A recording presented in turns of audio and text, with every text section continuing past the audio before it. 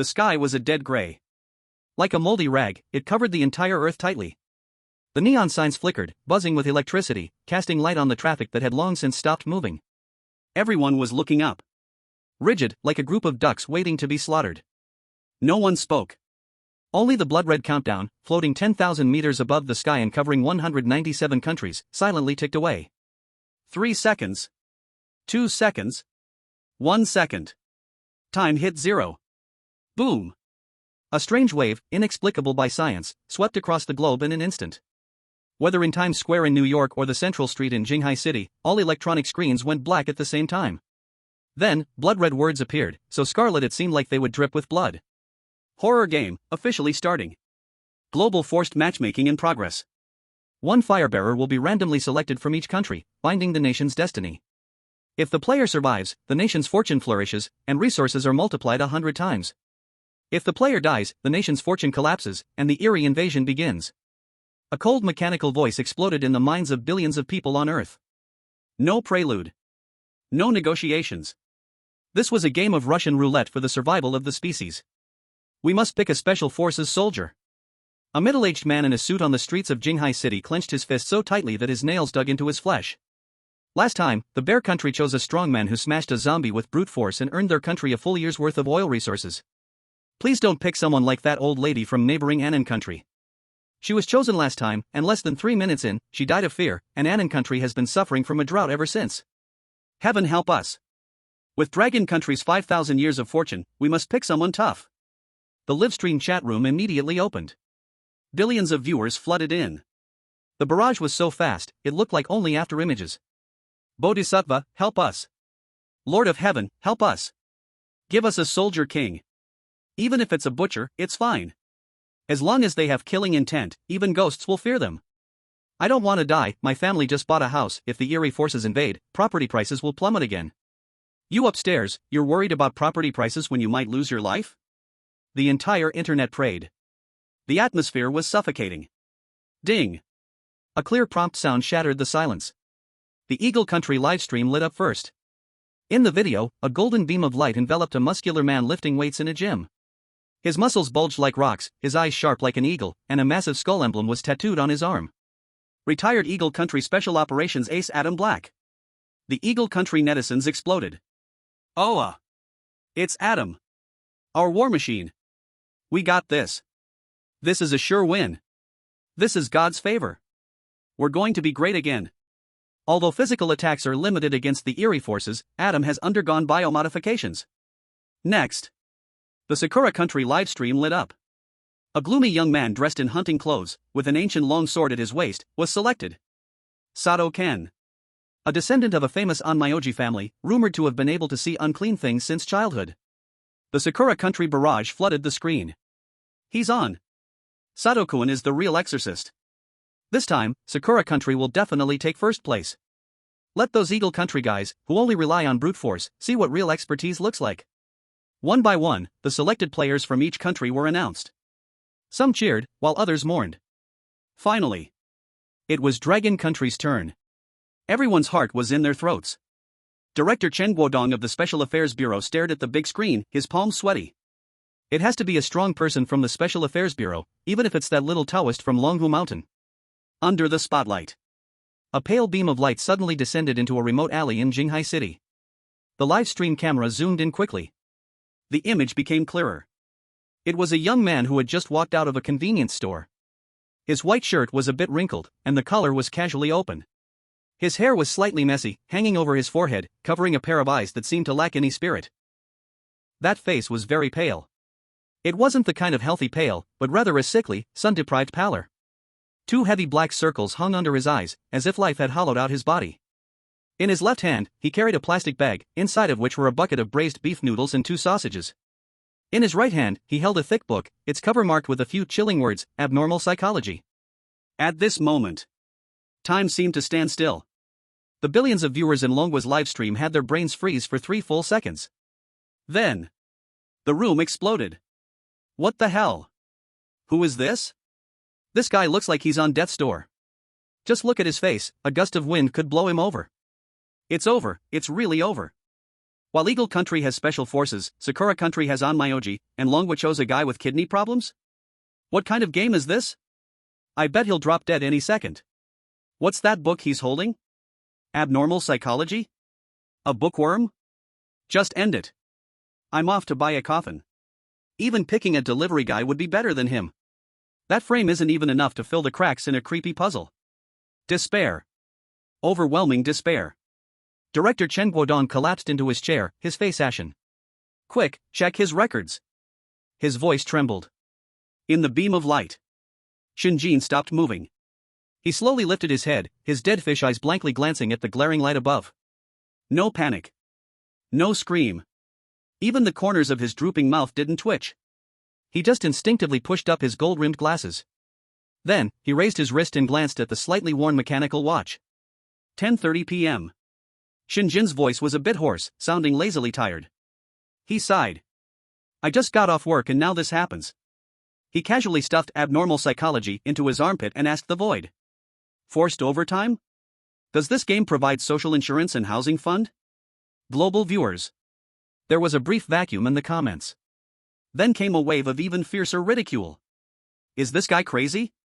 Who cares about social insurance right now? Turns out he's a bookworm, studying so much it fried his brain. He's thinking about overtime pay even though he's about to die. Is this the tragedy of being a corporate slave? Bro! You're about to enter a horror world, not become a 996 workhorse. No saving this guy, just bury him already. Shen Jin didn't care about the noise from the outside. He just felt a little bothered. As a seasoned criminal profiler, he had just finished assisting in the psychological profile of a serial dismemberment killer at the police station. It was exhausting. Now he just wanted to go home, eat some instant noodles, and sleep like the dead. Forget it. Shen Jin yawned, 2 drops of natural tears squeezed from the corners of his eyes. Sleeping anywhere is still sleeping. Hope the bed there is softer. As soon as the words left his mouth, the teleportation countdown hit 0. Teleportation starting. Target dungeon randomly assigned. Matching completed. Shen Jin's body instantly transformed into countless blue data streams, vanishing into the cold night wind of Jinghai City. Cold. Bitterly cold. It felt as if he had been thrown into the freezer of a morgue. This was the first sensation Shen Jin had when he regained consciousness. He didn't rush to open his eyes. Instead, he first moved his fingers. The texture was rough and cold, like some kind of fabric. A strange smell lingered at the tip of his nose. It was like rotting wood mixed with the scent of cheap incense, with a faint trace of blood in the air. Ha! Shen Jin slowly exhaled, a white mist spreading in front of his eyes. He opened his eyes. What greeted him was a field of glaring white. It wasn't the white of the walls, but lanterns. Countless white lanterns hung around him. This was an old-fashioned, grand courtyard. The ground was paved with blue bricks, and black moss grew between the cracks. The surrounding buildings were tall and oppressive, with curved eaves and sharp corners like monster tusks piercing the pitch-black night sky. White silk ribbons hung all over the courtyard, swaying on their own, like nooses dangling above his head. There are no living people. Only a few crudely made paper figures placed in the corner of the room. Their cheeks painted with 2 strange blushes, their hollow eyeballs seemingly staring intently at him, standing in the center of the yard. Cold gusts of wind howled, lifting the paper money on the ground and swirling it in the air. Welcome to the world of horror. This is both hell and heaven. Struggle to your heart's content, and please the gods. The cold, mechanical voice faded away. Suddenly. Drip. A drop of thick liquid fell onto Shen Jin's nose. He reached up to wipe it away. He held it up to his eyes and looked. It was blood. Before he could look up to find the source. Beep. A sharp, piercing sound suddenly tore through the deathly silence. It was the sound of a swana. In Chinese folklore, the sound of a swana either signifies great joy or great sorrow. And this melody, harsh and mournful, carried a chilling, spine-tingling eeriness. This was a funeral song. A funeral song used for burials. Shen Jin stood amidst the swirling paper money, listening to the deathly swana, yet the corner of his mouth curled into a barely perceptible smile. He pushed up his glasses and murmured softly. Interesting. Is the game starting with a funeral? Chapter 2, The Certain Death Instance? The game starts with a ghost marriage ceremony. Beep. The sound of the swana suddenly rose in pitch. Sharp and mournful. It seemed as if it would pierce through one's eardrums. Shen Jin looked down. The wrinkled white shirt was gone. In its place was an intricately made dark red robe. On his chest hung a large red satin flower. The petals were dark red, almost black. It looked like it was dyed with 3-day-old pig's blood. Ghost marriage? Shen Jin pushed up his glasses. He wasn't panicked at all, instead, he tugged at his sleeve with interest. Not bad, the fabric is satin. He looked up and scanned his surroundings. The yard, which had been dead silent just moments ago, was now lively. The paper figures that had been leaning against the walls were now gathered around him. They held swanas, gongs, and lanterns in their hands. Their pale paper faces were painted with exaggerated blushes and lips. As the wind blew, the paper figures' bodies jerked stiffly, swaying. Those dead fish eyes, drawn with ink, seemed to be following Shen Jin's every move. They stared at him unblinking. The smile drawn in cinnabar on their lips grew wider. It seemed to say, "He. New groom. Your death is here." Ding. Instance information loaded. Current instance, ghost marriage ceremony, S-class newbie certain death. Mission, play the groom and complete the wedding ceremony. Death rules. 1. If you don't complete the wedding ceremony before the auspicious time, you die. 2. If your posture when lifting the bridal veil is wrong, you die. 3. If you anger the bride, you die. Instance note, this is a newbie massacre instance. 12 players have been selected for this instance in history, survival rate, 0%. Cause of death statistics, all 12 players died from having their brains sucked by the bride. A blood-red translucent panel abruptly appeared before Shen Jin's eyes. Every word seemed to drip with blood. Especially the survival rate, 0%, which was glaring and painfully bright. In the Beijing Sea City Special Affairs Bureau's command center. Crash. The teacup in his hand shattered into pieces. Director Chen Guodong suddenly stood up, his face turning pale as paper. It's over. This battle-hardened, iron-willed man trembled as he spoke. How could it be this instance? Why, of all instances, did it have to be the ghost marriage ceremony? Next to him, Chief Analyst Su Qian's tablet fell to the table with a loud clunk. She closed her eyes in despair. S-class instance, with a certain death rule, a creepy urban legend. 3 years ago, the combat champion from Gull Country died in this instance. He hesitated for just a second during the wedding ceremony, and the ghost bride crushed his skull with her bare hands. That was the globally recognized unsolvable deadlock. Su Qian's voice cracked with tears. Shen Jin is just an ordinary person. He even has to pay for his 5 insurances and 1 fund. How could he survive? In the Dragon Country's live stream. As the instance information was revealed, the already hopeless atmosphere instantly plummeted to rock bottom. The barrage flooded the screen like an avalanche. S-class? Starting with S-class? Is this horror game targeting our Dragon Country? It's over, completely over. 0% survival rate? What's the point of playing this then? Everyone disperse, get ready for the national punishment. I heard this time the punishment is resource depletion, hurry to the supermarket to grab water and food. Whoa, I don't want to die. Shen Jin, you useless piece of trash, why did you have to be chosen? The banquet is ready, this time it's truly a banquet, a ghost banquet. That paper effigy smile makes my scalp tingle, Shen Jin must have wet himself by now, right? Horror world. Shen Jin did not wet himself. He even had the spare time to examine the swana held by the paper effigy. Poor craftsmanship. Shen Jin gave a professional review. And the pitch is off, the high notes cracked terribly. Bad review. The live broadcast room audience. What's he doing? Is he giving a bad review to a paper effigy? Is he scared out of his mind? He must have been scared out of his wits. At this moment. Screech. A spine-chilling scraping sound suddenly came from outside the courtyard door. It sounded like some heavy object dragging across the rough stone floor. The sound got closer and closer. Heavier and heavier. All the paper effigies stopped playing at once. They froze in their playing positions, turning their heads stiffly to look at the direction of the door. Creak. The heavy vermilion wood door let out a strained groan. It slowly opened. A thick, unbreakable stench of death rushed into the nose. At the door. A hunched figure stood there. It was an old woman wearing a big red coat, waving a black handkerchief in her hand. To call her an old woman would be wrong, she was more like a walking corpse. Her face looked like it had rolled around in a flour bin, so pale it was peeling off. On her 2 cheeks, she had painted circles that were redder than a monkey's bottom. Her lips were bright red, and the corners of her mouth stretched all the way to her ears. Her feet were very small. Only 3 inches.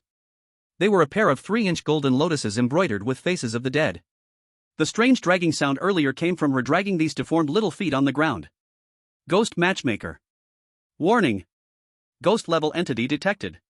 Ghost matchmaker, moody, likes to sew the mouths of the living shut. A system prompt flashed before Shen Jin's eyes. The ghost matchmaker raised her head. Her eyes, with only whites and no pupils, stared intensely at Shen Jin. From her split-open mouth, a row of sharp, blackened, saw-like teeth were revealed. He he he. Her laugh sounded like an owl crying at night. Groom.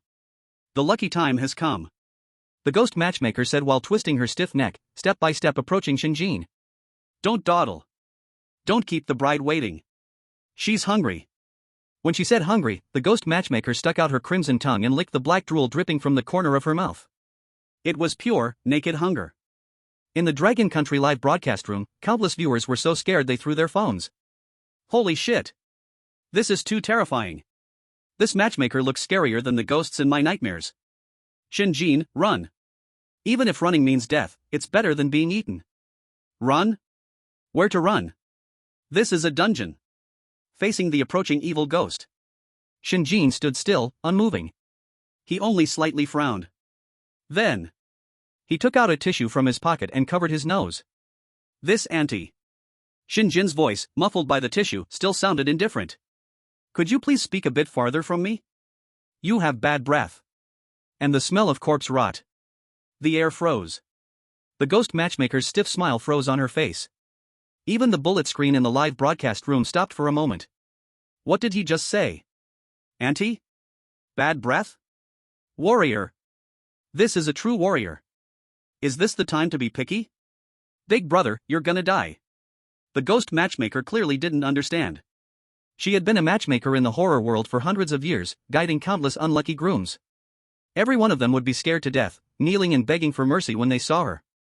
But this was the first time someone had complained about her bad breath. You're looking for death. The resentment in the ghost matchmaker's eyes almost overflowed. Her claws, like dry tree branches, suddenly reached out, trying to grab Shen Jin by the neck and drag him inside like a little chick. However, before her claws could even touch Shen Jin moved first. He didn't dodge, but instead took a step forward. He avoided the ghostly claws.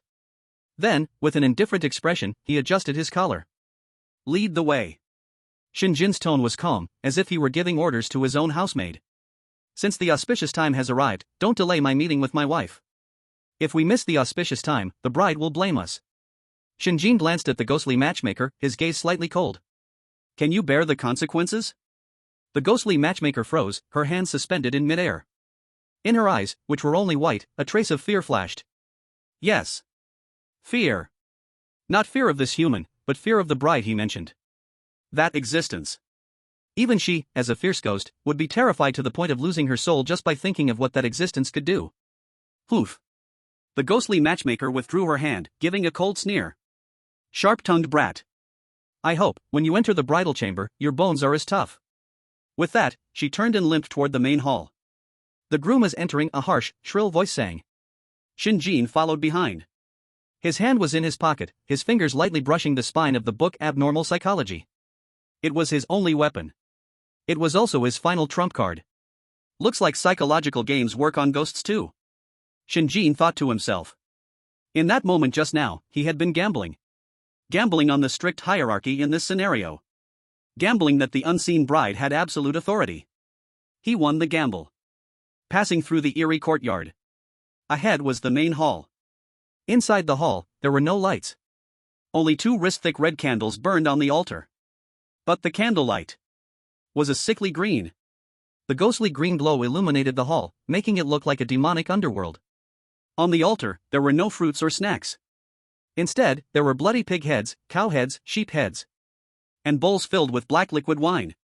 In the center, a giant joy character was affixed.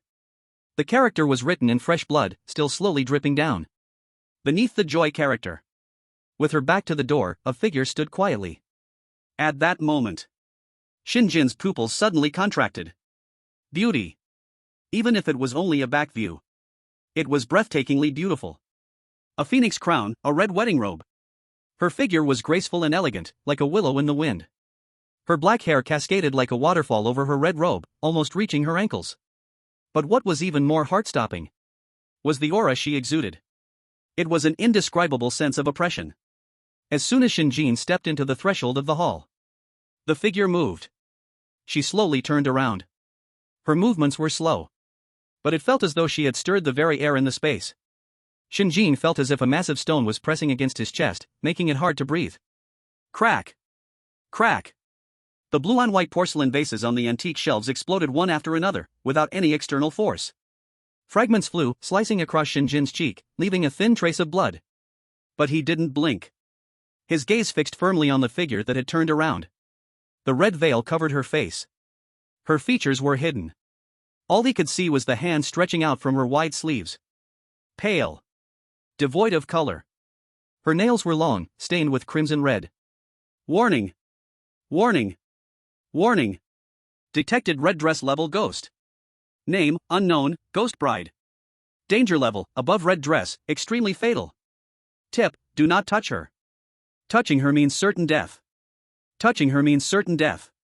The shrill system alarms rang wildly in Shen Jin's mind, almost drowning his sanity. At that moment, from beneath the red veil, came a cold, ethereal voice, yet filled with endless chill. Husband, why aren't you kneeling? Why aren't you kneeling? The 4 words were like 4 heavy mountains, crashing down onto Shen Jin's shoulders. Crack! Shen Jin's knee made a sound, sharp enough to make one's teeth ache. It was the mournful cry of bones unable to bear the weight. But he didn't kneel. His feet, clad in leather shoes, were firmly planted in the cracks of the blue bricks, the shoes even splitting at the seams from the force. His back was straight as a rod. It was like an unbreakable spear. Ha! From under the red veil, a faint cold laugh emerged. Before the laugh even faded, the temperature in the already eerie hall dropped to freezing point. Crack crack. A layer of pale frost spread out wildly from the red-clad figure at the center, racing in all directions. The pig's head offering on the altar instantly froze into a clump of ice. 2 tragic green candles flickered, almost extinguishing. A hand with no color, even carrying the signs of decay, slowly reached toward Shen Jin's throat. Its nails were crimson like blood, 3 inches long, sharp as razors. That was not a human hand. That was the soul-reaping claw.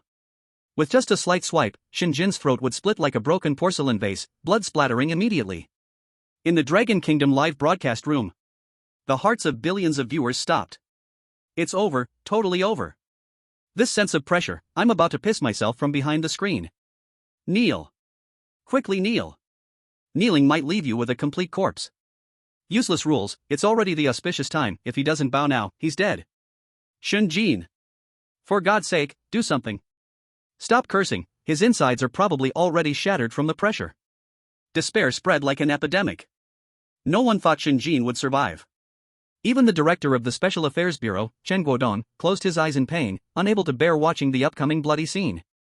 In the hall, the breath of death was suffocating. Shen Jin stared at the ghostly claw that was less than 5 centimeters from his throat. He did not close his eyes, waiting for death. His brain was working at full capacity in that moment. Run? A dead end. The yard was sealed off. Struggle? With what to struggle? Should he smash the abnormal psychology book over the ghost's head? Just as the sharp nails were about to pierce his skin, a cold, emotionless electronic voice suddenly exploded deep in Shen Jin's mind. This was not a chilling announcement from a horror game. It was a completely unfamiliar voice. Ding! Host detected to be in an inevitable death situation. Activating the strongest soft rice/ghost god system. Activation successful. Shen Jin's fish-like eyes suddenly flickered. A system? A soft rice system? The name sounded unserious, but at this moment, it was the only lifeline. Newbie gift pack, Eye of Insight, temporary experience version, 3 minutes. Note, this skill can bypass levels, forcibly viewing any target's true attributes and hidden weaknesses. Would you like to activate? Activate. Shen Jin silently thought, without any hesitation. In the next second, a strange purple light flashed deep in his pupils. The world changed. The once eerie and terrifying hall transformed in his eyes into countless flowing data streams. He suddenly raised his head and looked at the terrifying red-clad figure before him. Rows of golden text, visible only to him, appeared above the red veil. Target, Su Hongxiu. Identity, Ghost Realm Empress, power sealed 99%. Level, above the red clothes.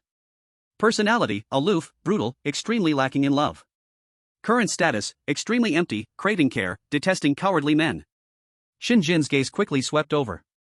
Until he saw a flashing pink light at the very bottom of the attribute panel. It was the brightest, most noticeable part of the entire panel. Hidden entry, mythical level love brain. Explanation, even ghosts and gods crave undying love. If someone can enter her heart, she will give everything, even destroy the world to protect him. Current affinity, 10, wants to kill you. Note, she has waited for 1,000 years, just to find a husband who is not afraid of her, understands her, and loves her. The moment Shen Jin saw these lines, he froze. The rigid line of his mouth suddenly became more animated. It was the excitement of discovering prey. It was the ecstatic joy of mastering the solution to the game. Love brain?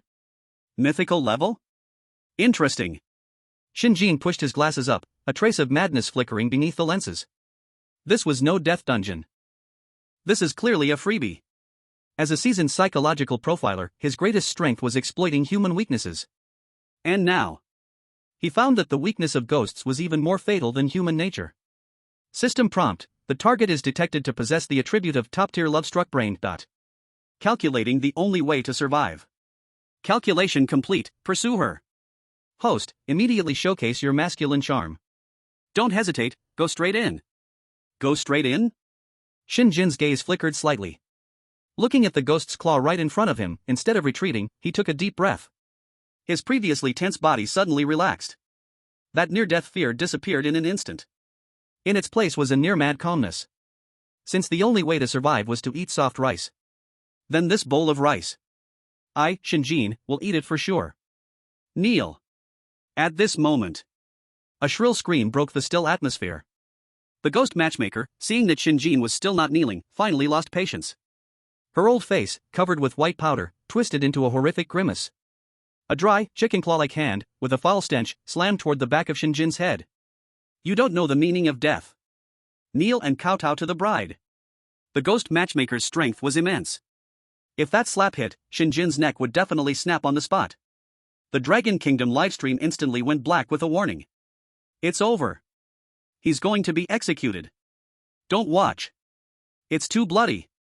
I can't watch anymore, sob sob sob. However, the expected sound of bones cracking did not come. Slap.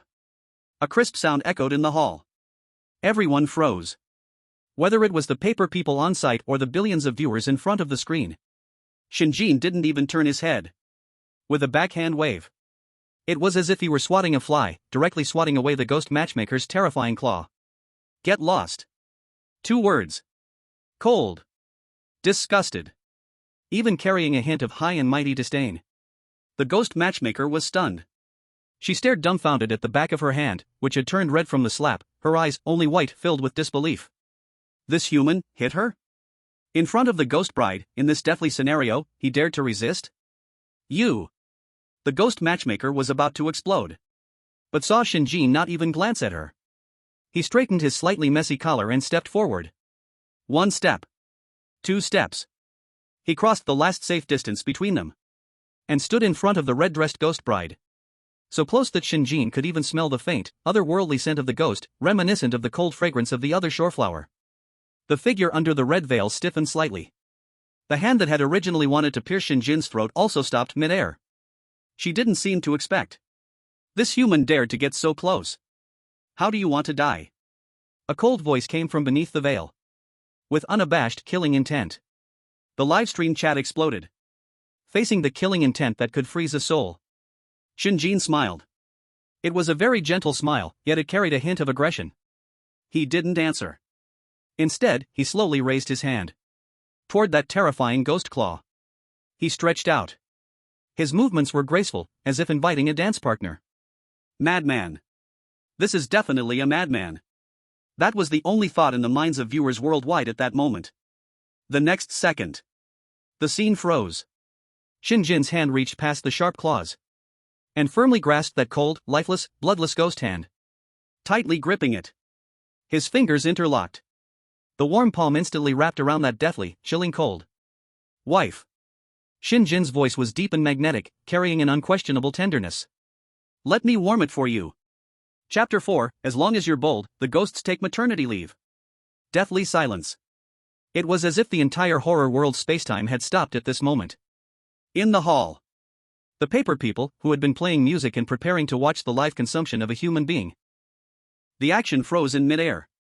The paper-thin fingers still wanted to strike the drum, but they just couldn't fall. In the corner, the ghost matchmaker, who had just been shouting about eating people, had her mouth stretched wide to the limit. Plop. With a faint sound, her two eyeballs, which were all white, fell straight to the ground because her eye sockets had expanded too much. They rolled and tumbled to the feet of Shen Jin, covered in dust. But she forgot to pick them up.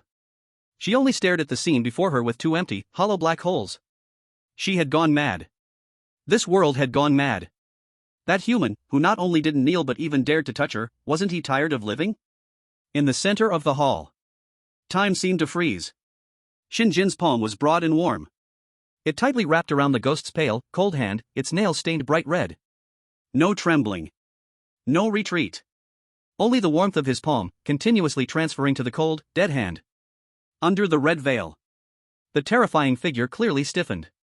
In that instant, a burst of dark, chilling energy, 100 times more terrifying than before, exploded with a loud roar. Boom! Centered on the two of them. The circle of solid wooden armchairs around them instantly exploded into a shower of wooden shavings. Tiles from the roof rained down in a shower. It was as if the entire ancient mansion was shaking. That was the Ghost King's fury. The desire for destruction after his inviolable dignity was desecrated. Do you want to die? Only 3 words. No hoarse roars.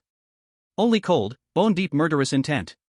The moisture in the air instantly froze into ice spikes, hovering in midair, their sharp points aimed at the deadly points around Shen Jin in a 360-degree circle. As long as she thought it, Shen Jin would be pierced like a sieve. In Dragon Country's live stream, hundreds of millions of viewers covered their eyes. It's over. Now even the immortals can't save him. Teasing the Ghost King? This is no way to play if you want to keep your life. I did think he was cool for a second, but now I think he's truly stupid. Is this the highest level of courting death? Next time, be more careful. However, at the center of the death storm, Shen Jin still did not move. Facing the murderous intent that could freeze his soul, there wasn't a single ripple on his face. He just slightly lowered his head, looking at the hand they were holding. Then, he made a move that sent chills down everyone's spine.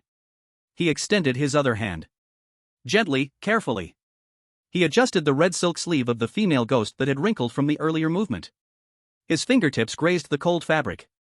It was like he was fixing the clothes of a wife about to go out. The motion was naturally terrifying. My dear. Shen Jin spoke. His voice wasn't loud, but in the deathly silent environment, it clearly reached everyone's ears. He raised his eyes. Those eyes, which were usually dull and lifeless, were now filled with a kind of poison called affection. Your hands are like soft young shoots, your skin like frozen fat. But Shen Jin's brow furrowed slightly, a hint of just the right amount of pain flashing in his eyes. It's just so cold. It makes me feel deeply sorry for you. Silence. An eerie, dead silence. The countless ice spikes hanging in midair suddenly froze. The 2 eyeballs that the ghost matchmaker had just picked up and was about to put back into their sockets dropped again. Even the blood that kept seeping from the walls seemed to stop bleeding. In Dragon Country's live stream, the bullet comments, after freezing for a full 3 seconds, exploded. The screen went wild. What the hell? What the hell? What the hell? What is he doing? Is he reciting love poetry in a ghost movie? Soft young shoots? Deeply sorry? Can a carbon-based lifeform even say that? I kneel. I really kneel to Shingu.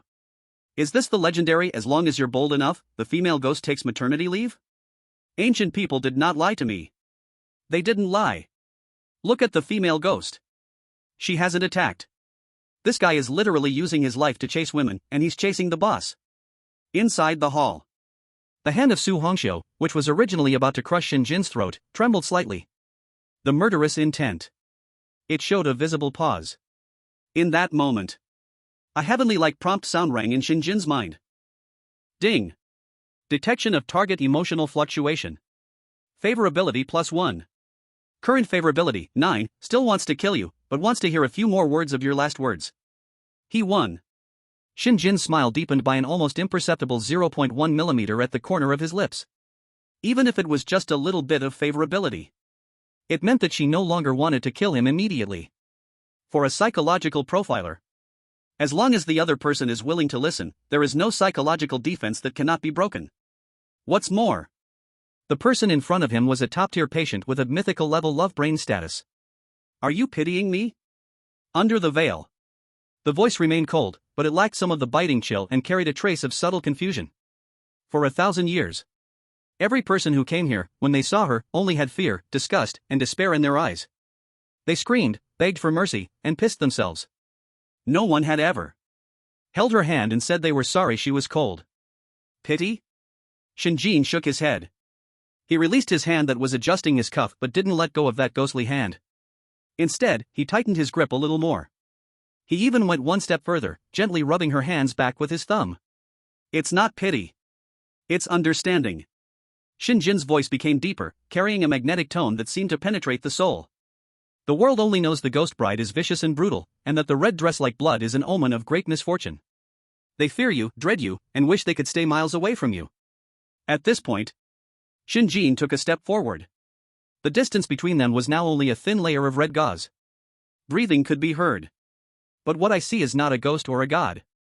It's a girl, dressed in bridal attire, standing here alone for 1,000 years.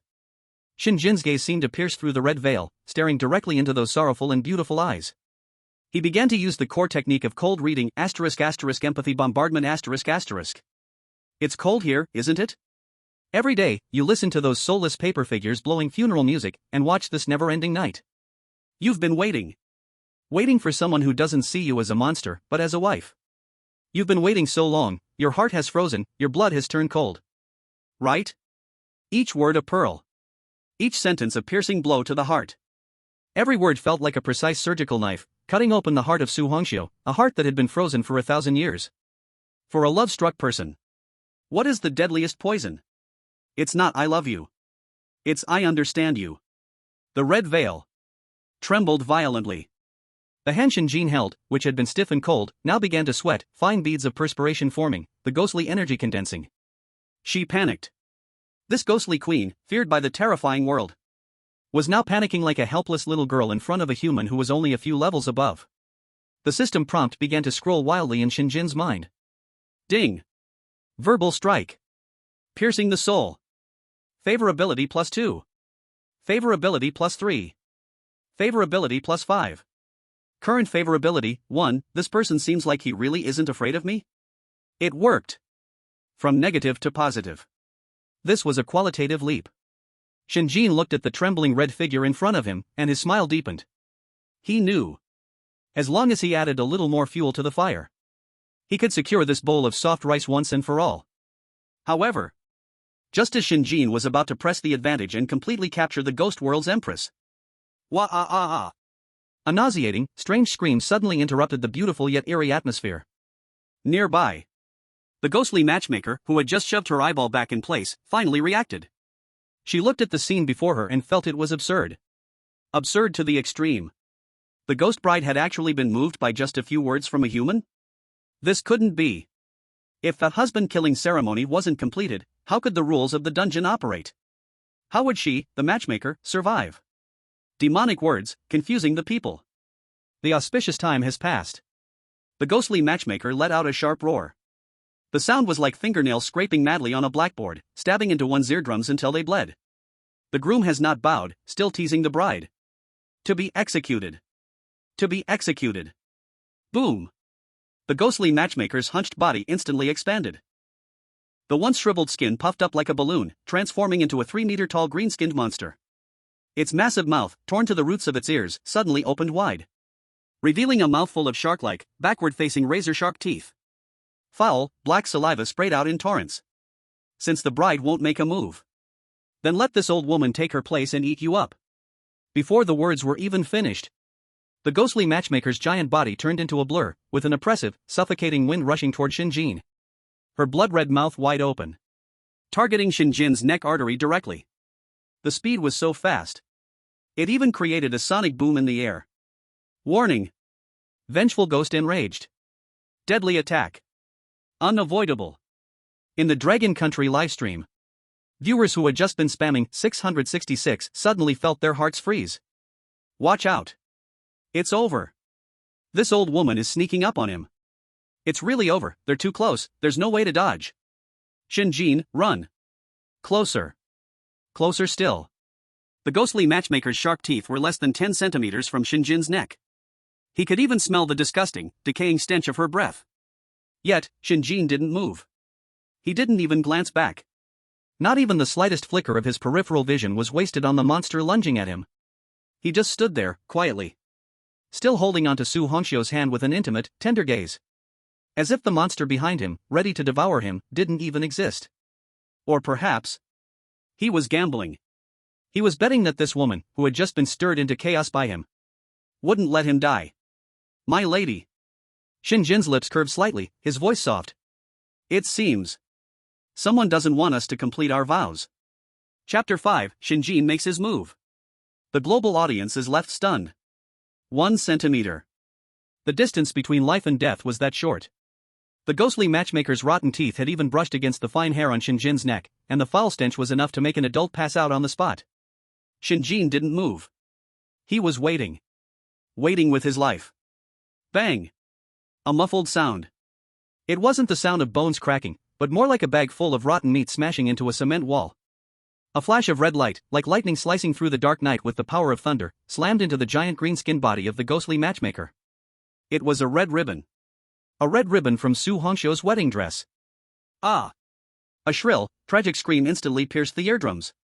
The ghostly matchmaker's terrifying 3-meter-tall body was sent flying backward like a broken kite, crashing more than 10 meters away. Boom! The wall collapsed, dust flying everywhere. The ghostly matchmaker was embedded in the thick brick wall, unable to be pulled out. On her chest, a deep, bone-revealing lash mark still emitted black smoke. The entire room fell silent. All the paper effigies trembled, their instruments dropping to the floor. Cough, cough. The ghostly matchmaker, hanging on the wall, spewing black blood from her mouth, her eyes once filled with murderous intent, were now wide with fear. In the center of the hall, Su Hongxiu slowly withdrew her hand, and the deadly red ribbon now gently coiled around her fingertip, like the tamest pet. My husband. The voice beneath the red veil was still cold, but carried a domineering power that sent a chill through one's soul. When did it become your place, old dog, to make a move? The protective wife monster had awakened. Shen Jin looked at the twitching decoration on the wall, the faint smile on his lips finally spreading into a full grin. He had won the bet. This was no evil ghost. This was the sharpest blade in the world, and the handle had already been handed to him. Ding! System alert, well done. We've had our first bite of the soft meal. Detected that the ghost bride's protective instinct for her husband is at its peak, this is her weakest moment. Host, immediately lift the veil to establish your position. Don't hesitate. Go for it now. Lift the veil? Shen Jin's gaze flickered as he looked at the bright red in front of him. In the legend, those who have seen the ghost bride's true face either go mad or have their brains drained dry.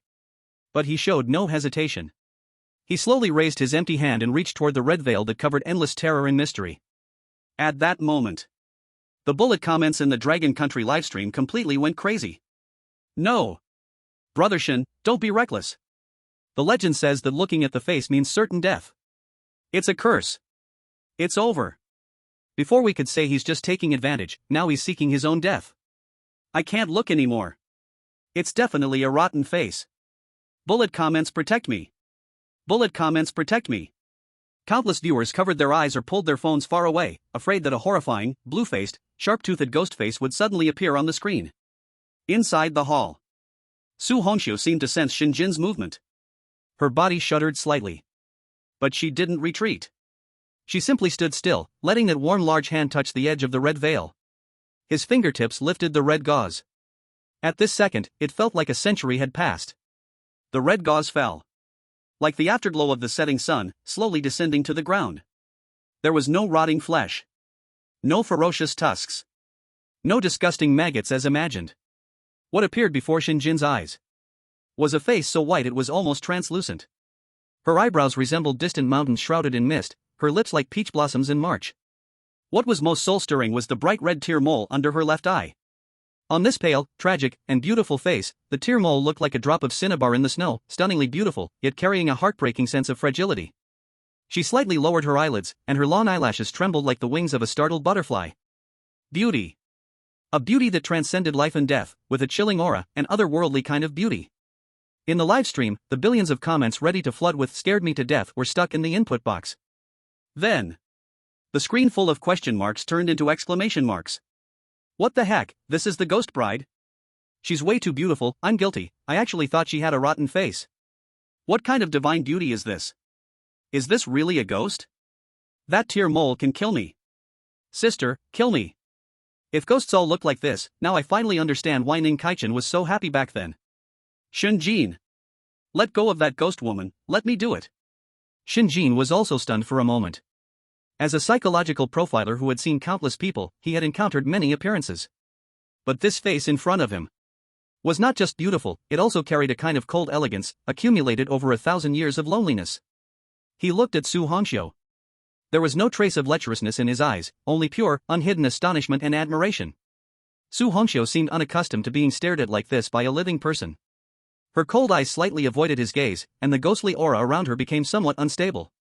Have you seen enough? Her voice carried a trace of barely detectable panic. Shen Jin smiled. He didn't move his gaze away but instead took a half step forward, until their breaths could be heard. He raised his hand. His fingertips gently brushed over the tear mole at the corner of Su Hongxiu's eye. His movements were as delicate as touching a rare treasure. How could I ever see enough? Shen Jin's voice was low, carrying a magnetic quality that made one want to drown in it. In the north, there is a beautiful woman, unparalleled and independent. One glance and she could topple a city, another glance and she could bring down a country.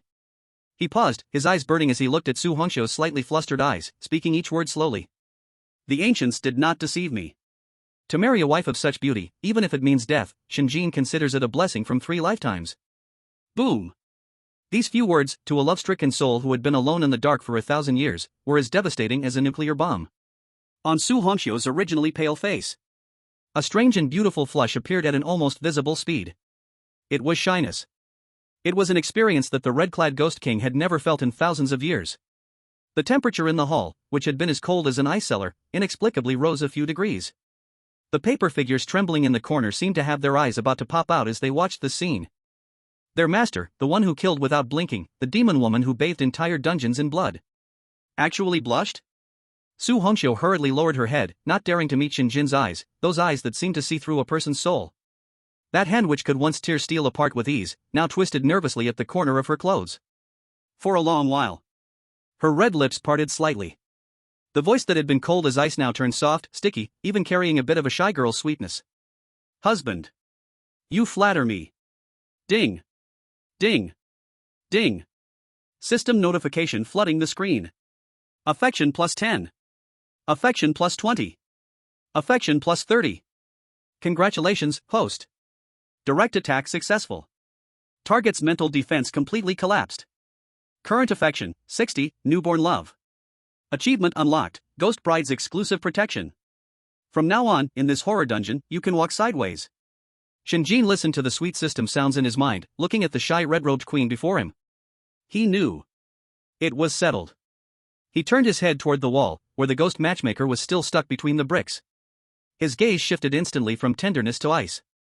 It was the kind of arrogance that came from hiding behind the power of a tiger. Old thing, still pretending to be dead up there? Shen Jin's voice was cold. The lucky hour is almost over. Get down here and host the wedding. Chapter 6, My lady, how can we waste such a fine time and scene? The lucky hour has come. The ghost matchmaker peeled herself out of the wall like a rotten pancake. Coughing up black blood.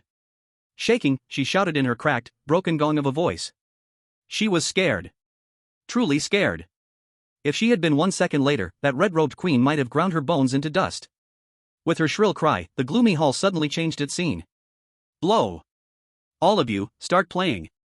The ghost matchmaker roared at the group of paper effigies frozen in fear in the corner. The paper figures trembled all over. The morning sticks and soul hooks in their hands suddenly turned, as if by magic, into swanas and drums. De-li-da-la. The music began. It still carried that ghostly sadness unique to the underworld, but at least it had some rhythm now. Yet the smiles painted on those paper faces looked uglier than crying. They played while stealing glances at the red-robed figure, afraid that one wrong note would get them torn to pieces on the spot. In the center of the hall, Shen Jin held Su Hongxiu's hand. That hand was still cold, but no longer stiff, soft now, boneless, obedient in his grasp. First bow to heaven and earth. Shen Jin turned toward the pitch-black night outside, and the sky full of fluttering ghost money. He bowed slightly. Under her red bridal veil, Su Hongxiu trembled, following his motion, bowing gracefully. Their movements were in perfect sync. Like a truly perfect couple. Second bow to the parents. What parents could there be in this broken temple? On the altar sat a pig's head and a sheep's head. Shen Jin looked up at the blood-red countdown of the horror game floating above him. The corner of his mouth lifted in a mocking smile. Since this game toys with the living, then I'll bow to this damned world itself. He pulled Su Hongxiu down, bowing deeply to the blood-red timer hanging in the void. Husband and wife, bow to each other. When the ghost matchmaker shouted this line, her voice trembled. Because she saw her lofty ghost bride actually turn of her own will. Facing Shen Jin. The distance between them was very small. So close that Shen Jin could smell the faint, cold fragrance on her body. He bent down. Lowered his head. Their foreheads touched. Ceremony complete. That cry ripped from the ghost matchmaker's throat, as if she had used every ounce of her life. Finally. Finally, she hadn't died. In Dragon Nation's live broadcast room. The chat, dead silent moments ago, now burst like New Year fireworks. Red messages flooded the screen. Congrats to Brother Shen for winning the Ghost Bride. 100 years of harmony. Have babies soon. Though not sure that's possible. The whole village feasts tonight. Not funeral food this time, but wedding wine. Who else? Who else could turn a horror dungeon into a romance sim? I'm crying, guys, this isn't horror, this is straight up a sweet love drama. Put perfect match on the screen. Meanwhile, in the next room, the Eagle Kingdom's live stream. The scene is brutally bloody. Adam, the Special Forces king with high expectations, is now cornered by a group of vicious ghosts. His ammunition is gone. His tactical knife is broken. A hanging ghost is choking him, its long tongue licking his face repeatedly. Fuck. Help. God, save me. Adam screams in panic. Eagle Kingdom viewers watch the scene, then switch to the screen next door, where Shen Jin from the Dragon Kingdom is getting married. Their mental state completely breaks down. Why? Why is that Dragon Kingdom person getting married while our Adam is being kissed forcefully? This is unfair. I'm going to report it. That Shen Jin must be cheating.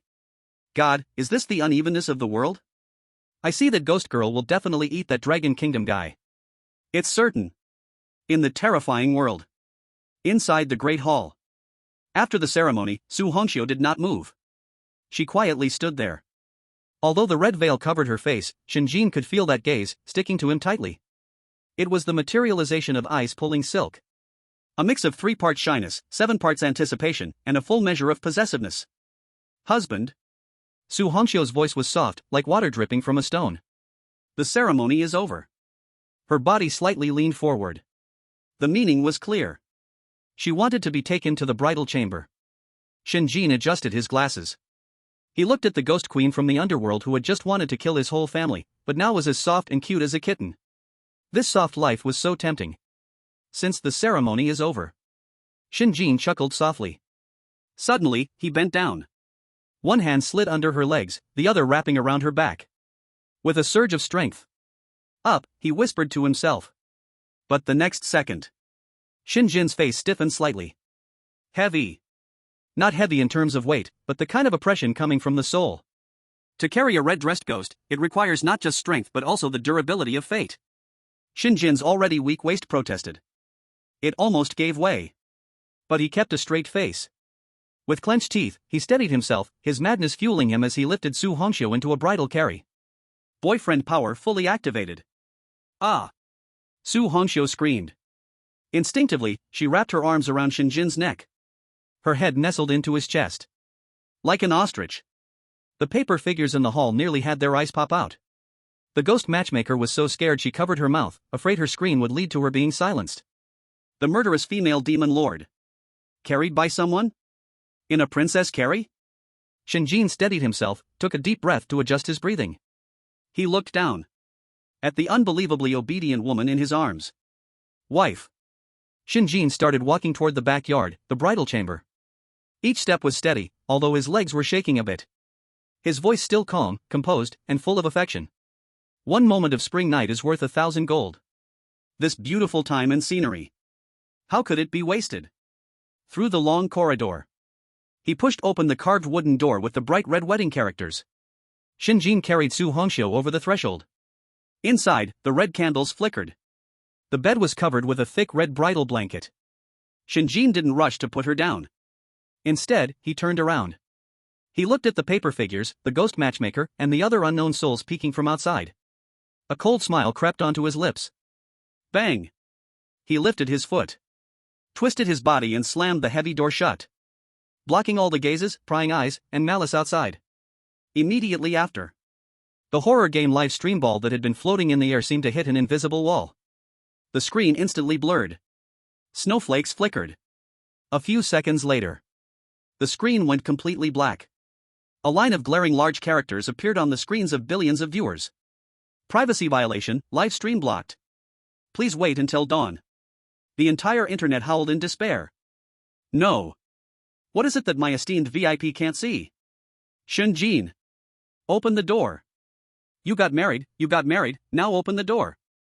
I'll pay. I'll pay to see the follow-up. This night, billions of people in the Dragon Kingdom will stay up all night. Outside the door, no one had left. The ghost matchmaker and a group of fierce ghosts pressed their ears against the door crack, hoping to hear the movements inside. This kid is definitely dead, right? The queen will surely devour him. I bet he won't last 3 seconds. However, what came from inside the room was not a scream, nor a plea for mercy, but a slightly low, teasing male voice. Wife, this phoenix crown and its bright robes look good, but the buttons are just too many. Too complicated. How about I help you take them off? Chapter 7, The Wedding Night, The Gentle Red-Dressed Ghost. The candlelight flickered. The sickly green light was filtered by the red lampshade, casting an ambiguous and eerie dark red hue. The room was very quiet. So quiet that you could hear the crackling sound of the red candle burning. Shen Jin stood by the bed. He looked at Su Hongxiu, who was sitting on the bridal bed. The heavy and complicated phoenix crown rested on her delicate neck, like a great mountain, pressing down for 1,000 years. Bow your head. Shen Jin spoke softly. Su Hongxiu trembled slightly but obediently lowered her noble head. Shen Jin's fingers were steady, but he worked very slowly. Golden threads intertwined, pearls and jewels stacked. Each knot seemed like the death knot of time. Heavy? Shen Jin suddenly asked. Su Hongxiu didn't raise her head, her voice muffled. Heavy. I've worn it for 1,000 years, never taken it off. Shen Jin paused for a moment. Then let me take it off for you. If you don't want to wear it in the future, you don't have to. At home, there are no such rules. With the final golden clasp undone, the heavy phoenix crown was taken off and placed on the bedpost. Her black hair, like a waterfall, immediately cascaded down, spilling over the red wedding gown. Black and red. In the dim light, they created a breathtaking visual impact. Su Hongxiu lifted her head. Her eyes, which should have been filled with hostility, were now misty with tears. She looked at Shen Jin. It seemed as if she wanted to use her gaze to sketch his outline. Husband, aren't you really afraid of me? I am a ghost.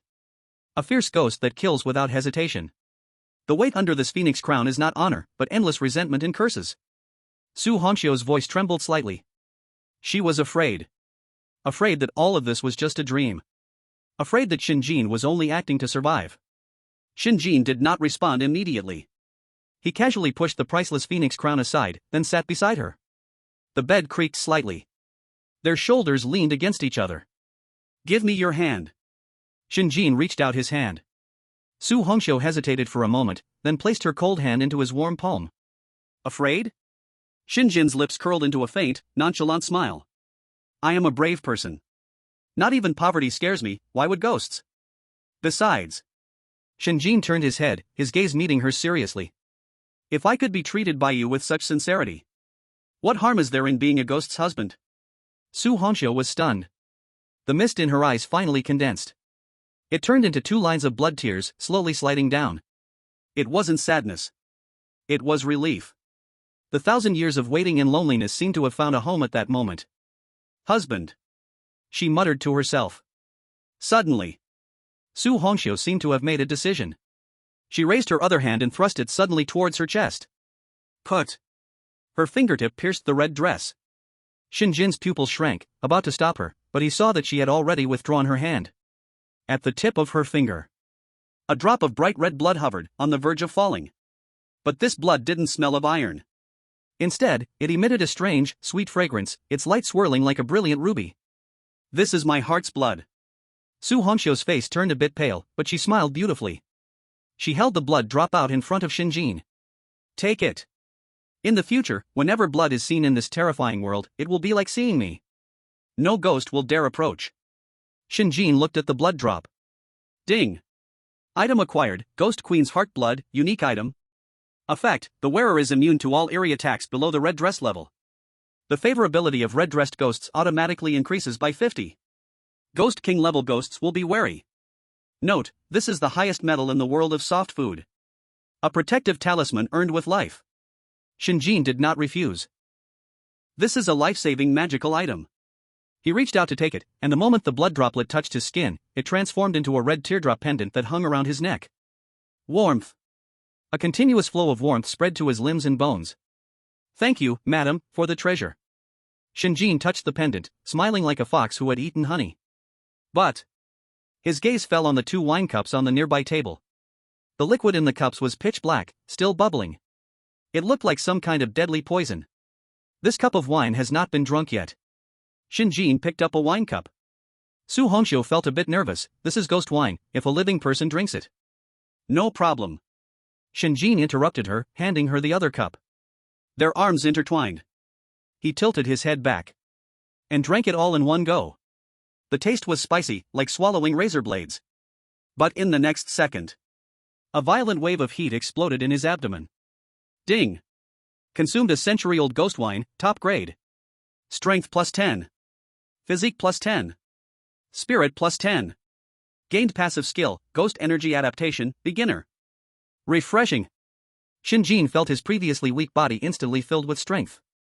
What is this? This is an all-encompassing tonic. After drinking the wine, a wave of intense drowsiness hit him. Having been tense all day and experiencing life and death, Shen Jin was still just a mortal. He yawned. His eyelids began to fight against each other. Sleepy. Shen Jin mumbled. Then he made a move that made Su Hongxiu's entire body stiffen. He leaned his body and directly fell onto Su Hongxiu's thigh. Finding a comfortable position, he rubbed against the smooth red silk wedding dress. I borrow this as a pillow, my lady. After saying that, he closed his eyes. In less than 3 seconds, his breathing became steady and long. He was asleep. Really asleep. Su Hongxiu's whole body was stiff, her hands hanging in the air, not daring to move. She looked down at the man lying on her lap, completely unguarded. What kind of trust is this? In the lair of a fierce ghost. In the embrace of the Ghost King. How could he dare to sleep so soundly? Isn't he afraid that she would take advantage of his sleep to suck his vital energy dry? What a troublesome fellow. After a long time, Su Hongxiu's tense body slowly relaxed. A kind of tenderness that had never been there before rippled in her eyes. She gently lowered her hand. Her fingertips ran through Shen Jin's messy short hair. The icy ghost energy became unprecedentedly gentle, slowly flowing through her fingertips into Shen Jin's body. She was using her original ghost energy to cleanse his bones and essence, adjusting his depleted body. Sleep. Tonight, no one dares to disturb. This night. Outside the house, thousands of ghosts wailed, and the Yin wind howled. Inside the house, the red candles burned out, and there was complete tranquility. No one knew how long had passed. When the first ray of light shone through the window paper, Shen Jin woke up. Although that light was still a cold dark red, without a trace of warmth, he felt an unprecedented comfort. He stretched lazily. His bones made crackling sounds. His body felt as light as if he had shed 100 pounds. The heavy feeling and weakness from long nights of sleeplessness had vanished. Even his vision had become incredibly clear. He could see the dust floating in the air with perfect clarity. He looked down. He was covered by a red wedding blanket. And Su Hongxiu was not in the room. Only a note was left on the bedside, with elegant handwriting that had a hint of blood. Husband, I went to handle some trifles, killing a few unruly ghosts. Breakfast is on the table, remember to heat it up. Shen Jin looked at the note. The corner of his mouth lifted slightly. His household status was secure. At this moment, that long-awaited system notification finally rang in his mind. Like a glorious bell, shaking off all sleepiness. Ding! Congratulations, host. Successfully survived until dawn in a certain death scenario. Newbie guide task, complete the ghost marriage, fully achieved. Rating, SSS level, top at eating soft rice. Rewards being settled. Congratulations, host. Gained the unique god level talent. Book of Myriad Ghosts. Chapter 8 received the gift, unlocked the Book of Myriad Ghosts. At that moment, a pitch-black ancient book, exuding an aura of ancient times, slowly unfolded in Shen Jin's mind. On the cover of the book, Fang-like fangs. Record of 10,000 ghosts. Rank.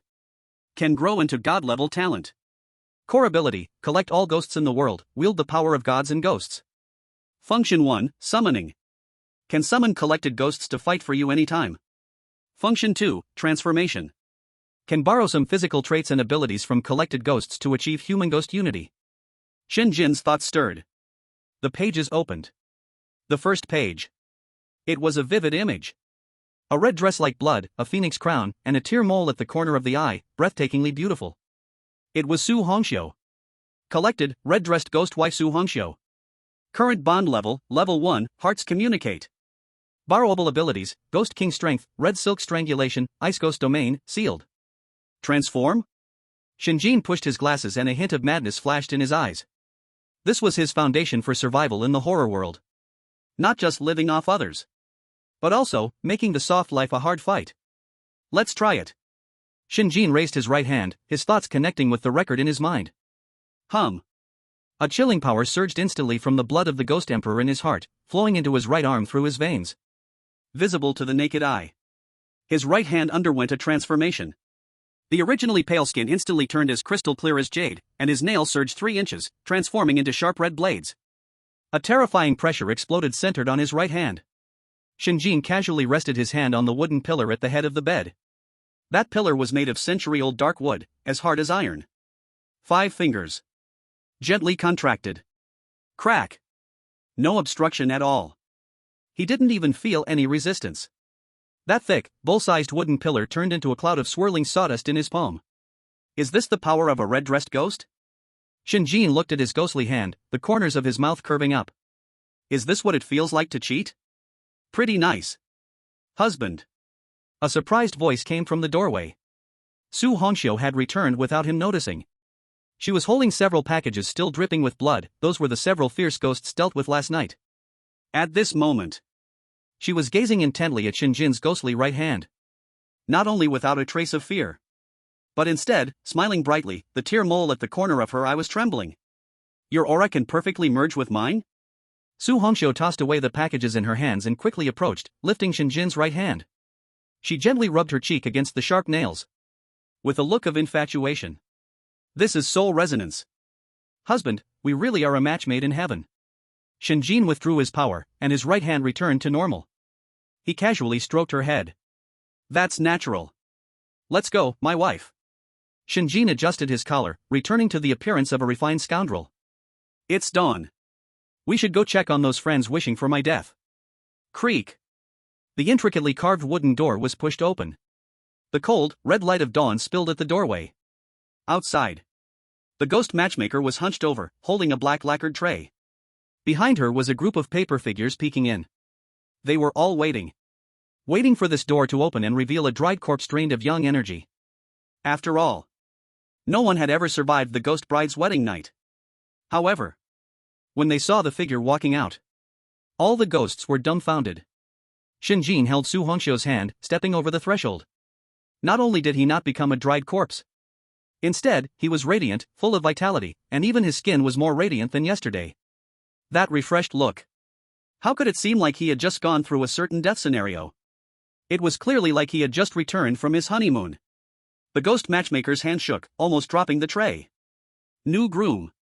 You're awake? Her voice trembled like a broken bell in the wind. A sight to behold. This guy not only didn't die, he looked even stronger than before. The Dragon Country live stream room exploded instantly. The comments surged like a tsunami. Wow. Brother Shen is out. This complexion. This spirit. I just ask who is better. Yin Yang compliment? Is this the legendary Yin Yang compliment? The ghost matchmaker is scared silly, ha ha ha. Shen Jin, sorry to disappoint everyone. I not only didn't die, but I also felt incredible joy. Is this the quality of an S-level completion rating? Shen Jin ignored the shocked gazes around him. He looked down and glanced at the tray in the hands of the ghost matchmaker. Breakfast? The ghost matchmaker trembled all over and quickly raised the tray above her head, with a fawning expression. Yes, yes. This is specially prepared for you by this old woman. Freshly steamed human meat buns. On the tray, there were 2 pale dough shapes. Upon closer inspection, they were not dough at all, but 2 steamed baby heads, their 7 orifices still oozing black blood, emitting a disgusting stench. Ugh! In the live broadcast room, countless viewers eating breakfast immediately vomited. What the hell? I'm going to be sick. Who can eat this? Is this really the food of a horror world? It's so disgusting. The smile on Shen Jin's face instantly vanished, replaced by a cold, disgusted expression. Bang! He raised his hand and directly knocked the tray to the ground. The head buns rolled into the dirt, and were quickly snatched by a bald, black dog hiding in the corner, De Huang's foreshadowing. You think you can fool me with this kind of thing? Shen Jin pulled out a tissue from his pocket, wiping his hands disdainfully. His gaze was like a knife, looking down on the ghost matchmaker. Get me something edible for a living person. If you dare to disgust me with this kind of trash again, I'll stuff you into a steamer and turn you into ghost bride cake. The ghost matchmaker was so scared that she knelt down with a thud, her head banging against the ground. Yes, yes, yes. This old woman will go change it right away. I will go now. She rolled and crawled towards the kitchen, terrified that any delay would get her steamed by this lord. Shen Jin snorted coldly, turning to Su Hongxiu beside him, his tone becoming gentle instantly. Wife, this person doesn't know any better, I apologize for the embarrassment. Su Hongxiu covered her mouth and giggled, her eyes filled with admiration. Husband is right. The 2 held hands and walked through the mess on the ground, heading outside the yard. There was a broader, more brutal horror world. Also the hunting ground that Shen Jin was about to conquer. At that moment, the giant blood-red countdown in the sky reached 0. A grand, cold, emotionless mechanical voice echoed around the world. Announcement. Survival test for the horror game first day begins. Dragon country player Shen Jin, status, excellent, SSS level. Switching to other country player screens. Chapter 9, players from other countries annihilated, Shen Jin drinks toast wine. In the global live broadcast room, the screen suddenly split. On the left, a peaceful paradise untouched by time. On the right, a hell ruled by fierce ghosts. The strong visual contrast caused the brains of billions of viewers to crash. On the left screen, in a quaint little courtyard, Shen Jin was half lying on a redwood armchair that Su Hongxiu had specifically moved for him. He squinted his eyes, enjoying the chilly morning sunlight. Beside him, the fearsome ghost queen Su Hongxiu was half kneeling on the ground. Her delicate hands that had torn apart countless strong opponents were carefully peeling a dark purple grape, a ghost realm specialty called Yinling fruit. Peeling it carefully, removing the seeds, then bringing it to Shen Jin's lips. Husband, open your mouth. Her voice was so gentle it could almost produce water. Shen Jin lazily opened his mouth to hold it, chewing a couple of times. His brow furrowed slightly. It's a bit sour. Su Hongxiu's face changed, instantly becoming tense. This is my fault, I will go cut down that grape tree to bring you some better ones right away. Shen Jin waved his hand. Forget it, I'll manage. Next time remember to pick sweet ones. Su Hongxiu breathed a sigh of relief, her face full of admiration. Husband is truly generous. In the Dragon Country live broadcast room, the comments section was dead silent. Immediately after, the screen was flooded with, causing the server to lag. Is this human language? The ghost queen peels grapes for you, and you complain it's sour? And you want to cut down trees for better ones? Is this the legendary pinnacle of living off someone else's wealth? Brother Shen, taking in disciples? I don't want to put in effort anymore. However, when the audience shifted their gaze to the right screen, everyone's smiles froze on their faces. That was true hell. In the Eagle Country live broadcast room, the once invincible soldier King Adam, crouching in a corner of an abandoned basement. The ground is covered with spent bullet casings. The barrel of the heavy machine gun in hand has turned red, yet it emits a desperate empty click. Click. Out of bullets. In front of him, there is a group of half-transparent wraiths with no physical bodies. Bullets pass through their bodies, leaving only a row of bullet holes on the wall. Physical exorcism? In this horrifying world, that is the biggest joke. Fuck. Get away. Adam swings his tactical dagger, screaming hysterically.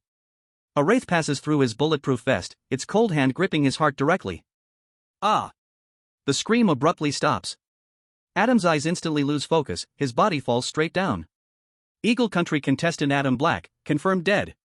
In the Cherry Blossom Country live stream, Young Master Sadokan is fleeing in panic. His proud Shikigami has now been torn to pieces by a red-cloaked vengeful spirit. Baka. Don't come over. Sadokan throws out talismans. But in the face of absolute level suppression, those talismans burn to ashes like waste paper. Puff. A ghostly claw extends from behind him. Like snapping a dry twig, it forcibly tears off his right arm. Blood spurts out, staining the screen of Cherry Blossom Country. Cherry Blossom Country contestant Sadokan, gravely injured and near death. In the Pickled Vegetable Country live stream, even more bizarre and horrifying. The contestant Park Yisheng, a former plastic surgeon, is being pinned in front of a mirror by a female ghost. The female ghost gazes at his exquisitely puppet-like face. Jealousy drives her mad. Your face is so beautiful. Can I borrow it? Before Park Yisheng can answer, the female ghost extends her nails along his hairline and gently scratches. Like peeling an orange. Rip. The entire layer of skin on his face is completely peeled off. Park Yisheng covers his bloody, mangled face, rolling on the ground in pain. It's tragic. Too tragic. In 197 countries around the world, except for Dragon Country, contestants from the other countries are either dead or injured. Looking at this apocalyptic scene, then looking at the Dragon Country livestream, Su Hongxiu is holding a glass of wine, playing a toasting game with Shen Jin. The global audience's mentality has completely exploded. Jealousy, panic, and anger erupt wildly in the international forum. Cheating. This is definitely cheating. Why isn't that female ghost killing Dragon Country people? Why must we watch this hellish scroll while the Dragon Country people watch romance? Strong protests. Demanding execution of Shen Jin. Maintain game balance. The horror game is fair, Dragon Country people must be using cheats. In just 10 minutes. Protest letters from various countries drift toward the horror game system's backend like snowflakes. Some even attempt to attack the live signal of Dragon Country. However, in the next second, a grand, cold, undeniable mechanical voice reverberates through all global live streams. Announcement. Regarding the reports from various countries about Dragon Country contestants cheating, the following response is given. 1. There are no cheats in the horror game. 2. Charm is also a form of power. 3. Eating soft rice is also a skill. 4.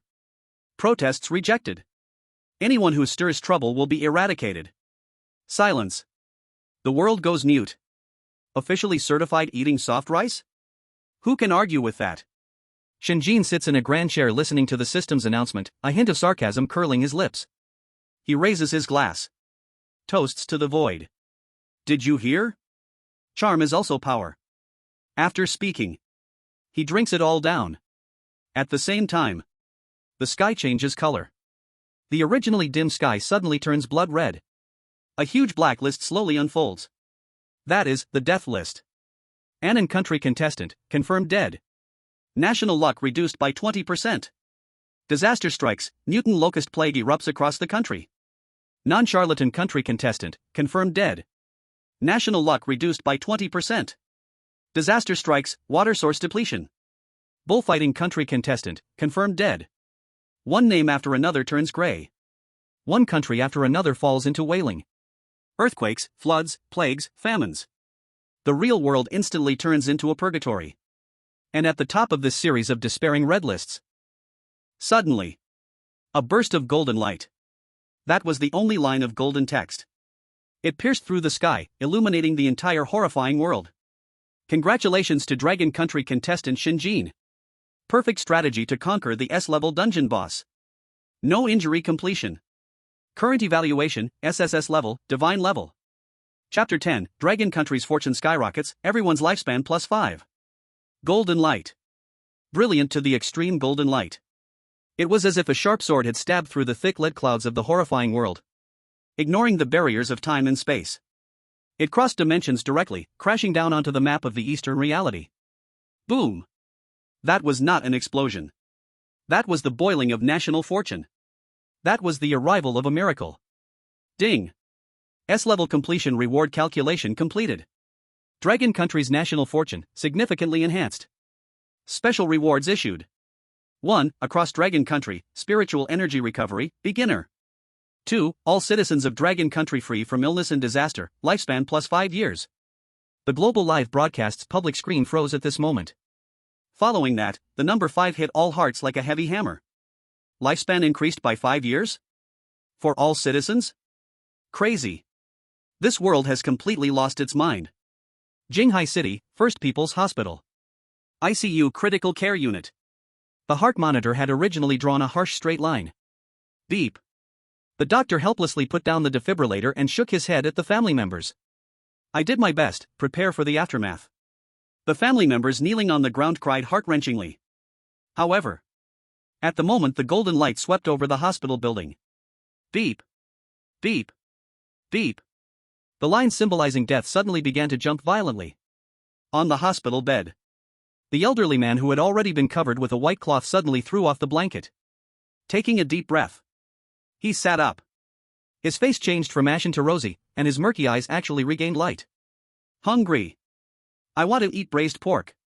The defibrillator in the doctor's hand fell to the ground with a clatter. His eyes were about to pop out. Is he resurrecting? Not only in the hospital. In the park. Those elderly people who were originally sitting in wheelchairs enjoying the sun suddenly felt their knees no longer hurt and their waists no longer ached. One by one tossed their canes, walking quickly as if flying. Some even performed a Thomas spin on the spot. The smog dispersed. The murky river instantly became clear as glass. Even the withered trees by the roadside sprouted tender green buds. Miracle. This is a true miracle. Dragon Country's live room. After a brief silence, it erupted into the craziest barrage frenzy in human history. Wow. Wow. Wow. It really increased. My late-stage cancer just disappeared after my health check. I also feel full of strength, as if I'd become 10 years younger. Shen Jin is awesome. Shen Dad. You are my biological father. Is this what they mean by one man's rise leads to great fortune for all? So satisfying. I bow to Shen Jin. Bang bang bang. Who still dares to say Shen Jin is weak? He is the savior. He is the god of Dragon Country. Special Affairs Bureau, Command Center. Bang. Director Chen Guodong slapped the table. The force was so strong that it directly split the solid wood table apart. But he felt no pain. Only trembling. Excited trembling. Lifespan increased, spiritual energy recovered. This is a strategic level victory. This is the cornerstone of Dragon Country's rise. He suddenly turned his head, his eyes red, roaring at the dozens of senior officials behind him. Hurry. Send my orders. List Shen Jin's personal information as SSS level top secret. Only the highest leader can see it. Mobilize the Dragon Tooth Special Forces, protect Shen Jin's relatives in reality 24 hours a day. Not even a dog can have an accident. Who dares to touch his family, is touching the national fortune of Dragon Country. Kill without mercy. In the horrifying world. Outside the hall. Shen Jin did not know that the real world had gone mad because of him. He was calmly checking his personal rewards. Congratulations, player Shen Jin. You have received personal rewards. 1. Freedom attribute points plus 20. 2. Horror coins, 100,000 pieces, a huge amount. 3. Special rights, unrestricted access to the horror world, because spouse is the ghost realm queen. 20 attribute points. Shen Jin stroked his chin. Without hesitation, he put them all into constitution. Soft rice is good, but health is the foundation of revolution. After all, that person at home is a red-clothed evil spirit. A bad back can lead to death. Buzz. A warm current flowed through his whole body. Shen Jin felt his muscles become more defined, and his once unsteady steps were now as steadfast as a mountain. Now with one punch, he could kill a cow. Husband. At this moment, the voice of Su Hongxiu came beside him. The instance had cleared. According to rules, players should be forcibly transported back to the real world. But Shen Jin did not. Because he was now a family member. What's wrong? Shen Jin turned his head, looking at Su Hongxiu, who had changed into ordinary clothes, still a red long dress. Gone was the majesty of the phoenix crown and wedding robes. Instead, there was a gentler, more graceful wife feel. Su Hongxiu took Shen Jin's hand, pointing to outside the courtyard gate. A ghost marriage is just the beginning. Since husband has stayed. I want to show you my kingdom. Shen Jin raised his eyebrows. Kingdom? Come, let's take a look. The two walked side by side, stepping out of the auspicious red door covered with happy characters. They were stepping out of the beginner's protection zone. Boom! A shocking, suffocating stench of blood rushed at them. Outside the door, it was no longer that closed little courtyard, but a vast, dark, oppressive black wasteland. The sky was broken, hanging a bleeding waning moon. In the distance, there were twisted, grotesque buildings, flickering with eerie neon lights. That was the main city of the horror world Fengdu. Ziz! Ziz! A series of teeth-grinding chainsaw sounds suddenly came from the roadside. Shen Jin stopped in his tracks. He saw not far away in the wild grass. A towering monster, at least 3 meters tall, covered in disgusting tumors, was dragging a rusty heavy chainsaw and slowly walking by. Monster Compendium, Tumor Butcher. Level, Ghost Class, Peak. Hobby, chopping live people into meat patties. The butcher seemed to have smelled the scent of the living. It suddenly turned its head. That ugly face with only one eye revealed a cruel smile. It raised the chainsaw, waving it toward Shen Jin, as if to provoke or like checking out dinner. If it were another player, they would probably have already wet themselves in fear. But Shen Jin, not only was he not afraid, instead, he looked as if he had seen some rare treasure. His eyes shone. He instinctively licked his lips, pushed up his glasses on the bridge of his nose. The madly twisted smile at the corner of his mouth could not be suppressed. Wife. Shen Jin pointed at that terrifying butcher. His voice carried a trace of inexplicable excitement. That big guy looks very sturdy and durable. Su Hongxiu was taken aback. Does husband like it? Shen Jin nodded. In the palm of his right hand, the mark of the compendium of all ghosts faintly tingled. Looks like. It's very suitable for being added to my compendium. As a meat shield. Chapter 11. Stepping out of the bridal chamber, this human is a bit crazy. Shen Jin stood outside that weathered red door, staring intently at the hulking figure covered in tumors not far away. His gaze was so clear. No fear, no disgust, not even a hint of contempt. Instead, it was like a thrifty housewife, meticulously selecting and evaluating whether that piece of pork at the market was worth the price. Husband? Su Hongxiu frowned slightly, covering her mouth and nose with her red sleeve, drawing closer to Shen Jin. That thing looks so ugly and emits a disgusting rotten smell, why do you want it? In her view, such a lowly, filthy ghost was not even worthy of looking at, much less getting close to. Shen Jin pushed up his gold-rimmed glasses, lightly touching the roof of his mouth with his tongue, the corner of his mouth curling into a playful arc. It is indeed ugly, but it's practical. He pointed to the butcher's tough, iron-like tumors, his tone revealing an inexplicable excitement. Look at its tough build, it has top-notch durability. I'm just in need of a meat shield that can take damage, isn't this a perfect material delivered to my door?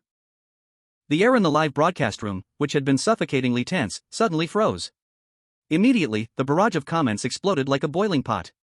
Meat shield? Material? Brother! That's a chainsaw-wielding killer. Not someone to buy pork from the supermarket. Has Shen Jin gone crazy? Just left the newbie village and wants to challenge an elite monster? It's over. This time without the system's forced protection, does he really think he is invincible? Don't worry upstairs, don't forget that the red-clad queen is nearby. She's also a tough nut to crack. Seemingly understanding Shen Jin's words, the one-eyed, lump-like butcher who had been staring over here suddenly erupted with a brutal red light. As one of the overlords of this wasteland, when had it ever suffered such an insult? A tiny human bug, not only refusing to run but daring to judge it? What does it think it is? A commodity? Roar! A deafening roar erupted from the butcher's gaping mouth, its foul saliva splashing everywhere. Zzz. The heavy chainsaw in its hand was instantly revved up to the maximum, spinning its jagged teeth at high speed, emitting a screeching sound that seemed ready to tear the air apart. Boom! Boom! Boom! The ground began to shake. The butcher took heavy, tank-like steps, charging toward Shen Jin like an out-of-control tank, bringing with it a stench of blood. With each step, the stones on the ground were jolted up half a meter high. That overwhelming sense of pressure could make anyone's heart skip a beat, even through the screen. In the Eagle Nation's live room, the audience, who had been mourning at him, suddenly came back to life. Ha ha ha. He's dead for sure. This time he's definitely dead. Stupid Dragon Kingdom people, angering the butcher, even God can't save him. Look! The red-clad ghost hasn't moved. Does she not care about him anymore? Saw him in half. Cut him into 2 pieces. Facing the charge that could scare an ordinary person stiff, Shen Jin still stood firmly in place, not moving an inch. He didn't even take his hands out of his pockets. Looking for death. Su Hongxiu's beautiful eyes suddenly burst with a cold light. The gentle wife aura instantly vanished, replaced with the overwhelming killing intent of the queen of the ghost world. That is her husband. The person she had waited 1,000 years for. This lowly beast actually dared to show its fangs to him? Buzz. Countless scarlet ghostly energies, stirred by the wind, gathered at her fingertips into sharp red silk, ready to shred that ignorant butcher to pieces. However, at the moment the red silk was about to shoot out, a warm large hand gently pressed on her hand. Su Hongxiu was taken aback, the raging ghostly aura around her instantly stagnated. She turned her head, looking at Shen Jin in confusion. Husband? Shen Jin turned his face and gave her a reassuring look, his voice steady and calm. Dear, why use a bull knife to kill a chicken?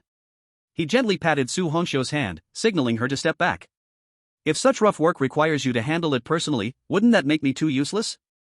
Just right. Shen Jin turned his head to face the gigantic beast that had rushed close, a glint of excitement flashing in his eyes.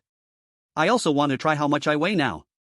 Su Hongxiu looked at Shen Jin's determined side profile, her killing intent slowly fading away, turning into an indelible tenderness and worry. Although she knew her husband had gained strength from the Yin wine and had protective blood.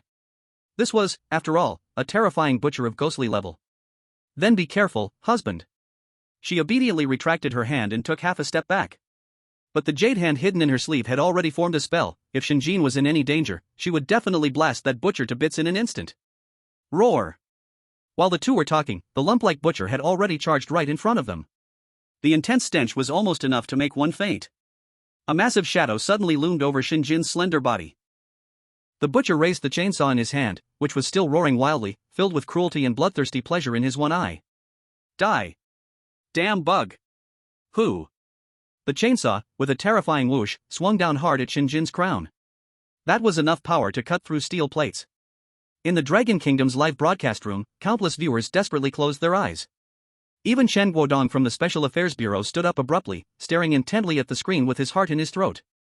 However, just when the rapidly spinning saw teeth were less than 3 inches from Shen Jin's scalp, even his hair blown into a disheveled mess by the fierce wind, Shen Jin still did not dodge. He didn't even blink his eyes. He just calmly watched the falling butcher's knife, his thin lips gently parted to utter 2 words. Too slow. Chapter 12 Encountering the Butcher, Su Hongxiu, my husband let me come. Boom! A deafening roar. Dust mixed with rubble flew everywhere like shrapnel. The high-speed spinning saw teeth bit fiercely into the ground, creating a half-meter deep trench on the hard black stone, sparks flying higher than fireworks. However, the scene of blood and flesh flying apart that was expected did not appear. Shen Jin's figure moved like a fallen leaf blown by the wind, oddly shifting half a step to the left. Just half a step. The chainsaw, howling with death, just barely brushed past the corner of his spotless clothing, not even catching a single thread. This is the power of the Ghost Emperor's heartblood. Under the constant nourishment of the blood-red ghost aura, Shen Jin's nerve reaction speed had long surpassed human limits. To him, the movements of this clumsy monster seemed like a slow-motion movie played at 0.5 times speed. Roar! A flicker of human-like bewilderment flashed in the butcher's murky eye. It clearly couldn't understand how this bug, which looked like it could be crushed with a pinch, managed to dodge its killer blow. Pretty strong, but your aim is a bit off. Shen Jin stood amidst the flying dust, even having the leisure to flick off the dust that had settled on his shoulder, his tone carrying a hint of irritating regret. It seems you've been slacking off, your fundamentals aren't solid. Roar! The butcher instantly flew into a rage. It felt insulted in its intelligence. With a roar like a steam whistle, it violently yanked the chainsaw from the ground, its massive body surprisingly swinging the saw with an improbable agility that defied the laws of physics, sweeping it in a large arc. Who? The mournful sound of the wind cried out like a ghostly wail. This sweeping move sealed off all of Shen Jin's escape routes to the left and right. In the live broadcast room, countless viewers felt their hearts jump into their throats once again. There's no way to dodge. The range is too big. It's over, it's really going to be cut in half this time. Look at the woman in red. Is she going to make a move? Su Hongxiu did indeed move. Her fiery wedding gown rustled in the eerie wind, and her once gentle brows and eyes had turned cold as frost. She did not directly attack, merely locking her cold gaze on the raging butcher. Boom!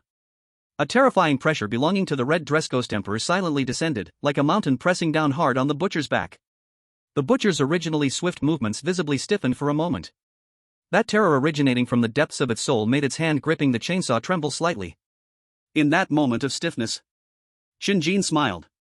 He lightly tapped his toes, effortlessly leaning back as if strolling in his own garden. Swish! The cold saw teeth brushed past his nose, the fierce wind scrambling his fringe and revealing his eyes that sparkled with an alluring purple light.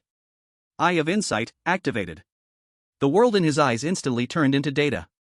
The butcher's thick fat and hard muscles transformed in his eyes into layers of translucent lines. Shen Jin's gaze quickly scanned the massive body, ultimately fixing on the butcher's fat neck. There, hidden beneath layers of rotting flesh, was a fist-sized, vividly pulsating purple tumor. That was its core. Also, its lifeline. Found you. Shen Jin's lips curled slightly, and a glimmer of excitement flashed in his eyes like a hunter spotting its prey becoming wary. Roar! As if sensing a deadly threat, or driven to the brink by the pressure from the Crimson Ghost Emperor, the butcher completely went mad. It no longer cared for tactics, the tumors on its body began to swell and turned a nauseating purplish red. Its aura surged violently in an instant. Frenzy mode. ZZZZ. The chainsaw in its hand doubled its speed, spewing out thick black smoke. It no longer aimed for precise strikes but wildly swung the chainsaw like a crazy spinning top, launching indiscriminate attacks at the area where Shen Jin stood. Blades filled the sky, impenetrable as ever. Within a 5-meter radius, all plants were shattered, and rocks flew everywhere. This was not a fight, this was a meat grinder. Husband. Su Hongxiu, who had been standing on the sidelines, turned pale suddenly. Such a level of attack would be hard for her to endure without using her original power, let alone for Shen Jin, a mere mortal? You beast seeking death. Su Hongxiu was utterly furious. Murderous intent filled her beautiful face as her 10 fingers spread wide. Whoosh! Whoosh! Whoosh! Several scarlet red ribbons shot out like venomous snakes from their lair, piercing through the smoke and heading straight for the butcher's limbs and head. That was a furious strike from the red robe. Let alone a butcher at the ghost level, even an armored vehicle could be ground into scrap metal in an instant. If you dare touch my husband, I will shatter your corpse into pieces, never to be reborn. Su Hongxiu's voice was sharp and piercing, it was a warning of death from a fierce ghost. Just as the deadly red ribbons were about to dismember the butcher. Don't move! A booming shout suddenly came from the center of the flashing lights and blades. Shen Jin's voice wasn't loud, but it carried an undeniable firmness. Su Hongxiu's fingers trembled, and the ribbons abruptly halted just 3 inches from the butcher's skin, unable to advance. She stared in shock at the center of the smoke, anxiously calling out. Husband! This beast has gone mad, if we don't kill it now, you will be hurt. Kill? As the smoke cleared, Shen Jin's face still wore a faint smile, but with a touch of madness. He looked at the still raging meat grinder and licked his somewhat dry lips, a greedy gleam flickering in his eyes. Kill what kill? This is an excellent meat shield, what a pity to kill it. In the next moment, Shen Jin made a move that would stop the hearts of billions of viewers around the globe. He not only did not retreat during Su Hongxiu's control but leaped forward towards the spinning chainsaw. Crazy. He's gone mad. That's a chainsaw. Is he going to take it head-on with his flesh? Just when everyone thought Shen Jin was about to spill blood on the spot. Clang! A crisp sound of metal clashing rang out. Shen Jin's foot, clad in leather shoes, precisely landed on the toothless blade of the chainsaw. Using leverage, he leaped. His body soared like a nimble cheetah, leaping over the impenetrable wall of blades directly toward the butcher's unguarded back. In midair, Shen Jin's voice was bold and clear, resonating throughout the venue. Wife, put away your red ribbons. This big guy. I want him alive. Chapter 13, Soft Rice Hard to Eat? Shen Jin, no, I want to transform. Thud. A dull collision sound. It was not as horrific as one might imagine, there were no bones breaking or flesh tearing. Shen Jin's figure soared through the air in an almost perfect parabolic arc, landing steadily on the meat lump butcher's broad shoulders, which were as wide as a door. Roar. The butcher was stunned. Its walnut-sized brain clearly couldn't process this sudden situation. Where was the prey? The prey that should have been sawed in half, how did it suddenly end up on its head? The next second, an unprecedented sense of humiliation surged to the top of its head. It was the butcher of this wasteland. A terrifying ghost that made others tremble in fear. How could it be ridden by a human? Roar! The butcher erupted in rage. It wildly shook its massive head, its flesh trembling violently like waves. Its huge body began to bounce in place, trying to shake off this flea on its back and stomp it to death. Don't move! Shen Jin tightly clamped his legs around the butcher's thick neck, one hand grasping its sparse, messy hair atop its head, steady as a mountain. But the disdain on his handsome face was evident. Tisk. How many years has it been since you bathed? This smell is worse than 3-year-old swill. Shen Jin held his breath, desperately suppressing the turmoil in his stomach. This was him. If it were anyone else, they wouldn't even need to fight, just the stench of old corpses would knock them out. In the live stream, the audience was dumbfounded. Wow! Did he really just ride it? This is like riding a cow. Is this the legendary man riding a ghost? Brother Shen, hold on. Don't get thrown off, the chainsaw is still spinning below. I have a feeling this butcher is in big trouble. Seeing that it couldn't shake off Shen Jin, the butcher went completely wild. It raised one hand and swung its huge palm like a fan, slapping back at its own back. That slap, if it hit, would turn Shen Jin into a meat pie on the spot. My lord! Not far away, Su Hongxiu exclaimed, her fingertips glowing red. Don't panic. Shen Jin's voice remained calm, even carrying a sense of composure that suggested he had everything under control. Just as that enormous ghostly hand was about to hit him, a new item suddenly appeared in the palm of his right hand. It was shiny and sharp. It was a phoenix tail golden hairpin. It was the one he had casually taken from Su Hongxiu during their wedding night. He had originally intended to keep it as a memento, not expecting it to come in handy now. Big guy. Remember to take a bath in your next life. Shen Jin's eyes suddenly turned cold. Without any hesitation, the golden hairpin pierced down toward the butcher's pulsating purple meat lump at the back of its neck. Puff. The sound was like bursting a balloon filled with pus and blood. The hairpin bore into the meat lump. A horrifying wail echoed across the entire wasteland. Within that sound lay not just pain, but a soul-deep shudder. The purple meat lump was the butcher's core of power, its only weak point. This time, it completely broke its defenses. Clang! The heavy chainsaw slipped from the butcher's grasp, crashing to the ground in a shower of sparks. The butcher's massive body seemed to lose all strength in an instant, unable to support itself any longer. Boom! It fell to its knees. Dust and smoke rose up. It painfully clutched its neck, its huge body curled up into a ball, trembling violently. Shen Jin took the opportunity to jump down from its back. He landed lightly, silent as a whisper. He did not give the butcher a chance to breathe. Taking advantage of its severely injured soul, in a moment of minimal defense. Buzz. Shen Jin's right hand slammed down onto the butcher's crown. In the palm of his hand, a dark ancient book shadow slowly emerged. Catalog of 10,000 Ghosts, activate. A terrifying force from the ancient times surged through Shen Jin's palm, violently tearing at the butcher's soul. Roar! The butcher was still struggling. As a ghostly being, it held onto its own ferocity. Even in death, it refused to submit to a weak human. It raised its only bloodshot eye and glared fiercely at Shen Jin, low growls of refusal rumbling in its throat. Want to rebel? Don't want to obey? Shen Jin felt the resistance in his palm, raising an eyebrow. He didn't increase his strength. Instead, he turned his head and pointed his chin towards the cold figure in red, watching from a distance. Wife. This guy seems a bit disobedient. Should we just kill him? Upon hearing this, Su Hongxiu's beautiful eyes narrowed instantly. Boom! A wave of terrifying and pure red pressure surged towards the butcher without reservation. It was an absolute bloodline suppression from an upper hand to a lower one. Don't want to live? Then I shall fulfill you. Su Hongxiu's voice was icy. The red silk at her fingertips transformed into a noose, wrapping around the butcher's neck and tightening with a creaking sound. Extreme terror finally appeared in the butcher's lone eye. It glanced at the smiling Shen Jin in front of it. Then looked at the killing godlike ghost emperor behind. Is this a choice between two? This is clearly a question of life and death. Being captured means losing freedom at most. But falling into the hands of that empress means having one's soul scattered, leaving no trace. Woo-woo.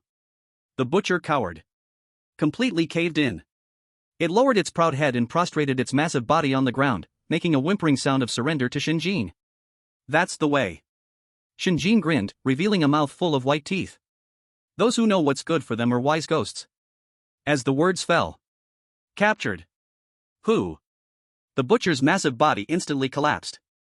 Transforming into a thick black malevolence, it surged crazily into Shen Jin's mind within the catalog of 10,000 ghosts. The pages flipped. Rustling sounds echoed. Finally stopping at the second page. On the previously blank page, a grotesque image holding a chainsaw and covered in tumors appeared. Below the image, lines of small text emerged. Captured, Tumor Butcher. Quality, Ghost level, can evolve. Potential evaluation: B grade, tough skin and thick flesh, a qualified sandbag. Unlocked abilities: tumor defense, chainsaw expertise, frenzy charge. On the wasteland. The wind stopped. The once invincible giant monster just disappeared into thin air. Only the smoking chainsaw on the ground remained to prove that everything that just happened was not an illusion. Shen Jin stood still, took out a handkerchief and leisurely wiped his hands. Then adjusted his slightly messy hairstyle from the vigorous activity. Pushed up his glasses. He lifted his head. Those deep eyes precisely noticed the non-existent live camera in the void. The corner of his mouth curled up into a kind-hearted smile. Dear audience friends, the warm-up exercise is over. He slowly raised his right hand. In his palm, a ball of ashen ghostly energy was rapidly condensing, with bone-crunching sounds popping. Just now, many people said I'm living off others. Actually, I prefer to do it myself. Shen Jin's gaze instantly became enthusiastic and dangerous, like a magician about to reveal the answer to a mystery. Next. Please widen your eyes. Let me show you a magic trick. The Great Transformation of the Living. Chapter 14, Capture the Bone-Shattering Judge, Shen Jin's first card. Shen Jin closed his eyes. Consciousness sank into the depths of his mind, into that ancient black book. Second page. The image of the tumor butcher holding a chainsaw was slightly trembling, as if eager to break free from the constraints of the paper. System prompt detected the host's first use of the transformation feature. Target card, tumor butcher, ghost level. Conducting compatibility check. Check complete. The host possesses the divine enhancement of the catalog of 10,000 ghosts, optimizing the target card. Optimization complete. Tumor butcher evolved into bone-shattering judge. Do you want to load? Shen Jin's mouth slightly raised. As expected. This is the gold content of the golden finger. It directly scrapped the disgusting tumor monster, turning it into a higher existence. Load. Shen Jin silently thought. Loading begins. Warning, the first transformation involving bone restructuring and muscle regeneration will be accompanied by intense pain. Please endure it, host. Boom. As the system notification sounded, a violent black evil energy burst open from Shen Jin's dantian in an instant. Ugh. Shen Jin grunted, his brow tightly furrowed. It hurt. It felt like every bone in his body was crushed inch by inch, then forcibly stretched. Crack. A sound that made one's teeth ache emanated from within him. Immediately after, there was a dense sound of explosions. Pitter-patter. In the shocked gaze of Su Hongxiu, Shen Jin, who was originally a slim 1.8 meters tall, began to rise at a visibly insane speed. 1.9 meters. 2 meters.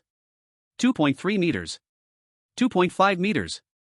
His originally loose white shirt was instantly ripped apart by his bulging muscles, turning into a flurry of fabric fragments, revealing a body beneath that was as hard as granite, filled with explosive power. His skin was no longer the pale hue of a human. Instead, it turned into a bluish gray with a metallic sheen. Hard as iron. Impenetrable by knives and guns. Ziz. Those disgusting flesh tumors did not appear. Instead, dark red magical patterns spread and intertwined across his broad chest and back as if they were alive. Ultimately, they converged into a fierce ghostly totem at his heart. Huff. Shen Jin exhaled a breath of turbid air. That gas was actually white-hot steam that spewed onto the ground, scorching the weeds to a yellow color. The transformation was not yet complete. He slowly raised his right hand. He grasped the air. The room. A massive amount of ghostly energy gathered wildly. The rusty chainsaw did not appear.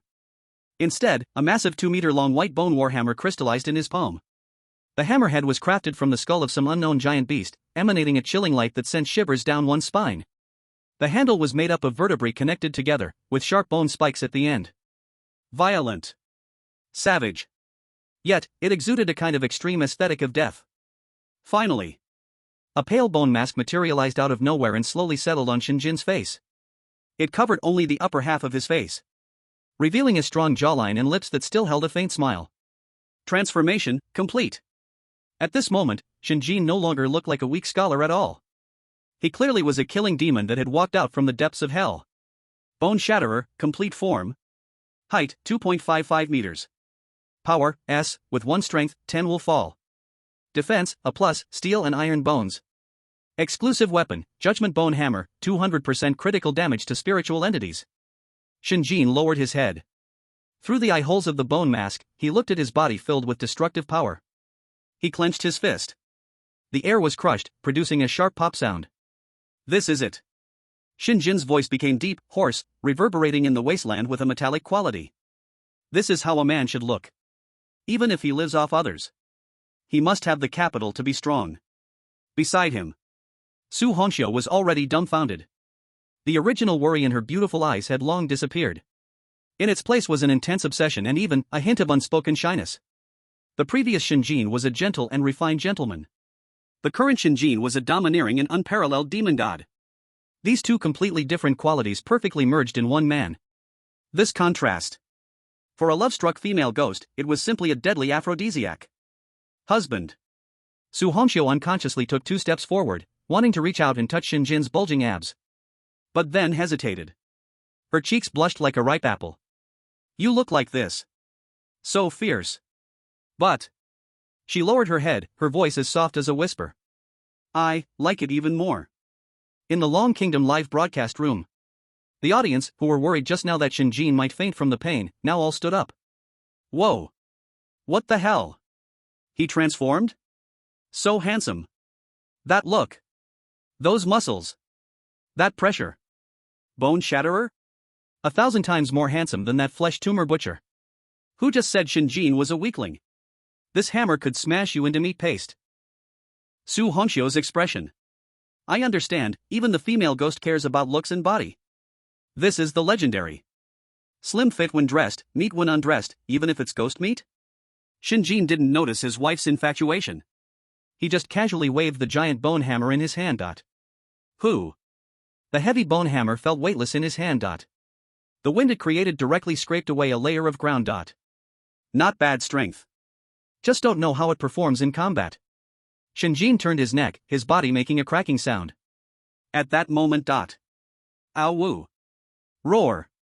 A chaotic, greedy, disgusting scream came from the ruins in the distance, carried by the wind. These were predators attracted by the smell of blood. Dozens of decomposed ghouls crawled like wild dogs, salivating, surrounding them from all sides. They had come looking for scraps from the slaughter earlier. But instead, they saw a big guy standing here, along with a delicate red-clothed woman. The ghoul's eyes gleamed green with hunger. Although the big guy looked tough. But there were so many of them. Dozens of starving ghouls could make even a fierce ghost retreat. Come on. Shen Jin turned around. Beneath the pale bone mask, a cruel curve appeared at the corner of his mouth. He didn't let Su Hongxiu take action. Instead, he lifted the oversized bone hammer with one hand and stepped heavily towards the group of ghouls. With each step he took. The ground trembled. I was just worried I had no place to try out my knife. Shen Jin's voice was cold, tinged with mockery. Everyone. Since you've come, don't leave. Just in time, help me test this hammer. Is it hard enough? Chapter 15 Transformation. The violent beauty of tearing apart fierce ghosts. Ow woo. The stench of blood howled. Dozens of ghouls crawled like mad dogs, leaping forward. Yellowed fangs. Black claws. Their eyes sparkled with greedy green light, directly targeting the massive figure that had just transformed. In their eyes, this was a pile of high-grade flesh and blood. Come. A deep, muffled laugh came from beneath the bone mask. The voice was low but shook the air with a thrum. Shen Jin didn't hide. Not only did he not dodge, he didn't even bother to defend. Boom. He suddenly stepped forward. The ground cracked. Debris flew everywhere. The terrifying figure, 2.5 meters tall, came forward like a heavy tank in full throttle. With the momentum to crush everything. They collided. Fighting head-on. This was the battle logic of the bone-breaking judge. Die. Shen Jin roared. The 2-meter-long white bone war hammer swept out with a screaming whistle. Whoosh. No flashy techniques. Just pure power. Ultimate power. Bang. Bang. Bang. 3 dull sounds almost rang out simultaneously. The 3 ghouls leading the charge didn't even have time to scream. They exploded like rotten tomatoes hit by a baseball bat. Instantly bursting into pieces. Black blood mist exploded in the air. Flying chunks of flesh. 1 hammer, 3 kills. But this was just the beginning. The remaining ghouls weren't afraid, but instead were stirred up by the smell of blood. ZZ. 1 ghoul leaped high, using a companion's corpse as cover. Like a gray monkey, it jumped directly onto Shen Jin's broad back. Its sharp claws glimmered coldly. It fiercely clawed at Shen Jin's neck. Zila. Sparks flew. Those claws, capable of ripping steel, scraped against Shen Jin's grayish-blue skin. Not even a white mark was left. Only a sound that made one's teeth ache was heard. Get down. Shen Jin didn't even turn his head. With a backhand grab, his huge hand accurately locked onto the ghoul's head. Like grabbing a clueless little chick. He closed his fingers. Ka! The sound of a skull shattering was clear. Roll. Shen Jin exerted force with his arm, smashing it hard to the ground. Boom! The ground was smashed into a half-meter deep pit. The ghoul was smashed into a daze, its bones scattered everywhere. Before it could struggle, a Bigfoot fell from the sky. Crack! The chest caved in. Black blood spurted out from its 7 orifices. Instantly killed. In the Dragon Kingdom live stream, hundreds of millions of viewers stood up, their scalps tingling. Wow! This is King beautiful violence. So brutal. But I love it. Who said Shen Jin is a soft man? This is clearly a battle god. 1 hammer to 3 little ones. The feel of this hit is incredible. That back toss just now was so cool. This is called using strength to overpower skill. Mom asked me why I am kneeling to watch the live stream. This is not a horror movie. This is clearly a mowing game. On the edge of the battlefield, Su Hongxiu sat on a broken wall. The red dress like fire, long legs crossed. She did not make a move. Just propped her chin with one hand, her beautiful eyes fixed unblinkingly on the man who was killing everywhere in the arena. Her gaze flowed, full of obsession. My husband really doesn't understand cherishing beauty at all. So rude. But so handsome. Her fingers gently entwined a strand of hair, a faint smile hung at the corner of her mouth. Suddenly, her eyes turned slightly cold. Her gaze swept toward a shadow on Shen Jin's left side. There, a cunning ghoul was crawling close to the ground. It made no sound. Like a deadly venomous snake, trying to ambush Shen Jin's lower body. Dirty thing. Su Hongxiu's red lips parted slightly. Her voice was as cold as ice. She did not rise. Just casually waved her wide sleeve. Swish! A red ribbon shot into the shadow silently like a poisonous snake out of its hole. Its speed was as fast as lightning. Put! The ghoul preparing to ambush had not even had the time to open its mouth. Its head was instantly pierced through. Pinned hard to the ground. It didn't even have time to convulse.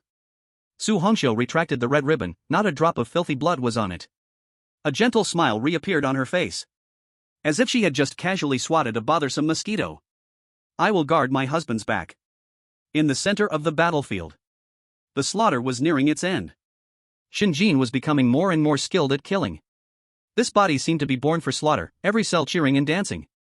That feeling of every punch hitting flesh made him a bit intoxicated. The ground was littered with severed limbs. Black demon blood gathered into a small puddle. The last ghoul was afraid. It looked at the scattered corpses of its companions. Where was there any ferocity left? Tucking its tail, it turned to run. Run? Shen Jin chuckled maniacally. Red light flashed in his eyes behind the mask. Since you are here, everyone must stay. Boom! He stepped forward. The ground trembled. He caught up with the fleeing ghoul in 2 steps. His large hand reached out, grabbing its 2 hind legs. Up! Shen Jin's arm muscles bulged, as if he was pulling a giant bow. Eat!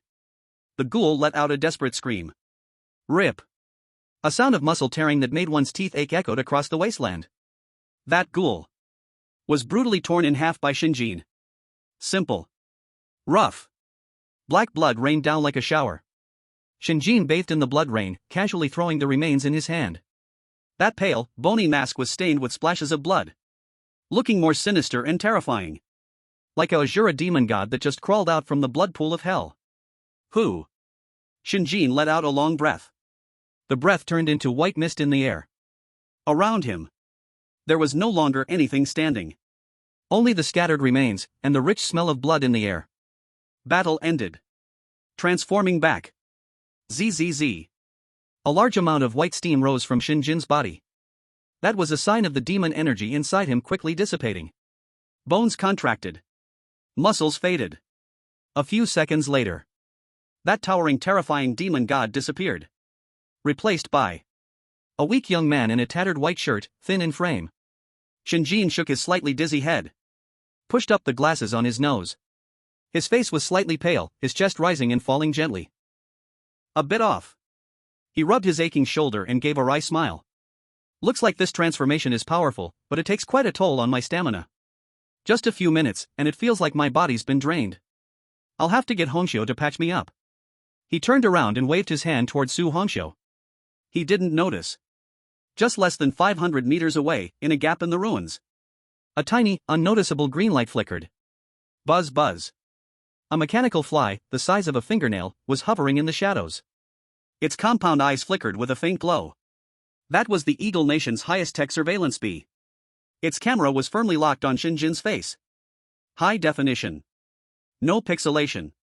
The brutal scene of him tearing apart the evil spirit. Every frame of it was recorded without missing a single detail. Chapter 16, Eagle Nation's contestant pees his pants. Is that monster Shen Jin? At this moment. In the Eagle Nation's live stream room. The screen was dark, damp, and filled with nauseating green mold. This was the underground drainage system of a horrifying world. A white, burly man with a face full of stubble and a sinister gaze was curled up in the shadows of a pipe. Jack. An emergency substitute contestant for Eagle Nation.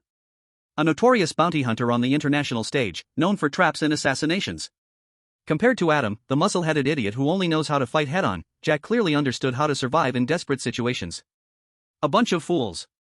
Jack chewed on a compressed biscuit, a sneer curling at the corner of his mouth. Out here, survival is the first rule. Those who try to be heroes all die. He held a tactical display screen the size of a tablet in his hands. On the screen, a fingernail-sized miniature mechanical reconnaissance bee was transmitting live footage from several kilometers away. On the screen, it was the wasteland that had just been soaked in blood from a brutal massacre. The ground was littered with dismembered bodies. Blood was flowing like rivers. In the center of the sea of corpses and blood, a 2.5-meter-tall, grayish-blue demon stood proudly, wielding a massive bone hammer. The terrifying sense of oppression was so strong that even through the screen, Jack's fingers involuntarily trembled. My God. Jack swallowed, his eyes filled with dread. Is this the boss of this area? It's definitely Red Robe level. No, it might even be something beyond that. It's too strong. The strength to tear apart ghouls like that, it's like a killing machine. Jack took a deep breath, secretly marking the coordinates in his mind. Extremely dangerous area. Absolutely avoid. Encountering it means certain death. He drew a large red X on the electronic map. Looks like that Dragon Nation pretty boy is probably already dead at the hands of this monster. Jack thought gleefully. What a pity, I didn't get to kill him myself. However, the next moment, what happened on the screen made Jack's smile freeze instantly. It even turned into sheer terror. On the screen, the once invincible terrifying demon suddenly erupted with a large burst of white steam. SSSSS. The sound of bones contracting was clearly transmitted through the microphone. That enormous body was shrinking. The grayish-blue skin faded. The jagged bone spines disappeared. In just 3 seconds, the monster that seemed capable of destroying the world was gone. In its place was a young man in a tattered white shirt, with a slim build that even looked slightly malnourished. He stood in the sea of corpses. He leisurely adjusted his gold-rimmed glasses on his nose. Then, he took out a handkerchief from his pocket and elegantly wiped the blood from his hands. Shen Jin. That was Dragon Nation's contestant, Shen Jin. Clang. The tactical tablet in Jack's hand slipped and fell straight into the filthy sewage of the sewer. But he didn't notice. He stood frozen, as if struck by lightning. His eyes were wide, as if they might burst. His mouth hung open, large enough to fit a fist. Fuck! Fuck! A shrill scream echoed through the sewer, scaring away a few mutated rats that were passing by. This is impossible. This absolutely cannot be. Jack held his head and roared hysterically. That monster is him? He transformed? Isn't he human? How can a human turn into a terrifying ghost? A demon that can kill everyone in an instant? What's the point of playing this? Cheating. This is definitely cheating. I want to report it. Jack's mindset completely collapsed. He was struggling to survive in the sewer, drinking dirty water and nibbling on dry rations, barely daring to show his head. And meanwhile, the contestant from the Dragon Country had already begun to transform into a boss, chasing the terrifying ghost and killing it all over the map. The gap between them. It was bigger than the gap between man and dog. At the same time, the global live broadcast chat exploded. Just moments ago, the Eagle Country audience was mocking Shen Jin for sure death, now they were collectively speechless. Like ducks caught by the neck. After a deathly silence, it erupted into panic. God, what am I seeing? That monster is Shen Jin transformed? Mom, I want to go home. This is not a survival game, this is a personal show of that Dragon Country person. Monster. He is a monster wearing human skin. Strongly suggest kicking the Dragon Country out of the server. This is too cheating. Compared to the foreign whales, the Dragon Country live chat became an ocean of joy. Basic skills don't need to be complicated, everyone sit. Brother Shen, I'm not pretending anymore, actually I am a druid. Ha ha ha. Look at that Eagle Country contestant's expression, doesn't it look like they've eaten poop? Who just said Brother Shen was weak? Come out and get hit. Weak? That was to let you drop your guard. Stripping down to scare you to death. Shen Jin, I want to fight 10. No, I want to fight the whole server. In a frightening world. In desolate ruins. Shen Jin wiped his hands clean and casually threw the dirty handkerchief on the ground. He suddenly paused. That feeling of being watched had not disappeared. Instead, it became clearer because of the transformation just now. As a top psychological profiler, his sensitivity to gaze far exceeded that of ordinary people. Still watching? Shen Jin raised the corner of his mouth. He slowly turned around. Those eyes, seemingly blank but actually deep, precisely locked onto a crevice in the ruins 500 meters away. His gaze cut through the swirling dust, directly meeting the mechanical reconnaissance bee hiding in the shadow. At this moment, Jack, hiding in the sewer, felt a chill shoot from the soles of his feet straight to the top of his head. On the screen, Shen Jin's face was magnified. Those eyes held no emotion, cold as if looking at a dead insect that couldn't possibly be deader. He found me? From this far away? Before Jack could react, Shen Jin on the screen suddenly smiled. It was a highly noble and extremely gentle smile. Like a big brother from the neighborhood greeting a little child. Then, he slowly raised his right hand. His index finger extended. He gently pointed at the camera.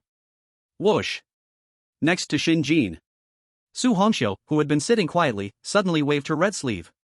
A red ribbon like a long rainbow pierced through the air with a tearing shriek, instantly crossing 500 meters. Precise. Deadly. Bang. The screen instantly became a flurry of snowflakes. Then it completely blacked out. That was the signal of the reconnaissance bee being shattered in an instant. In the sewer, Jack slumped in the wastewater, drenched in cold sweat, panting heavily. That suffocating feeling of death approaching nearly broke him. Just when he thought everything was over. In the already blacked out screen, a final extremely weak, yet crystal clear audio signal suddenly emerged. That was Shen Jin's voice, with a hint of mockery and a chilling echo in the dead silence of the sewer. Peeping Tom? I found you. Chapter 17, Hidden Task Triggered, Find the Lost Red Embroidery Shoes. Snap, snap. Shen Jin clapped his hands, as if he just swatted a pesky fly. The little black charred fragments at his fingertips scattered with the wind. He pushed up his glasses, and his gaze behind the lenses turned toward the dark direction of the sewer. The corner of his mouth curled into a smirk. Hiding quite deep. However, since you dare to spy, be prepared to face the backlash. Just as he was about to step forward to pull out the mouse hiding in the gutter. Ding. In his mind, a familiar system prompt suddenly exploded. Urgent. And filled with a hint of excitement. Detected that the host's bond level with the red-clad ghost wife, Su Hongxiu, has increased. Hidden unique task triggered. Incomplete wedding dress. Shen Jin paused his steps. Lines of bloody small characters appeared before his eyes. Task background, phoenix crown and rosy dress, 10 miles of wedding attire. Su Hongxiu's wedding dress is a treasure of the ghost world, but due to a change 300 years ago, it lost a crucial piece: the red embroidered shoes. Item clue: the red embroidered shoes were stolen by a greedy evil ghost named Thief Grease, and are currently hiding in the Fengdu ghost market. Negative impact: due to the incomplete wedding dress, Su Hongxiu's current strength is suppressed by 30%, and she cannot stray far from the wedding dress. Task objective: go to the ghost market and retrieve the red embroidered shoes to complete the wedding dress. Task reward: Su Hongxiu unsealed, complete form of Ghost King, random divine skill book X1. After reading the introduction, Shen Jin raised an eyebrow. No wonder. He had thought his wife, although outrageously strong, felt a bit off. It turned out her strength was sealed. Just missing a shoe? Shen Jin turned his head, his gaze unintentionally sweeping towards Su Hongxiu's skirt. The long red wedding dress trailed on the ground, indeed obscuring the view of her feet. It seemed that she sensed Shen Jin's gaze, or perhaps heard the system's prompt. The Su Hongxiu, who was gentle as water just a moment ago, suddenly changed her aura. Buzz. A terrifying chill burst forth, causing the surrounding temperature to drop to freezing point. The originally clear sky instantly became overcast with clouds. Her stunning face was now filled with frost, with tears at the corners of her eyes as red as if they might bleed. Thief grease. These two words squeezed out from between her teeth. Filled with bone-deep hatred. That damned thief. Taking my bridal shoes while I was asleep, trapping me for 300 years. Boom. Her long hair danced wildly like a frenzy without wind. If I catch it, I will skin it alive and burn its bones. When the red-clad rage surged, corpses lay a million deep. The audience, who had just been immersed in the shock of the living transformation, instantly trembled in fear from this killing intent. Whoa! My wife is angry. What terrifying killing intent! Is this the pressure of the red-clad ghost queen? That ghost named Thief Grease is doomed, daring to steal a woman's shoes, especially from this level of rich lady's shoes. Am I the only one focusing on 30% strength suppression? Does that mean that my wife Hongxiu currently only has 70% strength? 70% strength can already wipe everyone out, if she were at her full strength. Wow. Shen brother, hurry. Help your wife find those shoes, this is the perfect opportunity to increase affection. Shen Jin looked at the rampaging Su Hongxiu. Not the slightest trace of fear. Instead, he stepped forward, gently holding her trembling hand caused by anger. The warm touch came through. Su Hongxiu trembled all over, the tyranny in her eyes instantly fading by half. She turned to look at Shen Jin, with a hint of grievance in her eyes. Husband. It bullied me. In that moment, there was not a trace of the Ghost Queen's majesty left. She clearly looked like a little wife who had suffered grievances outside, seeking her husband's support. Shen Jin laughed. He raised his hand, helping her tidy her messy hair. His gaze was filled with affection, but his tone was domineering and undeniable. Dare to steal my wife's things. Whether it's a person or a ghost. They all must die. He turned his gaze towards the distant eerie city shrouded in mist. Fengdu Ghost Market. That was the trading center of the horror world, a place teeming with fish and dragons. Just right. Shen Jin pushed up his glasses, a gleam flashing in his eyes. I also want to stroll through that ghost market to see if there's anything good. And by the way, buy my wife a new pair of shoes. Su Hongxiu was taken aback. Buy? That thief Grease was extremely greedy and cunning, how could it possibly be willing to sell? Shen Jin's lips curled into a meaningful arc. First, courtesy, then violence. If it knows its place, I'll buy it. If it doesn't. Shen Jin's fingers lightly tapped the invisible 10,000 Ghosts Chronicle. Then, just steal it. Take both the ghosts and shoes, steal them all. Half an hour later. Outside Fengdu City. The gray mist flowed like a solid substance, and the air was thick with the scent of burning paper ash. A towering ancient city gate loomed in the mist, faintly visible. The city wall was made of black giant stones, crawling with dark red blood vines, like countless veins squirming. The city gate stood tall. Two eerie green lanterns hung high, swaying in the wind. They made a creaking sound. On the plaque, the four words Fengdu Ghost Market exuded a chilling aura of death. This was an outlaw place in the world of horror. It was also a den of gold and riches, where countless vicious ghosts swarmed in. Shen Jin held Su Hongxiu's hand and walked out of the mist. Behind them, a bald black dog wagged its tail. That was De Huang. Ever since it ate those two head-shaped steamed buns, it had stuck to Shen Jin and couldn't be driven away. Is this the ghost market? Shen Jin surveyed his surroundings. A never-ending stream of people passed by. There were headless ghosts floating, half-body corpses crawling, and red-dressed fierce ghosts sitting in paper-made palanquins. It was bustling, but also, the air was thick with ghostly energy. Just as Shen Jin was about to step into the city gate. Stop! A loud, rude shout rang out. Two mournful mourning sticks wrapped in tattered cloth crossed and blocked Shen Jin's way. The roadblockers were two evil ghost guards dressed in yamen uniforms. Their faces were blue and purple, with bulging eyes. Though their ghostly energy was not as strong as a butcher's, it was still at the fierce ghost level. What are you doing? The guard on the left gave Shen Jin a slow, greedy look, his fish-like eyes full of malice and mockery. He sniffed once. A living person? He. It's been a long time since I've seen such a bold living person. You dare to enter the ghost market? It licked its blackened lips, saliva nearly dripping. Shen Jin's expression remained indifferent. What's wrong? Doesn't the ghost market open for business? Business? The guard on the right laughed as if hearing the greatest joke. Pointing at a broken wooden sign beside the gate, he sneered. Open your dog eyes and see clearly. What kind of place this is? Shen Jin followed the guard's finger. He saw that the sign was written in dripping, fresh blood, with crooked, insulting characters. Rules. No living people or dogs allowed inside. Chapter 18, Who Dares to Touch My Husband? Su Hongxiu goes berserk. The air seemed to freeze for a moment. The bloody letters on the ragged wooden sign continued to drip black liquid. No living people or dogs allowed inside. Shen Jin adjusted his gold-rimmed glasses. His expression was unfazed. He looked down at De Huang, who was panting at his feet.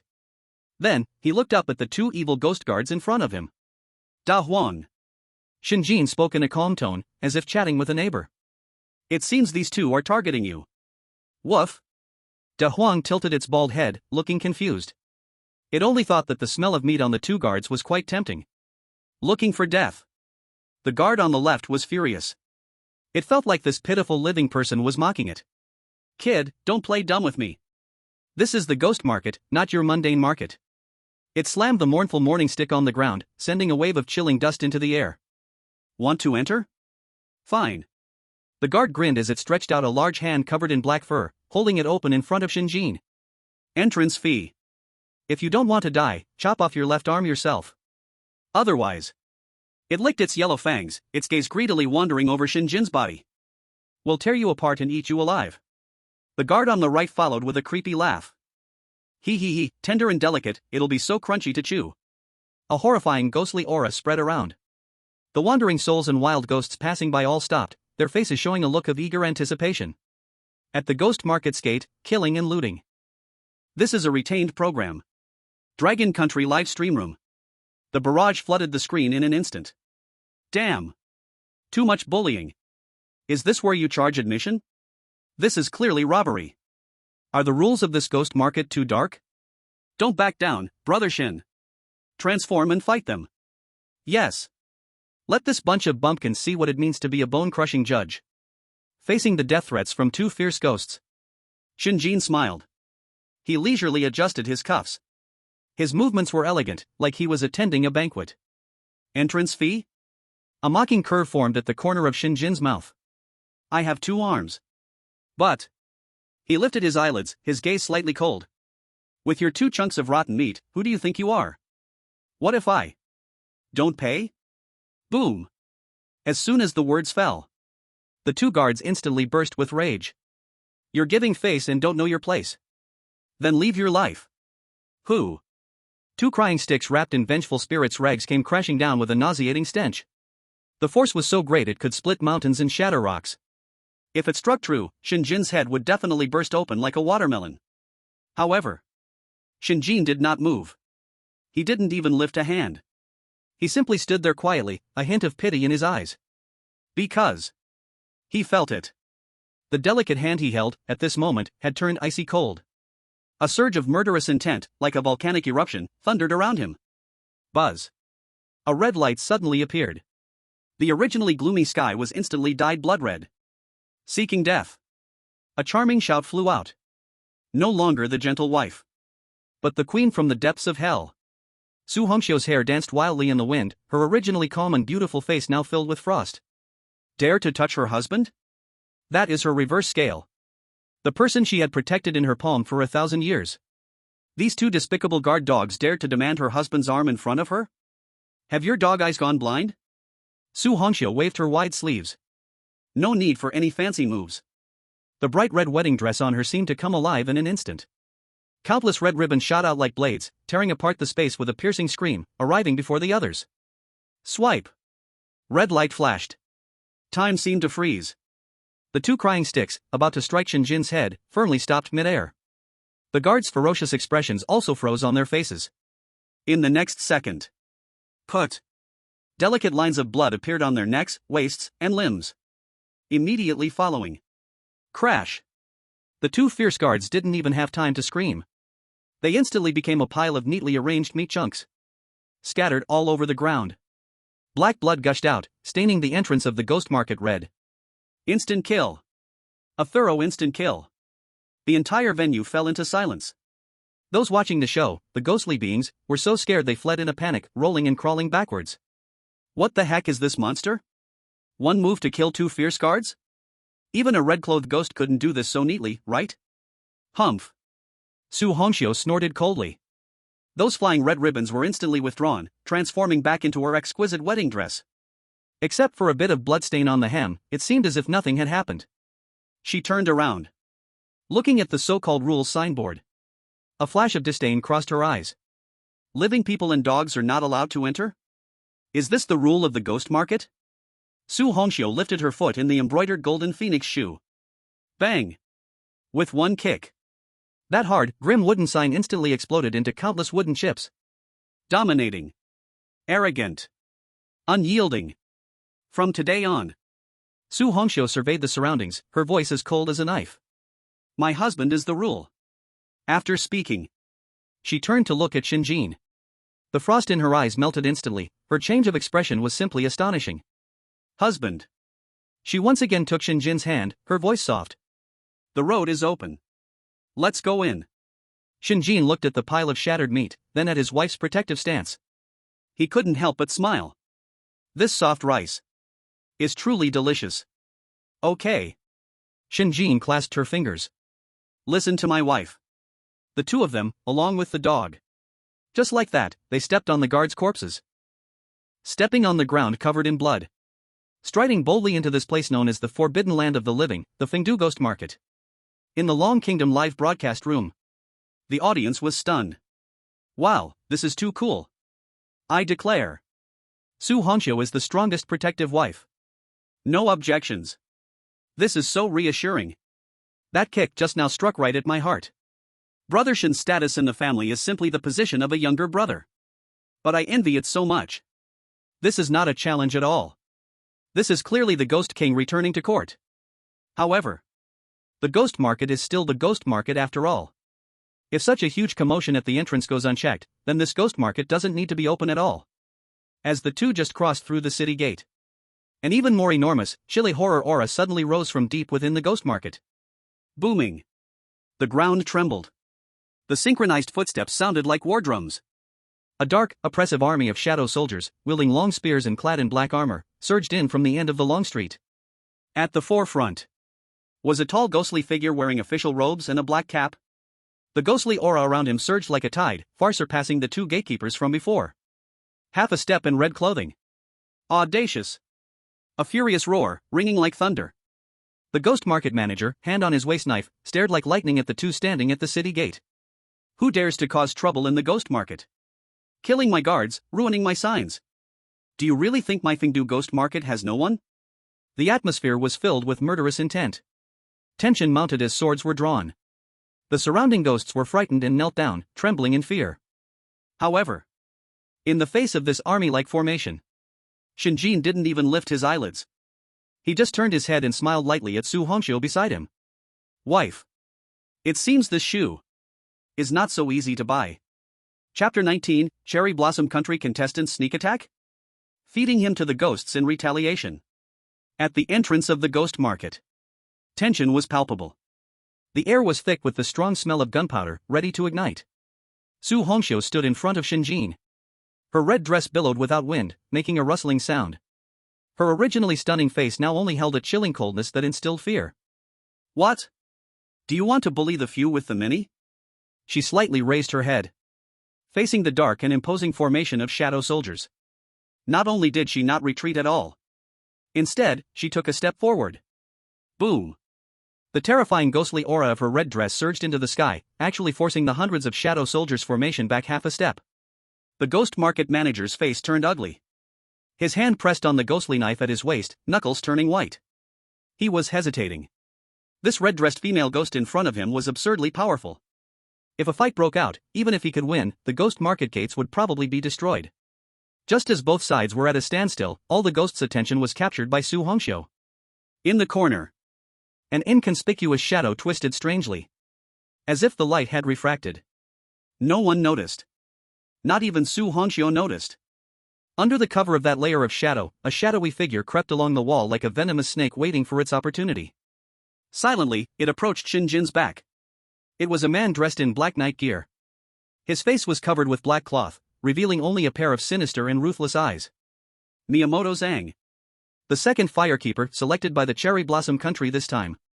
He was also the contemporary heir of the IGA School of Ninjutsu. He had infiltrated the ghost market half an hour ago, using the S-rank item, Invisibility Talisman, to hide in the shadows, looking for prey. Baka! Damn Long Kingdom people. Miyamoto Zhang stared fiercely at Shen Jin's back. His eyes sparkled with cold jealousy and greed. Why? Why can this Long Kingdom pretty boy live off others? Why can he make the red-dressed fierce ghost utterly devoted to him? As long as I kill him. As long as I kill him, the luck of the Long Kingdom will collapse. Moreover, Miyamoto Zhang glanced at Su Hongxiu, who was confronting the shadow soldiers. That female ghost was completely focused on the front now. This was a once-in-a-lifetime opportunity. Die. Miyamoto Zhang held his breath. He flipped his wrist.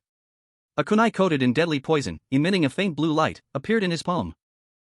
The toes touched the ground. There was not a sound made. Even the flow of air was deliberately suppressed to the lowest. 3 meters. 2 meters. 1 meter. At this moment, the livestream room of Sakura Nation was completely boiling over. Yay! Well done. Kill him. Kamimoto-kun. For the glory of the Empire. That Dragon Country person hasn't reacted at all. This is a blind spot. An absolute blind spot. Heaven bless Sakura Nation. The Dragon Country is finished. The kunai was driven by the belief of a sure kill. It aimed straight at Shen Jin's back heart. However, just when the sharp blade was only 0.01 centimeters away from Shen Jin's back, Shen Jin's mouth corner suddenly curled into an extremely subtle, mocking arc. He did not turn around. Not even moving his body at all. Only his right hand, which was originally in his pocket, suddenly pulled out. Reaching back. Zizizi. Bones cracked loudly. That originally slender, pale hand suddenly underwent a transformation in midair. It expanded. It hardened. The once normal arm instantly thickened, its skin turning into a gray-blue, rocky texture. The nails swelled into hooks. That was the arm of the Bone Crusher. Bang! A crisp sound. Precise. Ferocious. That terrifying ghostly hand tightened like an iron clamp around Kamimoto's wrist, which was holding the kunai. What? Kamimoto's pupils suddenly contracted. His eyeballs nearly popped out of their sockets. He can see me? Before he could react.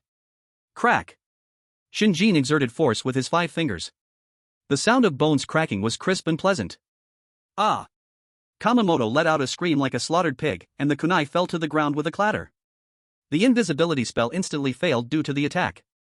The air twisted for a moment. A lewd, short black-clad ninja suddenly appeared behind Shen Jin. The entire venue fell silent. Su Hongxiu and the demon market manager, who were in a standoff, turned their heads simultaneously. Both were stunned at this scene. Shen Jin slowly turned around. That gigantic ghostly hand was still gripping Kamimoto's wrist, lifting him into the air like a small chick. His feet flailed wildly. His face turned beet red. Shen Jin pushed up his glasses. Looking at this embarrassed attacker in his hand, his gaze was as cold as looking at a bag of trash. Ninja? Is this all? He tilted his head slightly, disappointment filling his tone. Your footsteps are as heavy as a pig, and your breathing is as loud as a bellows. You even think you deserve to be called an assassin? Kamimoto was in pain, cold sweat streaming down, his eyes terrified as he looked at Shen Jin's inhuman arm. You are a monster. Let me go. I am from the Great Sakura Empire. Noisy. Shen Jin couldn't be bothered to listen to his nonsense. He raised his head. He glanced over at the group of dark soldiers nearby, all staring eagerly with fierce expressions. He looked again at the demon market manager, who was furious from being offended. He suddenly smiled. It was an extremely nuclear kind smile. Everyone. Shen Jin lifted Kamimoto, shaking him toward the group of dark soldiers. This mouse just now wanted to ambush me, and also tried to crash into your formation. I am someone who values harmony the most. Since everyone is here, how about I treat everyone to a meal? The demon market manager was taken aback. The dark soldiers were also stunned. Eat? What to eat?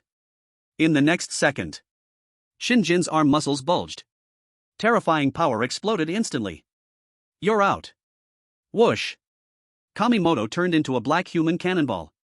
With a piercing scream, it arced beautifully through the air. Precisely. Landing right among the group of dark soldiers, who were already hungry and filled with killing intent. No! Kamimoto's desperate roar echoed through the sky.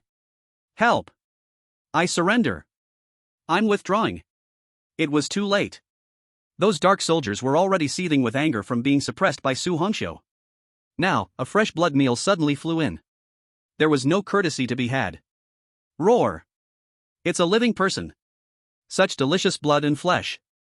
Hundreds of dark soldiers instantly became bloodthirsty, rushing forward. Like a pack of hungry wolves pouncing on a lone sheep. Ah ah ah ah.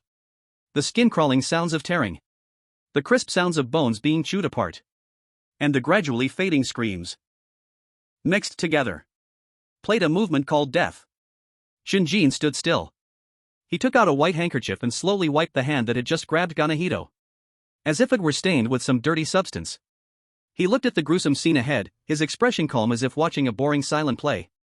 The corners of his mouth slightly raised, he softly said. Gentlemen.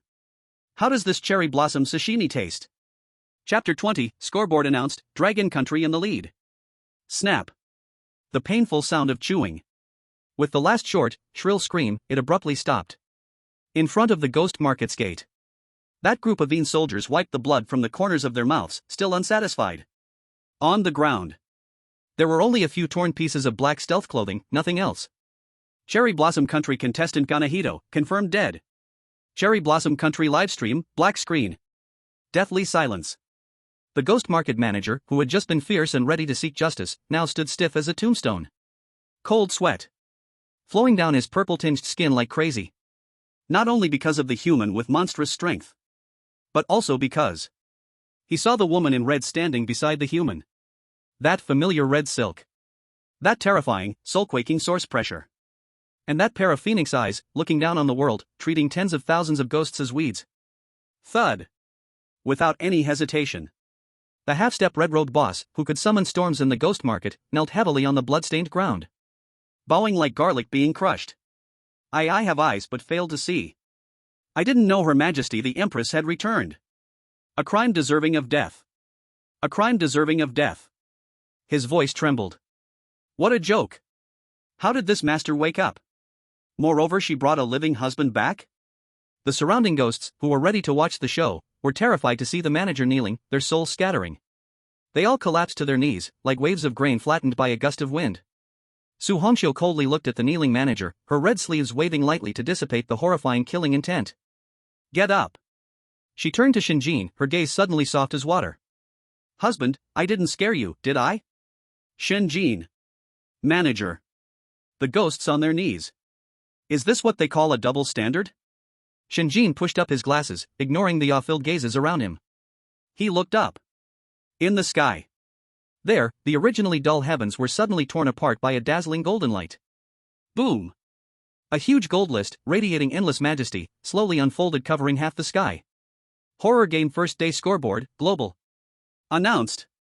Everyone's breath halted at that moment. The data started to jump wildly. First place, Dragon Country, Shen Jin. Score, 5,800. Score breakdown, SSS level completion rating, 3,000, plus first kill of the evil spirit level butcher, 1,000, plus killed contestants from hostile countries, 500, plus Ghost Market deterrent achievement, 1,300. Second place, Eagle Country, Jack. Score, 150. Score breakdown, survival duration reward. Third place, Bear Country, Ivan. Score, 120. A gap. This is a true, desperate gap crushing. The second place points didn't even reach the decimal of Shen Jin's score. If one didn't look at the names, they'd think a max-level character had entered a novice village to slaughter. The world was silent. The foreign audience who had just clamored unfair now felt their faces stinging. In the Dragon Country livestream. Damn. 5,800 points? Is this score even possible? Eagle Country only 150? Ah, I'm dying of laughter. Is this the worth of relying on soft jobs? Shin God, I didn't even try hard, and you all fell down. Whoever says Shingo relies on luck, I'm going to get angry. This is absolute strength. At the Ghost Market's entrance, Shen Jin looked at the scoreboard in the sky, his expression still calm. As if everything was expected. Only 5,800? He shook his head in some regret. Looks like I killed too few. Upon hearing this, the kneeling manager nearly choked and fainted. Killed too few? Did you want to massacre the ghost market? That. The manager wiped his cold sweat and approached with a fawning face. Lord Shen, oh no, Prince. Since it's a misunderstanding, how about the entrance fee? Naturally, it's waived. Completely waived. Not only that. The manager seemed to remember something, pulling out a black jade token and presenting it with both hands. I just heard that Her Majesty the Queen seems to be looking for a pair of shoes? Su Hongxiu's eyes narrowed. The terrifying pressure locked onto him once again. You know? The manager shivered in fear and quickly bowed. I also just heard. At the largest Tianbao auction house in the ghost market, there will be a highlight auction tonight. Among the items, there is a mysterious red embroidered shoe. It is said to carry a strong grudge and a seal. Red embroidered shoes. A flicker of joy flashed in Su Hongxiu's eyes. That was her fateful item. As long as she finds the embroidered shoes, her strength could be restored significantly. Good. Shen Jin took the jade token, playing with it casually. I see you are sensible. Lead the way. The manager, as if granted a reprieve, quickly got up, bowing and leading the way. The shadow soldiers on both sides quickly spread out, clearing a wide path. They even somehow brought in a red carpet that stretched deep into the ghost market. A grand display. Shen Jin held Su Hongxiu's hand, stepping into this eerie underground city under the odd gazes of countless ghosts.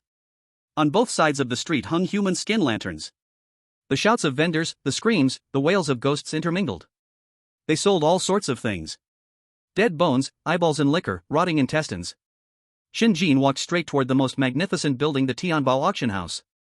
However, just as he was about to step through the auction house's grand door, the corner of his eye suddenly caught a glimpse of a somewhat familiar figure. It was a paper figure. Thin in shape, with exaggerated blush painted on its face. It was the paper figure responsible for playing the Swana in the Minghan de Dian instance. Why is it here?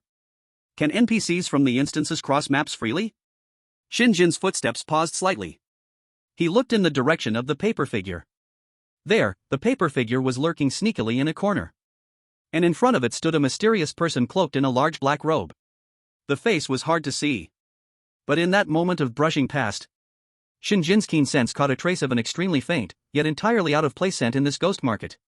It was the scent of a living person. Not only that, the black-robed figure seemed to sense Shen Jin's gaze. It tilted its head slightly. Under the hood, a pale chin was revealed, and the corner of the mouth seemed to curve into a strange arc. Shen Jin's eyes narrowed slightly. Interesting. Aside from him, there were actually other humans here? Are they players like him? Or the so-called traitor who betrayed the human camp?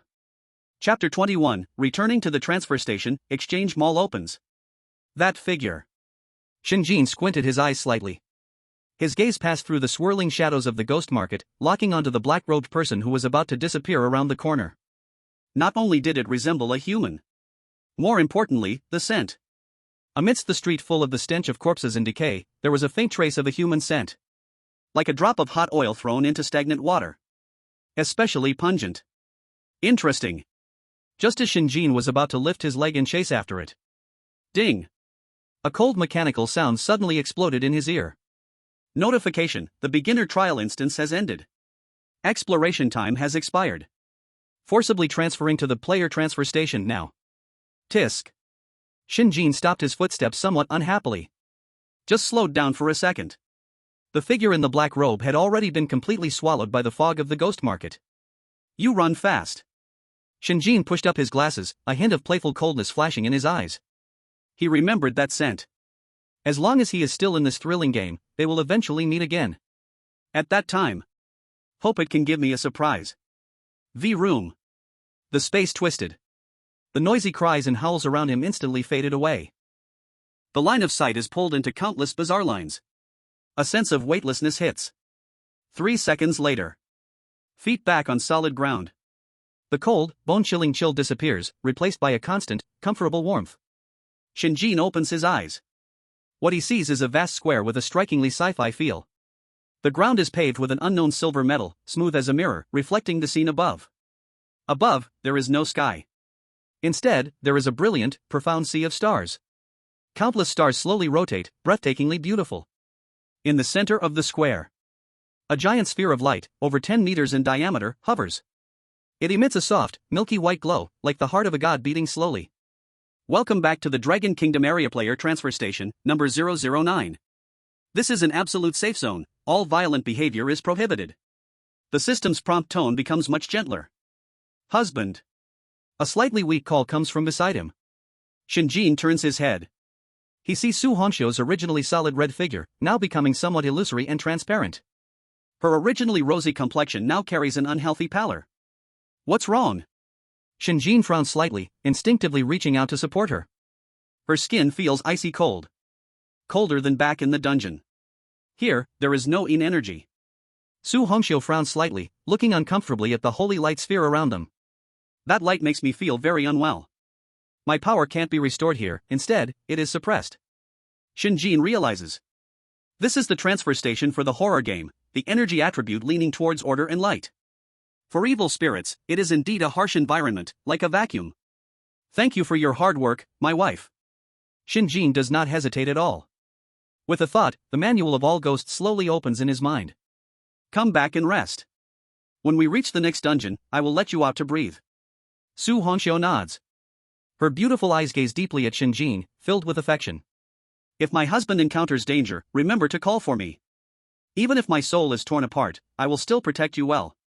After saying this, she transforms into a red light, diving into Shen Jin's forehead. Shen Jin touches the red mark that flashes and vanishes on his forehead. The corners of his mouth lift slightly. With such a wife, what more could a husband ask for? After settling his wife, Shen Jin straightens his somewhat messy collar and strides towards the big light sphere in the center of the square. His footsteps echo in the empty square. Clop, clop, clop. At this moment, the square is empty, he is the only one. After all, other unfortunate contestants in the Dragon Kingdom are either still struggling for survival in the dungeon or have already become the dung of ghosts. Only he can pass through unscathed and stroll around casually. Shen Jin approaches the light sphere. He raises his hand to touch it. Buzz. A faint blue holographic projection screen instantly unfolds before him. World Exchange Mall, Dragon Kingdom area. Current balance, 100,000 horror coins. Looking at that long string of zeros, Shen Jin pushes his glasses and the originally restrained curve at the corner of his mouth finally becomes hard to suppress. 100,000. What does this mean? Ordinary players earn around 100 coins for completing an F-class dungeon. Even if they risk their lives to earn an S-class, they only get about 1,000 coins at most. With this round, he is directly ahead of global players by 100 versions. The feeling of a nouveau riche. Shen Jin chuckles softly. Really nice. At this moment, although the Dragon Kingdom livestream cannot see the specific product list in the mall, related to player privacy, the system automatically masks it. But they can see Shen Jin's face. Especially that smile. 3 parts mockery, 3 parts coldness, and 4 parts casual, flaunting wealth. The bullet screen instantly turns sour. Damn. Look at that expression. His mouth is almost grinning to his ears. Even an AK can't hide it. How much is that? I saw the announcement just said it's 100,000 horror coins? 100,000? The new contestant from Eagle Country next door worked hard and only got 50 coins. Is this the disparity in the world? Brother Shen, do you need any charms? The kind that calls out 666. Shen Daddy. Come look at the kids. The child wants to eat something good. Shen Jin ignored the noise in the live broadcast room. His fingers quickly slid across the holographic screen. Rows of products dazzled the eyes. Infinite Bullet Desert Eagle, price 500 coins. Note, causes slight damage to ghostly entities below the Ghost King level. Junior Taoist Peachwood Sword, price 800 coins. Note, drives away evil and avoids calamity, but is easily broken. T-Virus Strengthening Serum, price 2,000 coins. Note, greatly enhances physical constitution, but has a 5% chance of turning into a zombie. First Aid Spray, price 300 coins. Note, as long as you have a breath left, it can bring you back. Looking at these divine equipment that made ordinary players envious, Shen Jin frowned tighter and tighter. His eyes brimmed with disdain. Trash. All trash. He shook his head. For him, who had a ghostly queen wife and transformation abilities, these so-called weapons and strengthening potions were simply children's toys. Using a broken wooden sword to fight a red-clothed ghost? Not even hard enough to pick a ghost's teeth. Is this all? This horror games mall is too shabby. Shen Jin was a bit disappointed and prepared to close the interface. With 100,000 coins in hand but unable to spend them. This kind of pain. Who understands? Just as his finger was about to touch the close button. Suddenly, in Shen Jin's pupils, a strange purple light flashed. Eye of Insight, passive, triggered. The originally ordinary mall list interface. In Shen Jin's eyes, suddenly twisted bizarrely. Like the static screen of an old television. She. The light and shadow flickered. In the list of regular products at the bottom. That originally blank dead corner area. Surprisingly, slowly oozed out wisps of black mist. Then, a blood-red hidden folding option, as if drenched in blood. Flickered in the black mist. Hidden black market, ***. Entry requirement, SSS level rating plus Ghost King dependent. Shen Jin's finger paused in midair. A cold light reflected off his glasses. The smile that had disappeared from his lips reappeared. Moreover, it was even more radiant, even more greedy. I said. In such a big game, how could they only sell trash? Good things. So they were hidden here. Chapter 22, Only I Can See the Hidden Products. As his fingertips touched, that pitch black mist instantly exploded, like a greedy mouth swallowing the originally blue mall interface completely. She. The sound of electricity became piercing. The originally high-tech holographic screen was instantly stained with a layer of dried blood. The background music changed from soothing light music to a faint wailing of ghosts. Ding. Permission verification passed. Detected host identity, Ghost King dependent, husband of Su Hongxiu. Detected completion rating, SSS level. Hidden black market. Opened. The screen flashed. A new list of products emerged. No longer were there those peach with swords and handguns that deceived children. What appeared before the eyes were eerie objects infused with ghostly energy, even wriggling. Vengeful Spirit's dentures, price 2,000 coins. Note, wearing it increases biting power by 300%, self-poisoning. Vengeful Spirit's shroud, price 5,000 coins. Note, stripped from a century-old corpse, wearing it makes even ghosts feel unlucky. Cursed VHS tape, price 8,000 coins. Note, after playing it, Sadako will crawl out to help you turn off the TV. The audience in the Longwa live broadcast room couldn't see the exact attributes, but looking at those bloody icons made their scalps tingle. Wow. This style is off. It was just a high-tech mall, how did it suddenly turn into an underworld market? Did Shingu enter the black market? Those dentures are still moving. They are drooling. So disgusting. But Shen Jin smiled. He pushed up his glasses, a satisfied light flashing behind the lenses. This is what a horror game should sell. The previous ones were just toys for children. The purple light flowed in the depths of his pupils. Eye of Insight, activated. Amidst a pile of seemingly terrifying yet practically useless trash, Shen Jin quickly scanned his gaze. Finally, he fixed his gaze on an inconspicuous dark red stone. The stone pit was pitted and uneven, with a few dry hairs stuck to it, looking like a scrap brick picked up from the roadside. But in Shen Jin's eyes, it radiated a dazzling golden light. Bloody grinding stone, special item. Quality, Ghost General Grade, exceptional. Effect, used to sharpen ghost weapons, can add tear and bleed effects, and has a very low probability of upgrading weapon quality. Price, 45,000 terror coins. 45,000. Enough to buy 90 Desert Eagles. Shen Jin did not hesitate at all. Bought it. He tapped his finger lightly. This broken stone fell into his hand. Heavy, it carried a sense of lethal energy. Although the red sleeve's red silk is sharp, it is still a soft weapon. If I refine it with this grinding stone. Shen Jin's lips curled slightly. That scene must be beautiful. This was also his survival principle in this game. Soft rice must be eaten. But he also had to help his wife sharpen her teeth to eat more deliciously. Immediately after, Shen Jin's gaze locked onto a broken scarecrow in a corner. Only palm-sized, it was crooked and had a few rusty steel needles sticking out of it. It even had a missing leg. Substitute scarecrow, incomplete version. Quality, rare. Effect, passive trigger. When the holder suffers a fatal attack, the scarecrow automatically destroys itself, blocking one fatal injury and teleporting randomly to a location within 100 meters. Side effect, the incomplete version has a 10% chance to teleport to the face of a monster. Price, 30,000 terror coins. 30,000. Buying a life. Although there were side effects, in the world of terror, this was already a priceless treasure. Bought it. Shen Jin directly took it, casually stuffing it into his pocket. Things for survival are always too few. His account balance instantly shrank by more than half. Shen Jin didn't feel sad. Money is only money when spent, keeping it is just a number. Finally, his gaze fell to the bottom of the list, where he saw something strange. A bag of dog food? The packaging was printed with a snarling dog, with big words written on it. High-grade ghost food, 5-spice flavor. Price, 500 terror coins. Note, rich in high-protein ghost energy, crispy texture, a must-have for home travel and feeding ghost pets. Ghost pet? Shen Jin rubbed his chin.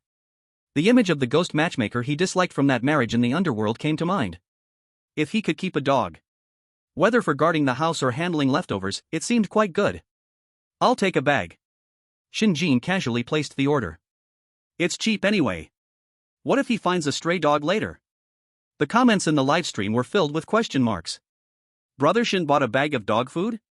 Is he hungry? Can humans eat this? 5-spice flavor? Sounds quite tempting. Shen Jin, not only do I want to eat soft rice, I also want to be a dog? Shopping ended. The remaining 20,000 terror coins, Shen Jin exchanged them all for freedom attribute points. A total of 20 points. He did not add to strength, nor to physique, but added them all to mental. Buzz. A cool stream surged into his brain. Shen Jin felt his brain instantly clear, the speed of thought doubling. Even the heavy burden brought by using the Wanjian picture book dissipated significantly. Transforming comes at a price. What is consumed is mental strength. The stronger the mind, the longer the transformation lasts. Who? Shen Jin let out a breath. At this moment, the countdown at the transit station was about to reach 0. He took out a bucket of braised beef noodles that he hadn't finished from his system backpack. This was what he bought at the convenience store before entering the game. Also the only living world food. Tearing open the package. Without hot water, Shen Jin started to chew on it directly. Crunch, crunch. The crisp sound echoed in the empty square. Although dry, it tasted like home. Full and satisfied. Shen Jin brushed off the noodle crumbs from his hands, adjusted his collar. Just as he wanted to lie down and take a nap. Woo! A piercing alarm sounded suddenly throughout the transit station. Red light flashed. The gentle light orb floating in the center instantly turned into a bloody red. Like a blood-filled eyeball, staring intently at Shen Jin below. Announcement. Rest time is over. The second round of the terror game forcibly begins. Shen Jin's movements paused. So soon? Not even a nap allowed? This copy mode has been updated. No longer a single-player copy. Mode, multiplayer competition/cooperative copy. Matching range, global cross-country random matching. Matching you with teammates/opponents. Match successful. A beam of light fell down. In an instant, it enveloped Shen Jin's figure. Standing in the light, Shen Jin took one last look at the crimson glowing sphere. A meaningful curve appeared at the corner of his mouth. Multiplayer competition? Cross-country matching? He pushed up his glasses, a hint of excitement unique to hunters flashing in his eyes. I hope to match with a few fun-loving friends. Chapter 23, Matching Again. Multiplayer copy, Vengeful Spirit Apartment. Beep. Beep. Beep. The harsh alarm sounded like a deathly spell, echoing throughout the player transit station. Rest time is over. The second round of the horror game is about to begin. Matching mode, multiplayer competition/cooperative copy. Matching mechanism, random matching across countries. Teleport countdown, 10, 9, 8. Shen Jin had just finished the last bit of instant noodle soup and comfortably let out a burp. Hearing this sound, he casually wiped his mouth with a napkin. Time to work overtime again. He pushed up his glasses, showing no signs of tension, instead appearing like a corporate worker used to the routine. 3, 2, 1. Teleportation begins. Buzz. The familiar sensation of weightlessness returned. The starry sky square before him was instantly stretched into countless twisting lights before completely falling into darkness. Cough, cough, cough. A nauseatingly strong smell suddenly invaded his nostrils. Moldy scent. The stench from the sewer. And a stale, bloody smell that seemed to have seeped deep into the walls. Shen Jin opened his eyes. It was pitch black before him. He couldn't see his hand in front of his face. The ground was sticky, as if he was stepping on a puddle of congealed grease. Snap. A crisp snap of fingers. A small cluster of sickly green ghost fire lit up his fingertips. That was a trace of the primordial ghost energy of Su Hongxiu he borrowed from the catalog of all ghosts. The fire flickered, dispelling the surrounding darkness. The scene before him made the viewers in the livestream, who had just been cheering for Shen Jin, gasp in horror. This was a building. A dilapidated, rotten building, as if it had been forgotten by the world. It resembled an old collective dormitory from decades ago. A circular corridor surrounded a bottomless square atrium. At this moment, Shen Jin stood in the center of the ground floor lobby of this building. The wall plaster had largely fallen off, revealing the dark red bricks beneath, which were covered in dense scratch marks. It looked like countless dying people had left their final struggles here. Above his head, an old sound-sensitive light flickered poorly, the filament making a crackling sound in the glass cover. With each cough from Shen Jin, the light flickered, casting the moving shadows in the corridor as if they were ghosts. System announcement, copy loading completed. Copy name, Vengeful Spirit Apartment. Copy level, C+, difficulty increased to level B in multiplayer mode. Mission objectives, choose 1. 1. Survive in the apartment for 72 hours and uncover the truth of the massacre that happened 30 years ago. 2. Or, eliminate all residents in the apartment. Seeing the second option, Shen Jin's mouth curled into a barely noticeable arc. Eliminate all residents? Interesting. This game is quite humane. Current player count, April 4th. Warning, in this copy, your companions may be more dangerous than the ghosts. At that moment, 3 beams of teleportation light lit up beside Shen Jin. As the light faded, 3 figures of different shapes appeared. The first one. Over 2 meters tall, with muscular and bulging muscles like a human tyrannosaurus. His left arm and right eye were transformed into mechanical prosthetics flashing with cold metallic light. He carried a portable ion cannon on his shoulder. At first glance, he looked like a product of the Eagle Country's god-making project. The second one. A blonde woman dressed in a black nun's habit. Tall and beautiful. But at this moment, she is tightly holding onto the silver cross in front of her chest, her body trembling like a sifter. She is murmuring, as if in prayer. Oh God, what kind of place is this? The third one. He is a short man with dark skin.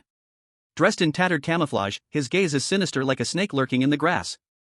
Hanging at his waist is a uniquely shaped curved knife. At a glance, he seems to be a ruthless character who licks blood off the edge of a blade.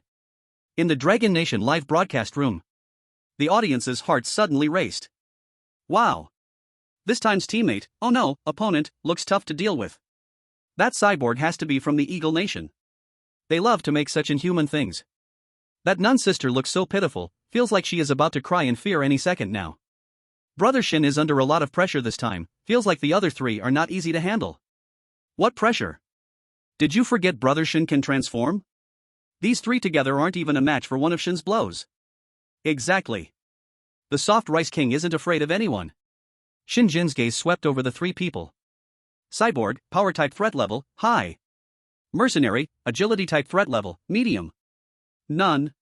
Shen Jin's gaze paused for half a second on her trembling cross. Mascot, threat level, none. Just as Shen Jin quickly completed the profile of the characters, that fully mechanized Eagle Nation strongman moved. His crimson mechanical eye emitted a series of clicking rotation sounds. Infrared scanning activated. His gaze slowly swept across the room. When his gaze finally landed on Shen Jin, that mechanical eye suddenly focused, emitting a harsh beep sound. Target locked. Identity confirmed, Dragon Nation Firebearer Shen Jin. Threat level, SSS. Ha! The Eagle Nation strongman laughed. The laugh was hoarse, like 2 rusty iron plates rubbing together. Thud. Thud. He took heavy steps, his metal prosthetic foot hitting the ground with a dull thud. Walking straight toward Shen Jin. The atmosphere in the air instantly turned tense. The other 2 competitors immediately retreated cautiously, creating a safe distance. Hey! The Eagle Nation strongman stood in front of Shen Jin, looking down at him. Over 2 meters tall, the shadow he cast nearly completely enveloped Shen Jin. Dragon Nation's pretty boy? In that crimson mechanical eye, undisguised killing intent and hatred flashed. What a coincidence. He slowly raised that enormous mechanical arm. Crack. Crack. Countless precise components rotated and reassembled. The arm instantly transformed into a dark multi-barreled rotating gun. The gun's muzzle glimmering with a chilling light. Pressing firmly against Shen Jin's forehead. Last time. The Eagle Nation strongman's voice was cold, filled with a brutal atmosphere. Killed our Captain Adam. It was you, right? Chapter 24, A Coincidental Encounter with the Eagle Nation Cyborg. Cold. Hard. The metal gun barrel, carrying the breath of death, pressed firmly against Shen Jin's forehead. Within the muzzle, a ghostly blue arc crackled. That is energy capable of melting steel in an instant. The air seemed to solidify. The other two competitors in the hall, the romantic nation's nun and the mercenary from the south, instinctively held their breaths and silently retreated to the wall corner, fearing being caught in this sudden storm. Jack. It's Meat Grinder Jack. The second phase cyborg from the Eagle Nation Son of God project, said to have replaced 90% of his body with weapons. He is 100 times more brutal than that dead atom. In the Dragon Nation live broadcast room. After a brief moment of silence, it erupted into a torrent of astonished cries. Countless audience members felt their hearts leap into their throats. Wow! Is there infighting right at the start? This Eagle Nation guy isn't playing fair. He raised his gun right away? Brother Shen is in danger. Change now. Transform into the Bone Judge and smash him. No. Absolutely not. There must be rules in the dungeon, making a move in the hall will definitely cause trouble. What the hell do I do now? I can't fight, and I can't not fight, with a gun pointed at my head. I heard. Jack's crimson mechanical eye scanned Shen Jin up and down, a twisted grin spreading across his face. You can fight? And transform? The gun barrel pressed harder against Shen Jin's forehead, almost crushing his skull. Come. Show me what you've got. Jack's voice dripped with open provocation and killing intent. Let me see if your bones are tougher, or if my God Slayer enchanted bullets are harder. Faced with a deadly threat that would scare any normal person out of their wits, Shen Jin did not move. He didn't even raise an eyebrow. He simply stared quietly at the towering half-finished man in front of him, reeking of machine oil and blood. Then, he frowned slightly. In his dead fish eyes, there was a hint of disgust. In the next second, under the horrified gaze of billions of viewers, Shen Jin slowly raised his right hand. Not to transform. Nor to block. But to extend his index and middle fingers. The gesture was light, as if he were plucking a flower. Gently, he pushed aside the multi-barreled rotating machine gun aimed at his forehead. Don't point that fire stick at me. Shen Jin's voice remained flat, devoid of any emotional fluctuation, as if he were discussing something utterly ordinary. It's dangerous. I have a bit of a cleanliness obsession. I don't like the feeling of brain matter splattering on my clothes. The air froze. Jack's grotesque face stiffened instantly.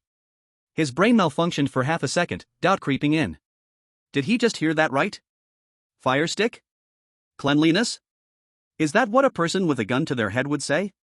Is he disgusted by me? You're seeking death.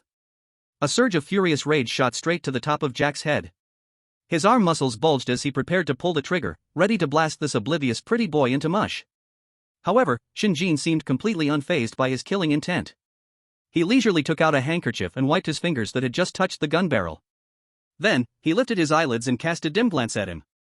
Is private punishment allowed in this scenario? Heh. Shen Jin chuckled lightly, a hint of pity in his tone. Are you sure? You've read the rules? Rules? What rules? Jack froze. At that moment, zzzzz. The overhead sound-activated light, already flickering, suddenly erupted with a blinding electric spark. Then, bang! The light went out. The entire hall instantly plunged into pitch-black darkness. Immediately, all the lights in the corridor lit up at the same time. But the light was no longer soft yellow. Instead, it was blood red. The scarlet glow illuminated everyone's faces, making them appear like demons in hell. A chilling sense of dread surged up from everyone's feet. Thud. Thud. Thud. A heavy, slow, and rhythmical sound of footsteps echoed down from the second-floor stairs. The sound was not like someone walking. It was more like someone dragging an impossibly heavy axe down the concrete steps. Each step felt like a blow to everyone's heart. The air grew unbearably tense. Even the wildly scrolling barrage in the live broadcast room became sparse. Everyone held their breath, fixated on the slowly emerging shadow. It was a figure wearing a red security vest. Tall and sturdy. But no head. From the neck up, it was empty. In its right hand, it dragged a rusty fire axe, still smeared with chunks of flesh and hair. The axe blade scraped deep marks into the ground, sending sparks flying. Warning! Special Rule Enforcement Unit detected. Name, Headless Security Guard. Danger level? Unmatched. Duty, maintain order in the ghostly apartment. The headless security guard stepped into the center of the hall. It stopped between Shen Jin and Jack. It slowly raised the left hand that did not hold the axe. In the hand, it held a white sign. On the sign, written in blood, was a line of crooked big characters. Apartment rule number 1. No fighting in the lobby. Violators will have their hands chopped off. There was no sound. No warning. Only the bloody words "chop hands," under the red light, emitted a chilling aura that made the soul tremble. Jack's facial muscles twitched wildly. He glanced at the headless security guard, whose level was also a question mark. Then he looked at the fire axe that was thicker than his arm. Cold sweat flowed down his forehead. He was crazy, but not stupid. He could feel that this headless guy before him was absolutely not someone he could handle. Fight back? That was purely seeking death. Oof. Jack unwillingly let out a cold snort and slowly pulled back the machine gun from his arm. That crimson mechanical eye fixed fiercely on Shen Jin, filled with resentment. He made an extremely standard slit-throat gesture at Shen Jin. Silently mouthed the words, "You're lucky. At night. Don't sleep too soundly." After saying that, he turned around and strode towards the stairs, no longer glancing back at Shen Jin. The other two players, seeing this, also felt a great relief and immediately followed, not wanting to linger a moment longer in this eerie lobby. Soon, only Shen Jin and the headless security guard were left in the lobby. Shen Jin watched Jack disappear around the corner of the stairs, his gaze as calm as a still pond. No anger. No fear. Only a kind of indifference, as if watching a dead person. He pushed up his gold-rimmed glasses, the lenses reflecting a cold glint. The corner of his mouth slightly lifted, murmuring in a voice only he could hear. At night? Heh. You also have to be able to live until night. Chapter 25, Rule of Strange Tales, Never Open the Door to Neighbors. The headless security guard's movements were stiff. It pulled out 4 rusty brass keys from the pocket of its tattered red vest. The keys were attached to wooden tags. It handed them to the 4 players present. The cyborg from the Eagle Nation Jack received the key for 302. The nun from the romantic country got 501. The mercenary from Annan got 203. When it came to Shen Jin's turn, the headless security guard paused for half a second in front of him. Then, it stuffed the last key into his hand. Shen Jin looked down for a glance. The key was icy cold, and the copper rust was nearly falling off. On the tag, 3 crooked numbers were written in red paint. 404. A number that is extremely unlucky in the culture of Dragon Country. Ha! Shen Jin looked at this number, and the corner of his mouth curled into a playful arc. Starting off just to send me to my end? Interesting. He did not care, weighed the key, and turned to walk towards the 4th floor. In the Dragon Country live stream, the audience's hearts sank again. 404? This apartment is too on point. Unlucky. It feels like Shingu is being targeted. Living in this broken place, any room is the same, it's all hell. Exactly, look at those blood handprints all over the staircase wall, it's making my legs weak. The stairs of the apartment were narrow and steep. The walls were covered in dark green mold, giving off a damp, decayed smell. Every few meters, there hung a black and white portrait of a tenant on the wall. The people in the photos all smiled strangely, as if welcoming the new neighbor's arrival. Shen Jin kept his eyes straight, his steps steady. Soon, he arrived at the 4th floor. The corridor was silent. Only his own footsteps echoed in the empty space. Tap tap tap. The door to 404 was at the deepest part of the corridor. It was an old, deep red wooden door, the paint had long since chipped away, revealing the decayed wood beneath. There was no peephole on the door. Only a dark hole, like an eye peering at the outside. Shen Jin took out the key and inserted it into the lock. Click. A light sound. The door opened. A smell 10 times stronger than that in the corridor, filled with mildew and blood, rushed at him in an instant. Shen Jin frowned slightly and waved his hand in front of his nose. He finally walked in. Bang. The door closed automatically, completely shutting out the light from the outside. The room was not big, about 20 square meters. The furnishings were extremely old. A rickety wooden bed, a wardrobe with peeling paint, and a dusty table. On the wall, various talismans painted with vermilion were stuck, but most had turned dark and damaged. On one wall, there was a half-torn missing person poster. Missing person poster, my daughter, Lex, went missing after 10 p.m. on March 4th. She was wearing a red dress. The content below was torn away by a hideous claw mark. Shen Jin's gaze quickly scanned the room, missing no detail. Eventually, his eyes fixed on the back of the door. There, a yellowed, curled paper was pinned up with a thumbtack. The writing on the paper was crooked, as if scratched with a rusty nail, full of resentment. Tenants' rules. Shen Jin stepped closer and read it word by word. Rule 1, this apartment has poor sound insulation, please be sure to keep quiet after 10 p.m. Rule 2, regardless of any sounds you hear, never, ever open the door for your neighbors. Rule 3, if you see your neighbor smiling at you through the peephole, immediately crawl under your bed and pray you don't make a sound. Rule 4, no pets are allowed in this apartment, especially dogs. 4 rules. Each one exuded a spine-chilling eeriness. This was a typical rules horror story type of scenario. Rules were the law here. Follow them, and you might survive. Break them, and you're sure to die. The audience in the live stream exploded in excitement.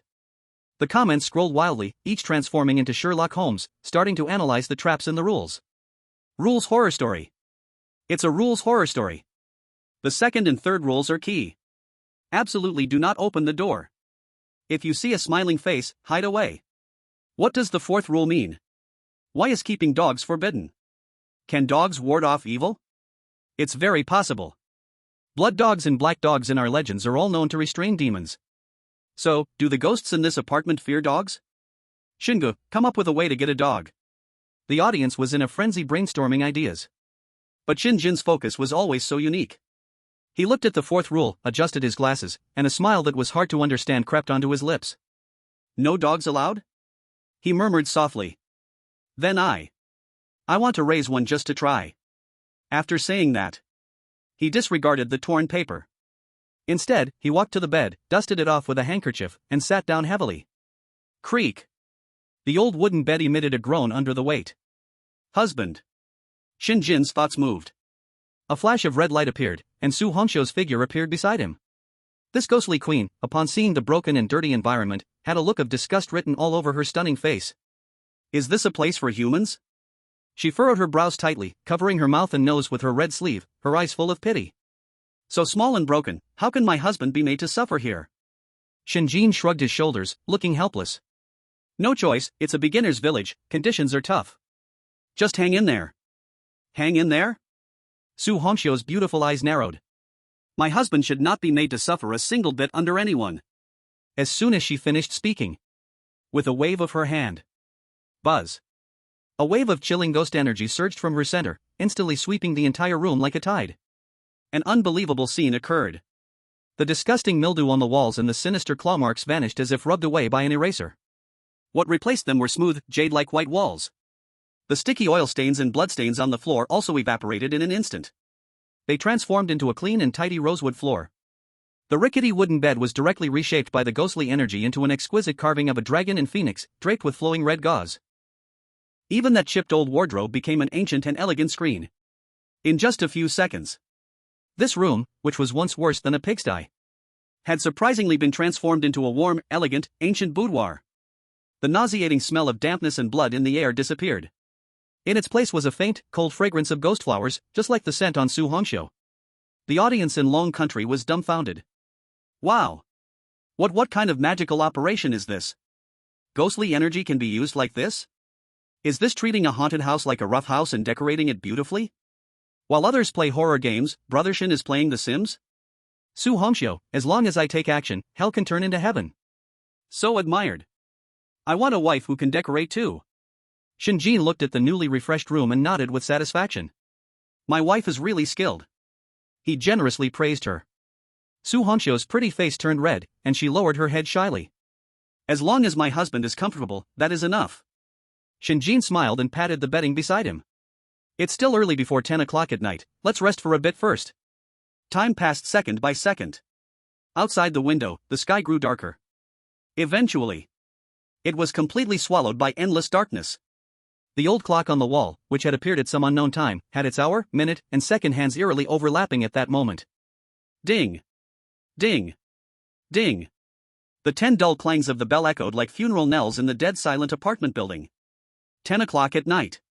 It had arrived. Just as the last sound of the bell faded. In the hallway, a chilling sound suddenly rang out. SSSSSS. Those were dragging footsteps. Like someone wearing soaked shoes moving step by step on the concrete floor. Then, SHHHH. shhhh. It was the sound of sharp nails scraping forcefully against the rough wall. Sharp and piercing. Enough to make one's hair stand on end. The sound grew closer. Coming from downstairs. Slowly. It ascended to the 4th floor. Finally. It stopped in front of Shen Jin's room 404. All was still. 1 second. 2 seconds. 3 seconds. Bang. A dull sound, as if it struck straight at the heart, suddenly echoed. Bang. Bang. Chapter 26, Bang. Bang. Bang. Shen Jin, how can I kill if you don't open the door? Bang. Bang bang. The knocking was rhythmic. 3 long, 2 short. Like a pre-arranged secret code. In the dead silence of the hallway, it stood out as exceptionally clear and terrifying. Immediately following. A hoarse, old voice, as if sandpaper had rubbed against the vocal cords, came from outside the door, carrying a tone of flattery. Ahem, Young man, are you home? I'm your neighbor, Aunt Wang, from across the hall. I ran out of salt for cooking. Could you lend me some salt? The voice was intermittent, weak like a dying old person. But in this building filled with resentment, this display of weakness was the greatest horror. In the Long Country live stream room, the comments section exploded. It's here. The neighbor in the rules is here. Don't open the door. The second rule is clearly written. This is definitely a death trap. Opening the door means certain death. Lending salt? I don't believe you. You wicked old lady. Brother Shen. Stay calm. Don't fall for it. Just pretend you didn't hear. On the 5th floor, room 501. The golden-haired nun from the Romance Kingdom was wrapping herself in a blanket, huddled in the corner of the bed, trembling. She heard the knocking from downstairs. And she heard the old woman's voice. Oh, my God. She tightly gripped the cross in front of her, her lips pale and her teeth chattering. The evil spirit is tempting him, the wicked devil.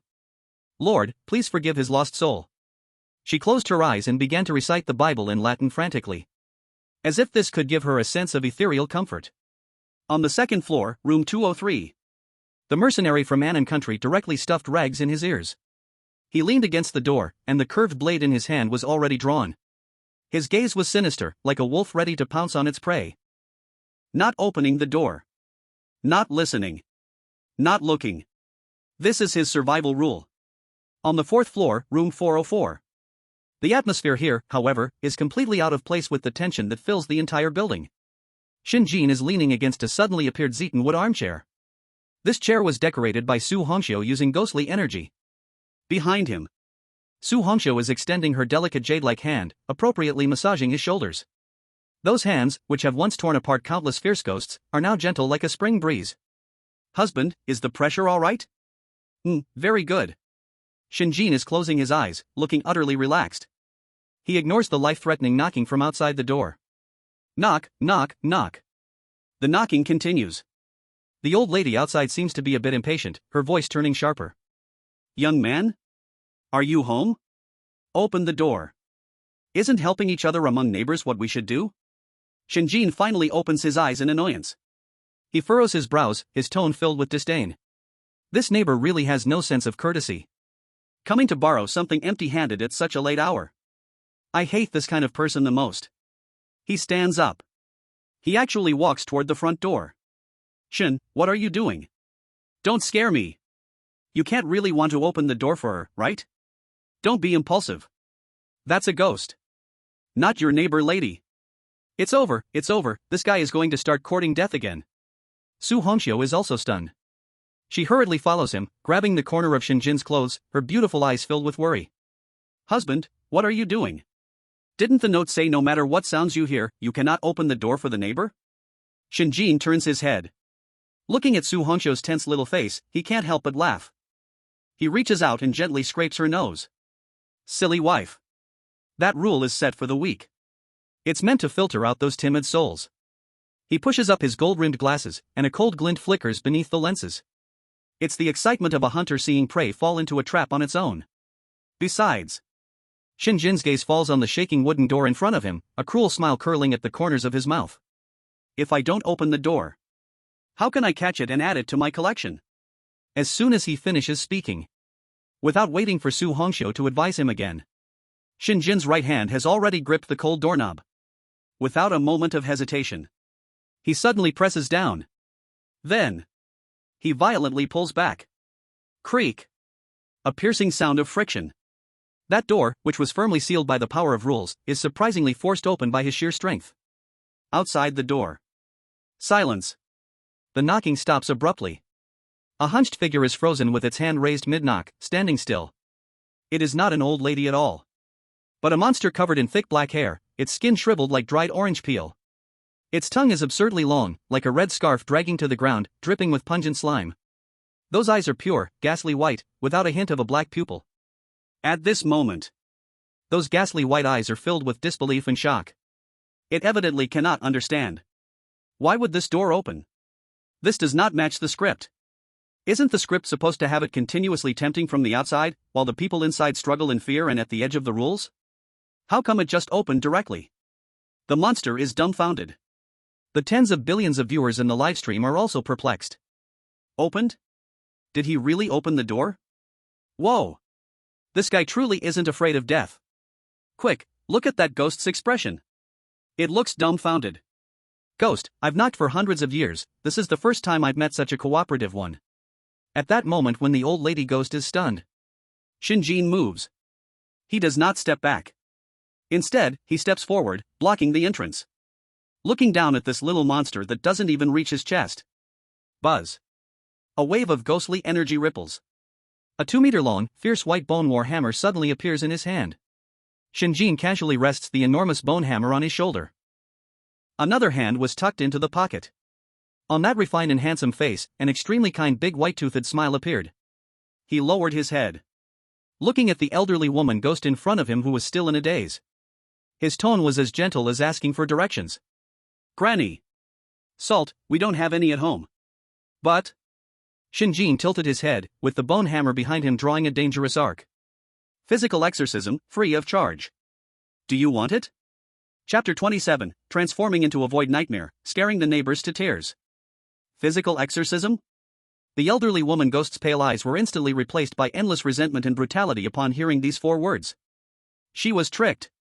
This human never intended to borrow salt from the start. He was toying with her. You seek death. These 3 words sounded like a curse squeezed out from the depths of hell. The elderly woman ghost's frail body suddenly shook, her originally sparse hair wildly surged. Hiss. That was not hair at all.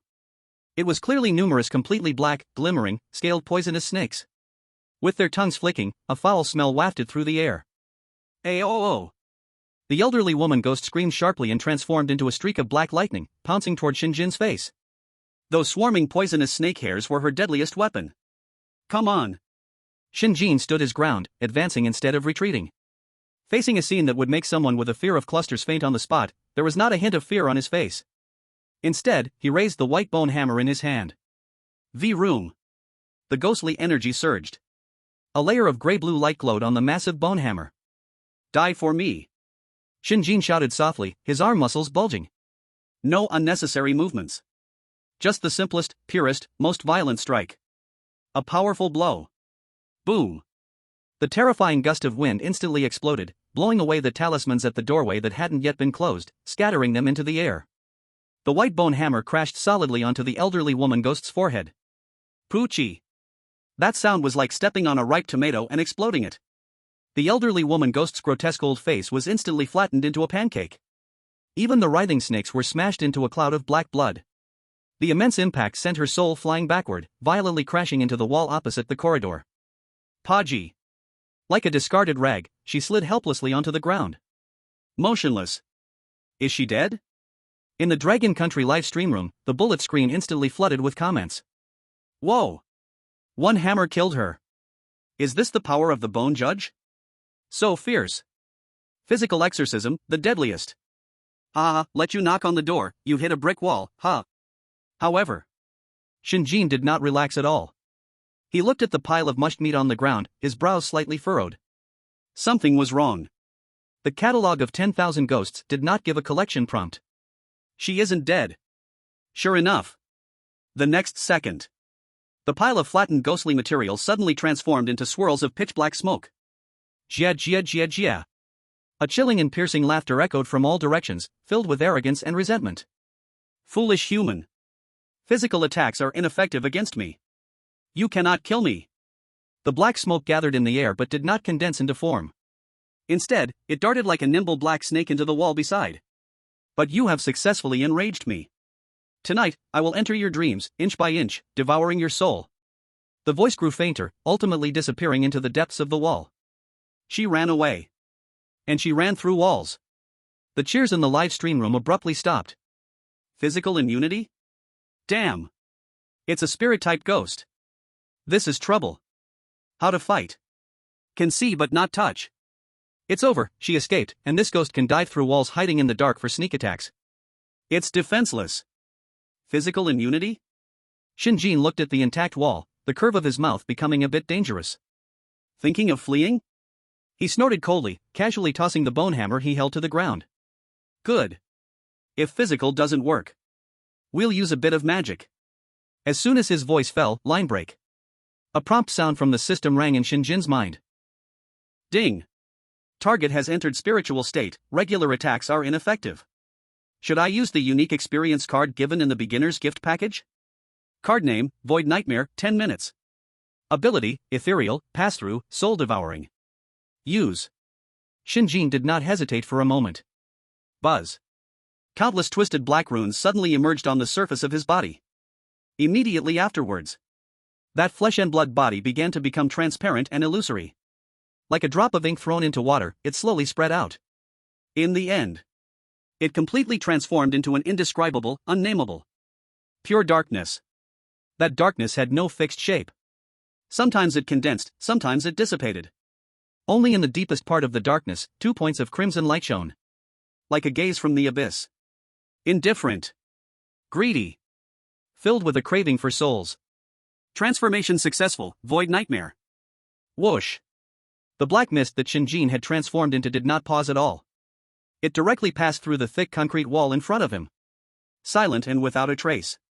As if that wall did not exist at all. Room 403. The room was pitch black. A rough hemp rope hung down from the ceiling fan.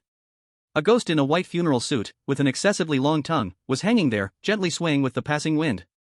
This was its bed. Sigh. The ghost sighed, feeling hopeless in its ghostly life. The commotion from next door was too loud, keeping it awake. It was just about to change positions and continue sleeping. Suddenly, the wall in front of it came to life without warning. The wall surface rippled like water, creating circles of waves. Poof. A mass of black smoke screamed as it burst out from the wall. It was the old woman ghost that had just escaped. As soon as she came out, she turned back with lingering fear, cursing the wall venomously. Damn humans. Just wait until I recover, I will.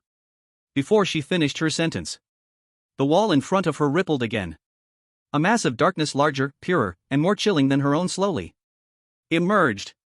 In the darkness, the 2 points of crimson light locked onto her like hellish spotlights. The old woman ghost's curses stopped abruptly. The face made of black smoke showed an expression of extreme terror.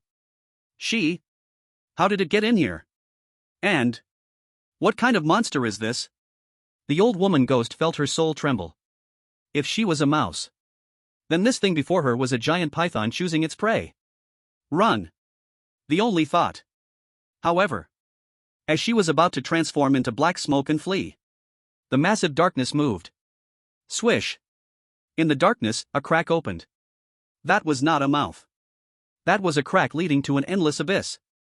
A huge suction force came. No. The old woman ghost screamed in despair.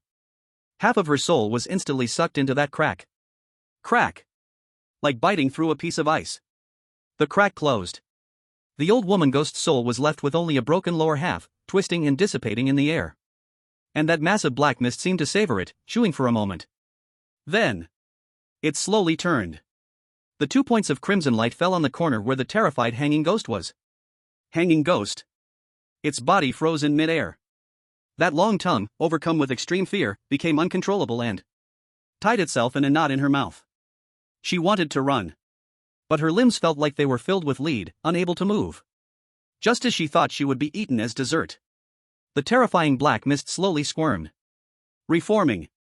In the end, It turned back into a well-mannered young man in a white shirt with gold-rimmed glasses.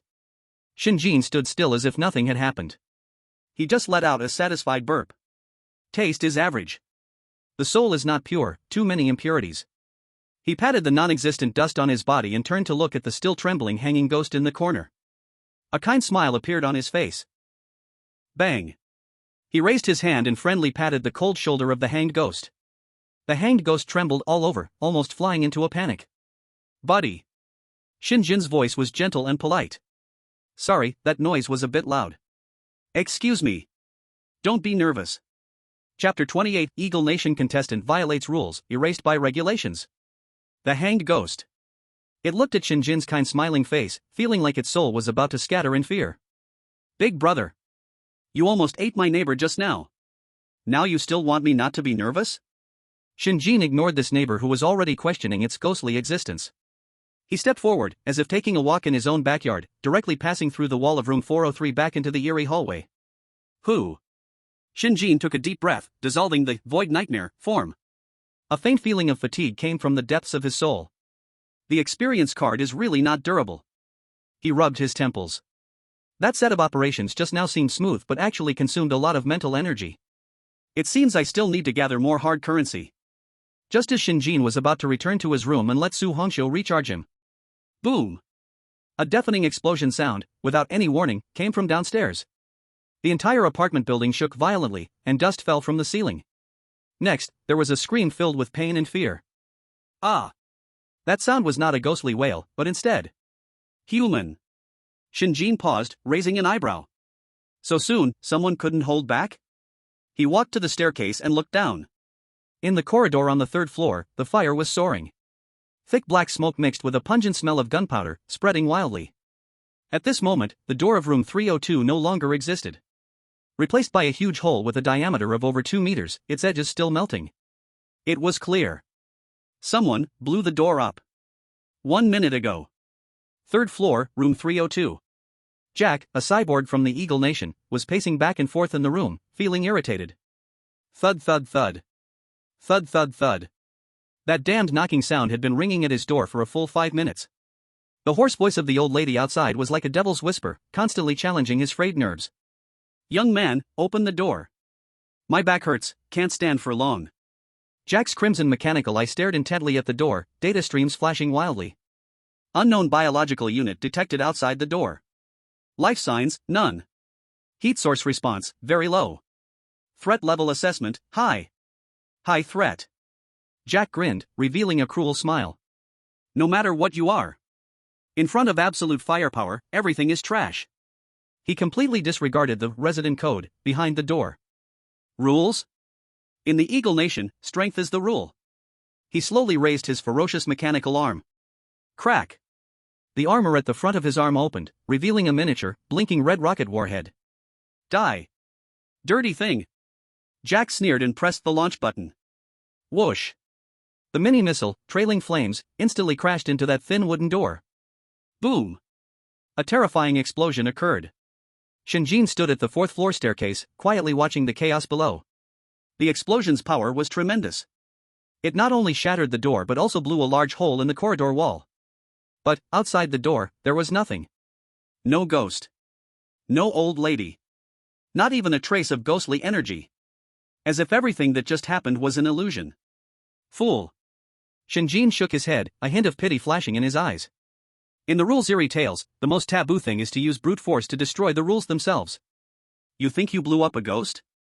No. You blew up the order that maintains this instance's operation. Sure enough. In the next second, all the lights in the apartment building instantly went out, falling into pitch-black darkness where one couldn't see their own hand. Immediately after, a cold, hollow, emotionless broadcast voice echoed in every corner of each floor. The voice sounded like it was played from an old tape. Hoarse and eerie. Warning. Warning. Resident 302, serious violation of apartment rules. 1. Creating huge noise during curfew hours. 2. Maliciously damaging public property. Multiple crimes punishable. Executing. Erasure. Erasure? Jack had just recovered from the shockwave of the explosion when he heard this life-threatening announcement. He didn't have time to react. A sudden change. Sizzle. The wall beside him suddenly became soft, like mud. One by one, pale, swollen, colorless arms crazily reached out from the wall. Dense as a swarm. Thousands upon thousands. The floor. The ceiling. Even in the shadows beneath his feet. Countless ghostly hands surged forward like piranhas smelling blood. Fuck. Get away. Jack was terrified, and his arm instantly transformed into a Gatling gun, wildly shooting around. Tat tat tat tat tat. Flames of fire danced. Bullets poured out. Those ghostly hands were shredded, limbs flying everywhere. But it was useless. There were too many ghostly hands. Endless. One hand was shot off, and 10 more reached out from the wall. Crack. A ghostly hand grabbed Jack's mechanical arm and yanked hard. Ah! Jack let out a terrible scream. His super alloy mechanical arm was forcibly pulled off his shoulder. Blood and electric sparks erupted together. Immediately after, more ghostly hands seized his limbs, his body, his head. Countless vengeful ghost faces appeared, emerging from the wall. They opened their mouths and let out silent shrieks. Transforming into clouds of black smoke, they crazily drilled into Jack's body through the wounds. No. No. Jack could feel his mechanical core being eroded and the lines being burned away.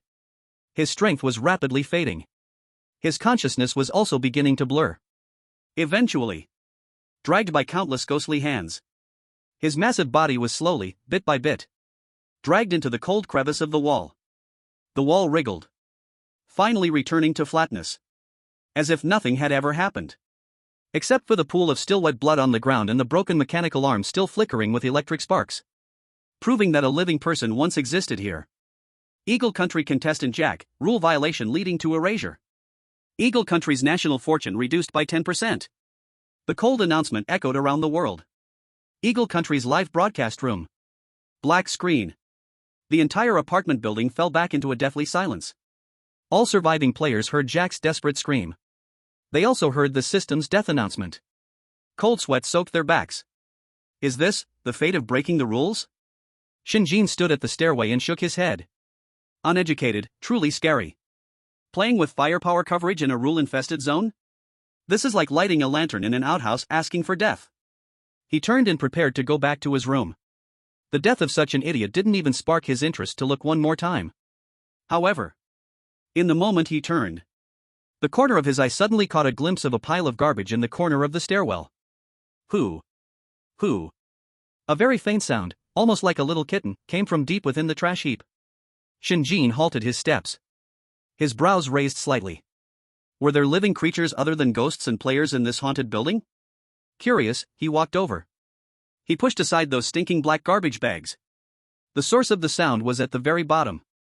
The sound didn't resemble a cat. Nor a dog. More like some kind of newborn hell creature, softly snoring in its sleep? Chapter 29, Found a bald dog? Named Big Yellow. Who? The sound was very soft. Like a kitten sleeping. It carried a hint of a wet nasal sound. In this dead silent apartment building, where even the air smelled of decay, it stood out remarkably. Shen Jin stopped. He tilted his ear, confirming the source of the sound. At the corner of the 4th floor stairwell, that pile of black garbage bags. He adjusted his glasses and walked over with great interest.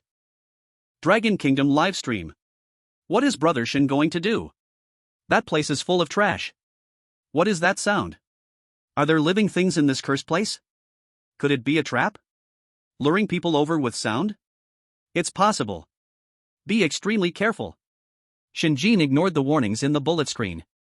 He walked up to the pile of garbage that emitted a sour stench, slightly frowning. He stretched out a foot wearing leather shoes, gently kicking aside the top garbage bag. Whoosh! The bag broke open. A pile of rotten vegetable leaves and moldy bones rolled out. The foul smell hit him hard. But the snoring sound became clearer. It came from the very bottom of the trash pile. Shen Jin pushed aside layer upon layer of filth. Finally, he saw the thing that was snoring. It was a dog? A little black dog curled up in the corner, sleeping soundly. It was completely black, its fur dry and tangled as if it hadn't bathed in a long time. The most peculiar thing was, there was a coin-sized area on its head that was completely bare, not a single hair. It revealed the yellow skin underneath. Like an early balding Mediterranean. It was sleeping deeply, drooling at the corners of its mouth, completely unaware of the outside noise. It looked ugly, weak, and pitiful. Husband. A red shadow condensed beside Shen Jin. Su Hongxiu floated out, and the moment she saw the ugly dog, she covered her nose in disgust. What is this thing? So ugly. Her beautiful eyes were filled with disdain. And it smells like a strange sulfur, like it crawled out of a sewer. Quick, throw it away. Don't get dirt on my husband's hands. To the cleanliness-obsessed ghost queen, this creature was simply an eyesore. Don't rush. Shen Jin waved his hand. Looking at the bald little black dog, he showed no disgust. Instead, a strange light flickered in his eyes. Eye of Insight, activate. Buzz. A stream of purple data, visible only to him, swept over the sleeping little dog in an instant. The next second, lines of golden, jaw-dropping text appeared above the dog's head. Name, Hell three-headed dog, puppy sealed state severe malnutrition. Rank, mythical level. Potential, SSS+, can grow to devour stars. Status, extremely hungry and lacking energy, about to starve to death. Hobby, devouring evil spirits, wrecking homes. Note, this is a hell divine beast puppy that accidentally fell into a low-dimensional world. Its stomach can digest anything, including rules. Shen Jin. His expression froze for a moment. Then, his heart began to race wildly, thump, thump. He found a treasure. This was a huge treasure. Hell three-headed dog? Mythical level? SSS plus potential? This was no stray dog. This was clearly a future divine beast wrapped in a mutt's skin. Ha ha. Shen Jin couldn't help but chuckle.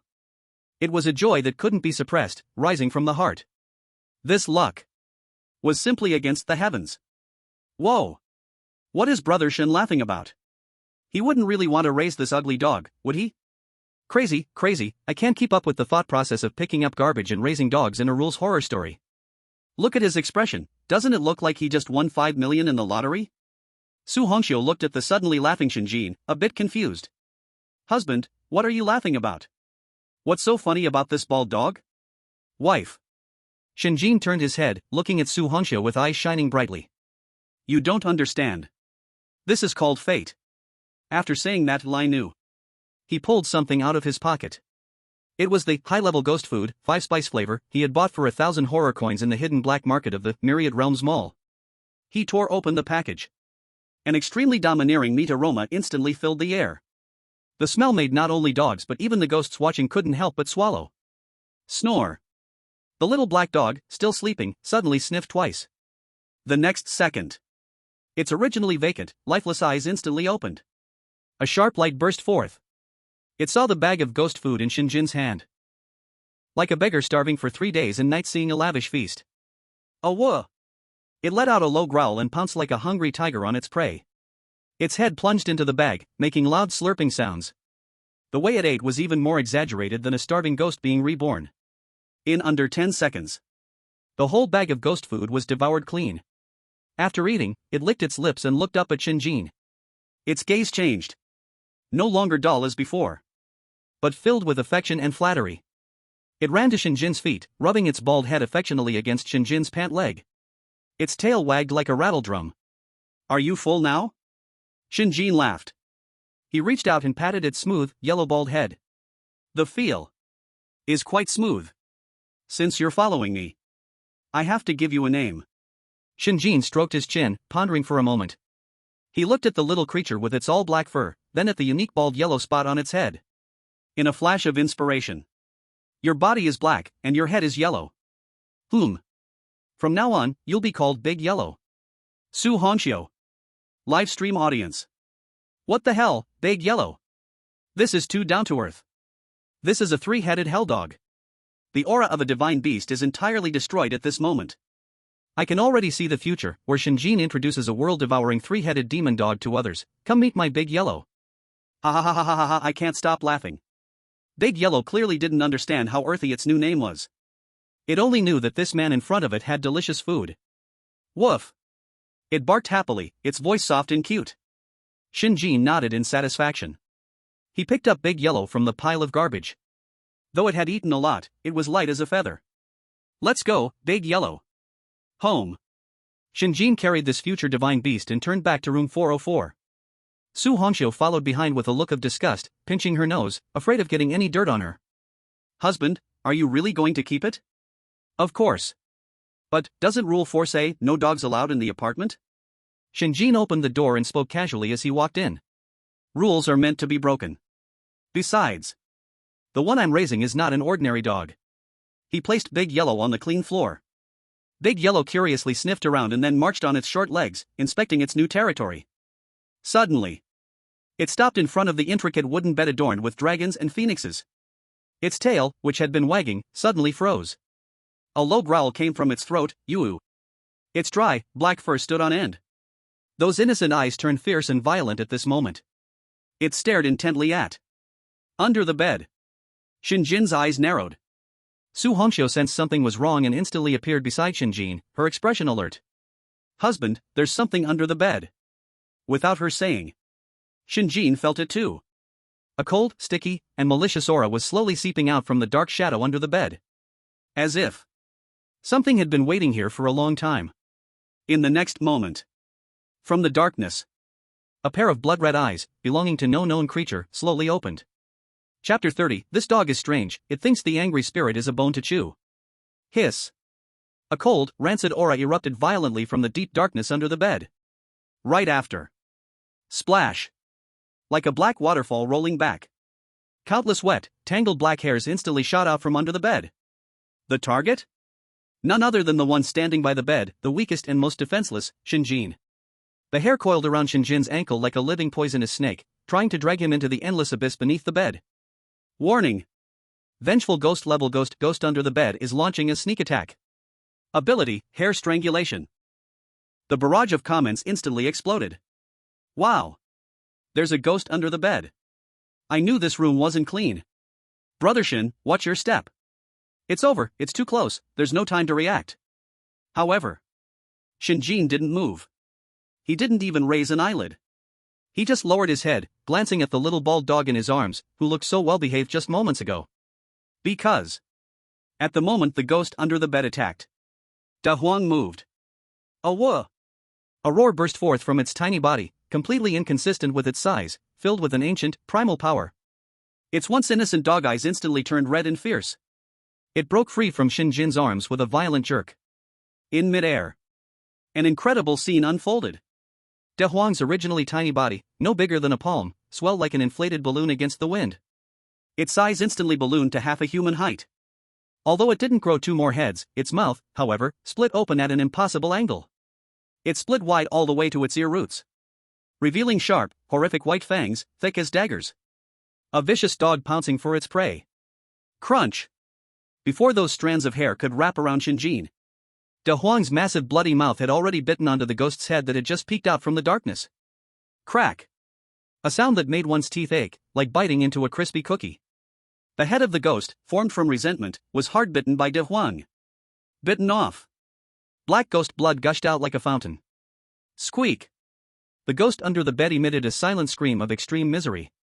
Its remaining half of the body twisted and struggled frantically, trying to retreat under the bed. Too late. Da Huang held the struggling ghost head like it was a delicious meatball. Crunch! Crunch! The nerve-wracking chewing sound echoed in the quiet room. It felt like not eating a ghost, but like chewing on a crunchy, spicy snack. In just a few seconds, a head of a powerful ghost was chewed, swallowed, and cleaned up completely. It even licked its lips of black blood with satisfaction. Then, it turned its gaze to the half of the body still twitching under the bed. The ghost under the bed. It stopped twitching. It was completely frozen. An emotion called fear appeared in its soul for the first time. What monster is this? Whoosh! Before it could comprehend, Da Huang once again turned into a shadow and directly burrowed under the bed. Then, a more intense crunch sound came from under the bed, along with the last sorrowful cries of the ghost before its spirit scattered. The entire process took no more than 10 seconds. The room returned to silence, as if nothing had ever happened. In the live streaming room, billions of viewers were collectively frozen. After a full 5 seconds of pause, the barrage exploded in an almost collapsing manner. What did I just see? That dog ate the ghost. Just like that, crunch crunch, it was gone? Is this a Chinese rural dog? You call this a Chinese rural dog? That was a fierce ghost. Just like a snack? I declare, this dog is not normal. This dog is definitely not normal. Brother Shen, what kind of dad did you pick up? Shen Jin watched the scene, his face still expressionless. He just pushed up his glasses, a glimmer of understanding flashing in his eyes. As expected. Mythical level potential, truly not a false claim. But this eating style, a bit unsightly. Must teach. At this moment, a series of oh-oh-edit sounds came from under the bed. Da Huan, with its little short legs, happily crawled out from inside. Its black fur shining brightly, seeming to be a size bigger than before. Its previously flat belly was now round and plump. It ran to Shen Jin's feet, affectionately rubbing against them. Then lifted its head. Burp. It let out a long, satisfied burp. A thick, sulphurous black smoke spewed out from its mouth. Its face full of satisfaction. Su Hongxiu floated in midair, her stunning face filled with shock. She gazed up and down at the unimpressive little bald head. Her eyes changed. From initial disdain, it turned into appreciation? Husband. She floated to Shen Jin's side and pointed at the wagging big yellow dog, her beautiful eyes sparkling with various colors. This little thing actually has a bit of appetite. She paused, her lips curling into a pleasing arc as she spoke in a supportive wife tone. That's good. From now on, there will be a place to handle the leftover food at home. Shen Jin. He knew. Su Hongxiu's leftover food definitely did not refer to actual food. But rather, those ghosts she had severely injured but was too lazy to deal with herself. Shen Jin bent down and rubbed the shiny bald head of the big yellow dog. The big yellow dog comfortably squinted its eyes, emitting a purring sound. Well done, big yellow. Tonight, I'll give you an extra meal. In the dimly lit room. The scene seemed a bit eerie at this moment, yet strangely harmonious. Shen Jin, the seemingly weak yet actually insane strongest man living off his wife. Su Hongxiu, the red-clad empress who struck hard outside but was gentle and considerate inside. And the big yellow dog, this hellish magic dog that chewed on vengeful ghosts like they were snacks. One person, one ghost, one dog. This quirky team that could be called a mudslide in the horror world. At this moment, officially assembled. However, before they could enjoy a moment of peace. Tick. Tick. A drop of thick, scarlet liquid suddenly seeped through the ceiling. It dripped onto the clean wooden floor. Then came the second drop, the third drop. Countless drops of blood poured down like rain through the cracks in the ceiling. They did not flow everywhere, but gathered and squirmed on the floor. Eventually, they slowly formed a line of crooked blood characters filled with a curse's aura. Congratulations to all residents, you have successfully survived the first night. The rules for the second night have been updated. Tonight at 10 p.m., please all residents go to the 13th floor for the neighborly mutual aid party. Remember, during the party, do not eat any red meat on the table. After the blood characters were written, the bloodstains on the ceiling also dried up. A strong smell of blood lingered in the room. Su Hongxiu looked at the words on the floor, her brows slightly furrowed. Neighborhood gathering? What kind of things in this apartment can be considered neighbors to my husband? It seems like another grand feast. But Shen Jin did not look at her. His gaze was fixed on the last few words of the blood characters. Do not eat red meat. After a long time, he pushed up his glasses. A smile that made all the audience feel a chill, an extremely excited smile, curled up at the corners of his mouth. Party? He licked his lips, his voice carrying a hint of sickly enthusiasm. No. In my dictionary, this is called buffet. Chapter 31, Reality Materializes. Resource multiplication in Dragon Country. Party? No. In my dictionary, this is called buffet. The hint of madness in Shen Jin's laughter had just faded. The cold system announcement echoed simultaneously in the minds of all surviving players in the apartment. Rules for the second night have been issued. All residents are requested to go to the 13th floor at 10 p.m. for the neighborly mutual aid party. There are 11 hours until the party starts. 11 hours. Shen Jin adjusted his gold-rimmed glasses, the frenzy in his eyes slowly receding to regain his calm demeanor. Looks like this buffet will have to wait half a day to start. He stretched lazily, the bones in his body cracking with loud sounds. That's good. It's just right to see what this time's SSS rating has brought back as local specialty to Dragon Country. With a thought, Shen Jin's consciousness instantly crossed dimensions and connected to the global live broadcast room outside. The perspective switched. The real world. Dragon Country. The previously dull and oppressive social atmosphere, due to the horror game, was now completely ignited. Boom! A golden column of luck, invisible to the eye yet truly existing, descended from the sky. Precisely, it struck upon the map of Dragon Country shaped like a rooster. At that moment, a miracle arrived. In the north of the Dragon Kingdom, at Defying oil field. In work area number 3, an old oil well numbered 79 had long been abandoned for over 10 years. On the drilling platform, several old workers covered in oil stains leaned against the railing and smoked, their faces filled with sorrow. Sigh, another well has run dry. The reserves below are getting less and less. In a few years, we might all be unemployed. Who says otherwise? Before his words had finished, boom! A violent rumble suddenly erupted from beneath their feet. The ground shook intensely. That old, rusty, lifeless pumpjack seemed to have a moment of revival as it wildly bowed up and down. What's happening? An earthquake? The workers were horrified, clutching their heads and fleeing. However, the next second, bang! The mouth of the dry well suddenly exploded open.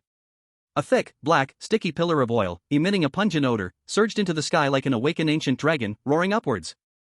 10 meters. 20 meters. 50 meters. The black downpour poured down, staining the entire work area black. In the control room, the staff monitoring the reserves watched in shock as the instruments showed numbers off the charts. His coffee cup dropped to the floor with a clatter, trembling as he spoke. A miracle. Well, 79 is alive.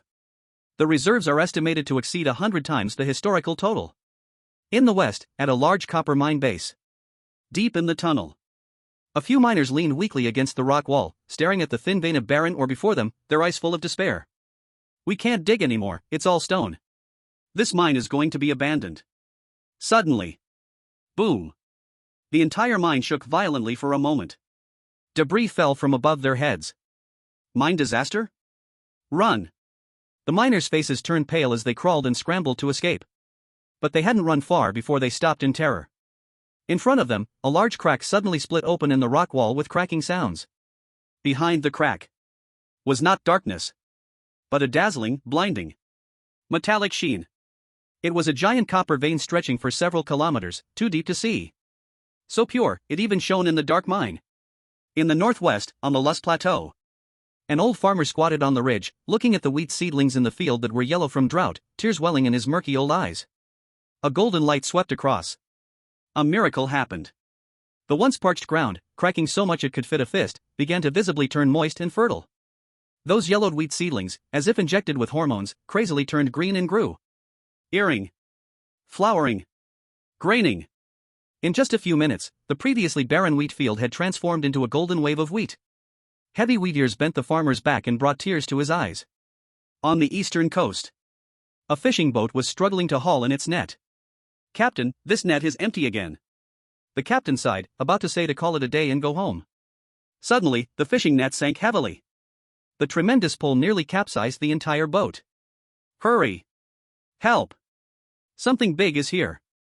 7 or 8 strong men worked together, barely managing to pull the fishing net out of the water. Inside the net, countless lively fish were still jumping, and there were even a few precious wild yellow croakers worth a fortune. In the depths of Qingbai Mountain, an old herbalist wandered in the forest all day without finding anything. Just as he was about to head down the mountain, he suddenly tripped over something. He dug through the soil and found a crystal-clear wild ginseng with roots shaped like a human. 1,000-year-old wild mountain ginseng. In an instant, the entire Dragon Kingdom, from south to north, from east to west. All industries were immersed in this sudden, godlike gift of joy. On the internet, Defying oil field erupts. Giant copper mine discovered in the west. Northern wheat yields 30,000 pounds per acre. One unbelievable trending topic after another exploded across the entire internet. The highest command center of the Dragon Kingdom. The phone rang incessantly without a pause. One classified document after another, marked top secret. Snowflakes piled high on Director Chun Guodong's desk. Report. The East Sea Fleet sonar has detected a massive unknown school of fish beneath our sea. Report. The Space Center has observed that the ozone hole above our country is healing rapidly. Report. Hospitals across the country report that the recovery rate for critically ill patients has increased by 50% overnight. Chen Guodong watched the continuously refreshing resource reports on the screen. He gazed at the terrifying rewards brought by the SSS level evaluation, rewards enough to change the fate of a nation. This iron-blooded man could no longer hold back his emotions. Tears welled up in his tiger-like eyes. Bang! He slammed his palm heavily on the desk, issuing an order in a nearly roaring voice to the dozens of high-ranking officials behind him, their stars shining brightly. Propaganda Department. Use all your power to stamp the name Shen Jin in every place a Dragon Country person can see. Starting today. He is the one and only Guardian General of our Dragon Country. As the Dragon Country celebrated joyfully, the whole nation boiling with excitement. On the other side of the world, there was a cloud of gloom and despair. The Eagle Country, Cherry Blossom Country, Pickled Vegetable Country, and dozens of other nations urgently held an online press conference. The spokesperson from Eagle Country stood at the front, tears streaming down their face, indignation burning in their heart. We strongly protest. Dragon Country player Shen Jin severely disrupted the balance and fairness of the game using inhumane means. He is not a hero, he is a devil in human skin. The representative from Cherry Blossom Country bowed in pain. Our two excellent players were cruelly killed by his blade. This is slaughter. This is a crime. We formally submit a joint protest to the horror game officials requesting sanction Shen Jin. We demand the immediate erasure of Shen Jin to give all players justice. In an instant, the eyes of the world were focused on the horror game's response. Countless countries were waiting for that lofty god to give them an explanation. Finally, a cold, emotionless mechanical voice resonated in every corner of the globe. The voice was not loud, but it clearly penetrated the ears of every person. Announcement. Protest denied. Chapter 32, The Guard Dog Breaks Down, Shen Jin Cheats. Protest denied. 4 cold words. Like 4 loud slaps, they fiercely struck the faces of billions of protesters worldwide. But this was not the end. Just as the leaders of Eagle Country, Cherry Blossom Country, and others were still in shock, that magnificent mechanical voice resonated again across the globe. Additional announcement. Charm is also a form of strength, all actions of this player are within the rules. Furthermore, due to the Guard Dog Country, a metaphor for a certain country, repeatedly organizing and inciting malicious slander against the SSS-level player, disturbing the game order. Now, a -5% penalty is imposed on their national fortune. Immediate execution. As the words fell. Boom. In the real world, the capital of the Guard Dog Country, a bustling modern city, suddenly trembled violently. Tall buildings swayed. The ground cracked. A sudden, unanticipated 7.5 magnitude earthquake struck. In an instant, the city turned to ruins, wails echoing throughout. At the same time, the stock market index of that country plummeted like a kite with its string cut, instantly crashing. Killing the chicken to warn the monkey. This is the consequence of provoking the horror game rules. At the scene of the joint press conference, the spokesperson from Guard Dog Country, who had just shown righteous indignation and spoken passionately, changed instantly from anger to shock upon hearing the news of the earthquake in their capital. Their expression turned from shock to extreme fear and pallor. Their eyes rolled back, white foam at the mouth, and they toppled backward. Quick! Call an ambulance! The scene erupted into chaos. Eagle Country, White House. In the president's office. Bang! An expensive antique vase was hurled against the wall, shattering into pieces. The president of Eagle Country shook in anger, pointing at the cold announcement on the screen, and screamed hysterically. Charm is also strength? Eating soft rice hard is also a skill? What kind of crap rule is this? That Dragon Country player ruined our 2 ace players. Now the system is still biased towards him? F******. Global network. After a brief silence, it was completely ignited. Foreign forums and social media were filled with mourning sounds. Unfair. This is totally unfair. Cheater. The Dragon Country player is a dirty cheater. The game is rigged. My god, a 7.5 magnitude earthquake just because of a protest? This is insane. And in sharp contrast, is the Dragon Country live streaming room? Here, it has become a sea of joy. All the bullet screens merged into one sentence. Ha ha ha ha ha ha ha ha. So satisfying. So satisfying. So damn satisfying. Officially certified, the deadliest. Charm is also strength. Eating soft rice hard is also a skill. Died laughing, the sheepdog country must be dumbfounded now? No gain from stealing a chicken. I declare, this is the most beautiful announcement I've heard this year. Are you angry? Just asking, are you angry? If you have the ability, go find a ghost emperor as a wife. Upstairs, stop scolding, stop scolding. If they could find one, they would have done it long ago. Exactly, being angry is right. Hold it in. Outside world. Because of Shen Jin alone, the whole world is in an uproar, and the world pattern faintly shows signs of turmoil. And the original culprit of all this? Shen Jin himself. But he was completely unaware of it and had no interest. Ghost Spirit Apartment, Room 404. He was sitting in an antique-style armchair. One hand held a steaming cup of tea, made with ghost fire by Su Hongxiu. The other hand was absently stroking the big yellow dog sleeping soundly at his feet. His gaze was intrigued, studying the dried blood characters on the ceiling. Do not eat red meat. Shen Jin's fingertips gently tapped on the table, making a light tap, tap, tap sound. As a top criminal psychology profiler, he was used to analyzing the psychological motives of the questioner from any trace. Interesting. Shen Jin pushed up his glasses, a hint of thought glimmered beneath the lenses. This rule can have many interpretations. The first, most direct one, is that red meat itself is poisonous or a medium for a curse. Eat it, and you will die. The second possibility might be playing a word game. For example, red may not refer to the color of the meat, but rather the plate holding the meat is red? Or, the character meat itself may not refer to what we understand as meat? He muttered to himself, rapidly running through various possibilities in his mind. This feeling of analyzing puzzles on the edge of death filled him with a long-lost excitement. Beside him, Su Hongxiu quietly refilled his tea, not daring to disturb. She loved watching her husband think. Focused, calm, as if the whole world was under his control. The third possibility. Shen Jin's gaze grew deeper. This is a compliance test.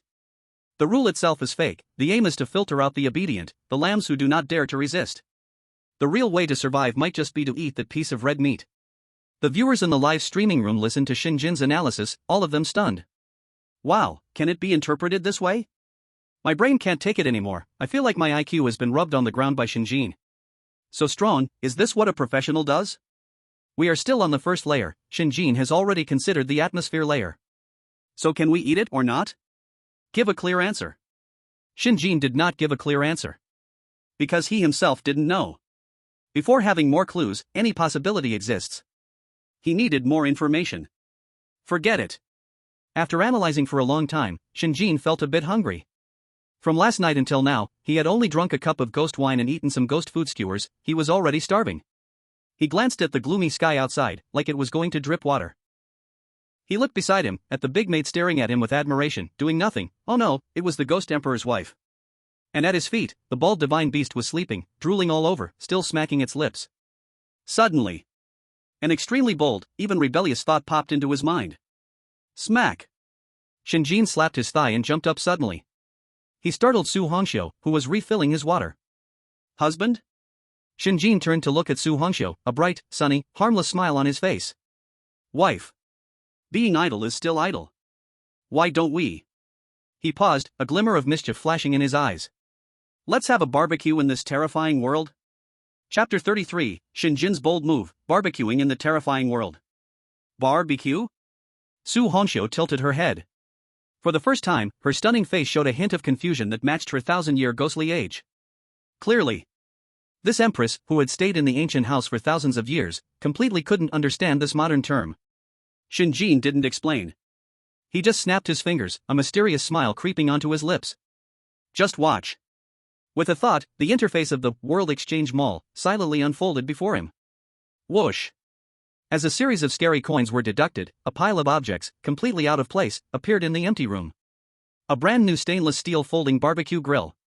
A box neatly stacked with eco-friendly charcoal. A row of plastic bottles, each labeled cumin powder, chili powder, secret barbecue sauce.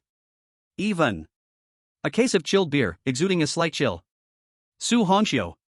Her ghostly king's beautiful eyes, capable of seeing through life and death, were now filled with big question marks. What are these treasures? In the Long Kingdom live stream. After a 3-second collective crash, the bullet chat exploded with unprecedented craziness. I'm blind. I must be hallucinating. Barbecue grill? Beer? Cumin powder? Xinge, are you here to stock up? Others are risking their lives in scary games, and you're having a picnic in the haunted apartment? This style is off. Way off. I suspect I'm watching a fake scary livestream. This is clearly a food show. Shen Jin's actions are always beyond my imagination. Shen Jin ignored the noise outside. He skillfully set up the grill and neatly arranged the pieces of charcoal. Then he turned to the stunning figure still in a daze beside him. Wife. Can I borrow a fire? Fire?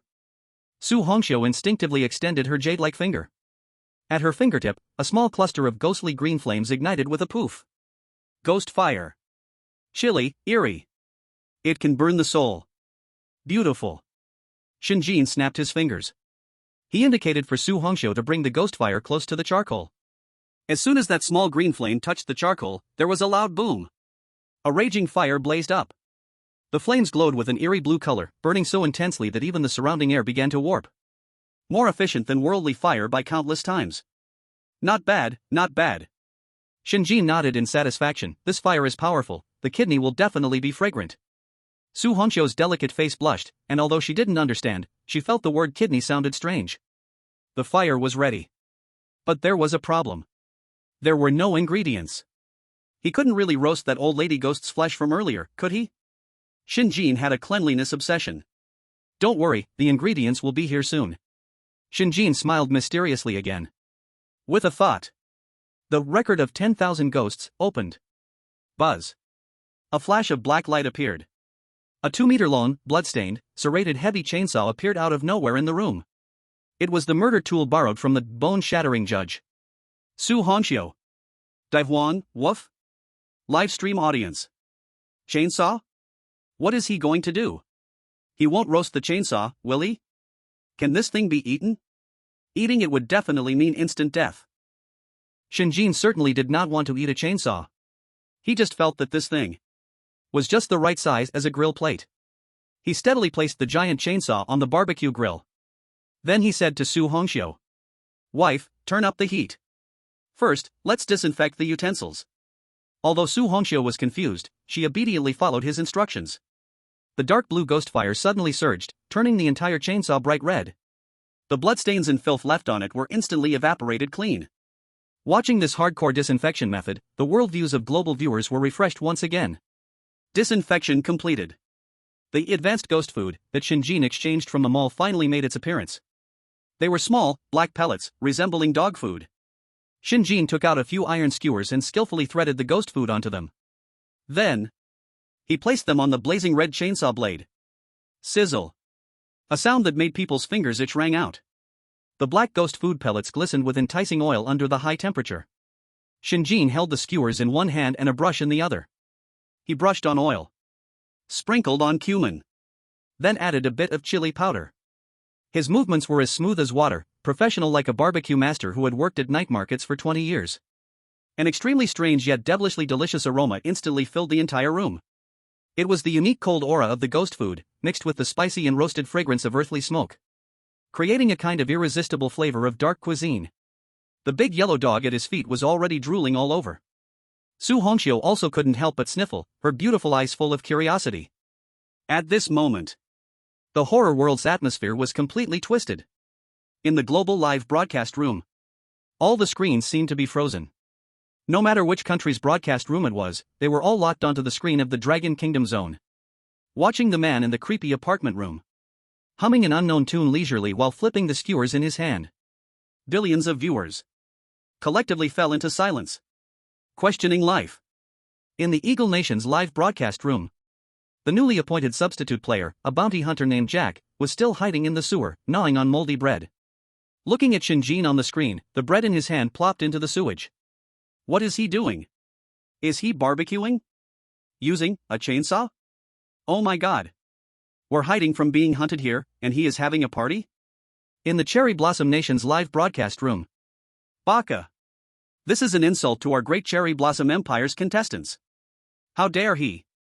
How dare he be so relaxed? And what is that meat? It looks so delicious. In the Dragon Nation's live broadcast room. It's gone completely crazy. Ha ha ha ha ha ha ha ha ha ha ha ha. Killing hearts. Killing hearts. I declare that at this moment, Shen Jin is a legend. This is no longer a matter of skill and strength, this is a crushing of realms. Please, leave some room for other countries. They are about to go crazy. While others play escape, Brother Shen is playing The Sims, Midnight Diner. I suspect I'm watching a food show, and I'm shamefully hungry. Sizzle. The first skewer is ready. The ghost food was grilled to a crisp, golden brown on the outside, though still black on the inside. Covered in cumin and chili powder, it emanated a deadly aroma. Shen Jin picked it up with satisfaction and blew on it to cool it down. Big yellow. He squatted down and handed the first skewer of spoils to the little bald dog, who was nearly fainting from craving. Try it, my cooking. Whoa. Big Yellow barked excitedly, opening his mouth to bite down. However, at that moment, creak. A very faint yet crystal clear sound of the door opening suddenly echoed in the room.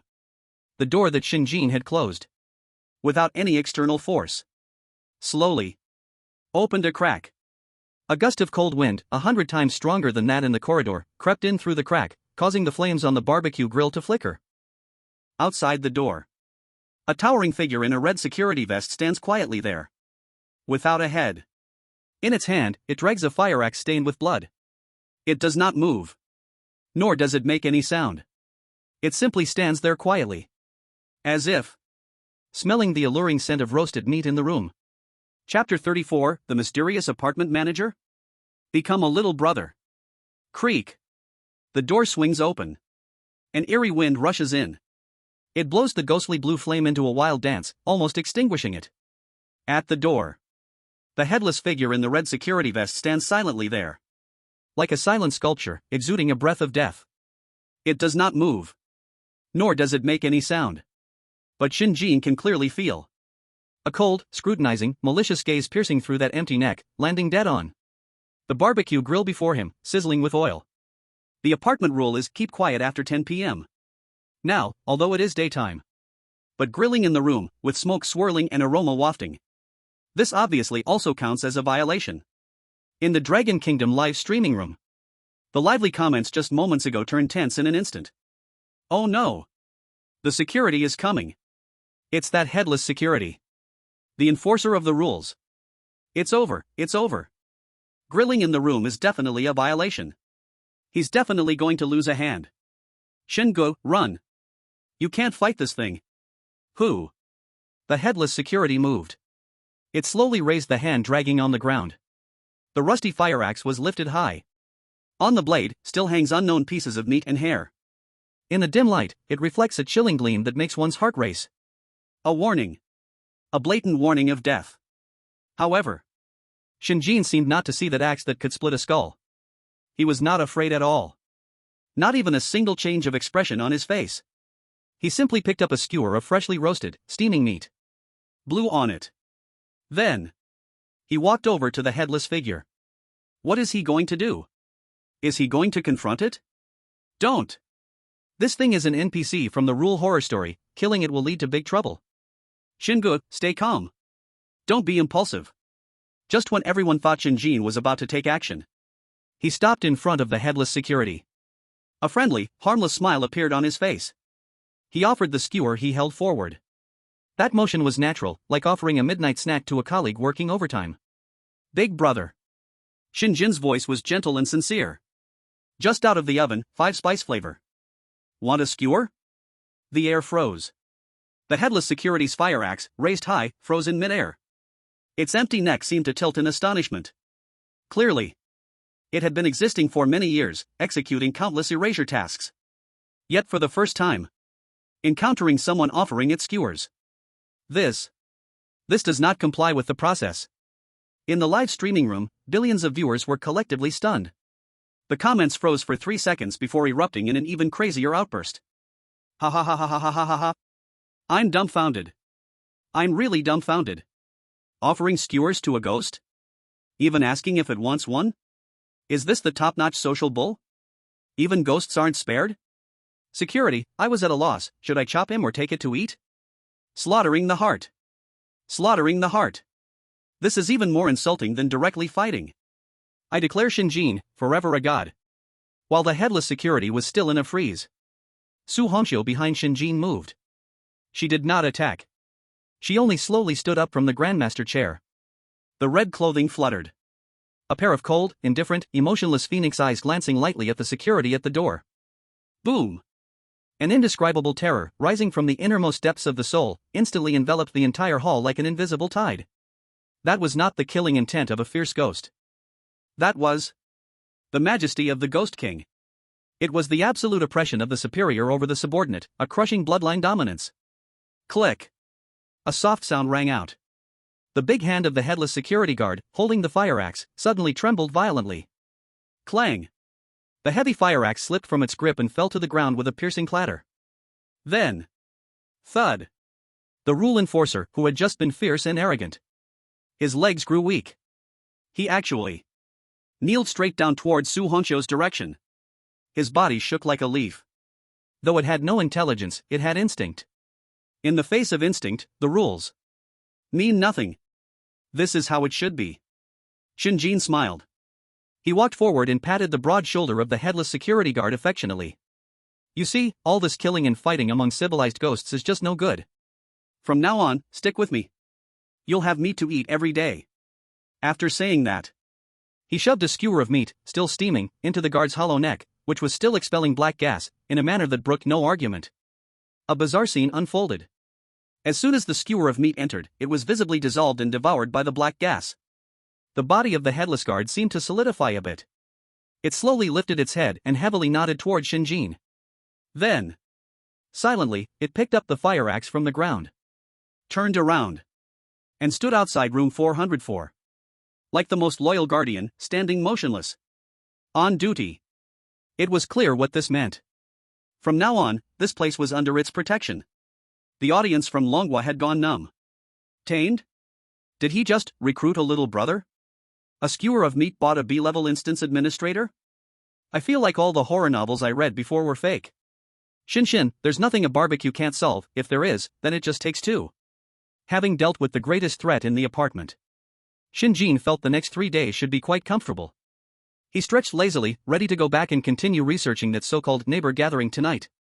Suddenly, his peripheral vision caught a glimpse of an unremarkable black and white photo on the wall. It was a posthumous photo. In the photo was a weak-looking man with old round glasses, his face gaunt and his eyes vacant. He looked like an unsuccessful teacher. It was strange to have a posthumous photo hanging in this room filled with talismans. Shen Jin's gaze lingered on the photo for half a second. Eye of insight, activate. The originally ordinary black and white photo suddenly revealed lines of golden, hidden data in his eyes. Target, residual soul of the former occupant of the apartment, has dissipated. Relic, a shard of the thousand-eyed evil god soul, dormant in the photo. Status, asleep, unconscious. Shen Jin's breath slightly paused. A shard of an evil god? He continued to read down. Note, this shard of the evil god has the ability to perceive the weaknesses of all things, making it an excellent auxiliary material for records. Special recording condition, find its lost embodiment in this room, a pair of glasses tainted with resentment. Shen Jin's eyes instantly lit up. Perceiving weaknesses. This was simply a tailor-made divine skill for him. With this ability, wouldn't he be able to see through any ghost or monster's weak spot at a glance in the future? He immediately started searching the room. The wardrobe was empty. The table was empty. Finally, his gaze fell on the ominous wooden bed, emanating a sinister aura.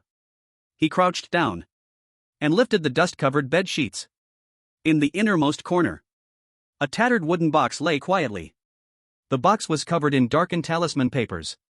Chapter 35, Record the Thousand-Eyed Evil God, Perceive All Weaknesses. The wooden box was not large. It looked ordinary, like an old item from decades ago. The talisman papers on it had long been eroded by time, darkened and curled, losing their original power. Shen Jin reached out and directly tore off the seemingly ineffective talisman paper. Creak. With a sound that makes your teeth ache. The box lid opens. A strong smell of blood and resentment instantly bursts out from the box. Inside the box, there is no gold or treasure. Only an old pair of round frame glasses, stained with dark brown blood. One lens is broken, and the other is covered with cracks. The temples are crooked, clearly having experienced some violent impact. Ding. Task item detected, glasses tainted with resentment. Do you want to collect it? Yes. Shen Jin did not hesitate at all, extending his hand to take out the worn glasses. They felt cold to the touch. It was like touching a block of ice from the morgue. A chill rushed through his fingertips, frantically trying to invade his body and erode his sanity.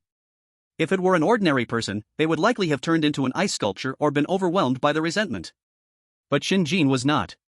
The teardrop-shaped pendant around his neck, created from Su Hongqiu's blood, suddenly flashed red. Buzz. A warm current instantly enveloped Shen Jin's entire body. It completely dispelled the coldness that had invaded him. The protection of the Ghost Emperor, immune to all low-level curses. Holding the glasses, Shen Jin stood up. He walked to the black and white memorial photo hanging on the wall. In the photo, the thin man wearing glasses has a gaunt face and hollow eyes. He looks like a failure crushed by life. Shen Jin gently placed the old glasses on the photo frame. The moment they touched, something strange happened. Zzz. The man in the photo, previously motionless, suddenly came alive. The corners of his mouth twisted upward, revealing an extremely rigid, yet filled with endless resentment, smile. Black resentment surged from the picture frame like ink. Finally, someone has found my eyes. A hoarse, distorted voice, filled with unwillingness and pain, echoed in the room. In the next second, the entire photo transformed into a stream of black light, dragging the blood-stained glasses, instantly diving into Shen Jin's forehead like a weary bird returning home. Ding! Special collection conditions met. Congratulations, host. Successfully collected Thousand-Eyed Evil God, fragment of remnant soul. In Shen Jin's mind, the pitch-black Manual of All Ghosts flipped open on its own, rustling as it turned to the third page. A brand new image slowly appeared. It was no longer a specific human shape, but a massive indescribable, composed of countless eyeballs of various sizes. A conglomerate. Those eyeballs kept rotating, shining with strange light, as if peering into the secrets of the world. Just looking at this picture would make a normal person's sanity drop, driving them insane on the spot. Recorded, Thousand-Eyed Evil God, support type fragment of remnant soul. Quality, resentful spirit level, evolvable. Potential assessment, a grade, knowledge is power, but seeing too much can drive one insane. Unlocked abilities. 1. Omniscient vision, after transformation, gain a 360-degree unobstructed view, ignoring physical barriers. 2. Weakness insight, can see through all non-divine targets' attribute panels, skill lists, and fatal weaknesses. 3. Rule breaking, has a certain chance to see through hidden traps and paths in rule-based horror tales. This is a divine skill. Shen Jin looked at the descriptions of these three extraordinary abilities, his eyes shining brighter. This is simply an external aid tailored for an intellect-driven player like him. With weakness insight, he could see the weak spot of any ghost or monster at a glance and strike them down in one hit. And rule breaking, in rule-based horror scenarios, is equivalent to having a walkthrough guide. Let's give it a try. Shen Jin couldn't wait to experience this omniscient feeling. With a thought, he activated. Loading template, Thousand-Eyed Evil God, visual synchronization. Buzz. In that instant, Shen Jin's pupils underwent a strange change. The previously clear black and white eyeball was immediately filled with countless tightly packed. The small, constantly rotating compound eyes were replaced, like two brilliant stars embedded in their sockets. Strange. And filled with a mysterious beauty. The world. In his eyes, it was once again deconstructed. No longer a simple flow of data like that eye of insight, but a more essential, penetrating reality. He looked at the wall in front of him. The wall was no longer a wall, but had turned into a translucent structure made of steel bars, concrete, and bricks. He could even clearly see the black mold thriving inside the wall due to moisture, and several mutated cockroaches gnawing on unknown bits of flesh. His vision penetrated. Room 403 next door. The ghost that he had scared half to death was now using its tongue to practice tying Chinese knots on the ceiling as if trying to change its method of dying. Further up, on the 5th floor, room 501. The golden-haired nun from the romantic country was kneeling on the ground, kissing the cross in her hands over and over again, mumbling to herself. Shen Jin could even see her heart beating violently from extreme nervousness, as well as her blood pressure soaring to 180. Good physical condition. Shen Jin offered a professional evaluation. Just a bit lacking in mental strength. He slowly shifted his gaze. He began to scan the entire apartment building from a god's perspective. On the 2nd floor, the mercenary from Annam was sitting in the corner of his room, meticulously wiping his uniquely shaped curved knife with a rag. The blade gleamed coldly, obviously tempered with potent poison. His breathing was steady, and his heartbeat strong. He was an experienced veteran. Shen Jin's gaze did not linger on him. He continued to move. On the 3rd floor, room 302, where Jack, the modified person from the Eagle Nation, had been erased by rules, now had its door bizarrely restored to its original state. As if the violent explosion that had just occurred had never happened. But inside the room, it was empty. Only a dark red pool of blood on the ground proved that someone had died here. Shen Jin's gaze skimmed past 302. 303. Empty. Suddenly, his eyes locked onto room 304 at the other end of the corridor. There was the breath of living people. And not just one. 2. Shen Jin's sight penetrated the thick wall. He saw the scene inside the room. A small man dressed in black hunting clothes was kneeling on the floor. It was Yamada, the yin-yang master from the Cherry Blossom Nation, whom he had met earlier in the ghost market. On the floor in front of him, an extremely complex and ominous formation was drawn with unknown blood. And in the center of the formation, a small doll made of straw was prominently placed. On the doll's chest, two crooked characters from the Dragon Nation were written in vermilion. Shen Jin.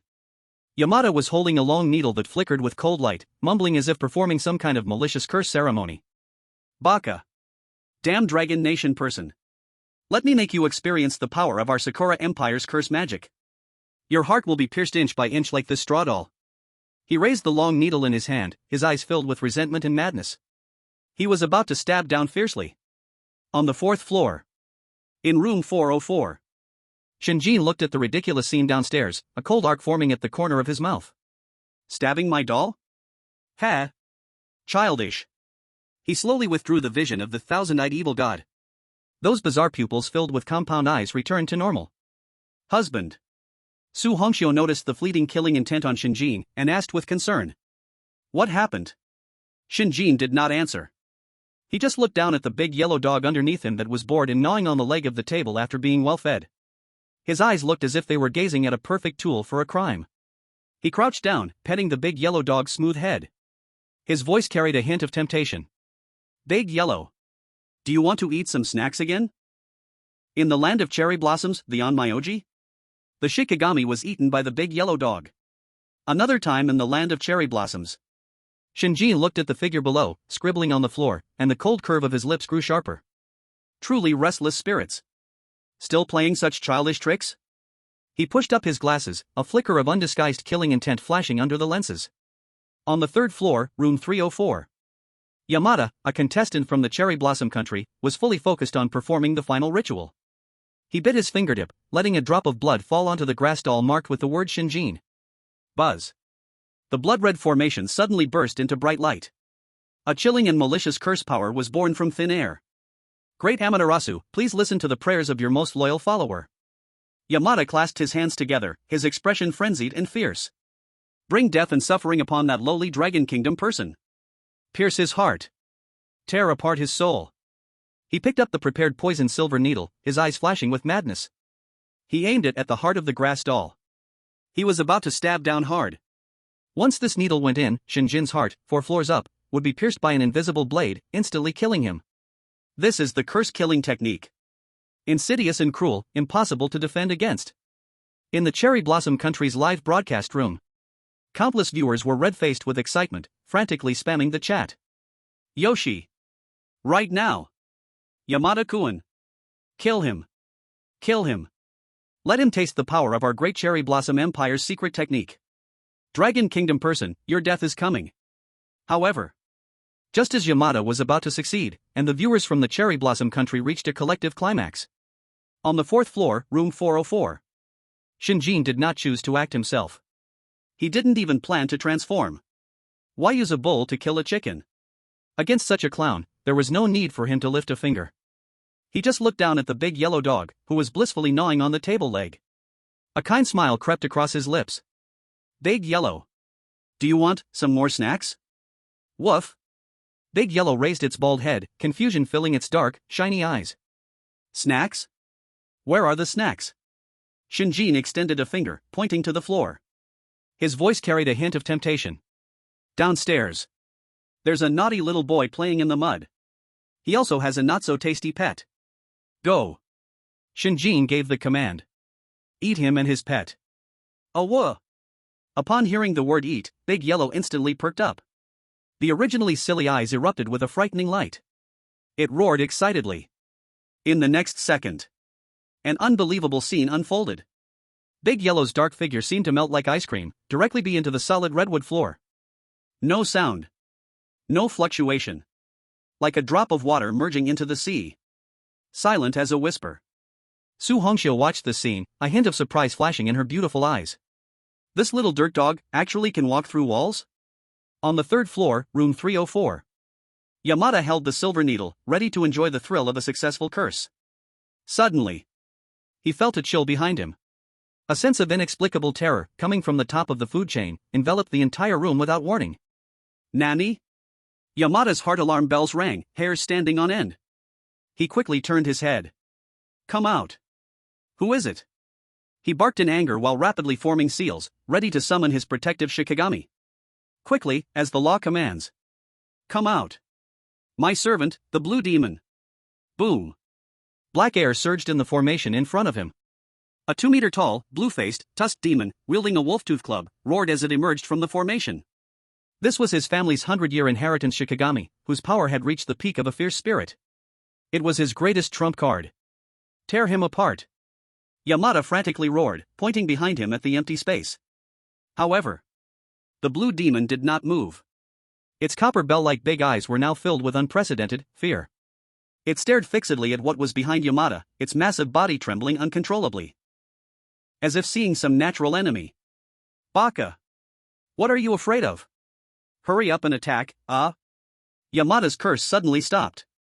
Because he followed the gaze of the blue demon, finally seeing the thing behind him. A dog. A small, black, and patchy-headed little mutt? It just quietly squatted in the corner, tilting its head with curious, shiny black eyes, measuring him and his Shikigami. That gaze? It was like looking at 2 dishes of food. Yamada was taken aback. A dog? How can there be a dog here? Could it be that Dragon Country persons? Before he could figure it out, the big yellow dog on the opposite side moved. It seemed more interested in the imposing blue demon. It opened its mouth. That originally unremarkable dog mouth suddenly split wide to the ears, exposing dense, gruesome white fangs like those of a meat grinder. A woof! A low growl. The big yellow dog transformed into a black lightning bolt and pounced directly towards the blue demon that hadn't reacted yet. Bang! The blue demon's 2-meter-tall massive body was actually knocked back violently against the wall by this little mutt. Before it could get up, the big yellow dog had already lunged forward, opening its bloody mouth towards the blue demon's head. It bit down. Crack. Crisp. Pleasant to the ear. The blue demon's head, harder than stone, was like a crispy biscuit. Half of it was bitten off by the big yellow dog. The blue demon let out a heart-wrenching scream, wildly swinging its club but not touching a single hair of the big yellow dog. The big yellow dog carried half a demon head, munching it with a crunch. That enjoying look was like eating a delicious crispy chicken. Yamada was completely dumbfounded. His mind went blank. What did he see?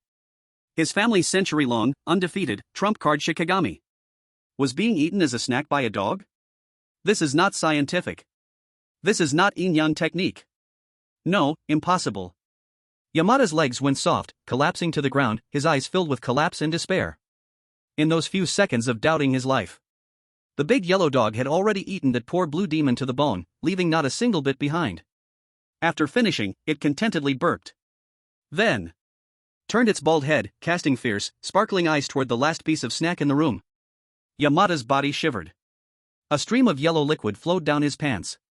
He peed himself. Just as the big yellow dog was about to pounce and taste what this human-shaped spicy strip was like. Bang! A huge sound. The door to room 304 was kicked open from the outside. Wood chips flew everywhere. Shen Jin leaned casually against the doorframe, arms crossed. A harmless, signature smile hung on his face. His gaze passed over the bald dog licking its lips. It landed on the already dumbfounded, now limp as mud Cherry Blossom Country contestant on the ground. Then glanced at the straw man on the floor written with his name and the fallen silver needle next to it. Shen Jin raised an eyebrow, in a tone of knowing and asking. Buddy. Not sleeping in the middle of the night. What are you doing here, stabbing my little man? Chapter 37 Triggering Team Battle Mode, the 8-Nation Alliance besieges? Buddy. Not sleeping in the middle of the night. What are you doing here, stabbing my little man? Shen Jin's voice was not loud, his tone light as if joking with an old friend. But in Yamada's ears, it sounded like a death knell from hell. You. Yamada sat on the ground, pointing at Shen Jin, unable to utter a complete sentence due to extreme fear. He couldn't understand. He clearly used top-level invisibility talisman and breath-hiding technique. How did this Dragon Country person discover him? And that dog? What kind of monster was that? Shen Jin ignored him. He walked slowly into the room, his leather shoes clicking lightly on the floor. Each step felt like stepping on Yamada's heart. Shen Jin walked to the center of the bloody formation, lowering his head, looking at the straw man on the ground with his name and a silver needle stuck in it. Tisk. He curled his lip in disgust. Then. He raised his foot. Crack. With one stomp. The straw man, which had gathered all of Yamada's malicious curses, was instantly smashed into pieces. He even deliberately grounded with the sole of his shoe, as if trying to squash a disgusting cockroach to death. Good craftsmanship. Shen Jin lifted his foot, looking at the fragments beneath him, giving a fair evaluation. It's just a bit ugly. Put. Yamada saw the scene, and a mouthful of old blood sprayed out in a fit of rage. That was the cursed object he had painstakingly refined. Just like this. Smashed with one foot? Insult. This is a blatant insult. Baka Yoru. Yamada's eyes were instantly filled with a crazy blood color. Fear was overwhelmed by anger. He knew he was going to die today regardless. Since that's the case, let's perish together. Ha ha ha.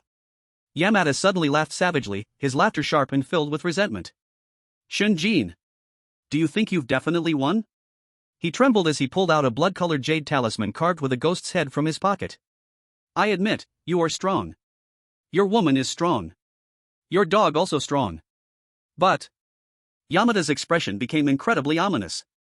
Do you think I didn't prepare? Before entering, I already used our great Sakura Empire's treasure, the thousandly sound transmission talisman, to inform all non-Dragon Kingdom players in this building of your location. You are dead for sure. As soon as the words fell. Bang! Yamada fiercely crushed the blood-colored jade talisman in his hand. The moment the talisman exploded. Wang! An invisible wave radiated from room 304, instantly sweeping through the entire ghost apartment. In the next second. The cold, hollow, emotionless announcement of the apartment broadcast echoed through every corner once again. Warning! Warning! Malicious attack behavior detected among players. Temporary rules triggered. Team Hunt mode activated.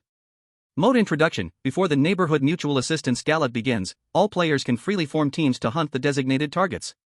Current sole target, Dragon Kingdom player Shen Jin. Kill reward, all participants in the kill will receive 1,000 personal points. Repeating. Boom. This announcement detonated like a heavy bomb in the silent apartment building.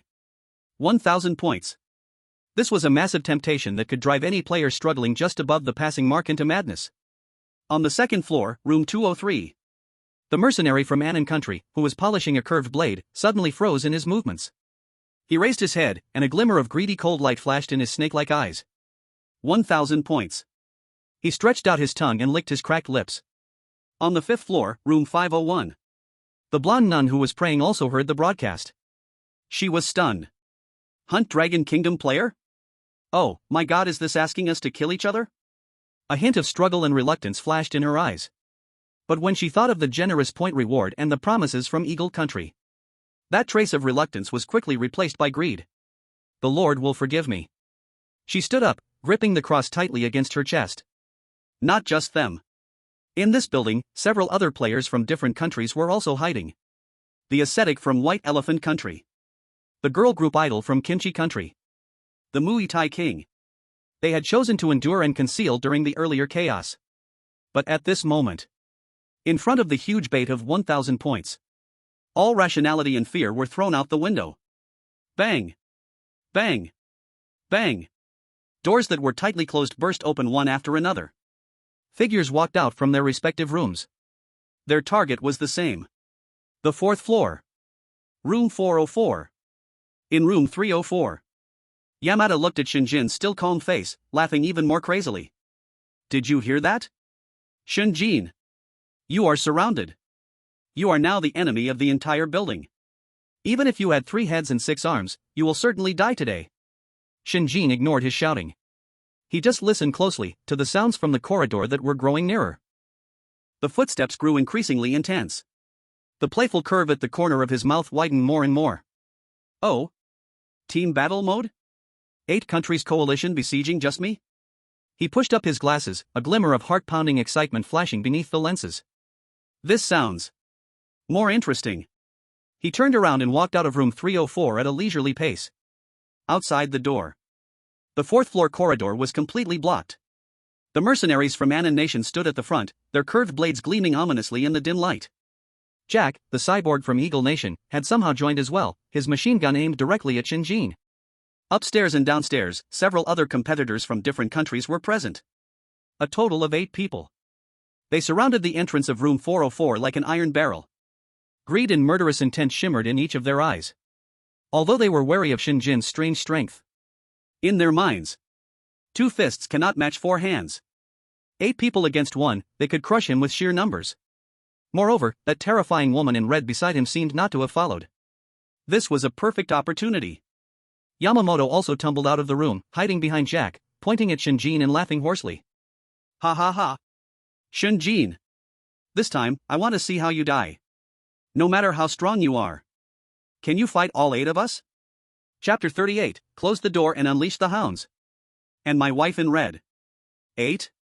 Shen Jin looked at the group of fierce and greedy 8 countries coalition in front of him, the smile at the corner of his mouth deepening. He extended a finger and gently shook it. No. In my eyes. You are just 8 walking points. Arrogant.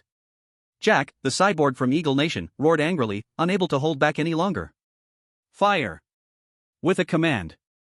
Standing at the front, his multi-barreled rotating gun instantly spewed lethal tongues of fire. Tat tat tat tat tat. The metal storm created by enchanted bullets instantly tore through the air, descending upon Shen Jin like the scythe of death. At the same time, the mercenary from Anan Nation flickered, becoming a shadow as his curved blade drew a strange arc aimed at Shen Jin's neck. Although the nun from Romantic Nation was scared, the temptation of massive benefits made her raise her cross. Holy light! Please punish the evil before us. A sacred beam of light descended from the heavens, carrying purifying power, locking onto Shen Jin. The ascetic monk from White Elephant Nation took out a bottle filled with brownish-yellow liquid, chanting. The water of the Ganges can wash away all sins. In an instant. Magic, cold weapons, talismans, hot weapons. All sorts of attacks came from all sides, bombarding the slender figure standing at the center of the storm. In the Dragon Nation live stream, countless viewers felt their hearts leap into their throats, nervous to the point of suffocation. It's over. This time he can't dodge. Attacks coming from all directions, this is a deadly trap. Shin God. Transform quickly. Stop pretending. Wife, rescue me. Wife, come save me. Faced with this overwhelming attack capable of flattening a small mountain, Shen Jin did not move.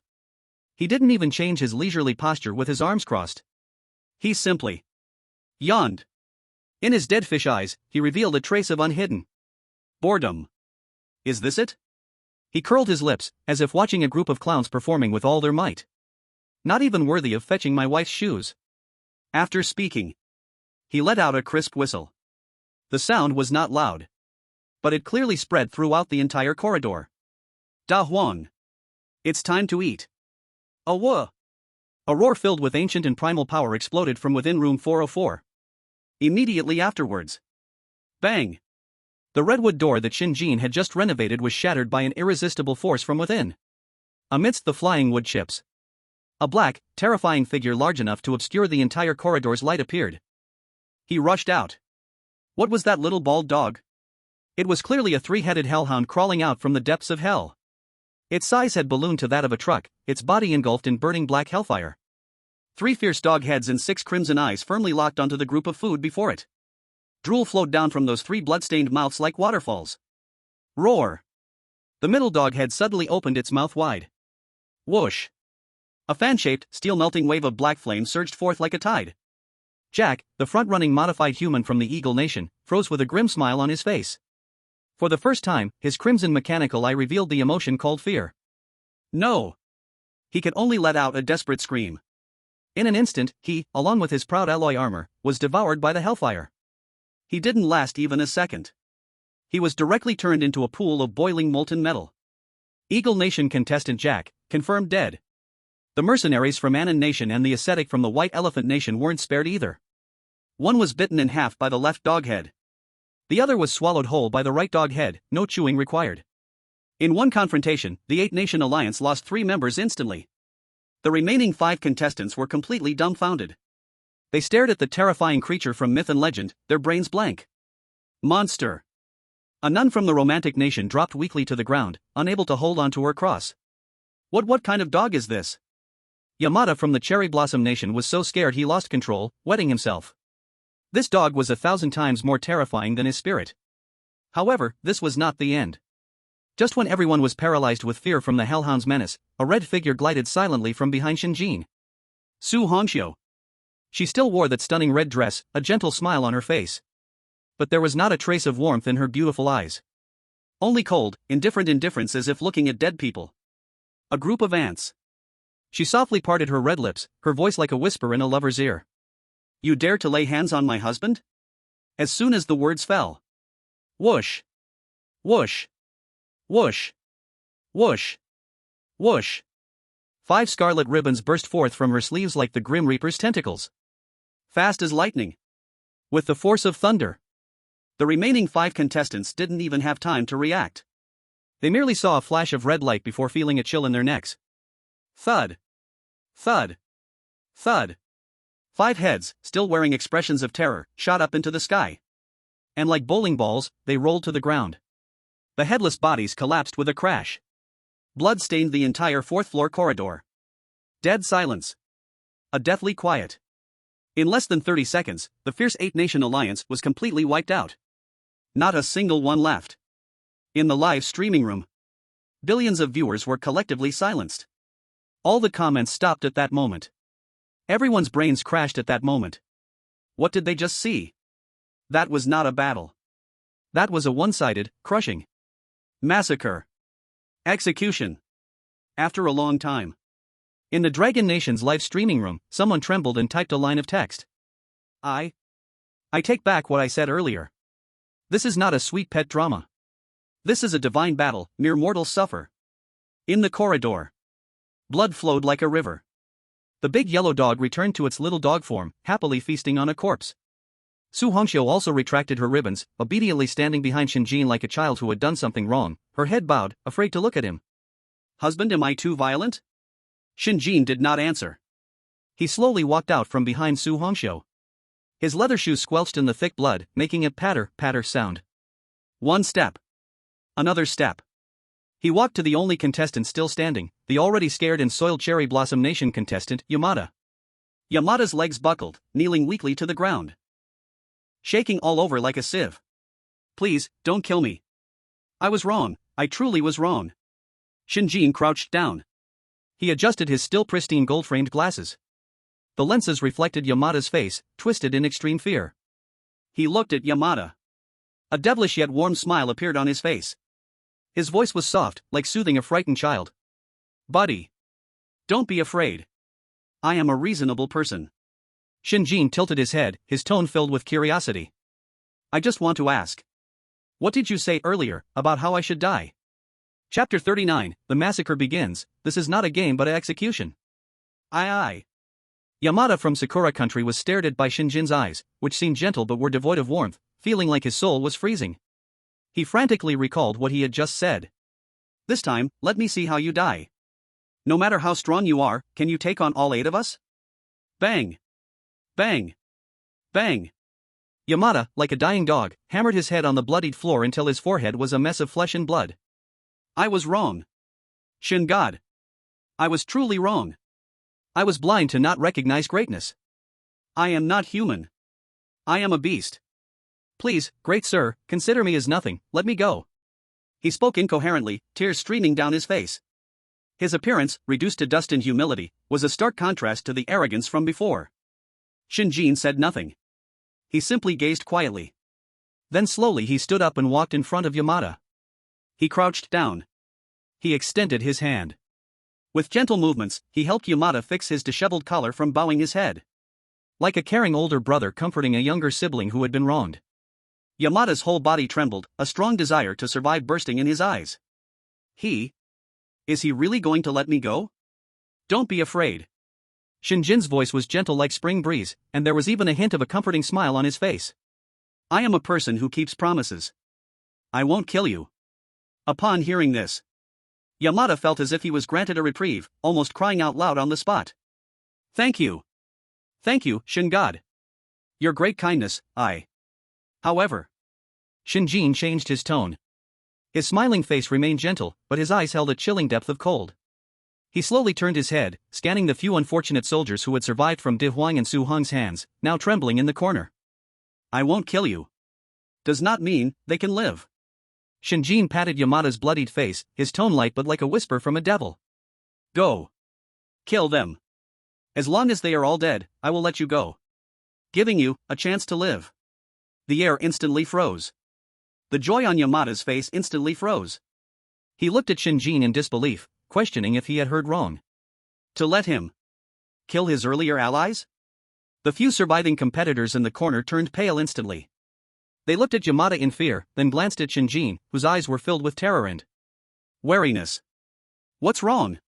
Shen Jin stood up, looking down at Yamada, the curve of his lips becoming somewhat dangerous. Don't want to? Or is it that you want them to kill you? Boom. This sentence exploded like thunder in the minds of all survivors. Indeed. Shen Jin only said to spare one person. So, why can't that person be himself? Why should that damn Sakura countryman survive?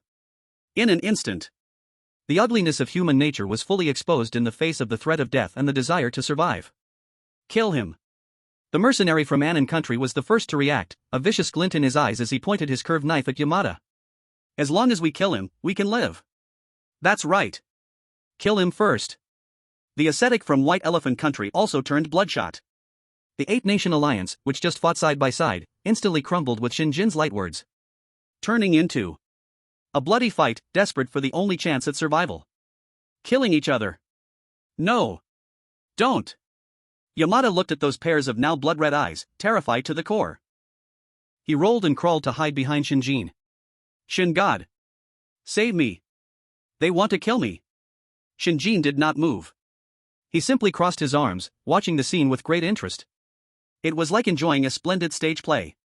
Beside him, Su Hongxiu floated over, curious, and asked, Husband, why don't you just kill them directly? Too troublesome. Shen Jin chuckled lightly, a hint of playfulness in his voice. My dear, you don't understand. Killing directly is crude, it's a physical job. But now. He pointed at the few allies in the center who had started fighting, the curve of his lips growing colder. This is called art. Watching these companions who just wanted you dead, tearing each other apart for a faint chance at survival. Don't you think this is much more interesting than simply killing them? Su Hongxiu nodded, somewhat understanding. But as she looked at Shen Jin's eyes that shone brilliantly in the darkness, she felt her husband seemed to be more like a devil than herself, the ghostly emperor. In the live broadcast, billions of viewers around the world were rendered speechless watching this dog-eat-dog drama directed by Shen Jin himself. An indescribable chill ran up their spines, all the way to the top of their heads. Devil, he is a devil. So terrifying, this person from Dragon Country. Not only is his power frightening, his manipulation of human hearts is simply top-notch. I take back what I just said, I don't want him dead, I want him to stay far away from me. How could Dragon Country produce such a monster? The audience from Dragon Country fell silent. Though they felt exhilarated. They were also stunned by Shen Jin's soul-crushing tactics. I admit I'm a bit scared now. Shin God's psychological quality is wasted not becoming a great villain. However, this method to deal with those who want to kill us is exactly what's needed. Exactly. I support Shen God. Kill them all. The battle quickly came to an end. Or rather, the slaughter. Driven by the will to survive, these so-called allies struck harder and harder. In the end, only the mercenary from the kingdom of Anan stood, bloodied amidst the pile of corpses. The curved knife in his hand was still dripping blood. His chest heaved violently, gasping for breath. But he won. He survived. He raised his head, looking at the man who had been watching like a god, his eyes filled with relief and plea for survival. I won. Can you let me go? Shen Jin looked at him, revealing a smile of approval. Of course. I'm a man of my word. The mercenary felt as if he were granted amnesty and turned to run away. However, just as he turned around, Shen Jin's devil-like voice rang out behind him again. I only said I wouldn't kill you myself. The mercenary's steps halted abruptly. A sense of foreboding surged in his heart. He turned his head stiffly, only to see behind Shen Jin. The little bald black dog that had been gnawing on corpses had stopped eating. It burped contentedly. And then slowly raised its 3 grotesque heads. 6 crimson, emotionless eyes fixed intensely on the only one still standing in the arena. Delicacy. Shen Jin adjusted his glasses. The smile on his face was gentle yet cruel. Sorry. He spread his hands, his tone filled with helplessness. But I never said my dog wouldn't eat you. The burning, foul stench had already sprayed on the back of his neck. He stiffly turned his head. All he could see were 3 blood-stained, gaping mouths stretched wide to the ears. And those 6 pairs of eyes reflecting his terrified face. Crimson eyes. Crack. The grinding sound of bones breaking was the last sound this mercenary left for the world. Immediately after, there was a chilling sound of chewing. And a satisfied burp from the big yellow dog. In less than a minute, the 8-nation alliance, which was once fierce and invincible, was completely annihilated. The corridor on the 4th floor could no longer be called a corridor, but rather a hell on earth. Severed limbs and shattered organs were scattered all over the ground. Thick, foul-smelling black blood flowed together into a small stream, slowly trickling down the stairs. The air was thick with a nauseating smell of blood. And in the center of this mountain of corpses and sea of blood, only 3 figures stood still. Shen Jin, flawless and untainted. Su Hongxiu, her red dress brighter than blood. And a little bald black dog, lying in the pile of corpses, with its mouth dripping with grease. At this moment, time seemed to stand still. Billions of global viewers stared blankly at this apocalyptic scene on the screen, their minds blank. They even forgot to breathe. Forgot to think. Just then, buzz. The gray sky outside the apartment building was suddenly dyed blood red again. A grand, cold, emotionless mechanical voice echoed through the entire horrifying world, resonating in every live stream around the globe. Announcement. Team Hunt mode has ended. Calculating battle losses. The next second, a massive death list, formed of blood, blotted out the sky. Annon's contestant Wan Wenxiong, confirmed dead. National fortune deducted by 30%. Disaster struck, a super typhoon erupts across the country. White Elephant's contestant Sing, confirmed dead.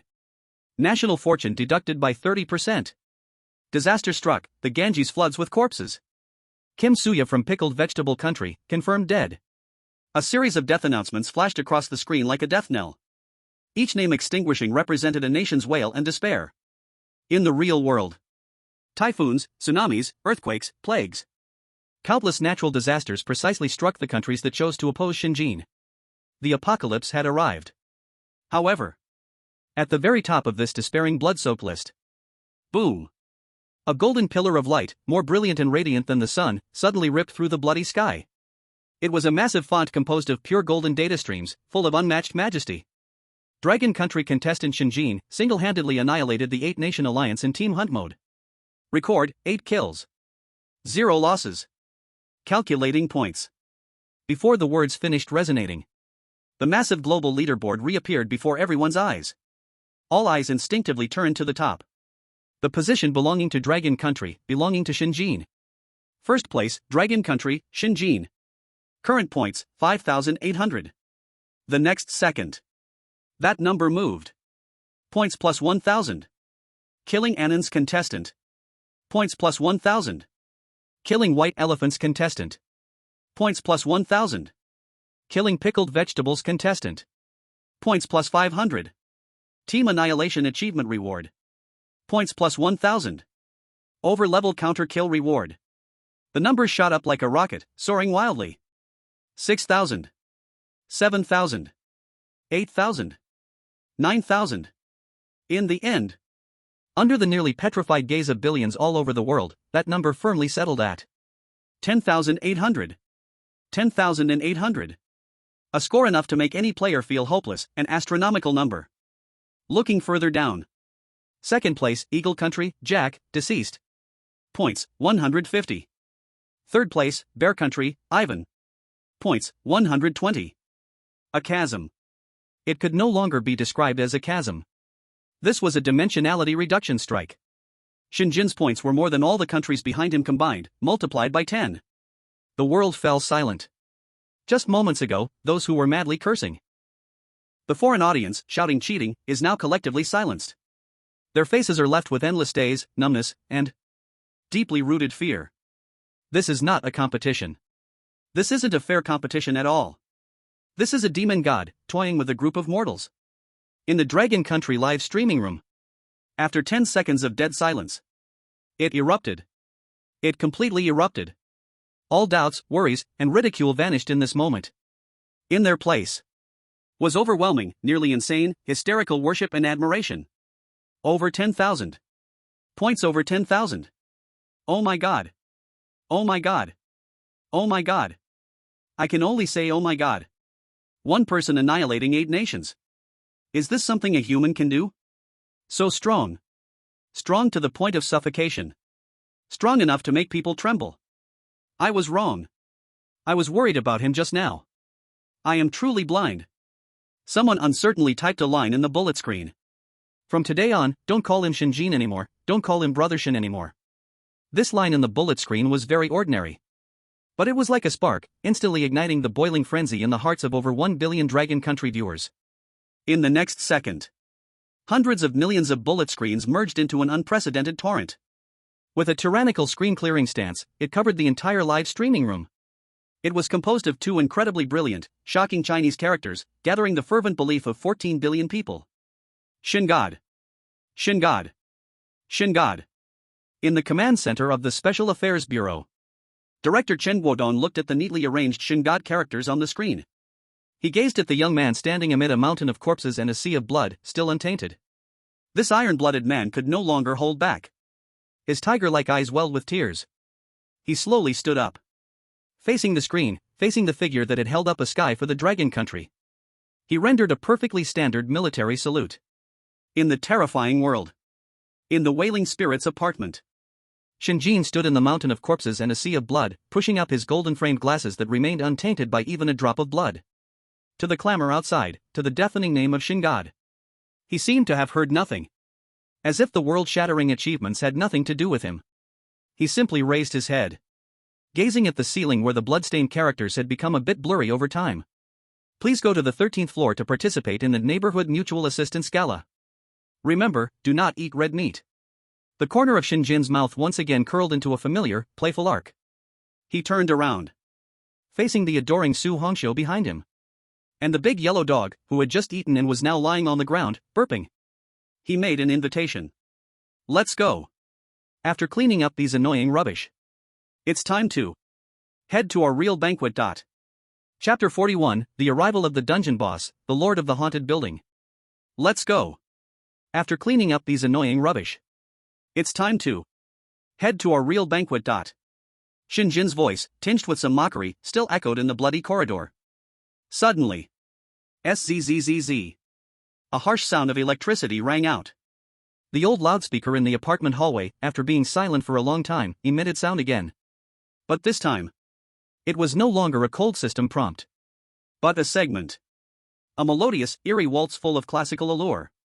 The melody seemed to possess magic, echoing in the silent apartment, making one involuntarily want to dance along.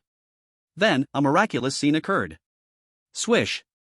The flickering motion sensor lights in the corridor at this moment all turned into luxurious, warm gold. The golden light spilled down. The originally modeled, peeling, blood-stained walls astonishingly appeared to be under a spell, revealing layers of dark gold wallpaper imprinted with complex patterns.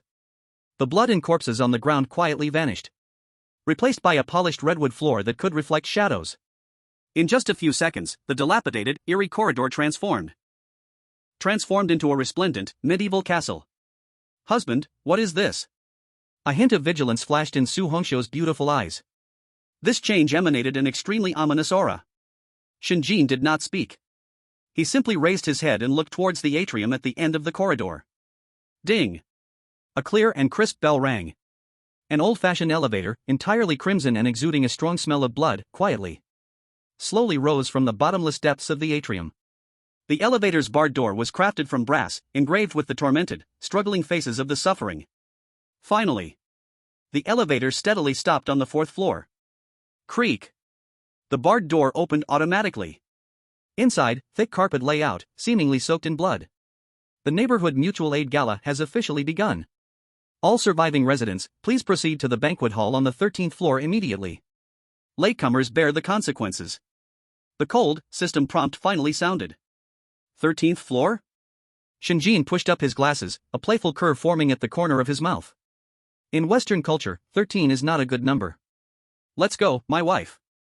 Without hesitation, he took Su Hongxiu's hand and stepped first into the ominous elevator. Big Yellow followed closely behind, growling softly as if wary of the iron box. The elevator door slowly closed. It began to rise silently. The inner walls of the elevator were made of a smooth, mirror-like black crystal. But strangely, reflected in the crystal was not the shadow of Shen Jin and the others, but three corpses, hanging in midair with tongues sticking out, grinning eerily at them. Su Hongxiu's face went cold, about to smash that mirror. Don't be anxious. Shen Jin held her hand down, looking with interest at the self-corpse in the mirror, even waved his hand. The corpse in the mirror also swayed back. Interesting. The audience in the livestream was already terrified beyond belief. Wow. There's a ghost in the mirror. This elevator is odd. Absolutely odd. Mom, I'm scared. Why is Shen so calm? He's still greeting the ghost? Ding. A crisp sound. The 13th floor has arrived. The elevator door opened. A rush of air filled with a mix of luxurious perfume and rich blood scent hit their faces. The sight before them even made Shen Jin's pupils slightly contract. Resplendent. Like a royal palace. This was an unimaginably huge banquet hall. Countless crystal chandeliers made of eyeballs hung from the ceiling, emitting a dim glow. The floor was covered with a soft carpet, embroidered with ghostly flowers. In the center of the hall, a long black table stretched 100 meters. The table was covered with a white tablecloth, filled with silver cutlery. And a dazzling array of delicacies. Those still twitching scarlet hearts in the plates. Goblets filled with thick, black blood like red wine. Even exquisite flower arrangements made from intestines. On both sides of the long table sat guests. It was all the residents of this apartment. The hanged ghost that left Shen Jin tongue-tied with fear. The black-haired old lady ghost, half-eaten by Big Yellow. And other spirits from different floors, diverse in form and full of resentment. At this moment, they were all dressed elegantly in evening gowns, seated stiffly. But their bodies were rigid, and their eyes were hollow. Like a group of carefully arranged puppets on strings. The entire banquet hall was dead silent. Only the eerie waltz echoed softly in the air. The audience in the live stream did not dare to breathe. Is this the final boss's display? So terrifying, the pressure is immense. Compared to it, the butcher and the old lady earlier were simply kindergarten kids. Those dishes on the table, I'm about to throw up my dinner. This time, Shen really seems to have encountered a tough challenge. Shen Jin's gaze slowly swept across the entire scene. Finally. At the very end of the banquet hall, time froze on that throne. There sat a figure. A man in a well-tailored black tailcoat, standing tall. His skin was pale like marble, and his short black hair was meticulously styled. His long fingers were crossed, casually resting on his knees. He looked like an elegant noble from the medieval times. But this seemingly normal man. The resentment radiating from him was 1,000 times stronger and more terrifying than all the ghosts in this entire building combined. It was as if he was the collection of all despair, all pain, all hatred in this apartment. Ding. Final boss of the copy detected. Name, Lord of the Haunted Building. Level, half-step red robe. Status, extremely pleased, extremely greedy. Warning, this target is extremely dangerous. Extremely dangerous. At that moment, the Lord of the Haunted Building on the throne moved. He slowly raised his head. Those deep eyes, like black holes without any pupils, looked past Shen Jin. They even ignored the snarling hellish three-headed dog. They landed directly on Su Hongxiu beside Shen Jin. At that moment, a strange expression appeared on his face, pale as a corpse. It was a highly complex, twisted smile filled with greed, obsession, resentment, and a hint of sickly love. He stood up. With grace, he deeply bowed towards Su Hongxiu. Like a gentleman who had waited centuries, welcoming his destined queen.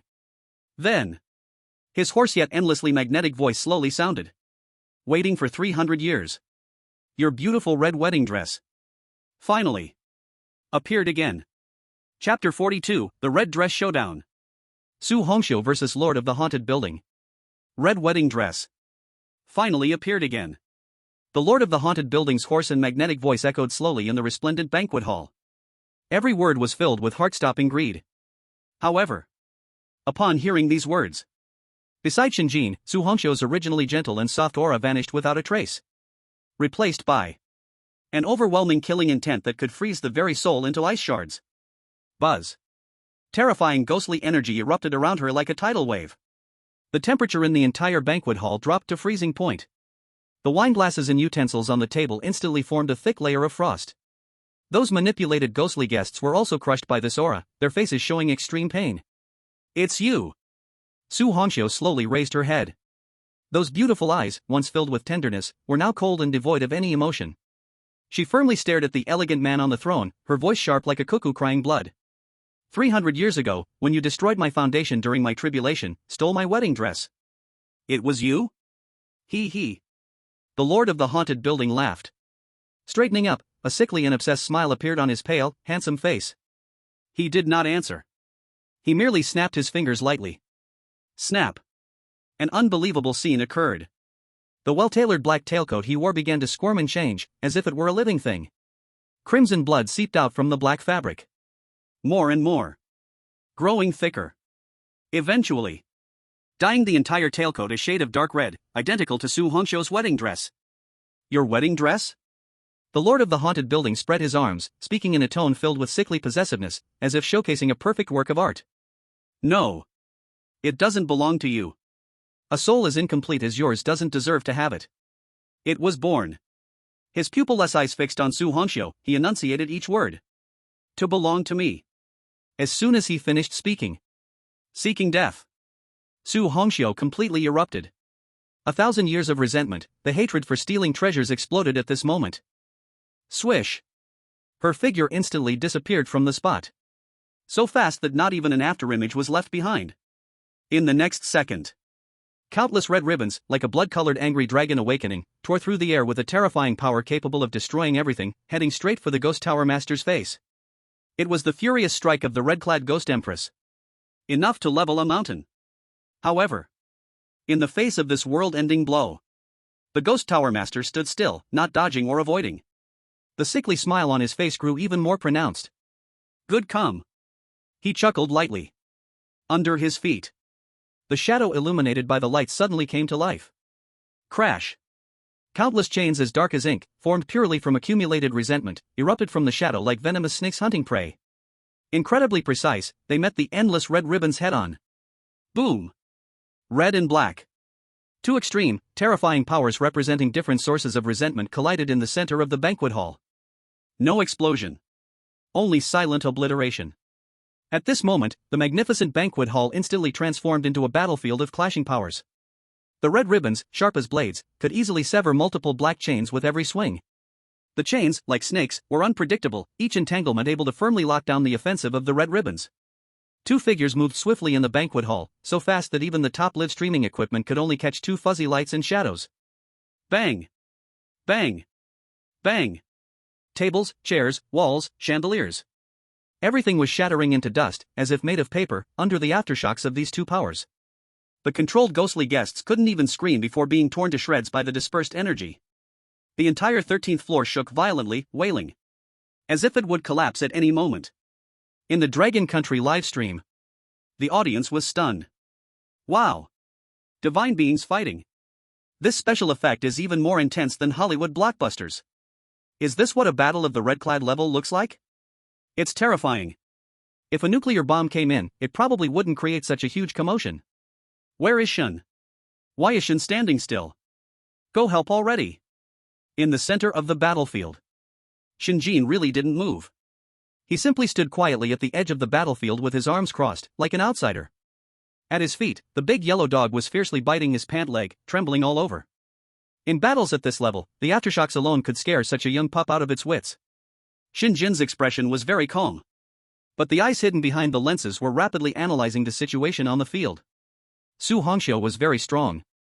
Extremely strong. But the Ghost Tower Master was stronger. Or rather, more complete. As expected, Shen Jin's brow furrowed slightly. He saw. As time passed, Su Hongxiu's offensive began to show signs of dwindling. The red ribbons on her body, although still sharp, were starting to lose their brightness. With every clash against the black chains, a trace of ghostly energy dispersed from her. In contrast, the Ghost Tower Master. The shadows beneath his feet seemed endless, with chains breaking and regenerating continuously, providing an inexhaustible source of power. In this push and pull, Su Hongxiu gradually fell into a disadvantage. Ha ha ha. The Ghost Tower Master let out a wild laugh, his voice filled with pride. Did you see that? Without that shoe, your power is like a leaf floating without roots. This wedding gown of yours is nothing but a defective product. He suddenly stomped his foot. Crash. Hundreds of black chains surged forth like a flood breaking through a dam from the shadows beneath his feet. In an instant, they broke through Su Hongxiu's defenses. Not good. Su Hongxiu's face changed as she wanted to retreat, but it was already too late. Snap. A black chain lashed out like a venomous snake, precisely wrapping around her delicate ankle. Immediately after came the second, third. Countless chains swarmed up, binding her limbs and waist tightly. Unable to move. It's over. The ghost tower master grinned cruelly. Suddenly, he pulled on the chain in his hand. Without the complete wedding dress. You are just a slightly stronger vengeful spirit. Now. Let me drag you into the abyss and make you a part of my body. Behind him, the throne began to writhe with shadows, transforming into a bottomless black whirlpool. A tremendous suction force came. It was about to pull Su Hongxiu into it. No. Su Hongxiu staggered, her breathtakingly beautiful face revealing anxiety and a hint of helplessness for the first time. Her power was being rapidly devoured by the black shadow. She suddenly turned her head. She looked at the man who had been standing there all along, as if watching a show. In his proud and icy phoenix eyes, there was unexpectedly a hint of dependency and plea that she herself had not noticed.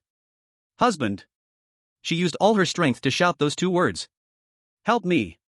Chapter 43, Husband, help me. Shen Jin's dual transformation. Husband, help me. Su Hongxiu's cry, filled with urgency and reliance, shattered Shen Jin's indifferent expression like a stone thrown into a still lake. He slowly lifted his head. Those dead fish eyes hidden behind golden glasses narrowed slightly. The previous nonchalant and playful demeanor disappeared in that moment. What replaced it was a chilling, indifferent gaze devoid of any human emotion. Absolute zero. Finally. Shen Jin adjusted his glasses, which had gathered some frost, the lenses reflecting a heart-pounding cold light. Is it my turn now? He rolled his neck, making a series of crisp cracking sounds. That sound was exceptionally clear in the silent banquet hall. And exceptionally jarring. The master of the ghost tower, who was just about to completely drag Su Hongxiu into the abyss, paused slightly. For the first time, those pupil-less eyes looked directly at this human whom he had always regarded as an ant. A mortal. What do you want? The master of the ghost tower spoke with disdain and superiority. Are you here to plead for her? Or do you want to become a part of my body with her? In his view, crushing Shen Jin was simpler than crushing an ant. Shen Jin did not answer. He just lifted his eyelids, casually glancing at the stunning figure bound by countless chains, unable to move. Then he looked at the twisted face of the ghost tower master, who was reveling in his triumph. Then, he lightly shook his head. No. Shen Jin's voice was soft, but carried a certain undeniable arrogance. I just feel. You, sir, are too noisy. And. Shen Jin's gaze fell on the dark red robe that imitated Su Hongxiu's wedding dress, his expression suddenly becoming extremely dangerous. You look really ugly in that dress. As soon as the words left his mouth. Before the ghost tower master could erupt in fury. Shen Jin moved. Faced with the terrifying defense composed of countless black chains. He chose not to confront it head-on. Nor did he transform into the bonebreaker judge, which only relied on brute strength. He simply snorted coldly. 10,000 Ghosts Catalog, activate. Loading template. Void Nightmare. Buzz. In that instant, Shen Jin's flesh and blood body suddenly became transparent and ethereal. Like a drop of ink thrown into water, it spread rapidly in a way that defied physics. Eventually, it completely transformed into an indescribable, unnameable, pure darkness. This darkness had no fixed form, only 2 points of crimson light shining from within, filled with the desire for souls, as if from the gaze of the abyss. What is this? The ghost tower master's elegant face finally showed genuine shock for the first time. Spirit transformation? No. This was a far more advanced stage. This was a way of existing that was almost Tao. Already out of the realm of material. Want to run? The master of the ghost tower roared, and the shadows under his feet suddenly expanded, transforming into hundreds of jet-black chains like a net that spread across the sky, fiercely striking towards the massive black mist. However, whoosh! That massive black mist showed no signs of dodging. It simply passed through. Hundreds of chains, powerful enough to tear steel apart, went straight through the massive black mist without even causing a ripple. As if that massive black mist did not exist in this dimension at all. Physical attacks, ineffective. Energy attacks, ineffective. What? The master of the ghost tower's pupils shrank as he watched the strange black mist disregard all his defenses at an unbelievable speed. Like teleportation. It directly appeared behind him. A deadly sense of crisis instantly enveloped his entire body. He wanted to turn around. But it was too late. Because, at the moment he turned around, that mass of black mist moved. Release template, Void Nightmare. Loading template, Bone Crusher Judge. Seamless connection. Double transformation. Boom. The originally intangible black mist instantly dissipated. In its place was a 2.5 meter tall figure radiating an aura of primal violence. A grayish-blue demon god. Shen Jin. He swung the white bone giant hammer in his hand, which was larger than a door, his eyes hidden behind a bony mask filled with cold killing intent and a trace of triumphant sneer. Surprised? He whispered in a deep, hoarse voice, like the grating of metal, right into the ear of the master of the ghost tower.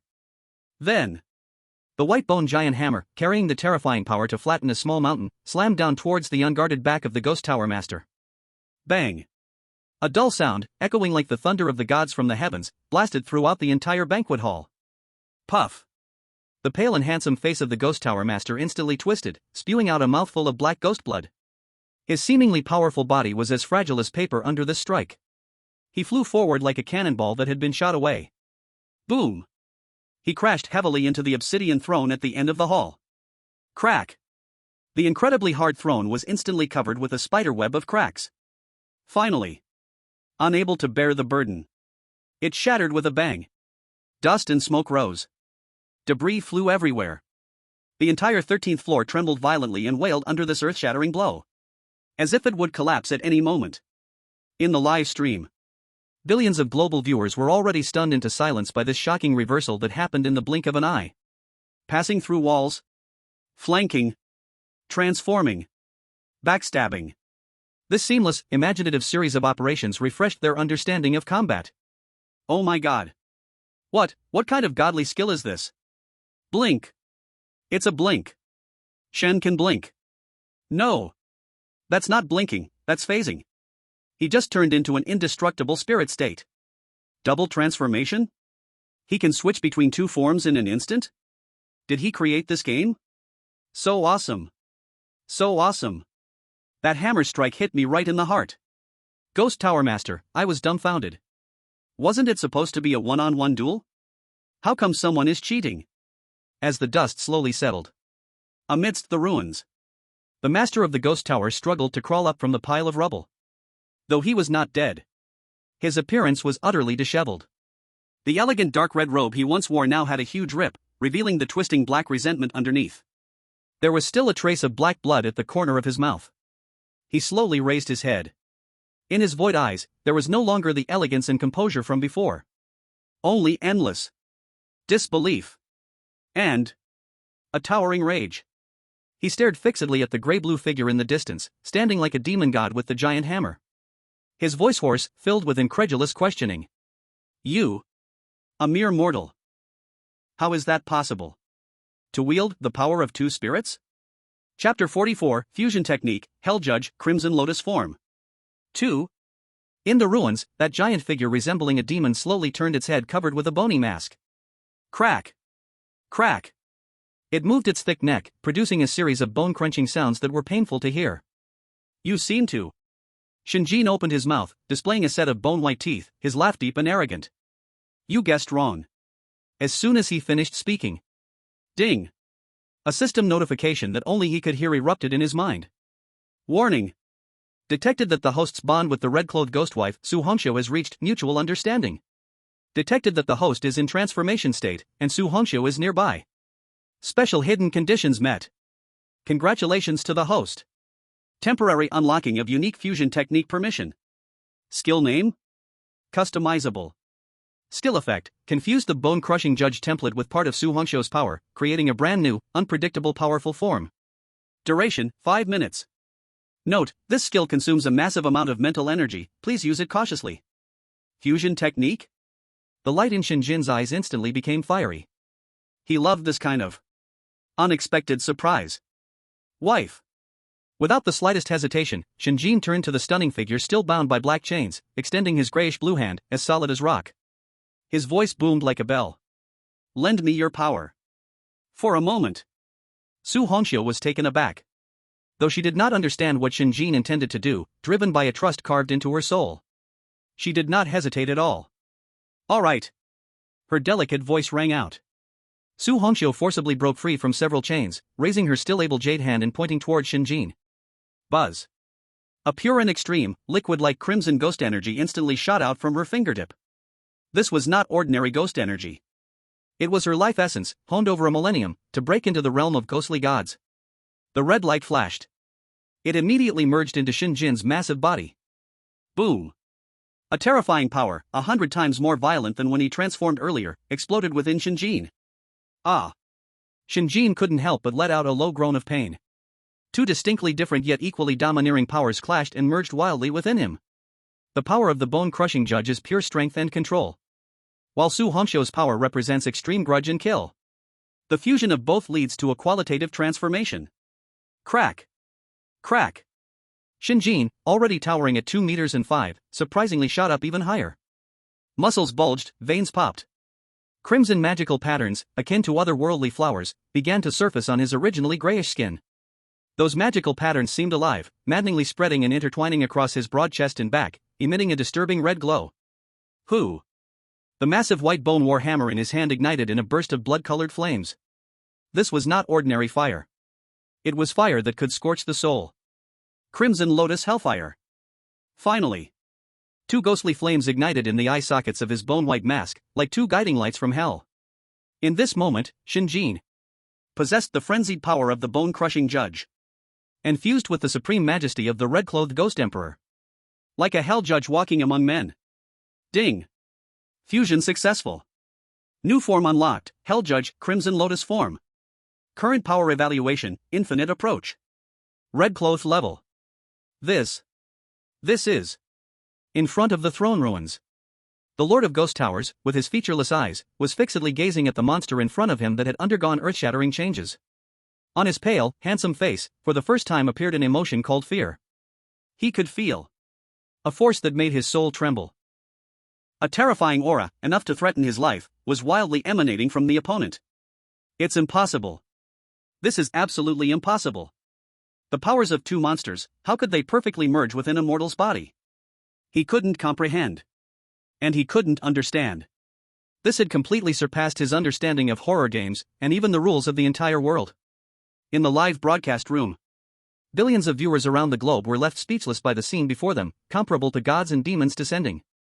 The bullet comments, which had paused for a long time, finally began to drift by in a near-pilgrimage manner. Wow! Has he transformed again? Is this a second awakening? Or a super scion? This look is too cool. Those red tattoos, are they his wife's marks? Hey upstairs, that's not called tattoos, it's called a couple's outfit. I declare that from today, he is my male god. So exciting! This is our dragon country's guardian deity. I feel. Shen Jin slowly raised his hand, watching the burning red lotus flames in his palm, feeling that explosive power within him almost ready to overflow. Unprecedentedly good. He turned his head. Those eyes burning with ghostly green flames pierced through the barrier of space and locked onto the Ghost Tower Lord. That gaze. Cold. Heartless. Like looking at a dead person. It's over. Shen Jin's voice sounded like a judgment from the depths of hell. You wore my wife's clothes. You even hurt her. You deserve to die 1,000 deaths. No. The Ghost Tower Lord felt the unmasked murderous intent and finally grew afraid. He knew this monster before him was definitely not joking. Roar. He let out a desperate roar. No more hesitation. At that moment, the resentment from the entire apartment building crazily gathered into his body like rivers rushing to the sea.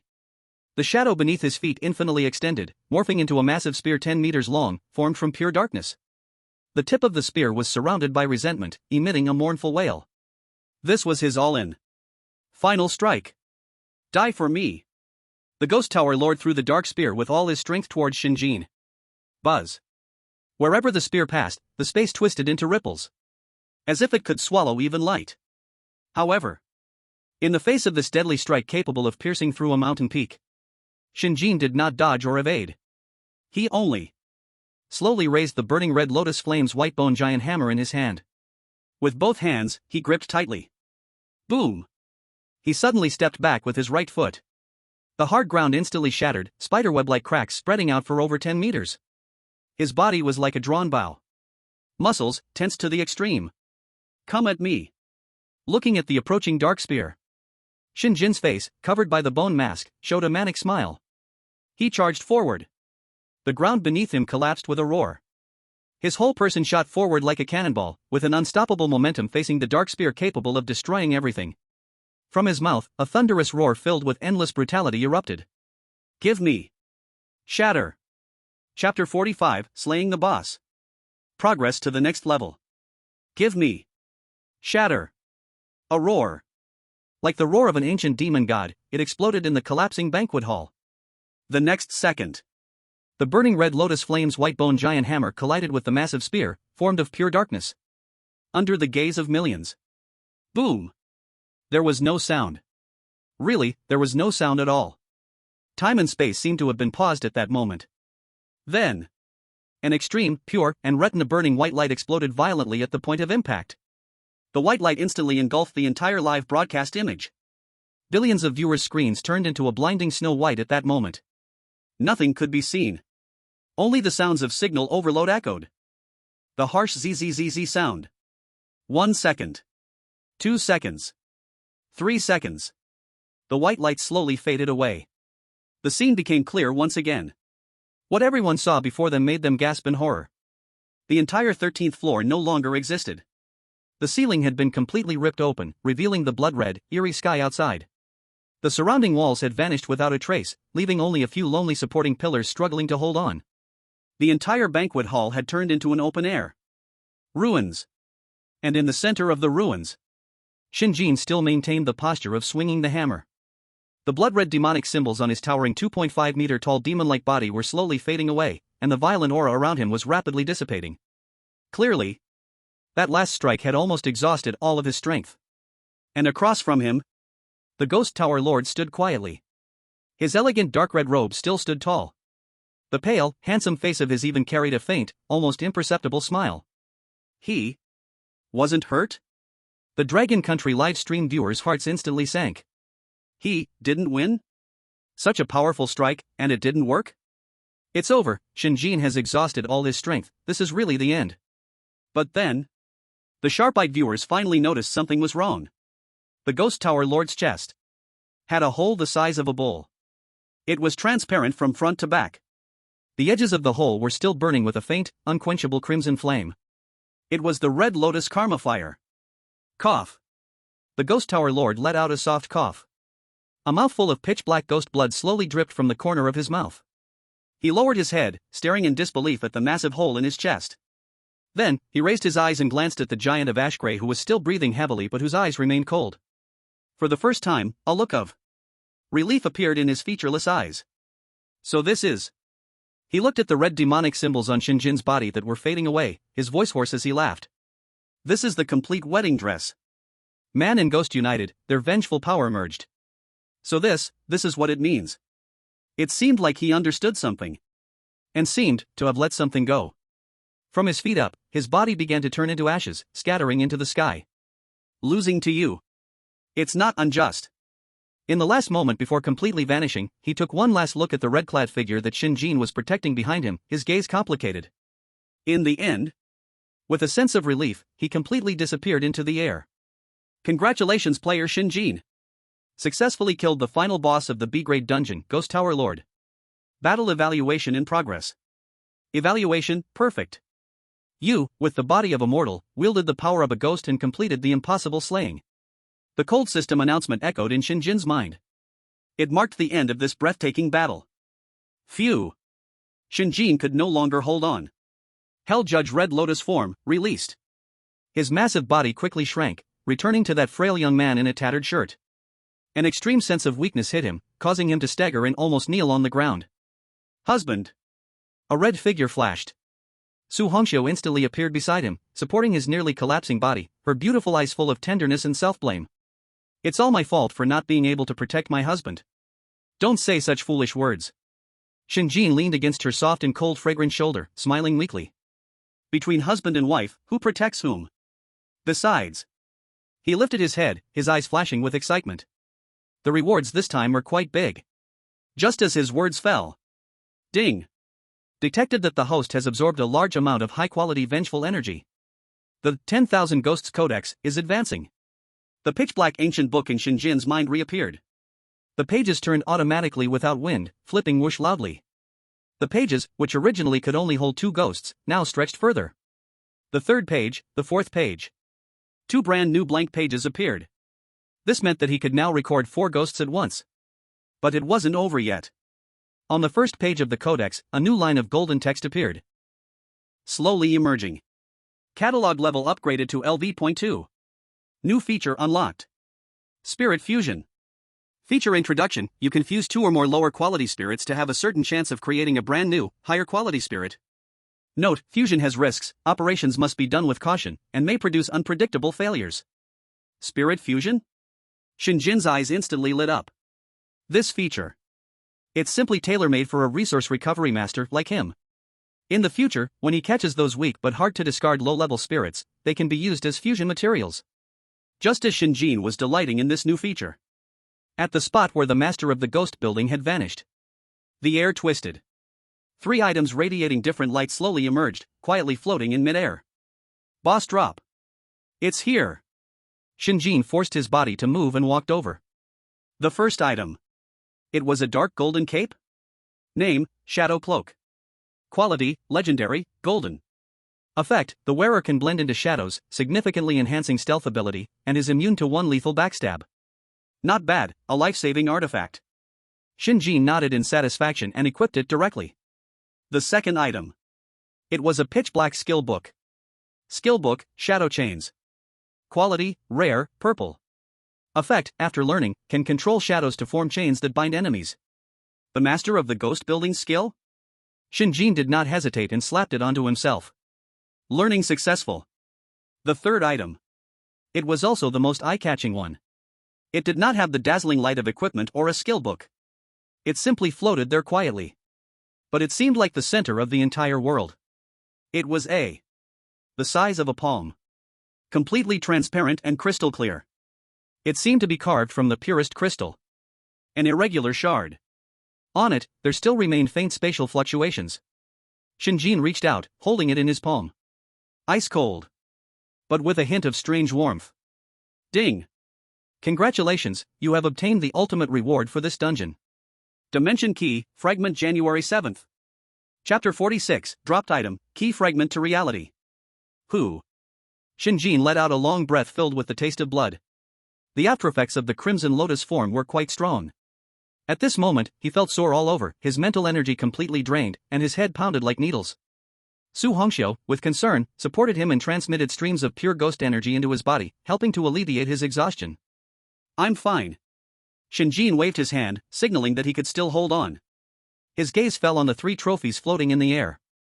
On his face, the excitement of a merchant counting goods reappeared. After working hard all day, we finally reached the plundering the harvesting season. He stepped forward. First, he picked up the dark golden cloak. It felt smooth to the touch but heavy as lead. Name: Shadow Cloak. Quality: legendary, golden. Effect: after equipping, can actively blend into shadows, significantly improving stealth abilities. Passive effect: can be immune to 1 deadly physical attack from behind. Note: an artifact coveted by assassins, of course, it's also great for spying. Good stuff. Shen Jin wasted no time in equipping it. The cloak transformed into a black light and melded into his body. It did not have a physical appearance. However, in Shen Jin's feeling, he had formed a faint, almost imperceptible connection with the shadows around him. Next, it was that pitch-black skill book. Skill book: Shadow Chains. Quality: rare, purple. Effect: after learning, can consume mental energy to control shadows and form chains to bind and strangle targets. The strength of the chains is linked to mental energy. Note: the signature skill of the master of the ghost building, even though what you learned is just a downgraded version. A downgraded version is fine. Shen Jin directly chose to learn it. Learning successful. A powerful stream of information flooded into his mind. Shen Jin raised his hand towards a nearby broken pillar. Avoid grasp. Splash. The shadows on the ground instantly boiled, transforming into a pitch-black chain, entwining upward like a venomous snake, directly crushing the stone pillar into fragments. Not bad. Now there's an extra control skill. Shen Jin nodded in satisfaction. Finally, his gaze fell on the last item, the most mysterious one. That palm-sized, crystal-clear, irregular fragment, seemingly carved from pure crystal. It silently floated there. It did not emit any powerful aura. But it felt like the center of the entire world, attracting everyone's gaze. Shen Jin could feel. The 10,000 Ghosts Codex within him was trembling. The blood of the Ghost Emperor around his neck was burning. Even Su Hongxiu, with her eyes accustomed to countless treasures, was filled with shock and desire. Shen Jin extended his hand. Slowly, he grasped the fragment. It felt icy to the touch. Yet it carried a strange warmth, as if it could penetrate dimensions. Ding! A sound that was completely different from all previous prompts, resonating like a grand voice from a higher dimension, exploded deep within Shen Jin's soul. Congratulations, number 009 Dragon Kingdom Fire Controller. You have gained the ultimate hidden reward of this B-grade side quest. Key of Dimensions, Fragment January 7th. A line of purple golden text filled with sacred and majestic aura appeared before Shen Jin's eyes. Name, Key of Dimensions, Fragment. Quality, mythical, unique. Effect, this is the root object that penetrates reality and illusion. Current state, broken, January 7th.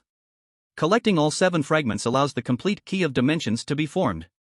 Holding the complete Key of Dimensions, you will gain a chance to bring an inanimate object or single living being from the horror world into reality and permanently retain it. Seeing this, Shen Jin's breath suddenly caught. To bring things from the horror world back to reality? What does this mean? This means he could take the artifacts, pills, and techniques from here. Even. His gaze unconsciously fell on the beautiful red-clad figure beside him. At this moment, at the bottom of the attribute panel, a line of pink glowing and tempting small text appeared. Note, do you want your red-clad wife to give you a real hug in reality? Boom. This sentence struck Shen Jin's brain like a thunderclap, splitting through heaven and earth. It made his heart, which remained calm even in the face of life and death crises, wildly and uncontrollably race at this moment. Shock. Ecstasy. And a feeling of an unspeakable emotion called hope instantly filled his entire chest. Making Su Hongxiu go to reality? Let her no longer be a pile of illusory data, a soul that can only exist in this bizarre world? Let her have a real body, able to feel the warmth of the sun, to taste the food of the world, to truly, genuinely, become his wife? The moment this thought appeared, it spread like a wildfire, impossible to extinguish. Shen Jin's ice-cold face, unchanging for years, finally revealed a true sense of loss of composure. He gripped the key fragment tightly, his knuckles whitening from the force. The eyes hidden behind the lenses erupted with an unprecedented, almost burning, radiance. Husband. Su Hongxiu also sensed the strange spatial fluctuation in Shen Jin's intense emotional change. She reached out her icy hand, gently resting on Shen Jin's hand, her beautiful eyes filled with expectation and inquiry. This is. Shen Jin took a deep breath, forcibly suppressing the joy in his heart. He turned his head, looking at Su Hongxiu's beautiful face filled with concern and tension. He wanted to tell her. But he could not. The live stream was still on. This matter, once exposed, he will face, is the entire world's countries, all players, even all ghostly beings. A mad chase. This is the ultimate secret that can change the world's pattern. Nothing. Shen Jin slowly released his hand, discreetly storing the piece of the key into his storage space. The expression on his face returned to that placid look. He revealed a comforting smile to Su Hongxiu. A little thing that can keep us together forever. Su Hongxiu nodded, seeming to understand. But she could feel that her husband's mood had seemingly become better than ever. Just when the two exchanged deep gazes, the atmosphere gradually became a little ambiguous. Buzz. That cold, grand, and extremely untimely system announcement sound resounded once again in the minds of all surviving players around the world. Global announcement. Dragon Country player Shen Jin has obtained the first piece of the Dimension Key. Those who gather 7 pieces will receive the ultimate reward that breaks the dimensional wall. From now on, the locations of players holding pieces will be shared in real time with all players. Silence. A global silence lasting 10 seconds. Immediately after. Boom. A wave of public opinion nuclear explosion, more violent and crazed than any before, erupted in every corner of the globe. Breaking the dimensional wall? Bringing the things from the horror world back to reality? Ultimate reward? These few phrases struck like apocalyptic thunderbolts, hitting the minds of billions of viewers and all surviving players. What are they hearing? Eagle Country, White House, War Command Center. Snap. The cigar in the president's hand fell onto the prized carpet, burning a black hole. But he was completely unaware. That face, which was always calm, now only had endless horror. Bring that red-clothed female ghost back to reality? He suddenly jumped up from his chair, almost falling to the ground due to the sudden movement. He pointed at the screen showing the figure of the stunning Ghost King in red, his voice sharp and distorted with extreme fear. That is not human. That is a walking disaster. A single thought can slaughter a city. What does he want? What exactly does Shen Jin want? Does he want to destroy the world? We must stop him. At any cost. Order all surviving Eagle Country players to abandon all tasks. Their only goal is to kill Shen Jin and seize that fragment. Absolutely cannot let him bring out that female demon. Absolutely cannot. Sakura Country, Temporary Command Center. The newly appointed substitute player, a youth with a soft appearance, was kneeling on the tatami, wiping his long knife. When he saw that announcement, the hand wiping the knife suddenly stopped. In his eyes, there was no fear. Only a nearly sickly greed and fanaticism. Bringing the things from the horror world back to reality? He muttered, his voice hoarse. If I can grab that key, then can I summon the legendary eight-headed serpent of our great Sakura Empire or the Shikigami of Amaterasu into the present world? At that time, the whole world will be crawling at our feet. Dragon Country, what does it matter? Not just Eagle Country and Sakura Country. At this moment, all surviving players around the world, all ambitious individuals, all madmen lurking in the shadows. Their eyes were all fixated on that name. Shen Jin. Dimension Key. That small piece had, at this moment, become more tempting than an SSS grade evaluation, more alluring than any divine artifact. The ultimate treasure. The magic box of Pandora has been opened. In the Foreign Life streaming room, the bullet comments were completely drowned in panic and curses. Crazy. This world is crazy. Bringing ghosts back to reality? Is this horror game trying to kill us all? Kill Shen Jin. He must be killed. He is a demon. He has become a global enemy. All players will hunt him down. People of Long Kingdom, you must take responsibility for your player. Make him hand over the fragments. However, unlike the cries of despair abroad in the Long Kingdom live stream, after a brief shock, what erupted was unprecedented ecstasy and expectations. Wow. Wow. Wow. Can we play like this? Bringing things back to reality? Doesn't that mean we can bring our wives home? This thought instantly ignited all the excitement of the Long Kingdom audience. Charge. Shin God. Collect all 7 Dragon Balls, 7 fragments. Bring our Long Kingdom daughter-in-law back home. I'll move the Civil Affairs Bureau here. Please marry on the spot. Does that mean we can also bring back the god-level items, pills, and skills from inside? Oh my god. If that's true, wouldn't the Long Kingdom soar directly, and everyone become immortal cultivators? From today, anyone who dares to touch Shin God is an enemy of my 14 billion Long Kingdom people. Exactly. We vow to protect our Shin God to the death. In the horror world. In the spirit apartment. Shen Jin looked at the announcement that reverberated around the globe and then glanced at the key fragment quietly lying in his storage space.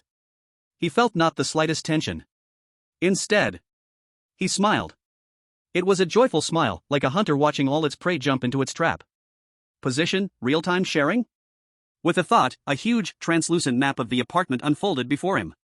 On the map, the blue dot representing himself was now radiating circles of golden light, extremely eye-catching. And on other floors, several red dots, hostile players, that were well hidden before were now exposed, fully revealed in his view. Moreover, those red dots were moving rapidly toward the same direction. 13th floor. The banquet hall. They want to lay an ambush there. Interesting. Shen Jin pushed his glasses, a cold glimmer flashing in his eyes. They all want to snatch my things? Just afraid you all have the life to snatch, but not the life to spend. At that moment, the surrounding space began to shake violently and collapse. The magnificent banquet hall shattered like a broken mirror, piece by piece.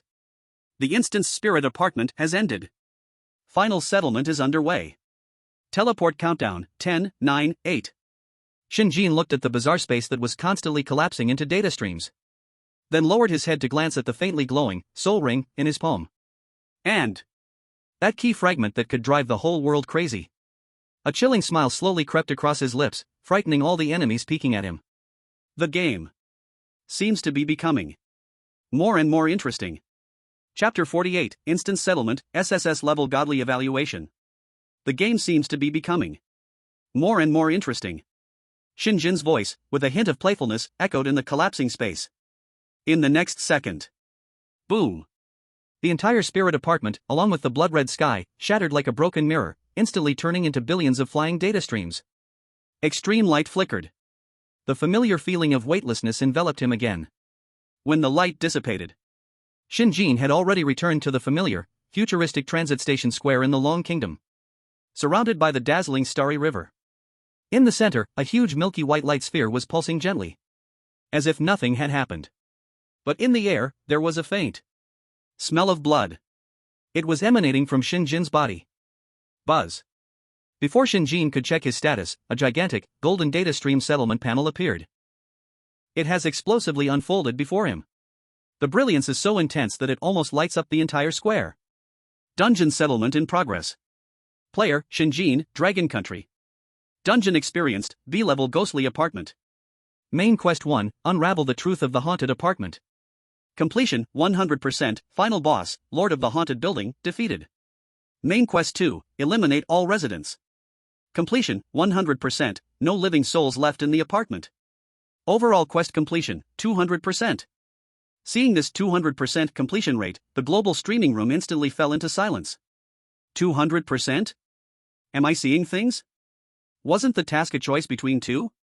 How did he finish both? He uncovered the truth and casually killed all the ghosts? Is this something a human can do? Absurd. It's simply absurd to the point of opening the door to absurdity. It's absurd to its core. The data on the panel was still crazily refreshing. Hidden task, record 1000-eyed evil god. Completed. Special achievement, Destroyer of the 8-Nation Alliance. Achieved.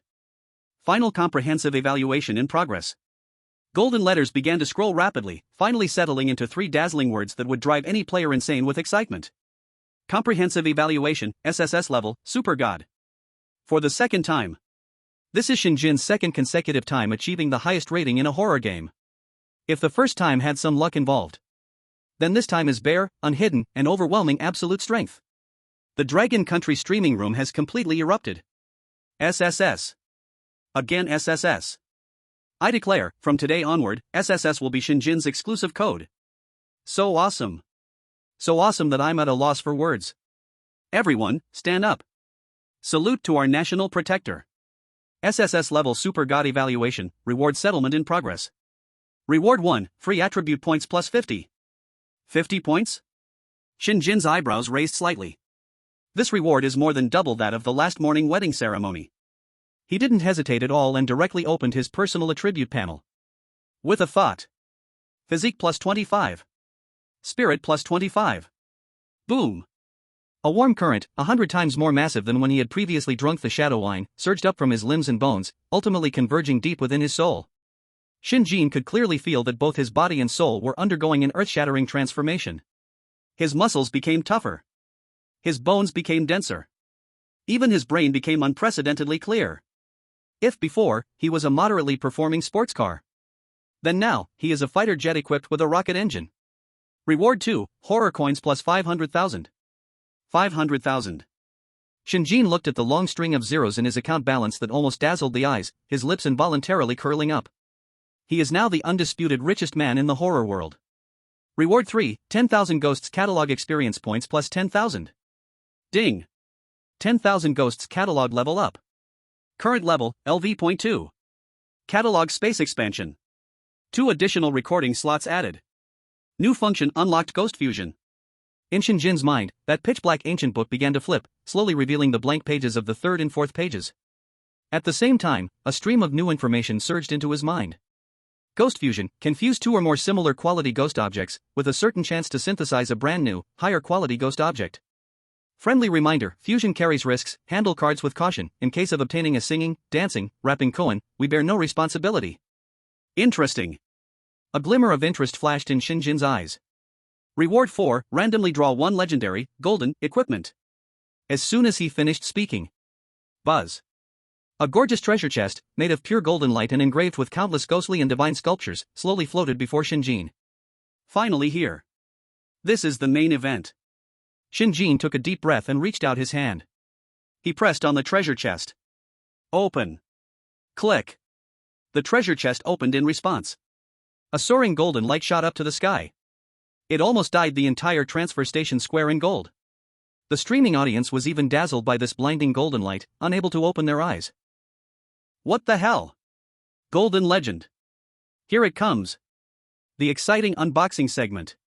Quick, let's see what good stuff is in there. Seek the divine artifact. Seek the divine artifact. The golden light slowly dissipates. Inside the treasure chest, there is no world-destroying weapon appearing. Only an ancient-looking black ring, quietly floating there. The ring is made entirely of an unknown black metal, carved with a blurry human face, seeming to cry and laugh, exuding a strange aura. Shen Jin reached out and took the ring. It felt icy cold in his hand. Name Soul Ring. Quality Legendary, Gold. Effect. Just as Shen Jin was about to check the ring's specific properties. Suddenly. Buzz. That cold, magnificent, emotionless system announcement sound. Without warning. For the third time, it echoed throughout every corner of the world. Global announcement. Due to Dragon Kingdom player Shen Jin, who has received SSS level, godlike, evaluations twice and has close ties with the Ghost Realm royal family, causing unpredictable effects in the horror world. As determined by the Supreme Rule. He is specially awarded. Uniqueness Hidden Title. Chapter 49, Obtaining Title, Ghost Realm Soft Rice King. Uniqueness Hidden Title. The system's announcement voice intentionally dragged out the sound here. It raised everyone's curiosity around the world. Uniqueness? Hidden title? This is definitely the first time a player has obtained such a level of honor since the horror game launched. What could it be? God Slayer? Ghost Sea Sad? Or Dragon Kingdom Guardian God? Countless fierce and powerful names flashed wildly in the audience's minds. The audience in the Dragon Kingdom livestream were even more excited, their faces turning red, each sitting up straight, feeling proud. Finally. Under the gaze of thousands. The title effect, formed of purple and gold data streams, filled with supreme majesty, suddenly burst open on all players' and viewers' screens around the world. The font danced like a dragon in Phoenix. The effect was cool and flashy. It even had a bit of pink heart bubbles? Ghost Realm Soft Rice King. Silence. A death-like stillness. The world, in this moment, collectively lost its voice. Countless viewers, holding their cups, froze mid-drink. Countless Dragon Kingdom viewers, about to type "Shin is awesome," had their fingers halted above their keyboards. Time seemed to stand still. 3 seconds later. Eagle Nation, White House. President's Office. Put. The president of the Eagle Nation just took a sip of top-grade cat poop coffee, mixed with 2 back molars, and spat it across the desk worth millions of dollars. He pointed at the 5 shiny golden words on the screen, adorned with pink heart effects, his face, known for its calmness, twisted in extreme shock and absurdity, like a Picasso abstract painting. Soft Rice King? Soft Rice King? Are you kidding me? Sakura Nation. Kimchi Nation. White Elephant Nation. All the countries that were previously jealous, cursing, and fearful. At this moment, all fell into an extremely strange silence. They wanted to laugh, but did not dare to laugh. After all, that Soft Rice King had just single-handedly crushed the coalition of 8 countries. This feeling was hard to bear. In the Dragon Kingdom live stream, after experiencing a 5-second collective crash, finally, a viewer timidly sent a message. I didn't see it wrong, right? This message was like a switch, instantly igniting the whole live stream. I'm dying laughing. I'm going to laugh myself crazy. Ghost Realm Soft Rice King. Official mockery, most deadly. I declare this the cringiest title since the horror game launched. So damn fitting. It's simply tailor-made for Shen. Though it feels a bit insulting, but why do I feel so proud? Proud +1. This shows that our Shen, even the system acknowledges his ability to eat soft rice. This wave is called minor harm, extreme insult. From now on, should Shen go out? No need for self-introduction. With these 5 shining golden words above my head, who would dare to provoke me? Transfer Station Square. Shen Jin looked expressionless at the sparkling title effect above his head, accompanied by pink heart bubbles. King of soft rice in the Ghost Realm.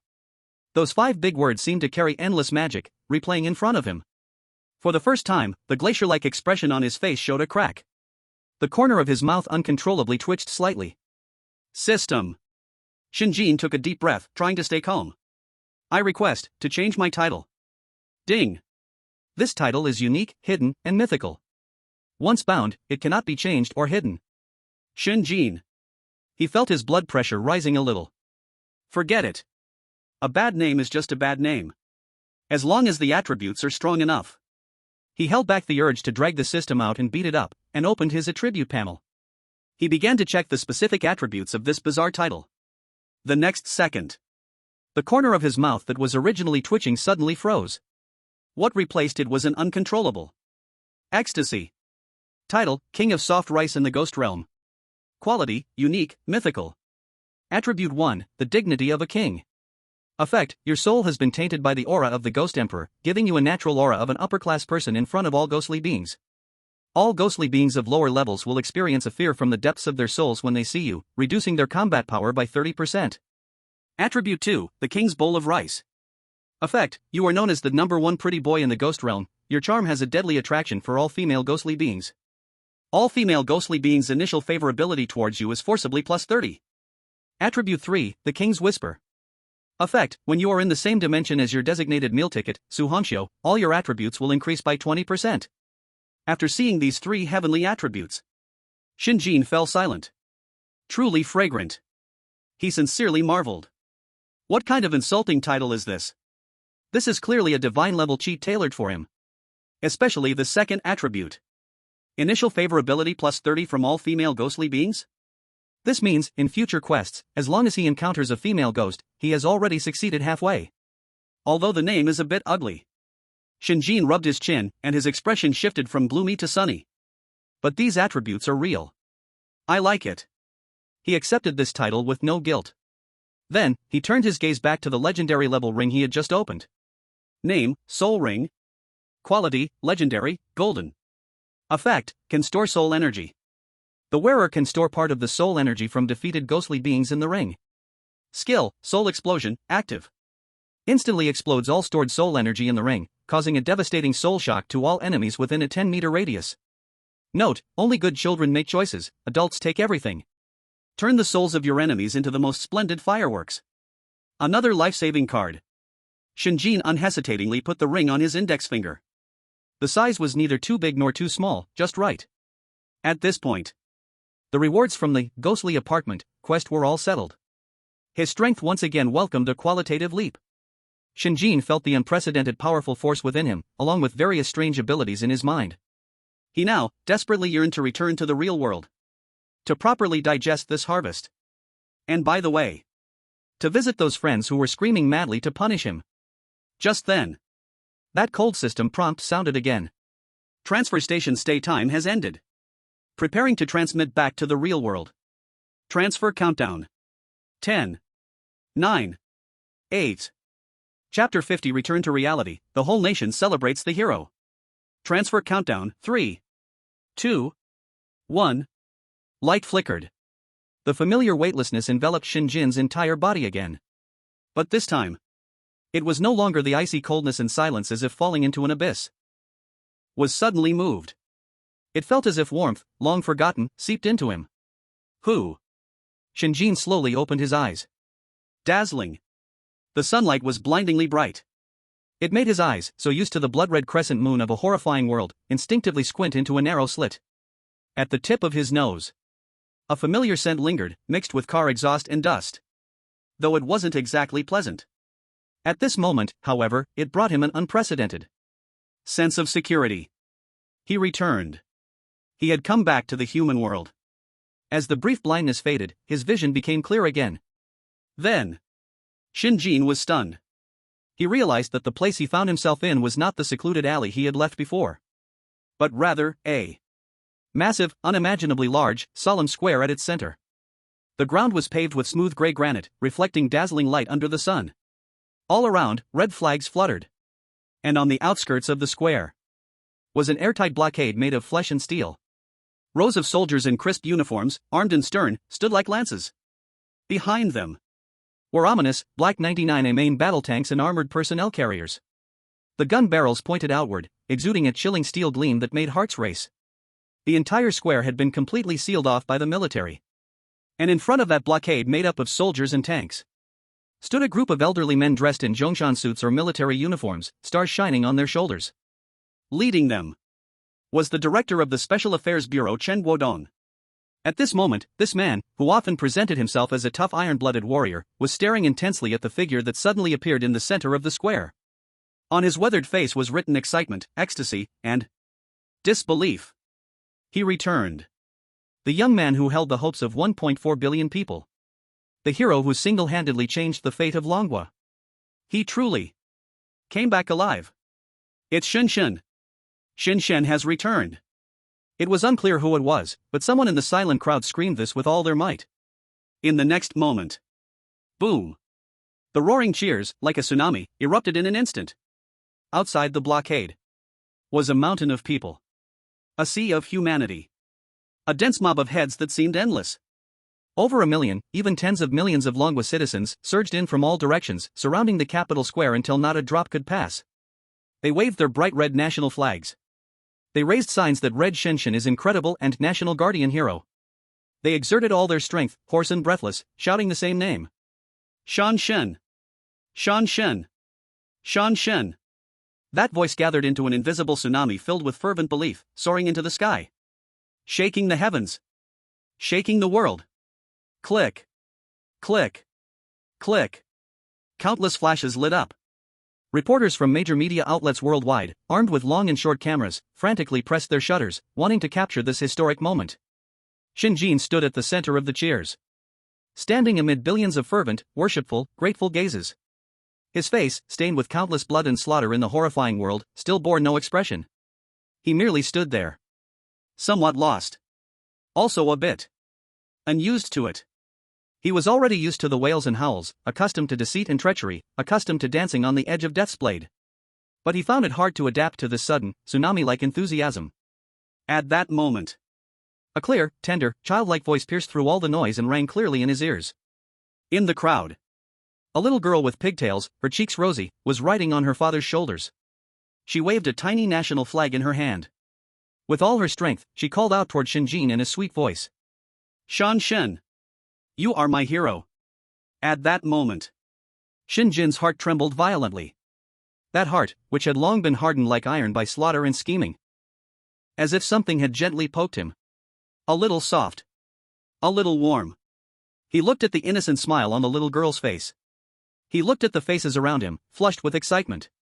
He gazed at the sea of bright red flags gathering together. Deep within those eyes, which had experienced countless life and death situations and were already calm as an ancient well. Finally, a hint of an extremely weak ripple, one that even he had not noticed, emerged. So this is the meaning of protection? Salute. A loud chant echoed around the square. Tens of thousands of armed soldiers, at that very moment, raised their right hands towards the young man in the center of the square. The movements were uniform. Their eyes were filled with lofty respect. Clap. Director Chen Guodong stepped forward quickly. A group of high-ranking officials followed closely behind him. This elderly man, over 60 years old, walked up to Shen Jin. Tears of joy were already brimming in his weathered tiger-like eyes at this moment. He had countless words to say. He wanted to ask if Shen Jin had been doing well inside. He wanted to thank him for everything he had done for this country. He wanted to tell him that he was now a hero of the entire nation. But in the end, all his words turned into the simplest and most sincere 3 words. Chen Guodong reached out his hand, slightly trembling with excitement, and tightly grasped Shen Jin's hand. Then, to the young man in front of him, younger than his own grandson, he solemnly gave an incredibly standard military salute. His voice, hoarse with emotion, was filled with endless strength. Welcome home. Chapter 51, the director of the Special Affairs Bureau personally lights a cigarette. Welcome home. Chen Guodong's hoarse yet powerful voice resonated clearly through the microphone, spreading throughout the entire square and across the whole dragon country. Shen Jin looked at the elderly man in front of him, with white hair and tears in his eyes. He watched his perfectly executed military salute. Even Shen Jin's heart, which had long been tempered into something as hard as iron by a horrifying world, couldn't help but stir slightly. He reached out his hand and gently supported Chen Guodong's arm, stopping him from continuing to salute. Director Chen. You are too kind. This is what I should do. Swish. Swish. Swish. At this moment, a team of special forces, dressed in black combat uniforms, painted in war paint, radiating a chilling killing intent, surged like ghosts from the crowd. They quickly formed an impenetrable wall, isolating Shen Jin and the high-ranking officials from the frenzied crowd outside. Dragon Tooth Special Forces. Protect Shen Jin. Everyone. Step back. Under the escort of the soldiers, Shen Jin and Shen Guodong quickly boarded a long-awaited, shiny black red flag armored car. The car door closed, cutting off the roaring cheers from outside completely. The convoy slowly started.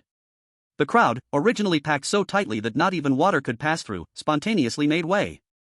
Countless people thumped on the car windows, their faces wet with tears and smiles, their gazes fervently sending off the hero's convoy as it gradually departed.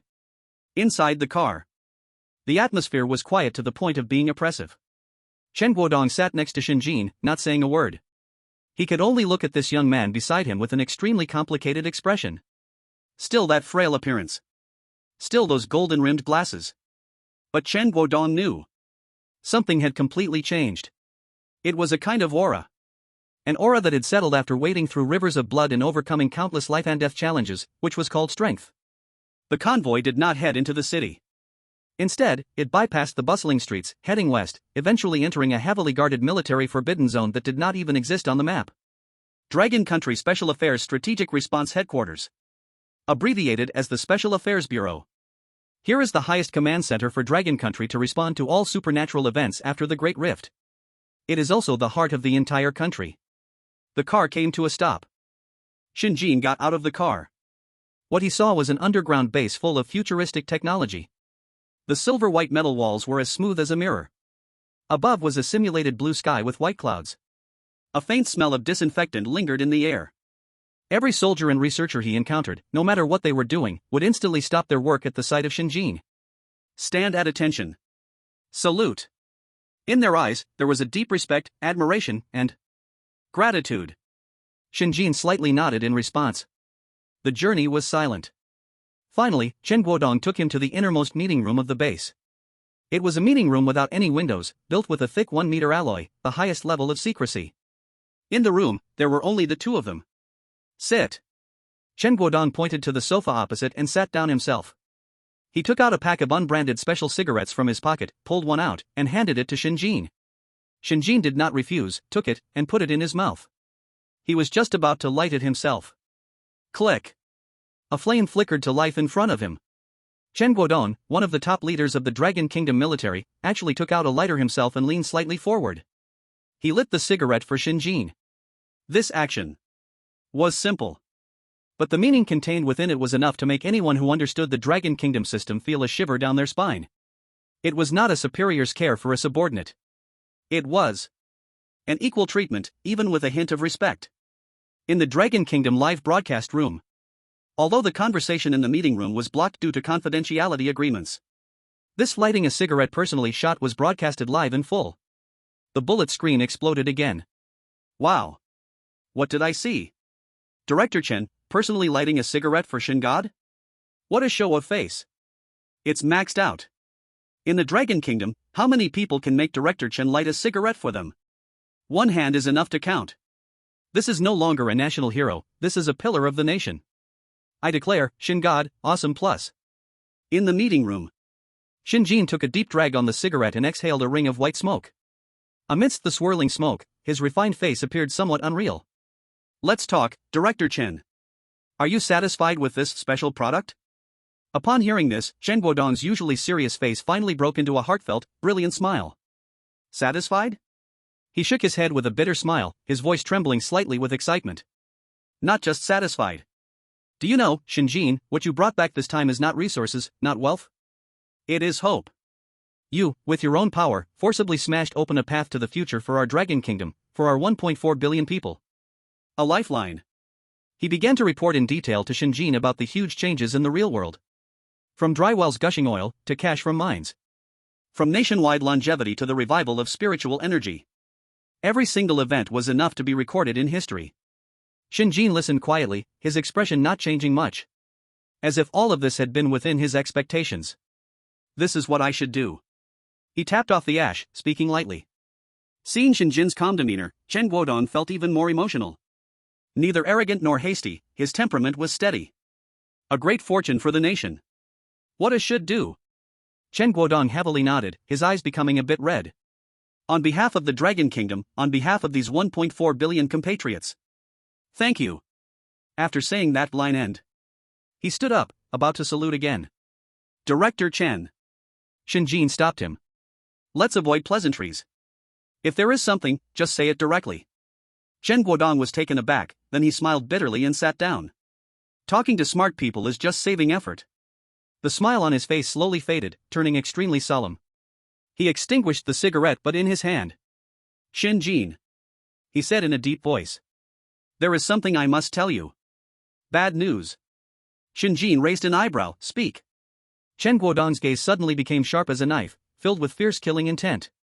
On your way back to the real world. Our space-based satellite heavens, I detected several signals not belonging to us, carrying high-energy weapon reactions. They rise into the sky from different countries, with a goal highly aligned. He paused, speaking each word slowly. Their target is very likely you. Chapter 52, the organization that wants to kill me is called Lighthouse? The target is very likely you. Chen Guodong's voice was like a heavy lead weight, crashing down in the silent conference room. The air seemed to freeze. However, Shen Jin's reaction was completely beyond his expectations. No shock. No anger. Not even a trace of tension. He simply took his time to gently extinguish the almost burnt-out cigarette butt in the ashtray. Then, he lifted his eyelids and softly said, "Oh?" The tone. Calm as if asking, "What's for dinner tonight?" Rather than discussing a global transnational assassination against himself. Chen Guodong was stunned. He had prepared a stomach full of soothing and reassuring words, but at this moment, they were choked back. This kid. Is his mental quality made of iron? You're not afraid? Chen Guodong couldn't help but ask. Afraid? Shen Jin laughed.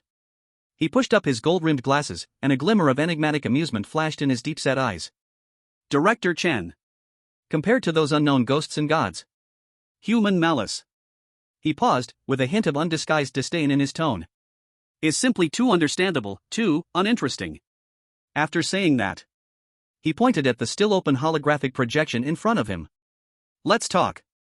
Who is it that wants me dead? Chen Guodong took a deep breath and forcibly suppressed his shock. He knew.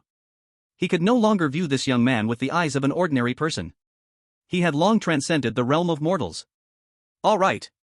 Chen Guodong nodded, his fingers swiftly operating on the table. Whoosh. The holographic projection switched instantly. Several highly resolved, yet still somewhat blurry satellite photos and infrared images appeared in midair. The photos showed several secret military bases hidden in the deep mountains or underground in different countries. The infrared images clearly displayed missile after missile, primed and ready in launch silos. Hypersonic missiles. Based on the intelligence we intercepted and information obtained through special channels. Chen Guodong's voice turned cold and serious. These signal sources all point to the same transnational joint operation organization secretly controlled by Eagle Country behind the scenes. Lighthouse. Lighthouse? Shen Jin repeated this name, and a hint of mockery appeared at the corner of his mouth. What an ironic name. A bunch of rats hiding in the sewers dare to call themselves a lighthouse? This organization has secretly been established since the first day the horror game arrived. Chen Guodong continued to explain, his eyes flashing with the fire of anger. Its core members include several countries that have strong hostility towards our Dragon Country, led by Eagle Country, Cherry Blossom Country, Kimchi Country, Shepherd Dog Country, and more. Their goal is simple. To stop at nothing within the horror game to suppress, disrupt, and even hunt down our fire bearers. Thus stifling our Dragon Country's fortune and maintaining their shaky global supremacy. Chen Guodong pulled up several bloody files. Before you, 3 of our fire bearers have already died tragically in the game. After analysis, we found their deaths were not accidents. There were shadows of the Lighthouse organization behind all of them. They would bribe players from other countries, surrounding and ambushing our players and the copies, using every means possible. The 8-nation alliance you encountered in the apartment was one of their temporary actions. Shen Jin listened quietly, his expression hardly changing. He had already guessed all this. His gaze fell on one of the photos. It was a storage chip recovered from the body of an Eagle Country player named Jack, and in the extracted scene. In the picture, a senior agent of the Lighthouse organization is adjusting a mechanical fly the size of a fingernail On the fly's wings, there is a very inconspicuous badge, composed of a trident and a pyramid. So that's it. Shen Jin looks at the badge, and the smile at the corner of his mouth grows wider. I said that little fly spying on me in the apartment had such rough workmanship. Turns out it was raised by them. Chen Guodong looks at Shen Jin's calm and carefree demeanor, even mocking the enemy's equipment, and the last trace of worry in his heart completely fades away. He initially feared that Shen Jin would feel pressure from becoming a global enemy. Now it seems he was overthinking. This young man is not the slightest bit afraid. Instead, it's as if a hunter has caught the scent of his prey. In those calm eyes, a dangerously exciting light called excitement is flickering. Chen Guodong's heart trembles. His evaluation of Shen Jin is raised to infinity once again at this moment. This is no longer just a strong psychological quality. This is a kind of absolute confidence that looks down on the whole world as prey. Shen Jin. Chen Guodong takes a deep breath and speaks solemnly. I understand that your strength is great. But in the real world, the situation is different. The methods of the Lighthouse organization are extremely despicable, with no place to escape. What we are most worried about is that they will go after your family. Before he could finish speaking. Beep, beep, beep. A red alarm, more urgent and piercing than any before, suddenly echoed throughout the conference room. The lights in the room instantly turned blood red, representing the highest crisis. Chen Guodong's face changes drastically, and he suddenly stands up. This is the highest level national fortune alarm of the Special Affairs Bureau.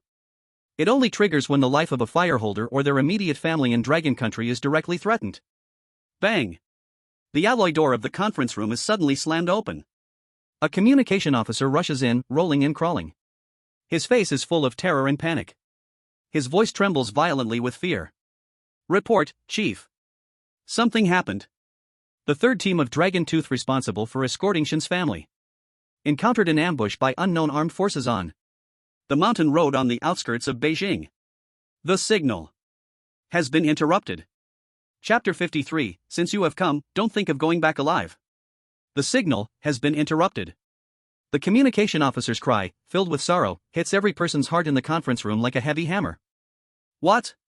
Bang! Chen Guodong slams the table hard, and the alloy table surface is actually dented by his blow. This veteran, who has faced life and death all his life, can no longer remain calm upon hearing family ambushed. A tremendous rage erupts from him. How dare they? How dare they attack the hero's family on the land of Dragon Country? He suddenly turns around, and the murky old eyes are filled with terrifying bloodshot, roaring at the guards behind him. Connect me to the Beijing Naval District. Order the Sanlong Special Brigade to immediately carry out indiscriminate fire coverage on the incident area. I don't care who the opponent is. I don't care what background they have. I want them all to turn to ashes. Wait. Just when Chen Guodong was about to issue this crazy order that could trigger a local war, a cold, calm voice carrying an undeniable force suddenly sounded behind him. It made all his actions freeze. Shen Jin. He had slowly stood up, though he still looked weak, and his expression behind his gold-rimmed glasses remained calm. But for some reason, at this moment, he exuded a much more terrifying killing intent than the ghostly lord seen on the screen just now. That killing intent was not the coldness of a ghost. It is not a mere anger, it is pure, unadulterated, as if it intends to drag the entire world into an abyss. Extreme rage. The temperature in the entire conference room seemed to drop suddenly by more than 10 degrees in that moment. Even the walls began to form a thin layer of frost. Director Chen. Shen Jin's voice was soft, yet it clearly pierced into everyone's ears. Don't be nervous. They are just a group of clowns, no need to deploy the national army. That would only dirty our shells. He walked to the huge city holographic map. Those fish-like eyes, usually lifeless, sparkled astonishingly at this moment, like two cold stars. His gaze quickly scanned the map and finally landed on a rolling mountain road in the suburbs of Beijing. The enemy chose to act here, their purpose is very clear. Shen Jin's speech was not fast, but each word was like a precise scalpel, dissecting the enemy's conspiracy. The mountain road has a complex terrain, easy to defend but hard to attack. Large mechanized troops would find it hard to deploy. They aim to force us to mobilize large-scale troops, to make this matter escalate, thus causing social panic, making it easier for them to fish in troubled waters. They could even turn around and accuse us of Dragon Country abusing military force and disregarding life. Listening to Shen Jin's analysis, the fury in Chen Guodong's eyes was gradually replaced by calm. He clenched his fists tightly, so he used their plan against them. The corners of Shen Jin's mouth curved into a cold arc. His fingers slowly traced over the map, finally landing on a red area at the end of the mountain road. There was a large steel smelting plant long abandoned for years. This place has open terrain and complex structures, with only one main exit. Shen Jin's voice was like the whisper of death. This is their choice for the perfect retreat. He paused, raised his head, and looked at Chen Guodong, his cold eyes gleaming with a heart-pounding chill.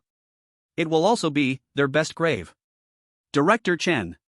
Shen Jin's voice at that moment carried an undeniable commanding tone. Now, listen to me. First, order your troops to immediately establish a comprehensive lockdown within a 5-kilometer radius of the steel plant, covering land, sea, and air. Signal jamming, personnel ban. I want to ensure that not even a fly can escape. Second. He pointed at the green dot on the map representing the Dragon Tooth team. Let the escort team abandon resistance, pretend to rout. Slowly draw the enemy into this grave dot. Chen Guodong hesitated not at all, immediately grabbing the communicator, firmly issuing orders. Do as he says. Right away. At once. After giving the orders, he looked at Shen Jin, worry filling his eyes. What about you? Me? Shen Jin laughed. That smile was proud and filled with endless confidence. He turned around and stepped out of the conference room. As for those trapped mice waiting for me to fall into their snare, I'll handle them myself. Half an hour later. Suburbs of Beijing, abandoned steel plant. The air was filled with the smell of rust and dust mixed together. More than 10 lighthouse agents, dressed in black nano-combat suits and holding advanced electromagnetic rifles, surrounded 5 bloody Dragon Tooth commandos in a fan-shaped formation, driving them into the dead corner of a huge steel furnace. Dragon Tooth? The ace of Dragon Country? The leading agent, a tall white man, took off his tactical helmet, revealing a cruel smile on his face. Not so special after all. The commander of the Dragon Tooth team, a tough guy with one arm missing, stood fiercely in front of the armored vehicle's door, glaring at the enemy. Despicable scum. If you dare, fight me for real. All's fair in war. The agent leader was not angry, he glanced at the tactical computer on his wrist. On the screen, a red dot representing prey was moving at a very high speed, flying quickly towards the steel factory. The fish is hooked. Brothers, get ready. The team captain grinned savagely and put his helmet back on. Our main target is about to arrive. Remember the plan, don't kill him, try to capture him alive. As long as we can get the secret of the dimension key from him, we will become the gods of the new world. Greed and fanaticism shone in all the agents' eyes. However, at the moment the team captain finished speaking, boom! A deafening roar suddenly came from all directions. The giant gate of the steel factory, 10 meters high and made of heavy alloy, and all other entrances, ventilation openings. At the same time, they crashed down, turning the entire factory area into an airtight steel cage. What's going on? The team captain's face changed drastically, and he roared into the communicator, who did this? Answer me. In response, there was only a hissing sound of electric current. The signal was blocked. They became turtles in a jar. As all agents fell into panic and chaos, a cold, mocking voice, seemingly coming from all directions, slowly echoed through the factory's old broadcasting system. Clearing entered into everyone's ears. Welcome, everyone. Since you have come, don't expect to leave alive. Chapter 54 Real Battle in Reality. Closing the door to beat the dog. Welcome, everyone. Since you have come, don't expect to leave alive. That cold, mocking voice, as if coming from all directions, echoed clearly in every lighthouse agent's earphones. It's Shen Jin. He's in the broadcast room. The team captain's face changed drastically, and he roared into the communicator. We've fallen into a trap. This is a trap. Everyone, break out immediately. Request air support. Repeat, request. ZZZZZ. In response to him, there was only the harsh sound of electric current. The signal was completely blocked. They were now the turtles in a cage. Don't panic. The captain forced himself to stay calm, his bloodshot eyes scanning the towering steel buildings around, trying to find the source of the voice. There's only one of him. We have 16 people. 16 fully armed elites. Find him. Tear him apart. He's there. A sharp-eyed agent suddenly pointed overhead, shouting. Everyone looked up in unison. At the top of the highest abandoned blast furnace, a thin figure had quietly appeared there without anyone noticing. He was wearing a simple white shirt and gold-rimmed glasses. The night wind blew, making his shirt corners flutter. He just stood there quietly, with his back to the blood-red sunset. looking down from above at the group of agents below, who looked like ants to him. His gaze was calm, indifferent. As if he were looking at a bunch of dead people. Fire! Without hesitation, the team captain raised his Gauss electromagnetic rifle and was the first to pull the trigger. Whoosh! A blue energy beam, with a sharp scream tearing through the air, instantly crossed 100 meters, heading straight for Shen Jin's face. Da-day-day-day-day. Boom! Boom! Boom! At the same time, the other 15 agents opened fire simultaneously. Electromagnetic rifles, laser beams, shoulder-fired micromissiles. Countless fatal attacks representing human cutting-edge technology fell like an airtight steel rain, completely drowning Shen Jin's position. Boom, boom, boom. A terrifying explosion occurred. The entire top of the blast furnace was engulfed by violent flames and thick smoke. Steel plates melted, structures twisted. The power was enough to blow a main battle tank into scrap metal. The members of Lonya's squad watched this scene, their hearts in their throats. Shin God. It's over with such concentrated firepower, even an immortal would be turned into a sieve, right? Shingo was too careless. Why not hide? Damn. It can't just end like this, right? In the live broadcast room, a wail filled the air. However, amidst the smoke and dust, the expression on the team captain's twisted face showed no joy of success. Instead, it was filled with terror. Where is he? In his thermal imaging scanner, the once crystal-clear red figure had vanished into thin air just a second before being covered by gunfire. As if it melted into the shadows. Watch your back. The captain seemed to realize something, suddenly turning around with a desperate roar. But it was too late. Thud. A dark shadow appeared silently behind one of the agents like a ghost. It was a young man in a white shirt. It was Shen Jin. His face remained calm, as if the earth-shattering explosion was just a gentle breeze passing by. He slowly raised his right hand. His fingers brought together, forming a knife hand. He gently slashed at the neck of the agent from behind. The movement was elegant, like cutting through a top-quality steak. Snip. A soft sound. The tactical helmet made of ultra-high molecular polymer, claimed to resist sniper bullets. Along with the terrified head inside, was neatly split in two. The cut smooth as a mirror. Red and white, spilled all over the ground. A lethal strike. Not even a moment to react. Behind you. Another agent finally reacted, turning his gun to shoot. But Shen Jin's speed was faster than his nerve reaction. Swish. Shen Jin's figure vanished again. Shadow cloak, activated. He transformed into an untraceable shadow, darting between the intersecting steel pipes at high speed. Fast enough for the naked eye to catch nothing. Ah! Another scream of despair. An agent hiding behind a container suddenly went stiff. A black chain, formed solely from shadows, had emerged from the shadow beneath his feet, tightly choking his neck. Snap. His neck was easily snapped. Second one. Shen Jin's voice, like a reaper's whisper, echoed in every agent's earpiece. Who will be next? Panic begins to spread.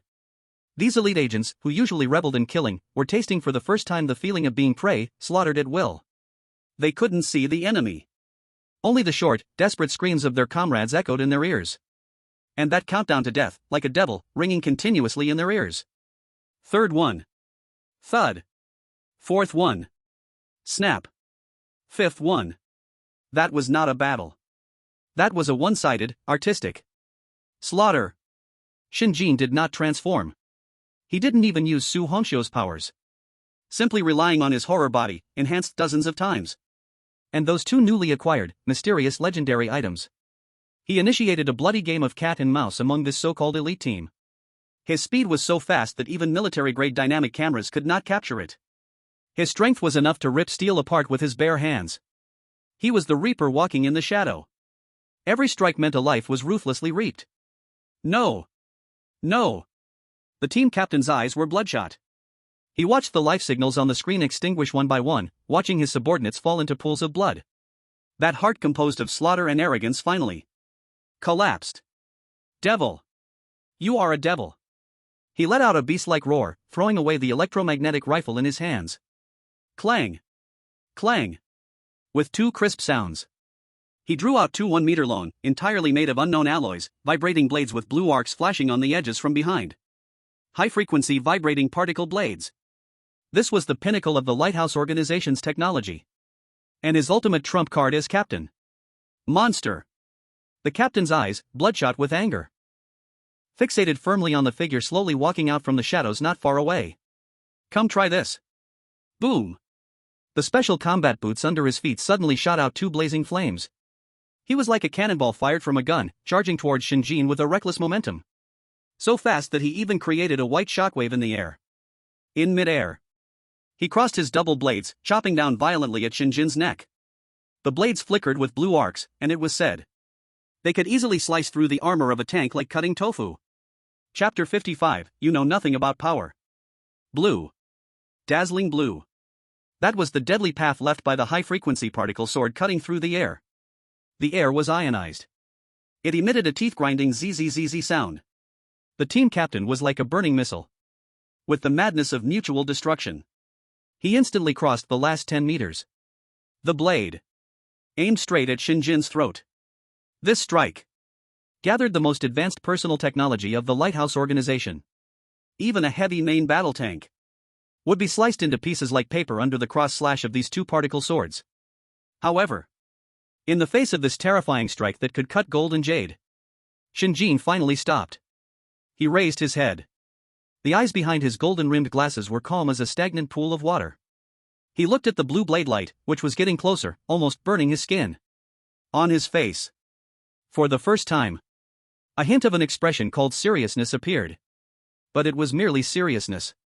Just like seeing a slightly interesting new toy. Shen Jin nodded slightly. Gave a fair assessment. Finally, a somewhat decent toy has come. Before his words even finished, he moved. No transformation. No use of the shadow cloak. He didn't even summon Su Hongxiu behind him. Under the sneering gaze of the team captain, in the horrified eyes of the dragon-tooth team, Shen Jin simply, slowly raised his right hand. Fingers spread apart. Palm facing out. The movement was slow, like an old man practicing Tai Chi in a park. Looking for death. The team captain roared. He felt an unprecedented insult. Using his bare hand to catch the particle sword? This was no longer arrogance. This was insanity. Break for me. The double blades crossed. Chopped down fiercely. Clang. A loud sound. Not the dull sound of a blade entering flesh, but the explosive sound of metal clashing. Sparks flew everywhere. The blue arcs crackled wildly. The team captain's sinister grin instantly froze on his face, transformed into extreme astonishment and fear. Because he witnessed a scene completely contrary to physical common sense. Those two particle swords, capable of cutting through tanks, actually stopped. Just stopped in Shen Jin's palm. Caught firmly by those 5 slender, white fingers that seemed utterly powerless. Zzzzz. The particle swords were still vibrating at high frequency. The humming sound was enough to shatter eardrums. The captain's combat boots were still spraying flames, pushing him desperately forward. But the two blades were like they were welded to Shen Jin's hand. Not moving a bit. Not even Shen Jin's body shook. This is impossible. The team captain's eyes were about to pop out. Through the helmet's display, he saw something even more crushing. That incredibly sharp blade was less than a centimeter from Shen Jin's palm. Yet, that 1 centimeter had become an insurmountable chasm above Shen Jin's palm. A faint, almost imperceptible red halo emerged. That halo was thin, but it radiated an awe-inspiring, soul-chilling power. That was the blood of the Ghost Emperor. The essence of the red-clothed Ghost Emperor Su Hongxiu, forming an absolute defense. This was the power of God. How could it be shaken by the technology of mere mortals? This is... Shen Jin tilted his head. Through the two blades that were still trembling wildly, I looked at the captain's face, twisted and deformed from exertion. The tone was calm, even carrying a hint of disappointment. Your so-called trump card? This. The captain opened his mouth wide, making a choking sound in his throat. His worldview collapsed in that moment. What kind of defense is this? Is this still a carbon-based life form? Too weak. Shen Jin shook his head. In those dead fish eyes, there was no mockery. Only a kind of indifference that stated an objective fact. Technology. Weapons. Training. Tactics. With each word he spoke, the captain's face turned a shade paler. Shen Jin looked at him like an ant trying to pierce the sky with a toothpick. In the face of true power, these things are worthless. After saying this, Shen Jin's fingers suddenly tightened. And you know nothing about power. Crack! A crisp, teeth-chattering sound of metal breaking echoed in the silent steel mill. Then came crack, crack, crack. The two high-frequency vibrating particle knives, symbols of humanity's pinnacle in material science, known to never wear out. In Shen Jin's palm, they crumbled like two crispy cookies into flying scraps of iron. Bang! Without the support of weapons, the captain lost his balance and fell heavily to the ground. He stared blankly at the two broken handles left in his hands. Then looked at Shen Jin's hand, still pale and unscathed. He collapsed. Completely collapsed. Monster! You are a monster! He let out a heart-wrenching scream. He dropped the broken handles and scrambled backward on hands and feet. Fighting spirit? It had long vanished the moment the two knives shattered. Now, he just wanted to run as far away as possible from this demon in human skin. Boom! The combat boots shot flames again. He turned around, bursting forth with the fastest speed of his life, rushing toward the steel mill's gate. Run! Must escape! Bring this news back! A monster emerged from Dragon Country. A monster that cannot be killed. However, he barely dashed out 10 meters when he felt his vision blur. A shadow, like a ghost, appeared suddenly from the shadows ahead, blocking his path. White shirt. Gold-rimmed glasses. Hands in pockets. It was Shen Jin. He did not chase. He was teleporting. Shadow jump. Ah! The captain was terrified, trying to hit the brakes. But inertia carried him straight into that nightmarish figure. Shen Jin slowly reached out a hand. The movement was gentle. But it was not to be refused. Slap. That hand firmly pressed against the captain's tactical helmet. Like holding down a mischievous child wanting to escape. The tremendous momentum instantly came to a stop. The captain felt as if his head was trapped in a hydraulic clamp. Unable to move. He could only watch as the delicate face magnified before him. Shen Jin pushed up his glasses. The lenses reflected the captain's desperate gaze. The corners of his mouth lifted, displaying a smile that sent chills through everyone present. His voice was cold, like a judgment from the depths of hell. Run? Did I let you run? Chapter 56, Rooting Out, Shocking Global Forces. Buzz. Shen Jin's once dark and deep eyes underwent a strange change. The pupils split. Countless intricate compound eyes spun wildly within those eyes. Thousand-eyed evil god all-knowing vision. Activated. In his vision, the captain's originally unbreakable psychological defense turned into a data stream full of holes. His rapid heartbeat. His constricted pupils. The trajectory of cold sweat sliding down his forehead. Even the strings of classified numerical codes flashing through his mind. In Shen Jin's eyes, nothing could hide. I don't like to hear nonsense. Shen Jin's voice was light. But the hand pressing on the captain's head. But it was like a mountai, pressing down until the other person's soul trembled. First, where is the lighthouse in the Dragon Kingdom's main contact point? The team leader gritted his teeth tightly. He had undergone the most severe anti-interrogation training. Even if his body were torn apart, he would not reveal a single word. I won't. In Jinghai City, 3rd Avenue, Blue Sky Trading Company, underground 2nd floor. Shen Jin calmly interrupted him. His tone was as steady as if he were reciting a script he had already written. The team leader suddenly looked up, his eyes filled with horror. You. Shoo. Shen Jin raised a finger, pressing it against his lips. Second, the infiltration list. The team leader's eyes instinctively flickered. Several key names flashed in his mind in an instant. Very good. Shen Jin nodded, a satisfied smile curling at the corners of his mouth. So this is what is called the sleeper plan. I have received the list. The team leader completely collapsed. A devil. This was definitely a devil. He clearly said nothing. Why does this man seem to have flipped through his brain directly? Third. Shen Jin leaned down, softly whispering next to that distorting face filled with fear. When are you planning to move? The team leader's psychological defenses completely crumbled at that moment. Tonight. Right tonight. He screamed hysterically, as if only this could vent the fear in his heart. If you don't kill you, they will activate the backup plan and blow up. Blow up the natural gas pipelines underground in Jinghai City. Shen Jin cut in again. He straightened his body. The compound eyes in his gaze slowly faded, returning to normal black. Very creative plan. But too slow. Shen Jin released his hand that was pressing on the team leader's head. He even patted the non-existent dust on the leader's shoulder. All right. Thank you for your cooperation. You can go now. The team leader was taken aback. Go? Let me go? He looked in disbelief at Shen Jin, then at the empty factory area around him. Without hesitation. The urge to survive overcame everything. He turned and ran. Just escape. Just bring this information back. However, 1 step. 2 steps. Just as he took the 3rd step, he suddenly felt his feet go soft. He didn't miss a step. But the ground changed.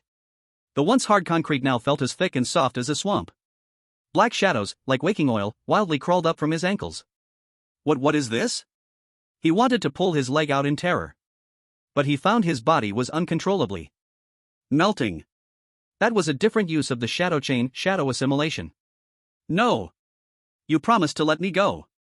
The team leader looked back in despair at the young man in white standing high above. Shen Jin adjusted his glasses. The lenses reflected a cold glint under the setting sun. I did promise to let you go. But this land seems not to want you to leave. Glub. The last sound of a bubble bursting. The team leader, along with his tactical gear, completely melted into a pool of pitch-black shadow. No trace remained. At the same time, in the command center of the Special Affairs Bureau of the Dragon Kingdom, Chen Guodong looked at the real-time transmission of the list and coordinates from Shen Jin on the screen. His hands trembled. It was a tremble of excitement. Good. Good. Good. So this group of rats has been hiding right under our noses. He abruptly grabbed the red phone and roared into the receiver, sending vibrations across the nation. Operation Falcon. Start. Arrest people according to the list. Leave no one behind. Anyone who dares to resist will be killed on the spot. This night was destined to be sleepless. Police sirens rang out across dozens of cities in the Dragon Kingdom. One by one, the lighthouse spies who usually disguised themselves as merchants, scholars, and even philanthropists were awakened from their sleep as heavily armed special police broke through their doors. Black hoods. Cold handcuffs. They had no time to destroy evidence. A massive conspiracy that had infiltrated the Dragon Kingdom for over a decade was uprooted in just 3 hours. The next morning, a bombshell news exploded worldwide. The Dragon Kingdom's Ministry of Foreign Affairs held an urgent press conference. No meaningless words. No protests. Only high-definition interrogation videos and a collection of shocking evidence.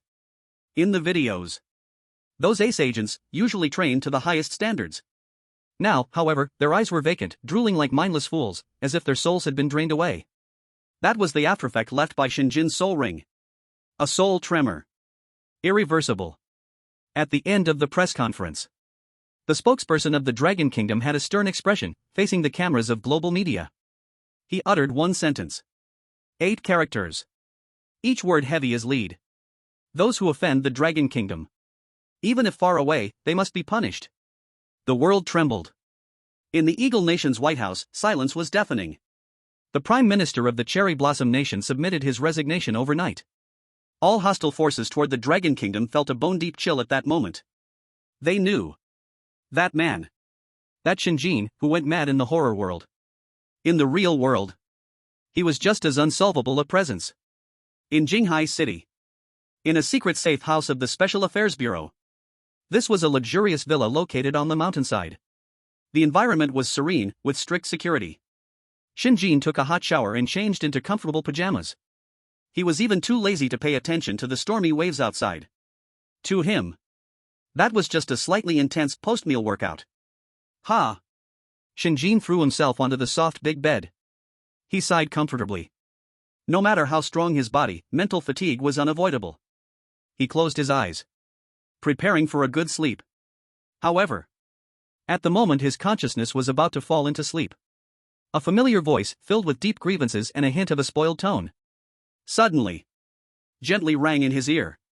That voice, like a hook, tickled his heart. Husband. Did you forget about me? Chapter 57, Brief Rest, Su Hongxiu spoiling. Husband. Did you forget about me? The voice was filled with grievances. 3 parts wronged, 7 parts spoiled. Like a hook, it tickled his heart. Shen Jin jolted his eyes open. What he saw was not the ceiling, but an exceptionally beautiful face, close enough to touch. Su Hongxiu. She floated above Shen Jin, her red dress spreading like a blooming ghost flower. However, at that moment, she was not physical, but appeared in a semi-transparent spiritual form. Under the soft bedside lamp, she seemed dreamlike. Hongxiu? Shen Jin was a bit surprised. Because the yang energy in the real world was too strong, and the rules were highly suppressive. Logically speaking, without the key of dimension, she shouldn't be able to leave the catalog of 1,000 ghosts for too long. How did you get out? Shen Jin sat up, leaning against the headboard. He pushed up the glasses that were on the nightstand. Su Hongxiu floated down. Her originally fierce and cold phoenix eyes were now red, like a wronged little rabbit. Husband still dares to ask? She pouted, fingers drawing circles in the air. As soon as I got back, you got busy with killing and fighting. Catching mice and interrogating. You don't even care about me.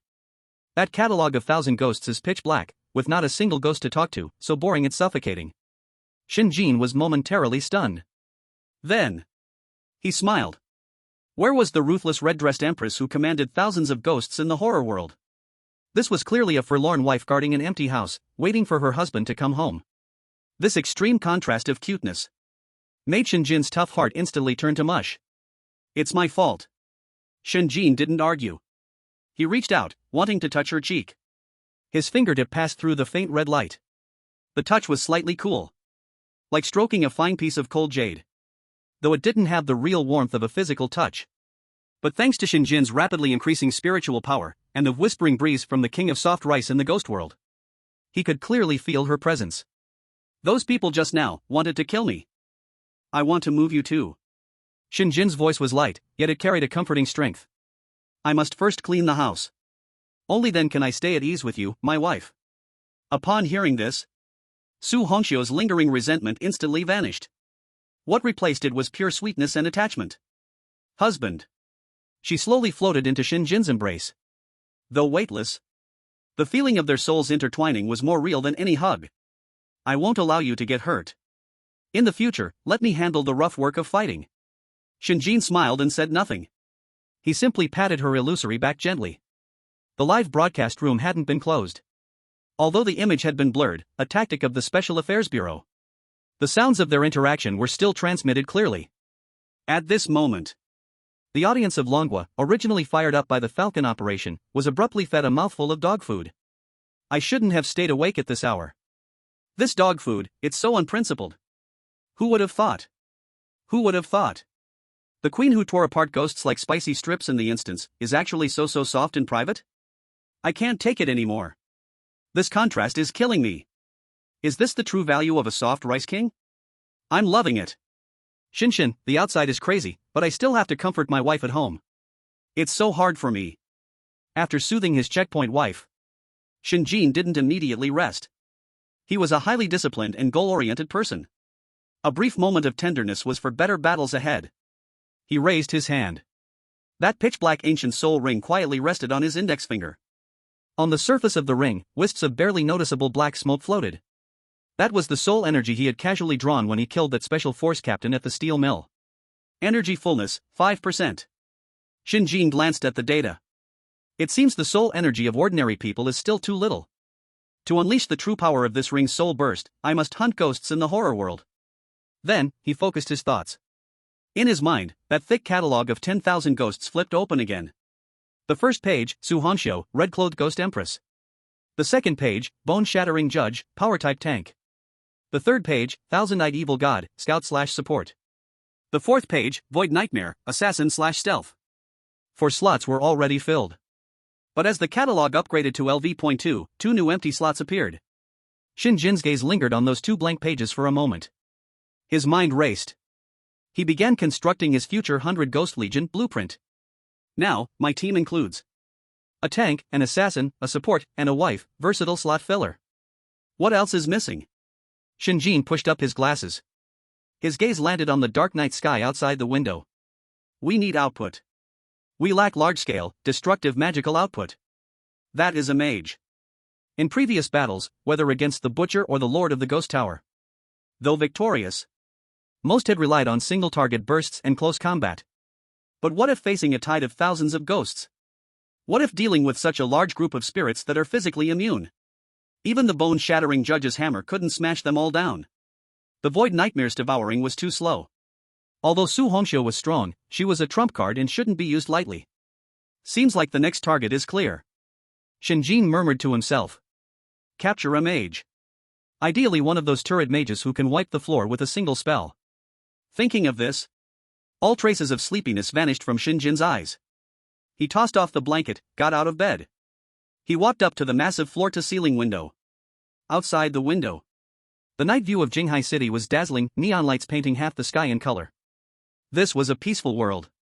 A tranquility that countless people yearned for. But Shen Jin knew. This peace was too fragile. Like a castle built on sand. The countdown of the horror game hung like a sword of Damocles over everyone's heads. If he didn't become stronger, if he couldn't completely end this game, everything in front of him would eventually turn to dust. Husband? Su Hongxiu floated over, standing by his side, gazing at the countless lights outside the window. His gaze was a bit dazed. This place is truly beautiful. Much more beautiful than that place with only darkness and blood. Shen Jin turned his head. He looked at her ethereal profile. He gazed at the desire for reality in her eyes. His hand instinctively clenched. Key to dimensions. There are still 6 pieces missing. Once I gather 7 pieces, I can break the dimensional wall. I can let her truly stand here, to embrace this prosperous world. Hongxiu. Shen Jin suddenly spoke. His voice was not loud, but it carried an unprecedented determination. The break is over. Su Hongxiu was taken aback and turned to look at him. In Shen Jin's deep eyes burned 2 flames named ambition. He raised his hand, pointing to the endless night sky outside the window. Also pointing at the strange and unpredictable horror world hidden behind the night sky. Addressing Su Hongxiu. Also addressing the billions of viewers watching him in the live broadcast. In a deep voice, he declared. Since they call me the soft rice king of the ghost world. Since they fear me, hate me, and want to kill me. Then I shall do as they wish. Shen Jin's lips curled into a slight smile, revealing an extremely crazy and confident grin. The next goal. I will build a force that belongs solely to me. Night Parade of 100 Demons. Chapter 58 New Journey, Goal, Night Parade of 100 Demons. Night Parade of 100 Demons? Su Hongxiu floated midair, repeating these 4 words. In her beautiful eyes, which once only cherished her husband, a wildfire suddenly ignited. That was the ambition belonging to the queen of the ghost world. And also the yearning for that grand future. Husband. She gently covered her red lips and smiled alluringly. That name is very good. As long as it is what my husband wants to do, I will surely trample all the gods and Buddhas underfoot to pave the way for you. In the live broadcast room, billions of viewers looked at the man standing by the floor-to-ceiling window, back to the crowd, yet seemingly trampling the whole world underfoot. Blood boiled. Completely boiling. Night Parade of 100 Demons. Listen. This is what we call vision. While other competitors are still figuring out how to survive the second day, Shen Jin has already started thinking about how to dominate the horror world. Build an army? This has the rhythm of counterattacking the horror world. I have a feeling that if that so-called master of Ghost Tower dares to come out again, he will probably be beaten to death by Shen Jin's little brothers. Shen Jin, not only do I want to live off my wife, I also want to take her and conquer our empire. A silent night passed. The next morning, Shen Jin got up early and dressed neatly. The soul ring was still on his finger, emitting a faint cold light. He picked up the red encrypted phone assigned by the Special Affairs Bureau. Dialed. Hello, Director Chen. On the other end, Chen Guodong seemed to have kept watch all night, answering immediately. Shen Jin? How was your rest? Not bad. Shen Jin's voice was calm. Notify everyone to prepare for the next round of transmission. So soon? Chen Guodong's voice tightened. Shouldn't you take a few more days off? According to the rules, you have a 3-day mandatory rest period. No need. Shen Jin interrupted him, pushed up his glasses, and looked out at the layered sea of clouds. Some debts need to be settled while it is hot. Some things also need to be obtained early. Like the remaining 6 pieces of the key to dimensions. Chen Guodong fell silent for 2 seconds. All right. The country will fully cooperate. What do you need? Shen Jin lightly tapped the tabletop with his fingers. Information. I want all the information in the Special Affairs Bureau's database regarding folklore, beasts from the classic of mountains and seas, and all the unresolved mysteries in history. Especially legends regarding Ghost King level. Know yourself and know your enemy, and you will never lose a battle. To establish the night parade of 100 demons, simply recruiting soldiers is not enough. A goal must be set. And targets. Big prizes must be caught. No problem. Chen Guodong answered firmly. The information will be transmitted to your personal terminal within half an hour. After hanging up the phone, Shen Jin dialed another number. This was a regular home phone number. Hello? Is this Xiao Jin? On the other end, his mother's familiar and anxious voice came through. With a hint of a cry. Clearly, both parents had watched last night's news. Although the Special Affairs Bureau had blocked the specifics of the attack, the sense of impending storm cannot be hidden. Mom, it's me. Shen Jin's voice softened instantly. All sharpness and coldness faded away. Only warmth as a sun remained. I'm fine, really. In the next few days, I have to carry out a top-secret mission, and I might not be able to contact you. Don't worry. The country is protecting me. A few simple words of safety. No mention of danger at all. Before hanging up, Shen Jin softly said, "Wait for me to come back. I'll bring home a daughter-in-law." On the other end of the line, his mother paused for a moment, then burst into a joyful scolding laugh. Shen Jin hung up the phone. The corners of his mouth curved upward. A daughter-in-law. Although a ghost, she was still an empress, not embarrassing at all. At 10 o'clock in the morning. In the underground base of the Special Affairs Bureau. The huge transfer square was brightly lit. Countless researchers in white coats were nervously debugging the equipment. Chen Guodong, along with a group of high-ranking officials, personally came to see him off. Shen Jin. The old man patted Shen Jin on the shoulder, his eyes filled with complex emotions. Come back alive. The Dragon Kingdom cannot do without you. Shen Jin nodded. No unnecessary words. He turned around and strode toward the enormous luminous sphere hovering in the center of the square. His back stood tall. Like a sharp sword about to be unsheathed. Detecting player Shen Jin, ID 009, requesting to enter the game. Connecting to the Horror World server. Connection successful. Matching next round instance. As the system prompt sounded, a brilliant blue beam of light descended from the sky, enveloping Shen Jin. At the same time, in the outside world, just at the moment when the Dragon Kingdom officially announced Godshin is about to set out again, the entire Dragon Kingdom erupted in excitement. On the streets, traffic came to a halt. Inside shopping malls, large screens rolled with broadcasts. Countless people spontaneously left their homes, rushing to the nearest temples and Taoist temples. Incense filled the air. Bells rang long and clear. Bless God Shen. May he have a victorious start. May our Dragon Kingdom flourish. The faith of 1.4 billion people. The prayers of 1.4 billion people.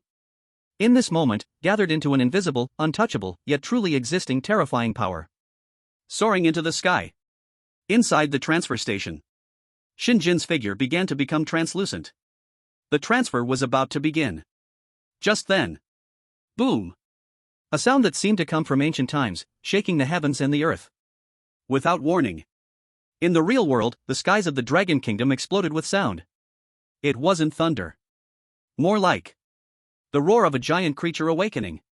Chen Guodong suddenly looked up, staring at the simulated sky above. His face changed dramatically. What's going on? Is it an earthquake? No. Commander. Look outside. An officer pointed at the real-time satellite images on the big screen, their voice sharp and high-pitched. On the screen. Above the Dragon Kingdom. The originally clear sky suddenly turned stormy. Rolling seas of clouds surged, as if something was violently tumbling behind that heavy layer of clouds. Suddenly tossing. Then. On. A dragon's roar. Shattered the sky full of clouds. 10,000 rays of golden light poured down like a waterfall, dyeing the entire land of the Dragon Kingdom in a sacred golden hue.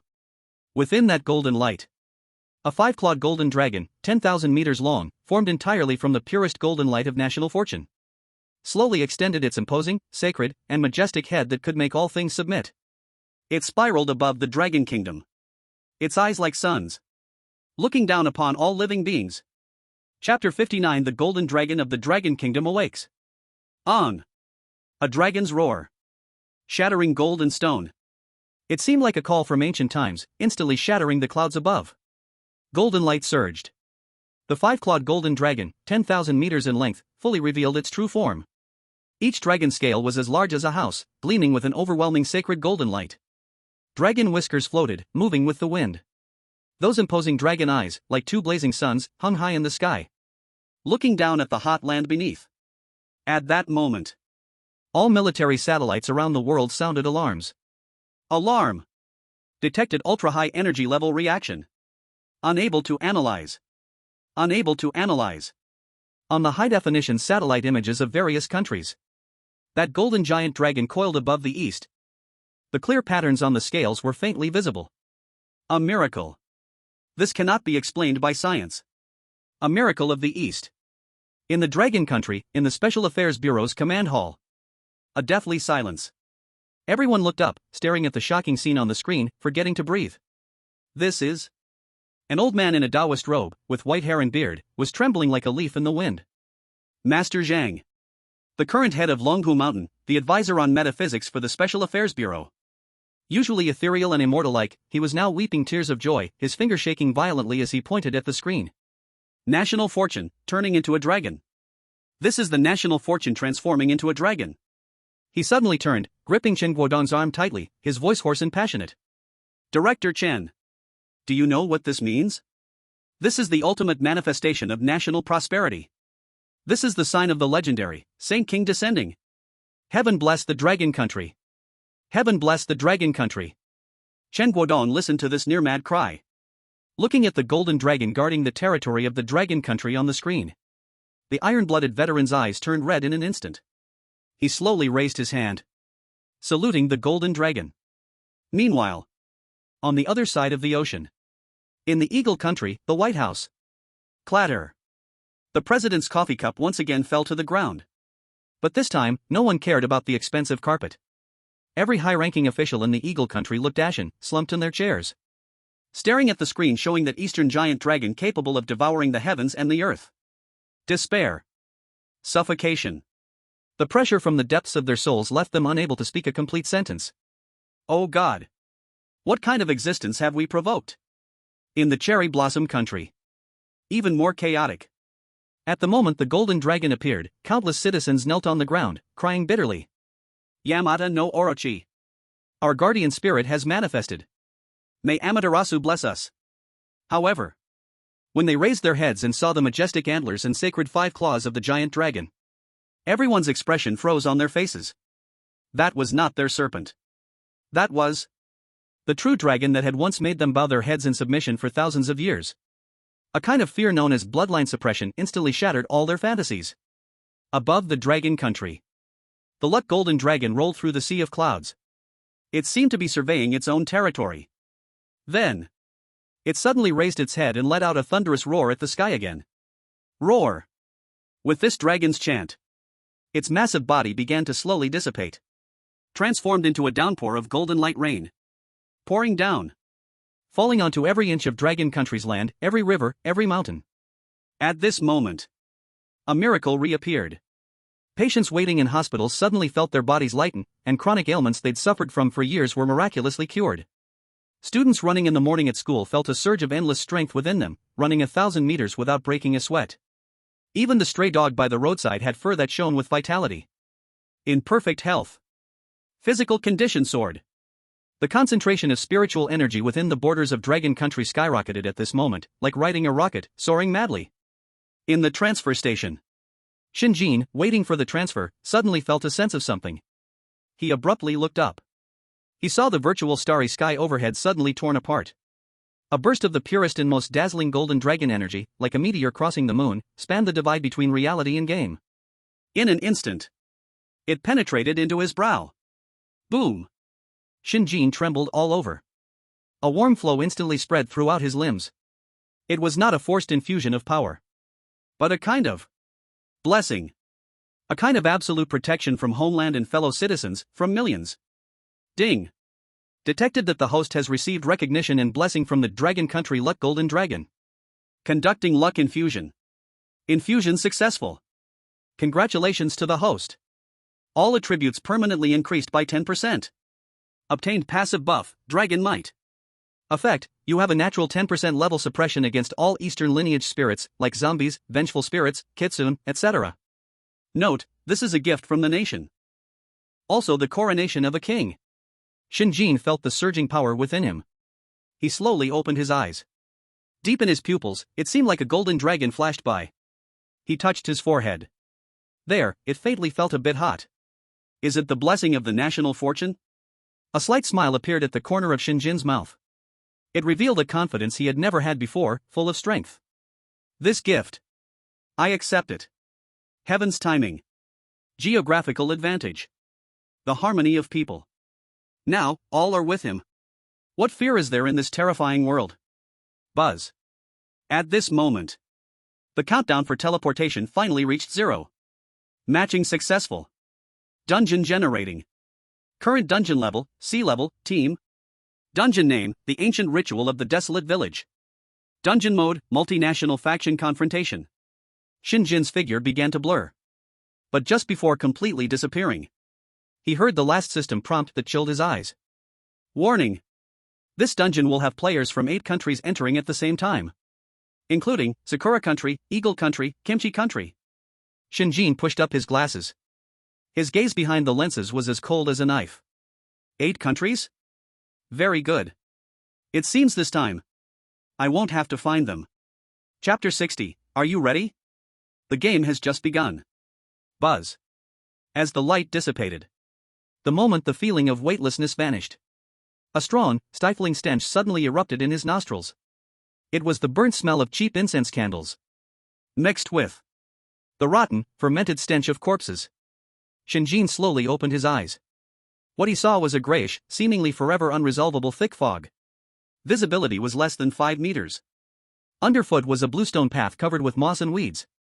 Beside the road stood a half-broken stone tablet. On the tablet, in blood-red cinnabar, 3 eerie big characters were carved. Sealed Door Village. The first ghost village of China. A cursed place. Interesting. Shen Jin pushed up his glasses. His gaze swept across the dilapidated old houses that were faintly visible in the fog. Withered vines and old trees. White flags fluttering. And those pairs of strange eyes hidden behind the paper windows, peering at the outsiders. This is the stage for a sea-level team dungeon?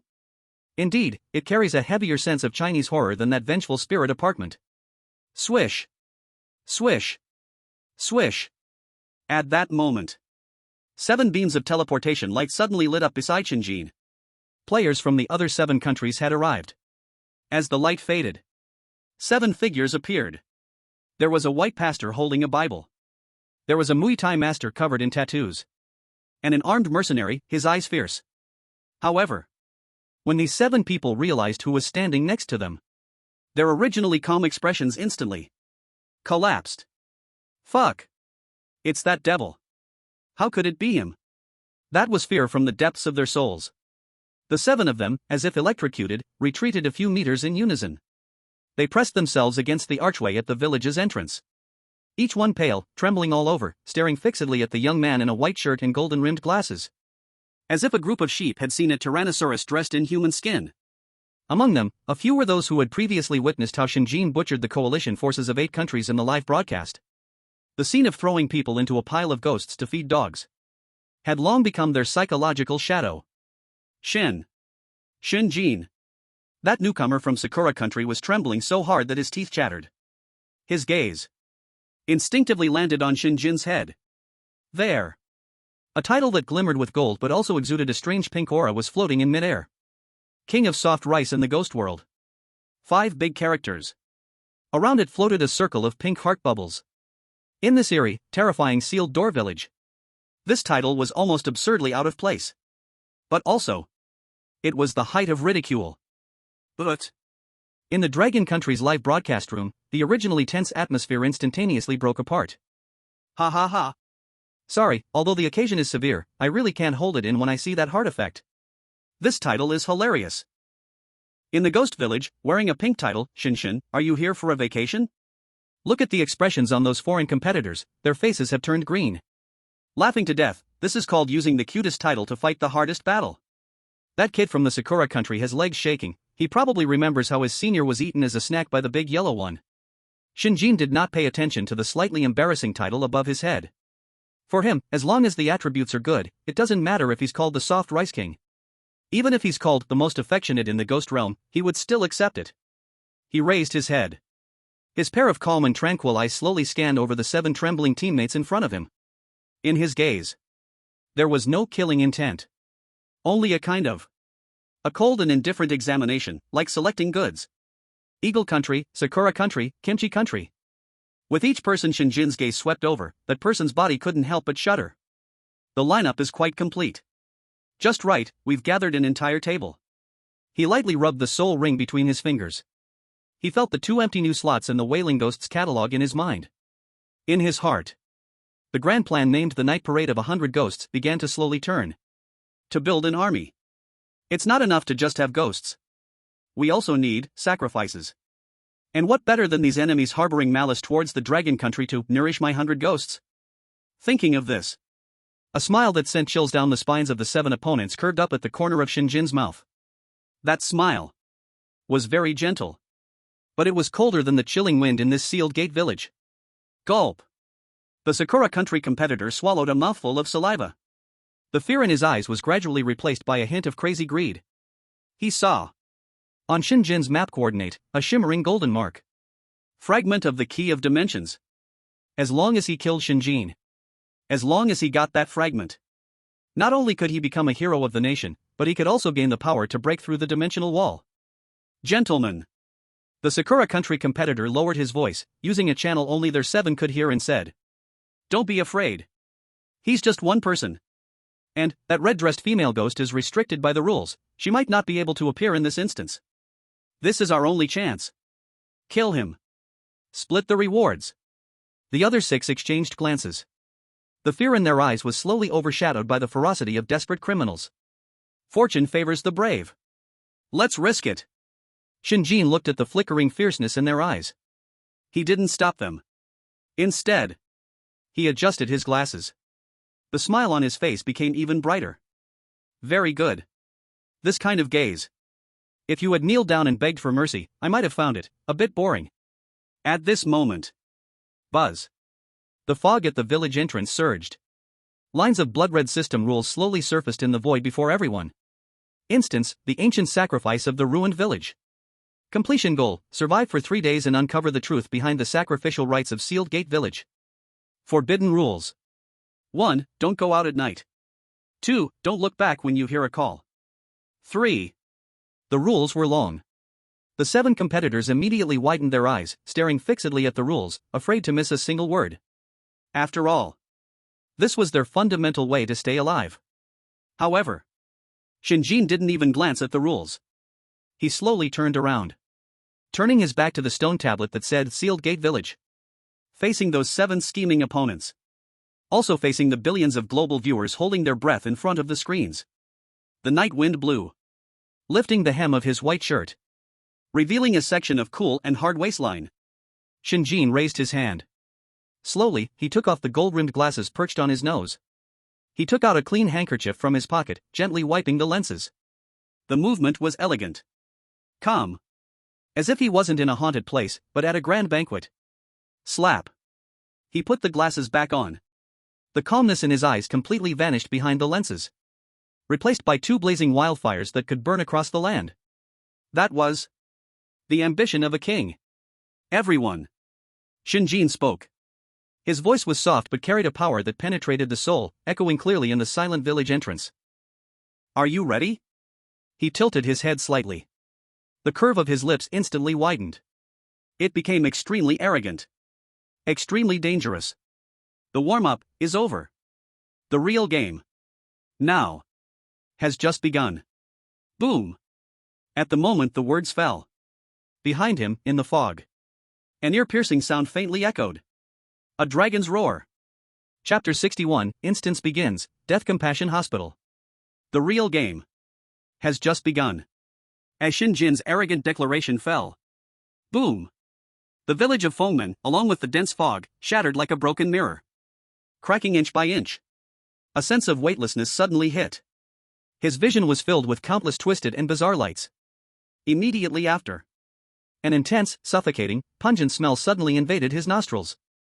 It was high-concentration disinfectant, mixed with formaldehyde, and a hint of the sweet, rancid odor of a long-decayed corpse.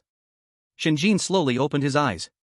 What met his gaze was no longer a gloomy ancient village, but a long-abandoned, dilapidated hospital hall. Above him, a few oil-stained fluorescent tubes were flickering wildly. Zzz. Zzz. The sound of electricity was particularly piercing in the dead hall. The dim light flickered on and off, casting everything in the hall in a ghostly, twisted shadow. On the walls, the once snow-white tiles had fallen away by more than half, revealing the blackened cement wall underneath. It was crawling with black mold that writhed like blood vessels. Facing the main entrance was the registration desk. The glass window was covered in dust and bloody handprints. And behind that dim counter, it seemed, there was a hunched figure slowly swaying. Tick. A drop of unknown black liquid fell from the ceiling. It landed right at Shen Jin's feet, releasing a wisp of white smoke. Ding. Instance loaded successfully. Current instance, Death Compassion Hospital.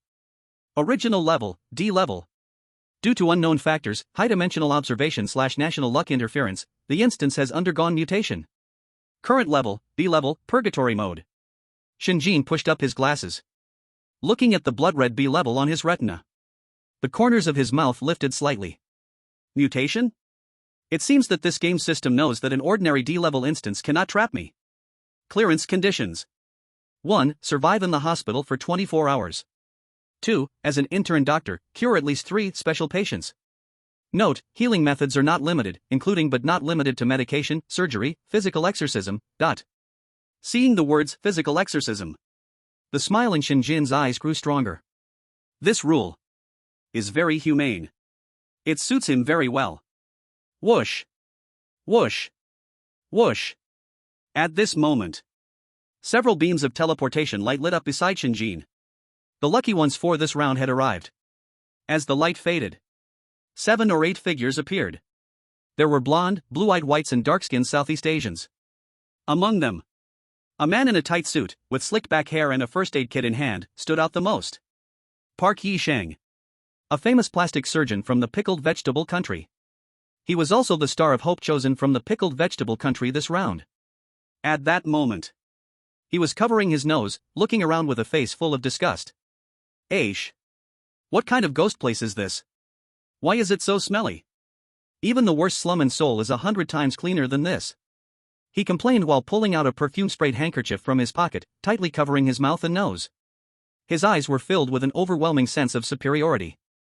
However, the next second, when he saw the young man in a white shirt standing not far away, that sense of superiority instantly turned into a fear like seeing a ghost. Shen Jin? Park Yisheng's voice changed pitch. He had seen the live broadcast. He had personally watched this man skin and peel the last round of candidates from the pickled vegetable country. How are you here? Park Yisheng was so scared he took 3 steps back, his back crashing into the moldy wall. His expensive suit was instantly stained green in a large area. But he didn't have time to wipe it. His legs were trembling. Nearly fell to his knees. Shen Jin turned his head. He cast a faint glance at him. That look. It was like looking at a stinky bug that could be crushed at any moment. What? Is this hospital owned by your family? Shen Jin's voice was very light. But it made Park Yisheng feel like he was doused with a bucket of ice water from head to toe. And no. He trembled, unable to speak a complete sentence. In the Dragon Nation's live broadcast room, the bullet screen suddenly burst into joy. Ha ha ha. This guy from the pickle country is about to pee his pants. Park Yisheng, who am I? Where am I? Why is the god of death next to me?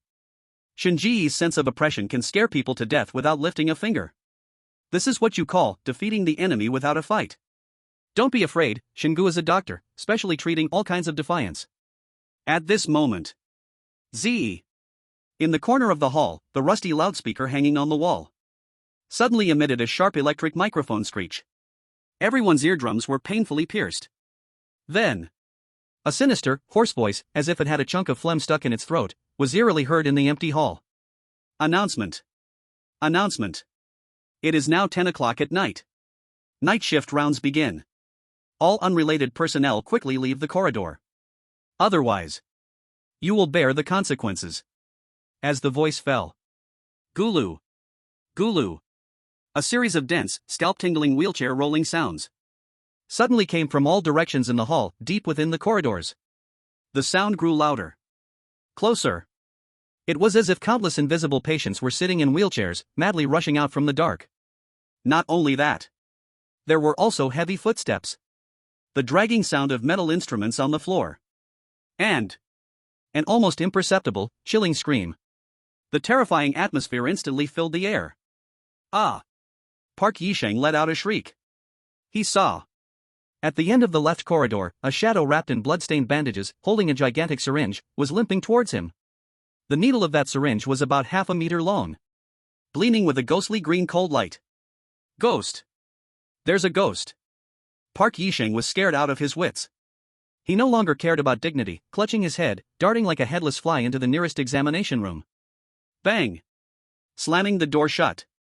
Locking it. Other foreign contestants also turned pale, scattering in panic, searching for cover. In the blink of an eye, the once bustling hall was now left with only Shen Jin. And the big yellow dog squatting by his feet, focused on scratching itself. Shen Jin remained still. He adjusted his glasses, calmly surveying the approaching shadows. He felt no threat. Just a bunch of D-grade little monsters. Not even qualified to make him act. Big Yellow. Shen Jin looked down and kicked the bald-headed dog by his feet. Stop scratching. Time to work. However, Big Yellow did not respond to him. It suddenly stopped scratching. The wet nose twitched in the air twice. The previously droopy eyelids instantly lifted, revealing a pair of sharply defined dog eyes. Bright. Like 200-watt light bulbs. It suddenly stood up. Its tail wagged like a propeller.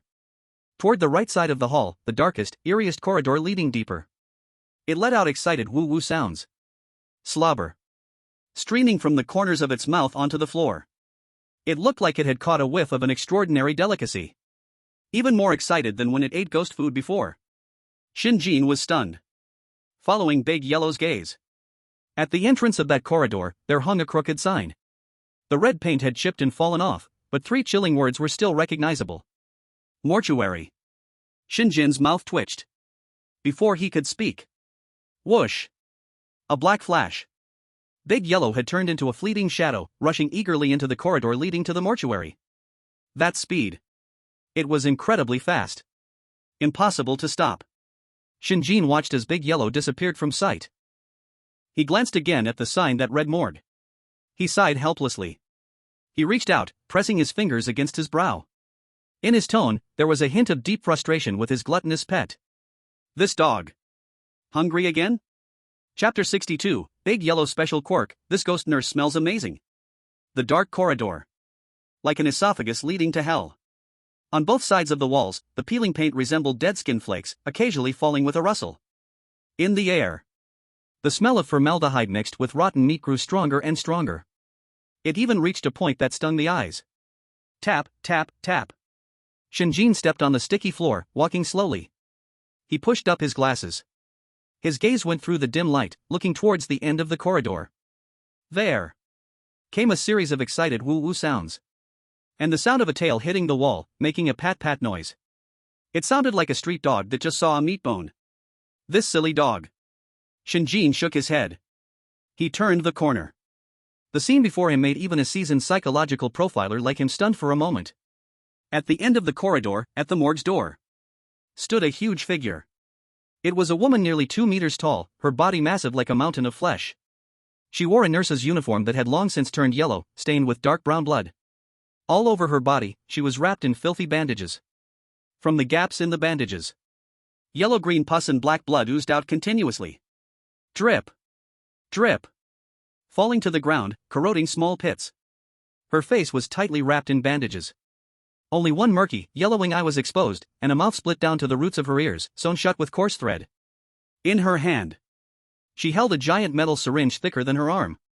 Inside the syringe, churned an unknown black liquid. Monster Encyclopedia, Rotten Meat Nurse. Level, Vengeful Spirit Class, Peak. Traits, highly toxic, infectious, frenzied. This was definitely a terrifying monster that could scare the average person to pee their pants. But at this moment, this terrifying monster was in an extreme state of confusion. Because at its feet, there was a little black dog with a bald spot on its head. It was spinning around its chunky legs covered in rotting flesh and maggots, going crazy. Its nose kept twitching. Slurp. Big Yellow stuck out its tongue, licking the drool flowing from its mouth. In its shiny black eyes sparkled a light named obsession. It buried its nose into the worst rotten wound on the nurse's leg. Deeply. In ecstasy. It took a big breath. Woof. So fragrant. That expression was like an old drunk sniffing an aged fine wine. Or a gourmet catching a whiff of top-notch fermented ham.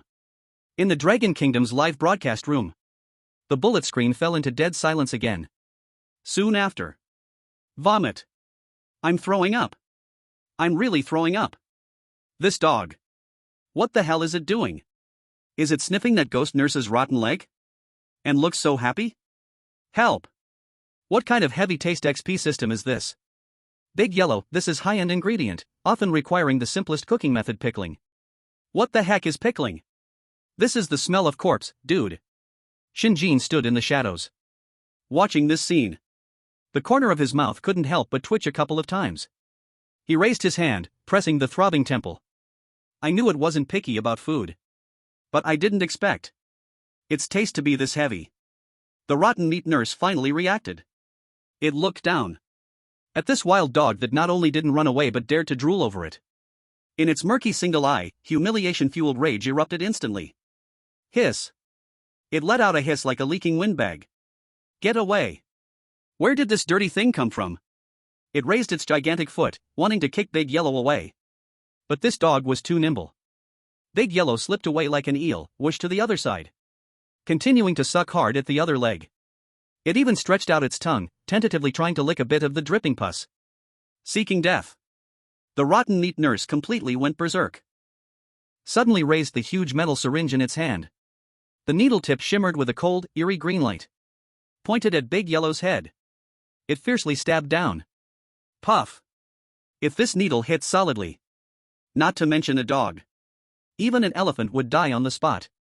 However, Big Yellow did not dodge or evade. It simply raised its head and glanced at the descending syringe. A trace of disdain flashed in its eyes. Crack. It suddenly opened its mouth and bit down on the thick metal needle. Its teeth closed. Snap. That needle, capable of piercing steel plates, was actually bitten off like it was a soft bone. Pooh. Big Yellow spat out the metal scraps from its mouth, with a face full of disgust. As if to say, this thing gets stuck in my teeth, it's not tasty.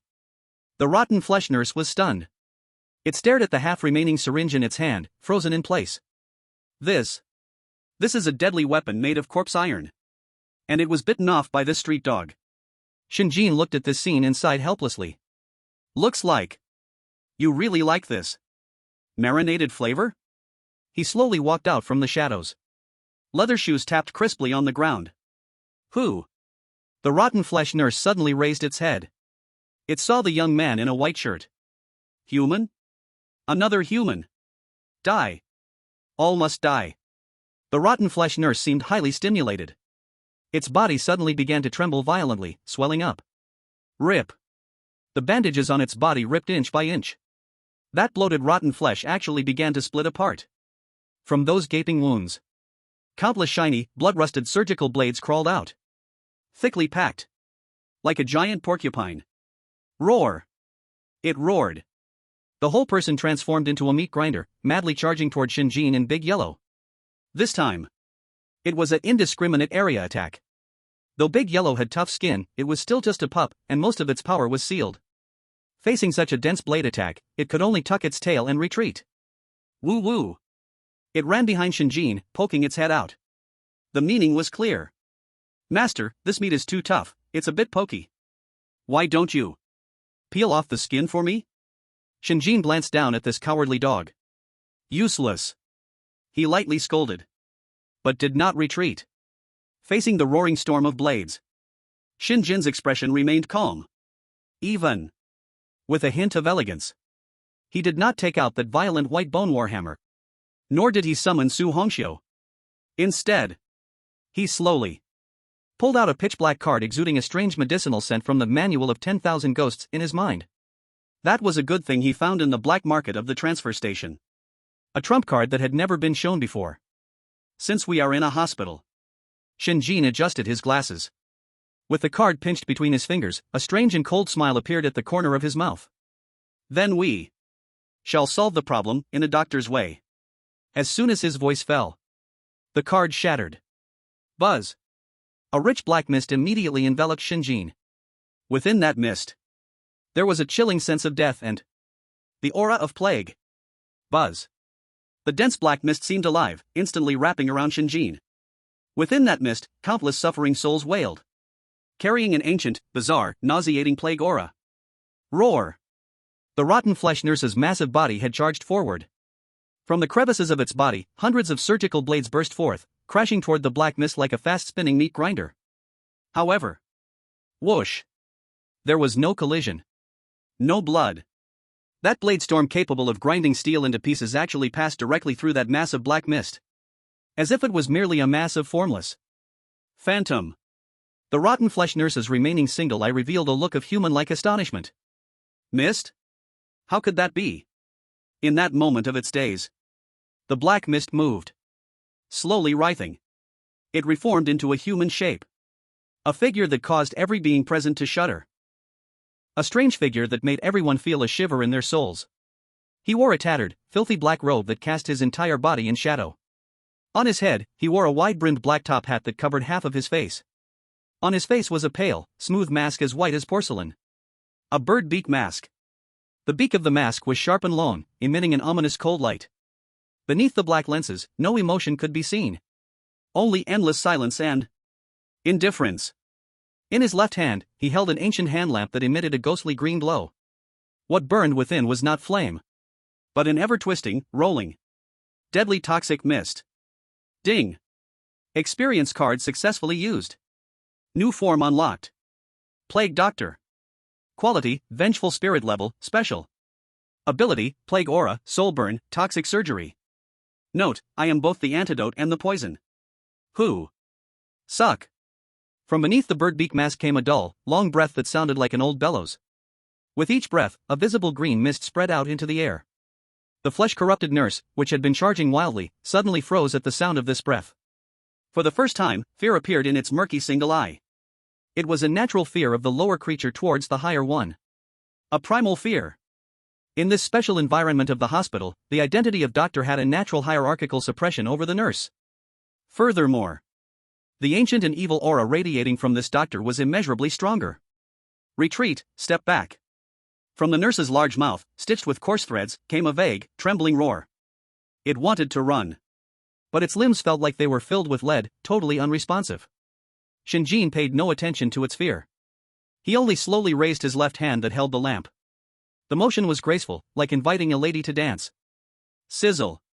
The glass cover of the lantern silently slid open. The swirling green toxic mist spilled out like a flood that had found an outlet, transforming into agile snakes. Silently, they slithered into the countless festering wounds of the flesh-corrupted nurse, using poison to attack poison. From beneath the bird beak mask, Shen Jin's voice was hoarse and completely emotionless. This is my treatment plan. Ah! A scream so piercing echoed through the entire corridor. The huge body of the flesh-corrupted nurse began to erupt with black smoke, as if splashed with concentrated sulfuric acid. Its proud, resilient rotten flesh, strong enough to resist blade and axe, was visibly rotting, dissolving. Chunks of rotten flesh fell from its body onto the floor, turning into pools of putrid pus. No! No! The flesh-corrupted nurse rolled on the ground in agony, trying to extinguish the green flames on its body with its hands. But it was useless. That toxic mist directly affected the soul. Don't move. Shen Jin stepped forward slowly, coming to stand before it. From a height above, like a god surveying ants, he reached out with his other hand and pulled from the wide sleeve of his black robe. An old, rusted surgical knife about a foot long, with countless nicks along the blade. Miss Nurse. Shen Jin's voice remained elegant, yet carried a chilling indifference. Your skin disease is very serious. It needs removal. After saying that, his hand rose. The knife fell. Puff. Puff. Puff. Without a trace of hesitation. Without any compassion. The rusty surgical knife in Shen Jin's hand became streaks of black lightning. Precise. Effective. Each drop could accurately excise a piece of infected core flesh. That technique was more skilled than the best chef. After a few cuts, the enormous body of the flesh-corrupted nurse was already dismembered into pieces. In endless pain and fear, it turned into the purest, coldest ghostly energy. Absorbed entirely by the lantern in Shen Jin's hand. Gulp. The green flame inside the lantern seemed to swell, happily dancing for a moment. Silent death. The corridor returned to silence. Only the pools of still smoking pus on the ground remained, proving that a brief and brutal surgery had just taken place here. Defying peeked his head out from behind Shen Jin. Looking at the already vanished cured meat, he whined a couple of times in grievance. A duck that was almost in his mouth was gone. Shen Jin ignored him. He slowly raised his hand and took off the birdbeak mask from his face. Experience card time ended. A strong sense of weakness washed over him. Shen Jin's face paled even more. This thing consumes more blue than the bone fragment judgment. He rubbed his brow and put the lantern back into the catalog. Just as he was about to comfort his greedy dog that hadn't gotten any meat. Suddenly. Ah! Help me! A scream filled with terror and despair, thick with a pickled vegetable accent, erupted. Without warning, it came from the tightly shut hospital room next door. That voice sounded a bit familiar. Shen Jin pushed up his glasses and listened closely. The corners of his mouth curled up into a playful smirk. Oh? Running into an acquaintance? Chapter 64, Running into an Acquaintance? The scared pickled vegetable country competitor. Oh? Running into an acquaintance? Shen Jin pushed up his gold-rimmed glasses. A glimmer of mischief flashed in his eyes behind the lenses, as if he loved a good show. He hesitated not at all.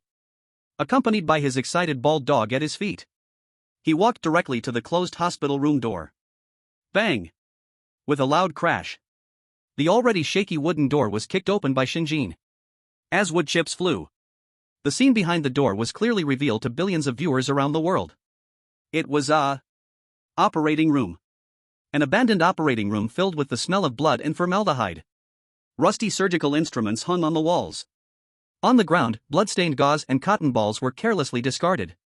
And in the center of the operating room, on the cold, stainless steel operating table, was a man tied up. A man in an expensive suit, now crying and shitting himself in terror. The pickled vegetable country competitor, Park Yi-shang. He was bound tightly to the operating table with thick iron chains, unable to move. That proud face, which had been carefully sculpted with hundreds of millions of pickled vegetable coins, was now twisted and deformed beyond recognition due to extreme fear. Simida! Help! Help me, Simida! He saw Shen Jin at the door as if he had seen a lifeline, letting out a scream like a slaughtered pig. And beside him stood a doctor. A doctor with only an upper body, the lower body a writhing black mass dragging its intestines. A ghost doctor. Wearing a white coat stained with blood, his face hidden behind a bloodied mask. In his hand, he held a still buzzing chainsaw. The teeth of the chainsaw still dripped with unknown bits of flesh and hair. At that moment, the ghost doctor raised the chainsaw, preparing to chop down at Park Yi-shang's thigh. Park Yi-shang's eyes nearly popped out in terror, letting out an even more desperate scream. No! In the Long Country livestream. Wow! It's really that pickled vegetable country's plastic surgeon. How did he end up tied to the operating table? LOL, is this going for a gender reassignment surgery? Don't talk nonsense, this is clearly an amputation. Shen God, hurry and save him. Though I really dislike him. Just when everyone thought Park Yi-shang was going to die on the spot. Knock, knock. 2 crisp knocks echoed abruptly in the silent operating room. Shen Jin did not rush in. He simply crossed his arms, leisurely leaning against the doorframe, gently tapping the already broken door panel with his knuckles. Like a polite visitor. Excuse me. Shen Jin's voice was warm and polite, carrying just the right hint of apology. May I ask? Has the family of the patient signed for the surgery? The air instantly froze. On the operating table, Park Yi-shang's screams abruptly stopped. The ghost doctor's chainsaw also hung in midair. Its murky eyes, filled with a mad killing intent, slowly turned around. It stared fixedly at the unexpected guest at the door. The live stream exploded with question marks. What did I just hear? Family signed? Brother Shen, are you a devil? Are you joking at a time like this? Ghost doctor, I've been a ghost for so many years, and this is the first time I've met someone so polite. Park Yisheng, big brother. I beg you. Stop showing off. Save me already. Human? The ghost doctor looked at the slender young man in a white shirt by the door, its eyes flashing with brutality and impatience. Another one coming to die? It raised the chainsaw in its hand and pointed it at Shen Jin with a hoarse, angry roar. Get lost. Otherwise, I'll saw you too. Facing this blatant threat of death, Shen Jin showed no fear. He simply adjusted the gold-rimmed glasses on his nose. And then, slowly, he straightened up from the doorframe. A cold and evil aura, completely different from his weak appearance, quietly emanated from him. He didn't transform. He merely released a hint of the pressure of a plague doctor. It was an absolute identity suppression from a higher-level healer. Shen Jin's gaze became cold and imposing, as if scrutinizing an incompetent subordinate. His voice turned hoarse and deep. I am the new chief physician of this hospital. Were you just teaching me how to do my job? As soon as the words fell, buzz. The chainsaw in the ghost doctor's hand suddenly let out an unstable hum. For the first time, its murky eyes revealed the emotions of fear and confusion. Chief physician? This human is a doctor? And this ancient and evil healer aura about him. No doubt. This is definitely a being more advanced than the hospital director. Thud. The ghost doctor's half-body suddenly fell straight from the air. It quickly supported itself with both hands and crawled to Shen Jin's feet, like a maggot. Master. Its voice trembled, full of flattery and fear. I don't know you were here. I deserve to die. I deserve to die. While saying this, it actually raised the hand that wasn't holding the chainsaw and began to slap its own face with great force. Smack. Smack. Smack. The sound was incredibly loud. Park Yisheng, who had just thought he was definitely dead, stared at this magical scene before him, completely dumbfounded. Billions of viewers worldwide were also dumbfounded. Is this kneeling? Just by saying chief physician, the boss knelt down? I'm shocked, this game can be played like this? Is this the pressure of King B? Terrifying beyond measure. Shen Jin paid no attention to the crazily self-harming ghost doctor at his feet. He simply walked slowly into the operating room, as if inspecting his own territory. Seeing this, the ghost doctor hurriedly got up and followed behind Shen Jin, nodding and bowing, looking like a sycophant. Master, do you have any orders? Shen Jin walked up to the operating table, looking at the terrified South Korean contestant whose pants were soaked from fear. His brows slightly furrowed. I am following the hospital regulations, performing amputation surgery on this new patient. The ghost doctor quickly explained, trying to take credit. Regulations? Shen Jin interrupted it. He turned his head, his eyes hidden behind the lenses coldly glancing at the ghost doctor.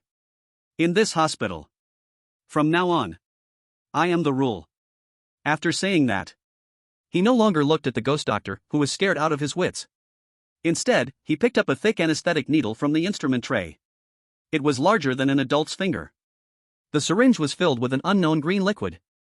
The needle tip reflected a chilling light under the bright lamps. He looked at the operating table, at the man Park Yisheng, who was watching him with a look of surviving a disaster.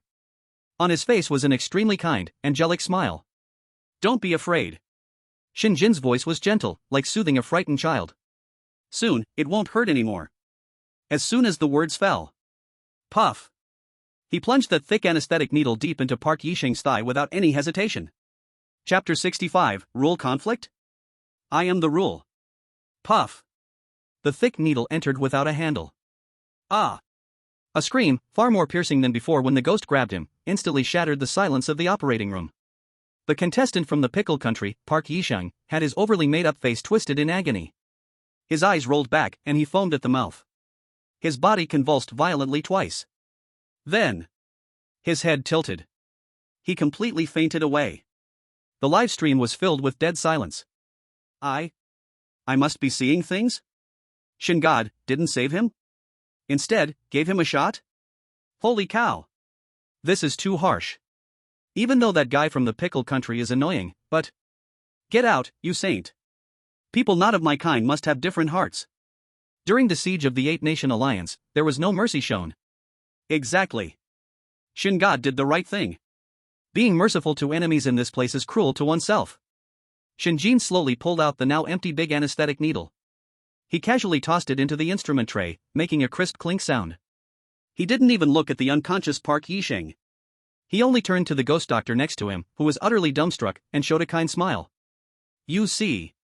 Shen Jin spread his hands, his tone relaxed as if discussing the weather. The patient was too noisy, it greatly affected the surgical environment. Now. It's quiet. The ghost doctor. It looked at the patient on the operating table, who was foaming at the mouth and occasionally twitching. It then glanced at Shen Jin's face, which wore a smile yet was more terrifying than a devil. An unprecedented chill surged from its already decayed spine. So ruthless. This new chief physician was not only cruel to ghosts but even more so to its own kind. The chief speaks the truth. The ghost doctor forced out a smile even uglier than crying, its voice trembling. It was truly scared now, fearing that any wrong word could lead this master to give it a physical anesthesia. But the ghost doctor hesitated but still mustered the courage to point at the wall, where the bloodstained hospital rules were posted, quietly reminding. According to the third rule, we doctors cannot harm each other. And the fifth rule also states that we must prioritize treating special patients. Isn't what we are doing right now a bit against the rules? It tried to use rules to constrain Shen Jin. After all, in this building of resentful spirits, rules were like heaven. Even the director didn't dare to easily disobey them. Rules? Upon hearing this word, Shen Jin laughed. He slowly walked in front of the ghost doctor and extended his hand, gently patting the blood-stained mask.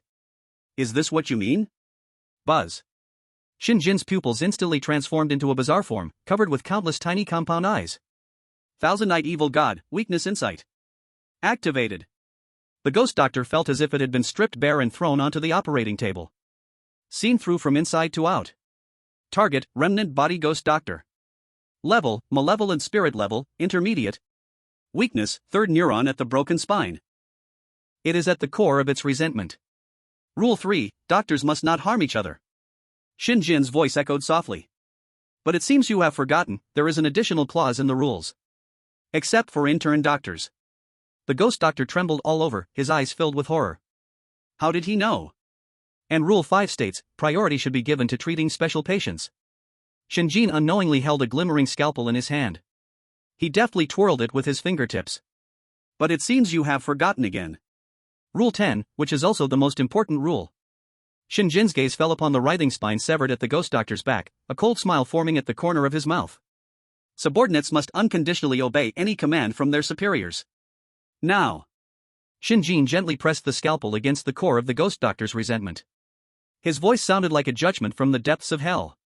I, this chief physician. Command you. To go, bring me the medical record of the red-clothed patient with the highest rank in this hospital. Do you have any objections? The ghost doctor completely froze. Its already limited brain capacity completely crashed at that moment. Rules can be interpreted this way? It wanted to argue. It wanted to say it was not an intern doctor. It wanted to say this was blatant sophistry. But when it saw Shen Jin's eyes, which were not human but filled with countless compound eyes, its heart raced. When it felt the sharp breath from the scalpel at its neck, capable of tearing its soul apart, all rebuttals turned into deep-seated fear. It just wanted to say something. Whoa. A low growl full of threat came from the side. The little black dog with a bald head, which had been pretending to be dead on the ground, stood up suddenly. It opened its mouth, a blood-dripping maw that seemed far too large for its size. It aimed for the leg of the operating table, which was made of solid stainless steel. Snap. It bit down. Sparks flew. The steel pipe thicker than a bowl was like a fragile cookie. It was simply bitten off. The ghost doctor looked at the clean break and then at the 2 rows of sharp fangs in the big yellow mouth. The last glimmer of hope completely collapsed. A director who looked more like a demon than a ghost. A guard dog that would chew steel like biscuits. This combination, it couldn't handle. Thud. The ghost doctor immediately knelt down. Using its hands to support itself, it bowed frantically, hitting the ground with a loud bang. Yes. Director. I obey your command. I will go bring you the medical records now. Please wait. After speaking, it rolled and crawled out of the operating room like a worm that had its tail stepped on. That speed was more than double what it was when holding the chainsaw earlier. Shen Jin watched its awkward fleeing figure and nodded in satisfaction. That's more like it. If you had listened sooner, you wouldn't have to suffer so much. He put away the scalpel and released the vision of the thousand-eyed evil god. Then, like throwing away trash, he casually released the unconscious Pu Yisheng from the operating table. He dragged him down and flung him against the wall. He didn't kill him. It wasn't that Shen Jin had a good heart. But this guy was still useful. After all, for the night's neighborhood mutual aid gala, a volunteer to be a trailblazer was definitely needed, right? A few minutes later. Director. The ghost doctor returned. It held a thick, hard-covered medical record stained with dark brown blood, trembling with both hands. Respectfully, it handed it to Shen Jin. The thing you wanted. Shen Jin took the medical record. It felt cold in his hands. On the cover, a few shocking words were written in blood. S-Class Special Care Patient File. Shen Jin blew off the dust on it, slowly opening it. The first page. No text. Only a photo. The photo showed a woman in a patient gown, chained to the corner, her hair disheveled. Unable to see the face. And in the lower right corner of the photo, covered by an enormous, seemingly seeping through the paper, crimson stamp. The writing on the stamp is filled with warnings and ominous signs. Extremely dangerous. S-Class patient. Codename, Red. Confined in underground level -3 hidden ward. No one is allowed to approach. Chapter 66, Hidden Ward, confined with Red Class patient. Extremely dangerous. S-Class patient. No one is allowed to approach. The blood red stamp is like a brand, deeply imprinted on the medical record. It is also carved into the hearts of billions of viewers around the world. S-Class? I'm not seeing this wrong, am I? There's actually an S-Class monster locked up in this instance? What the heck, this is supposed to be a B-Class instance. Why is there an S-Class present? It's over, it's really over. The Red Class Fierce Ghost can actually arm wrestle with Red Sleeve Wife. Shen Jin, run. Don't be foolish. In the live broadcast room, there were cries of despair. Everyone was terrified by this sudden news, so frightened they felt their souls leave their bodies. However, Shen Jin's reaction once again exceeded everyone's expectations. He looked at that blood-red stamp. On his face, there was not a shred of fear. Instead, his eyes burned with intensity. It was a kind of unabashed greed and excitement, like the look one might have upon finding an unparalleled treasure. S-Class? Red Class? What kind of dangerous warning is this? This is clearly a crude invitation. It is the invitation from the desperately hungry fourth empty slot of the Wanguzilialu. Snap. Shen Jin closed the medical record. He raised his head and looked at the ghost doctor, who was still trembling in fear. The corners of his mouth pulled up into a smile that could scare even a ghost. Lead the way. Those two words. Concise and to the point. Yet carrying an unquestionable command. Ha! The ghost doctor was stunned, then frightened to the point of losing its mind, its lower half almost letting out a portion of intestines. Director, you want to go to level -3? Its voice trembled. No, absolutely not. There is the source of our hospital's resentment. It's a complete madman. Even the director has strictly forbidden anyone from approaching. Going there, it will mean death. Shen Jin ignored its warnings. He merely tilted his head and pointed at the big yellow dog next to them, which was curiously tilting its head to look at the ghost doctor's intestine, seemingly pondering where the best place to start was. Casually, he said, "You either lead the way, or die now." I don't like to say things a third time. The ghost doctor. It glanced at Shen Jin's cold eyes, then looked at the already drooling bald black dog beside him. Weighing the pros and cons. 2 seconds. Director, this way please. The ghost doctor, with a mournful face, resigned to its fate. The elevator to the underground had long since stopped operating. The only way down was a dark spiral staircase hidden behind the morgue's freezer. The further down they went, the colder it became. And the air grew increasingly thick, as if immersed in icy blood. On the walls, there were no longer dark green mold, but a thick layer of dark red bloodstain, resembling congealed lard. If touched, one could pull out strands. In the air, besides the strong smell of blood, there also echoed faint and despairing screams of pain. Let me out. I'm not sick, I'm not crazy. Kill me, please kill me. Those voices seemed to come directly from the walls. carrying endless resentment and unwillingness. Director. The guiding ghost doctor was trembling like a sieve, almost dragging half its body along. We can't go any deeper. These are the lingering souls of doctors and patients driven mad by that lunatic. They have been bricked into the walls. Shen Jin did not heed its words. His pace remained steady. Finally, the staircase ended. Level -3. Here there were no patient rooms, no operating rooms. Only a long, empty corridor that seemed to have no end. And at the end of the corridor, a gigantic door cast from pure black iron. The giant gate. The door is covered with ancient, yellowed talismans and seals, the writing faded and unclear. In front of the door, a dozen rusty peachwood swords are stuck haphazardly, as if they are suppressing some unparalleled evil spirit. This is the place. The ghost doctor points at the door, not daring to take another step forward. It hides behind Shen Jin, its voice full of fear. That madman is locked inside. Shen Jin stands in front of the iron door. He can feel it. A heart-pounding, wildly raging resentment is seeping madly from behind the door. As if what is locked behind the door is not a ghost, but a volcano about to explode. At this moment, husband. Su Hongxiu's voice finally rings in Shen Jin's mind with a hint of seriousness. What's inside is a big guy. And very irritable. More irritable than I was back then. To be called a big guy by Su Hongxiu. It must be a presence of crimson robe level. The excitement in Shen Jin's eyes intensifies. Irritable? Good. I like the irritable. After speaking, in the ghost doctor's horrified gaze, amid the gasps from billions of viewers in the live stream, Shen Jin slowly raises his hand, reaching for the largest golden seal posted in the center of the door gap. On it, a seal character is written in cinnabar, swirling like a dragon in phoenix. Ignoring the warning, forcefully breaking into the forbidden ground. Ry up. A crisp sound. The seal breaks on cue. Boom. As the seal is torn apart, the incredibly heavy black iron giant door begins to shake violently, as if something is crashing chaotically behind the door. No.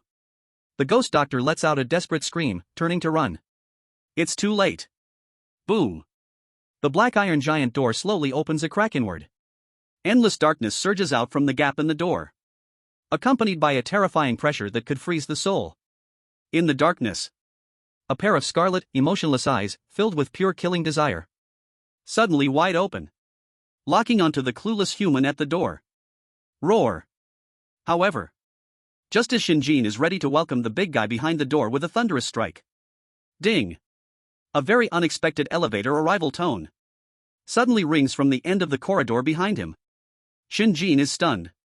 He turns around, only to see the ordinary elevator he rode down, which should have stopped on the first floor. Somehow, it has come down by itself. Stopped on the -3 floor. Creak. The elevator door slowly opens. Inside, there's no one. Only a resentment more intense and terrifying than the red-clothed patient inside, surging like a tide. Next, a massive, twisted figure, stitched together from countless severed limbs, slowly walks out of the elevator. It wears a blood-soaked white coat. Its height is a full 3 meters. In its hand, it holds a still dripping cranial saw. Ding. Detected the highest level boss in this script. Name, the head stitcher. Level, half-step crimson, peak. Its face, stitched together from 7 or 8 human faces, all eyes glaring intensely at Shen Jin. It lets out a roar like the sounds of hell. Who dares to trespass my forbidden ground? Who dares to trespass my forbidden ground? The voice, like a mix of countless wailing and roaring anguished souls, is full of brutality and madness. The entire -3 floor shakes violently under this terrifying roar. In front, the bloody gaze of the red-clothed patient awaits. Behind, the half-step crimson, peak, head stitcher blocks the door, ready to attack. A dead end. A true dead end. The ghost doctor leading the way doesn't even let out a scream, its eyes rolling back in terror, turning into a wisp of blue smoke. Dragon Country livestream. It's over. It's really over this time. We are surrounded. Monsters in red robes are everywhere. How do we fight? Shun, run. Quickly use the void nightmare to run through the wall. It's too late. Look at that Dean's aura, he's already sealed off the entire space. However, In the death trap, Shen Jin had no fear on his face. Even those lifeless eyes showed no hint of turmoil. He simply stood there, pushing up his eternally spotless gold-rimmed glasses. Then, a strangely confident smile crept onto his lips. Dean, right? He looked at the massive stitched monster with a cranial saw, approaching step by step, not retreating but moving forward instead. Just in time. I was worried about needing an assistant. As soon as the words fell, Shen Jin's mind stirred. All-world mall black market, activated. Consume 10,000 horror coins. Exchange. God-level chief surgeon, white lab coat, disguise version. Swish. A barely noticeable golden light flashed. Shen Jin's worn-out white shirt instantly vanished. In its place was a brand-new, snow-white lab coat, exuding a faint holy light even in the dim glow of the room. The craftsmanship of this lab coat was exquisite, tailored to fit, accentuating Shen Jin's once slender figure, making him appear tall and profound. A complex, tree-of-life-like mysterious emblem was embroidered in gold on the breast pocket. An aura of professionalism, authority, and sacredness exploded from Shen Jin in an instant. If Shen Jin before was a debonair scoundrel, then in this moment, he was a renowned doctor, a miraculous healer. A master of medicine. Equipment, God-level chief surgeon's lab coat, disguise version. Effect, upon wearing, you will automatically gain the healer's authority aura. All non-God level spirits in hospital scenes will have an initial fondness +20 and all +50. Note, knowledge is power, and the lab coat is the battle robe of knowledge. Roar. At this moment, the 3-meter-tall stitched Dean charged in front of Shen Jin. On its face, made from 7 or 8 sewn-together human faces, all the mouths roared simultaneously. The cranial saw in its hand raised high, shrieking through the air, ready to split this oblivious human in half. However, just as it was about to strike, Shen Jin moved. He didn't transform. Nor did he dodge. Instead, he stopped his foot hard. With a fury more intense and authoritative than the Dean's. A rebuke. What's with the panic? Shen Jin pointed at the iron door behind the Dean, still spewing black mist, wearing an expression of deep disappointment. Can't you see I'm in the middle of an expert consultation? Screaming and shouting, is this any way to behave? Don't you have any semblance of being a Dean? The air instantly stiffened. The Dean's raised cranial saw froze in midair. Its stitched-together face, all the eyes bulging wide. Filled with confusion. Expert? Consultation? It glanced at the faintly golden lab coat that Shen Jin wore, clearly of high quality. Then it looked back at Shen Jin's serious, authoritative, and professional face. Feeling the aura of healer radiating from him, that even made the Dean feel a twinge of respect. Its already low intelligence, stitched together from 7 or 8 brains, completely crashed. The expert? Its booming roar instantly weakened, becoming a bit lacking confidence. The billions of global viewers in the livestream stared in astonishment at this surreal scene, collectively speechless. What did I just see? Shen made the boss, dumbfounded? As long as I wear the lab coat, even the Dean has to kneel? What kind of godly operation is this? I'm stunned. Dean, I'm the Dean. Why does he seem more like a Dean than I do? Shen Jin didn't give it time to think. He took the initiative, pointing at the already open iron door. What are you still doing standing there? Did you not see that the S-class patient inside is about to lose control? Her resentment index has already exploded. Her heart rate is dropping rapidly. If we don't immediately perform open-chest surgery to remove the core of her resentment. Once her resentment completely erupts, the entire hospital, along with you, the useless director, will be blown to pieces. Can you bear this responsibility? Shen Jin pointed at the director's nose, his voice harsh and fierce. Can you bear it? The director was entirely overwhelmed by Shen Jin's series of professional terms and thunderous fury. Although he did not understand what resentment index or dropping heart rate meant, he knew what blown to pieces meant. Thinking about the consequences of that crazy woman going out of control. The director's stitched-together body involuntarily shivered. It seemed, this expert was making some sense? He hesitated. Seeing the director's completely flustered expression, Shen Jin knew. The timing had come. He sighed, his tone calming down, carrying a hint of senior mentoring junior. Forget it. Considering it's not easy for you to manage the hospital usually. This time, I will personally take the lead. You stand by and learn well. After saying that, he reached out his hand towards the director.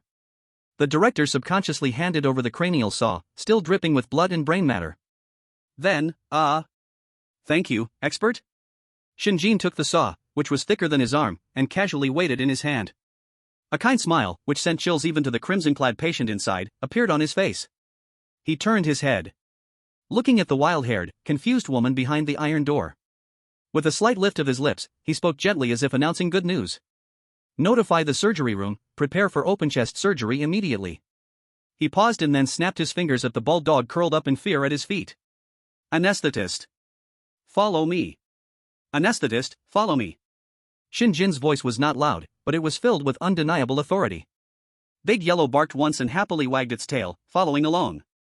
Seeing this, the director hurriedly dragged his enormous stitched body and took on the role of temporary nurse. The group proudly walked through the black iron door symbolizing death. Inside the door, there was a gigantic round cell. No windows, with black metal walls, carved all over with dense soul-restraining runes. The air was thick with intense resentment and madness. In the center of the cell, on an operating table made of cold iron, was a figure bound tightly with chains thicker than arms. A woman wearing tattered patient clothes, her hair a wild mess, her face obscured. Or rather, a ghost. She seemed to sense the presence of living beings, and her head, covered by tangled hair, slowly lifted, revealing a pair of blood-red eyes, filled with pure desire for slaughter. Roar! She let out a roar unlike that of a human, struggling madly. Clang! Clang! Those cold iron chains, strong enough to bind a giant dragon, were pulled taut under her immense strength, groaning under the unbearable strain. A terrifying power, no less than Su Hongxiu's, swept through the entire cell in an instant. Expert. The stitched-together director, scared stiff, his legs trembling, stammered. She's having another episode. Quick, subdue her. Shen Jin ignored him. He simply stood silently before the operating table, pushing up his gold-rimmed glasses. His calm eyes gazed through the disheveled hair, meeting those blood-red eyes. For a long time. He slowly opened his mouth, his voice steady as if announcing the most ordinary matter. The patient is emotionally agitated, heart rate is too fast, and blood supply is insufficient. He turned his head to look at the dean and issued the first medical advice. Preliminary diagnosis shows that immediate heart bypass surgery is needed. The dean, huh? Viewers in the live broadcast room, huh? Heart bypass? What kind of wild talk did I just hear? Giving a heart bypass to a ghost? Shen, are you serious? Does a ghost even have a heart? This thought process? I dare call it a unique skill. On the hospital bed, the red-dressed female ghost, still struggling wildly, suddenly froze in her movements. For the first time, in those scarlet eyes, there appeared a hint of confusion. She let out a hoarse, confused roar. I am a ghost. I don't need a heart bypass. That's what you think. Shen Jin's voice was cold and professional. He picked up the craniotomy saw, still dripping with blood and brain matter, that he had taken from the dean. Then, in the horrified gaze of everyone, he shoved the jagged blade straight into the big yellow dog's wide-open mouth. Big Yellow, disinfect. Oh, whoa! Big Yellow barked excitedly and started licking the craniotomy saw. The barbed tongue scraped against the metal, making a scrape-scrape sound. In less than 3 seconds, the once rusty saw was licked to a shine, radiating cold light. It was also smeared with drool. Very good. Shen Jin nodded in satisfaction and took back the disinfected saw. Then, he walked to the surgical table. Looking at the female ghost, who had stopped struggling out of fear, he showed a kind smile. Don't be afraid. The surgery will be quick. It won't hurt much. After saying that, zzzzz, he started the chainsaw. Without a moment's hesitation, he sawed down hard on the female ghost's withered chest. Ah! A scream, more anguished and desperate than any before, instantly echoed through the entire underground floor 3. That sound made listeners heartbroken and hearers shed tears. In the live broadcast room, countless viewers were so frightened they closed their eyes. Oh my! It's really a saw. Physical therapy. Is this physical therapy? So brutal. So bloody. But why do I enjoy watching so much? Don't move! Shen Jin shouted calmly while sawing. If you move again, and I saw crooked, the consequences are on you. The female ghost. She wanted to cry. She really wanted to cry. Having been trapped here for 300 years, tormenting countless intruders. This was the first time she encountered such a crazy person who didn't play by the rules. This was not healing at all. This was clearly murder. She wanted to resist, But a terrifying force from the bonebreaker judge, through the chainsaw, fiercely suppressed her soul, rendering her unable to move. Next, a cold, plague-like green toxic mist seeped into her core of resentment through the wound. That was the plague doctor's deadly poison. Double torment. No, don't. The ghost's voice, from initial rage, transformed into weakness and pleading. I was wrong. I won't go mad again. Please, don't saw anymore. Shen Jin paid no attention. His movements remained steady and precise. After a hair-raising surgery, the female ghost was now on the brink of death. Her previously fierce and crazy gaze had completely vanished. In its place was a terrifying fear that resembled a demon. Shen Jin turned off the chainsaw and looked at his masterpiece with satisfaction. Then, he picked up a medical stapler nearby, facing the deep wound that could see bone. Click. Click. The stitching was complete. He clapped his hands, removed the invisible gloves, and nodded at the completely dumbfounded sewing dean beside him. The surgery was very successful. The patient's emotions are stable. The dean. It stared at the patient on the surgical table who was barely breathing, with a vacant gaze and seemed to have been completely ruined. Then it looked at Shen Jin's face, which wore a healing smile. After a while, its several sewn-together mouths simultaneously opened. Clap, clap, clap. It applauded. The sound was filled with heartfelt admiration and trepidation. No wonder you are an expert. This method is even more twisted than I am. At that moment, the viewers in the live stream, with their sharp eyes, discovered on the operating table that fading female ghost's head. Slowly. A golden, shining thing. Question mark. Chapter 69, Scaring the whole hospital, this doctor is not human. The surgery was very successful. Shen Jin clapped his hands and tossed the stapler covered in black blood back into the instrument tray. His movements were skillful, like that of a carpenter who had been working for 30 years. He turned around, took off his invisible gloves, and showed a friendly smile, as if he was healing and saving the petrified head of the stitching department. Next. Half an hour later. A piece of news swept through the Death Benevolent Hospital like a Category 12 hurricane. That newly arrived expert. That seemingly weak and easy to bully human. Actually cured the S-level madwoman who had been locked away for 300 years in the underground third floor? It was said that he used a chainsaw for the bypass surgery. It was said that he used a stapler for stitching. It was said that the madwoman cried heartbreakingly throughout the surgery, her voice hoarse from screaming. In the end, she even said thank you to the expert. As soon as this news spread, all the ghostly patients in the hospital went mad. Really mad. On the third floor, in the orthopedic ward, a one-legged ghost missing a leg was fiercely kicking the bed of a one-armed ghost with his plaster leg. Get the hell out of my way. This ward is under my control. At that moment. Thud, thud, thud. Heavy footsteps echoed from the corridor outside. The ward door swung open. A terrifying figure, 3 meters tall and stitched together from countless corpses, blocked the doorway. It was the dean.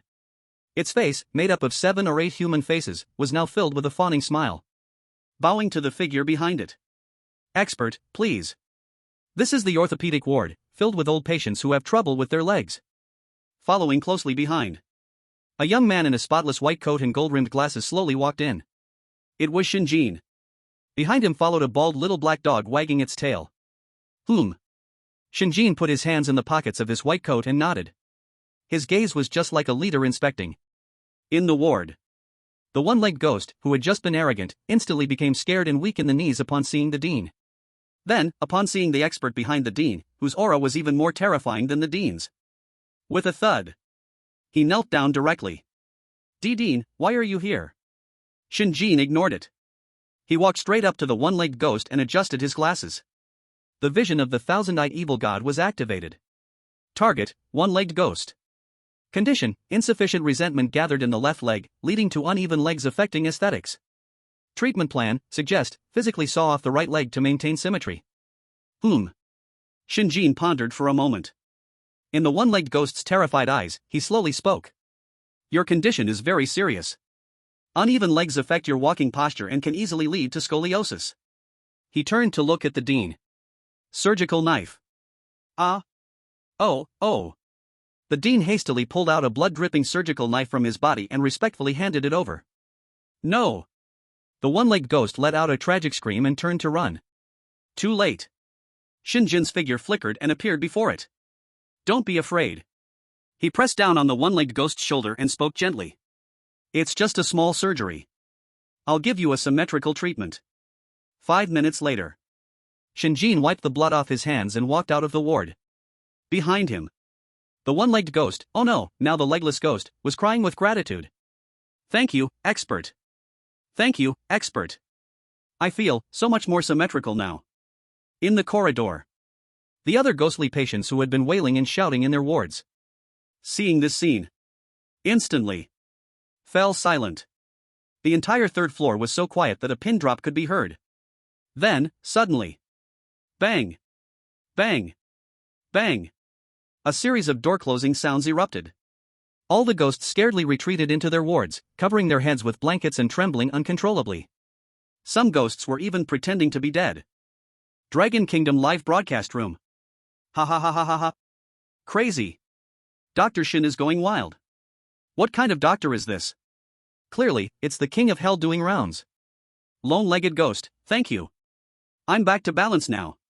Please, stop treating. If you keep this up, even the ghosts in the hospital will be scared out of their wits. Shen Jin did not stop his steps.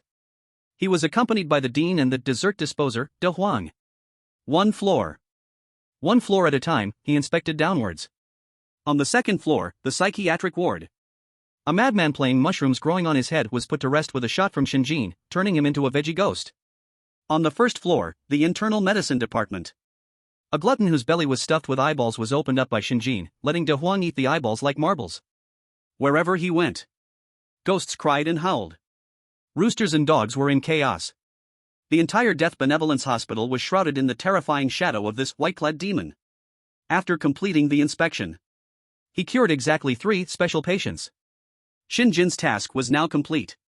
He returned to the nurse station with a satisfied De Huang and the dean, who had completely turned into a little fanboy. Get me all the patient files from this building. Shen Jin sat behind the spotless nurse station and gave the order. He wanted to see if there were any treasures here worth his collection. Yes. Expert. The dean scrambled away to the data room. At that moment, a timid, yet somewhat charming voice came from the side. Shen Jin looked up. He saw a nurse with an extremely hot body, wearing a tight nurse uniform, awkwardly standing in front of him. However, she had 3 identical, charming faces on her neck. Ghost face head nurse, half-step red clothing. Shen Jin raised his eyebrow. Another one? What do you want? The ghost face head nurse saw Shen Jin looking at her, and all 3 faces turned red simultaneously. After much fidgeting, she finally mustered the courage. From behind, she pulled out a job application made of human skin, still carrying a bloody smell. She presented it with both hands. In her 3 pairs of eyes, a fervent, starry-eyed admiration shone simultaneously. Expert. The 3 mouths spoke in unison. Your medical skills are too brilliant. I want to learn medicine from you.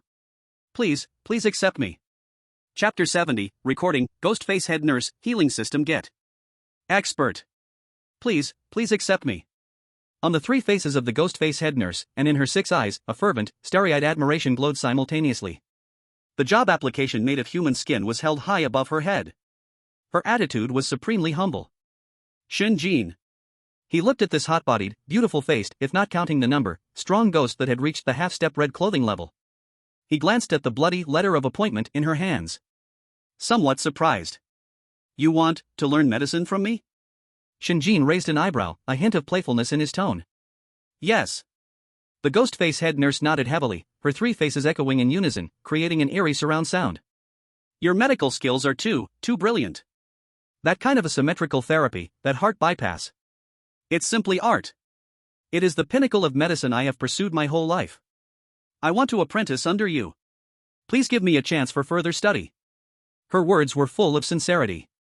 Her eyes were filled with a thirst for knowledge. The audience in the live broadcast room was in hysterics. Ha ha ha ha ha ha. Pinnacle of medicine? Symmetrical therapy? Isn't this head nurse a bit of a masochist? Conquered by Dr. Shen's violent aesthetics? Shen Jin, I just want to physically transcend, never thought about taking a disciple. Quick, agree to her. She's a half-step red clothing big shot. Accepting her is a blood profit. Shen Jin looked at her fervent gaze, his heart moved. A top-tier employee delivering herself at the door? This is much easier than battling and collecting. Just as he was about to speak. Ding! The system's prompt sound. A sound echoed in his mind at the right moment. Detected that the target Ghostface head nurse has reached max admiration for the host. Triggered special recording conditions. No battle needed, can record directly. Would you like to record? Yes. Shen Jin silently and decisively thought in his heart. In the next second, he slowly extended his hand. The shadow of the ancient book catalog of 10,000 ghosts, dark and ornate, flickered and vanished. Do you want to learn medicine from me? Shen Jin looked at the head nurse before him, a mysterious smile creeping on his lips. Sure. But I do not accept the ordinary. If you want to enter, you must first sign this blood oath. He spread his palm. An irresistible, terrifying force, stemming from his divine talent, instantly enveloped the ghost-faced head nurse. The ghost-faced head nurse trembled all over. She could feel her soul being pulled away from her body by an irresistible strength. If it were another ghost, it would probably have started to resist wildly by now. But she did not. Instead, the three faces of hers revealed even more fervent expressions. Yes. Teacher. She gave up all resistance and actively welcomed that force. In her view, this was not a forced recording at all. This was a rite of passage. Swish. A white flash passed by. The ghost-faced head nurse's massive body instantly transformed into pure soul energy, completely absorbed by the catalog of 10,000 ghosts. Recording successful. In Shen Jin's mind, the ancient book turned its pages. The fifth blank slot was instantly illuminated. An image of a head nurse wearing a tight nurse outfit, with three stunning faces, slowly materialized. Recorded, ghost face head nurse. Quality, half-step red clothes, support/healing type. Potential evaluation, a plus, a qualified battlefield doctor, can occasionally double as a berserker. Unlocked abilities. 1. So body, can consume ghost energy to quickly repair non-fatal bodily injuries of ghost entities or the host. 2. Adrenaline, group berserk can inject a special stimulant to friendly units within a specified range, putting them into a berserk state, enhancing all attributes by 20% and reducing pain perception by 50%, lasting 3 minutes. Side effect, will fall into brief weakness after berserk ends. Nurse? A violent nurse that can also provide group buffs?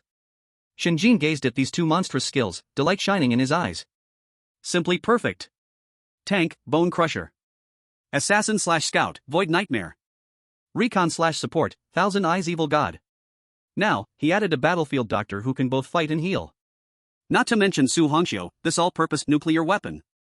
His initial team configuration for the 100 Ghosts Night March was luxurious to the point of being outrageous.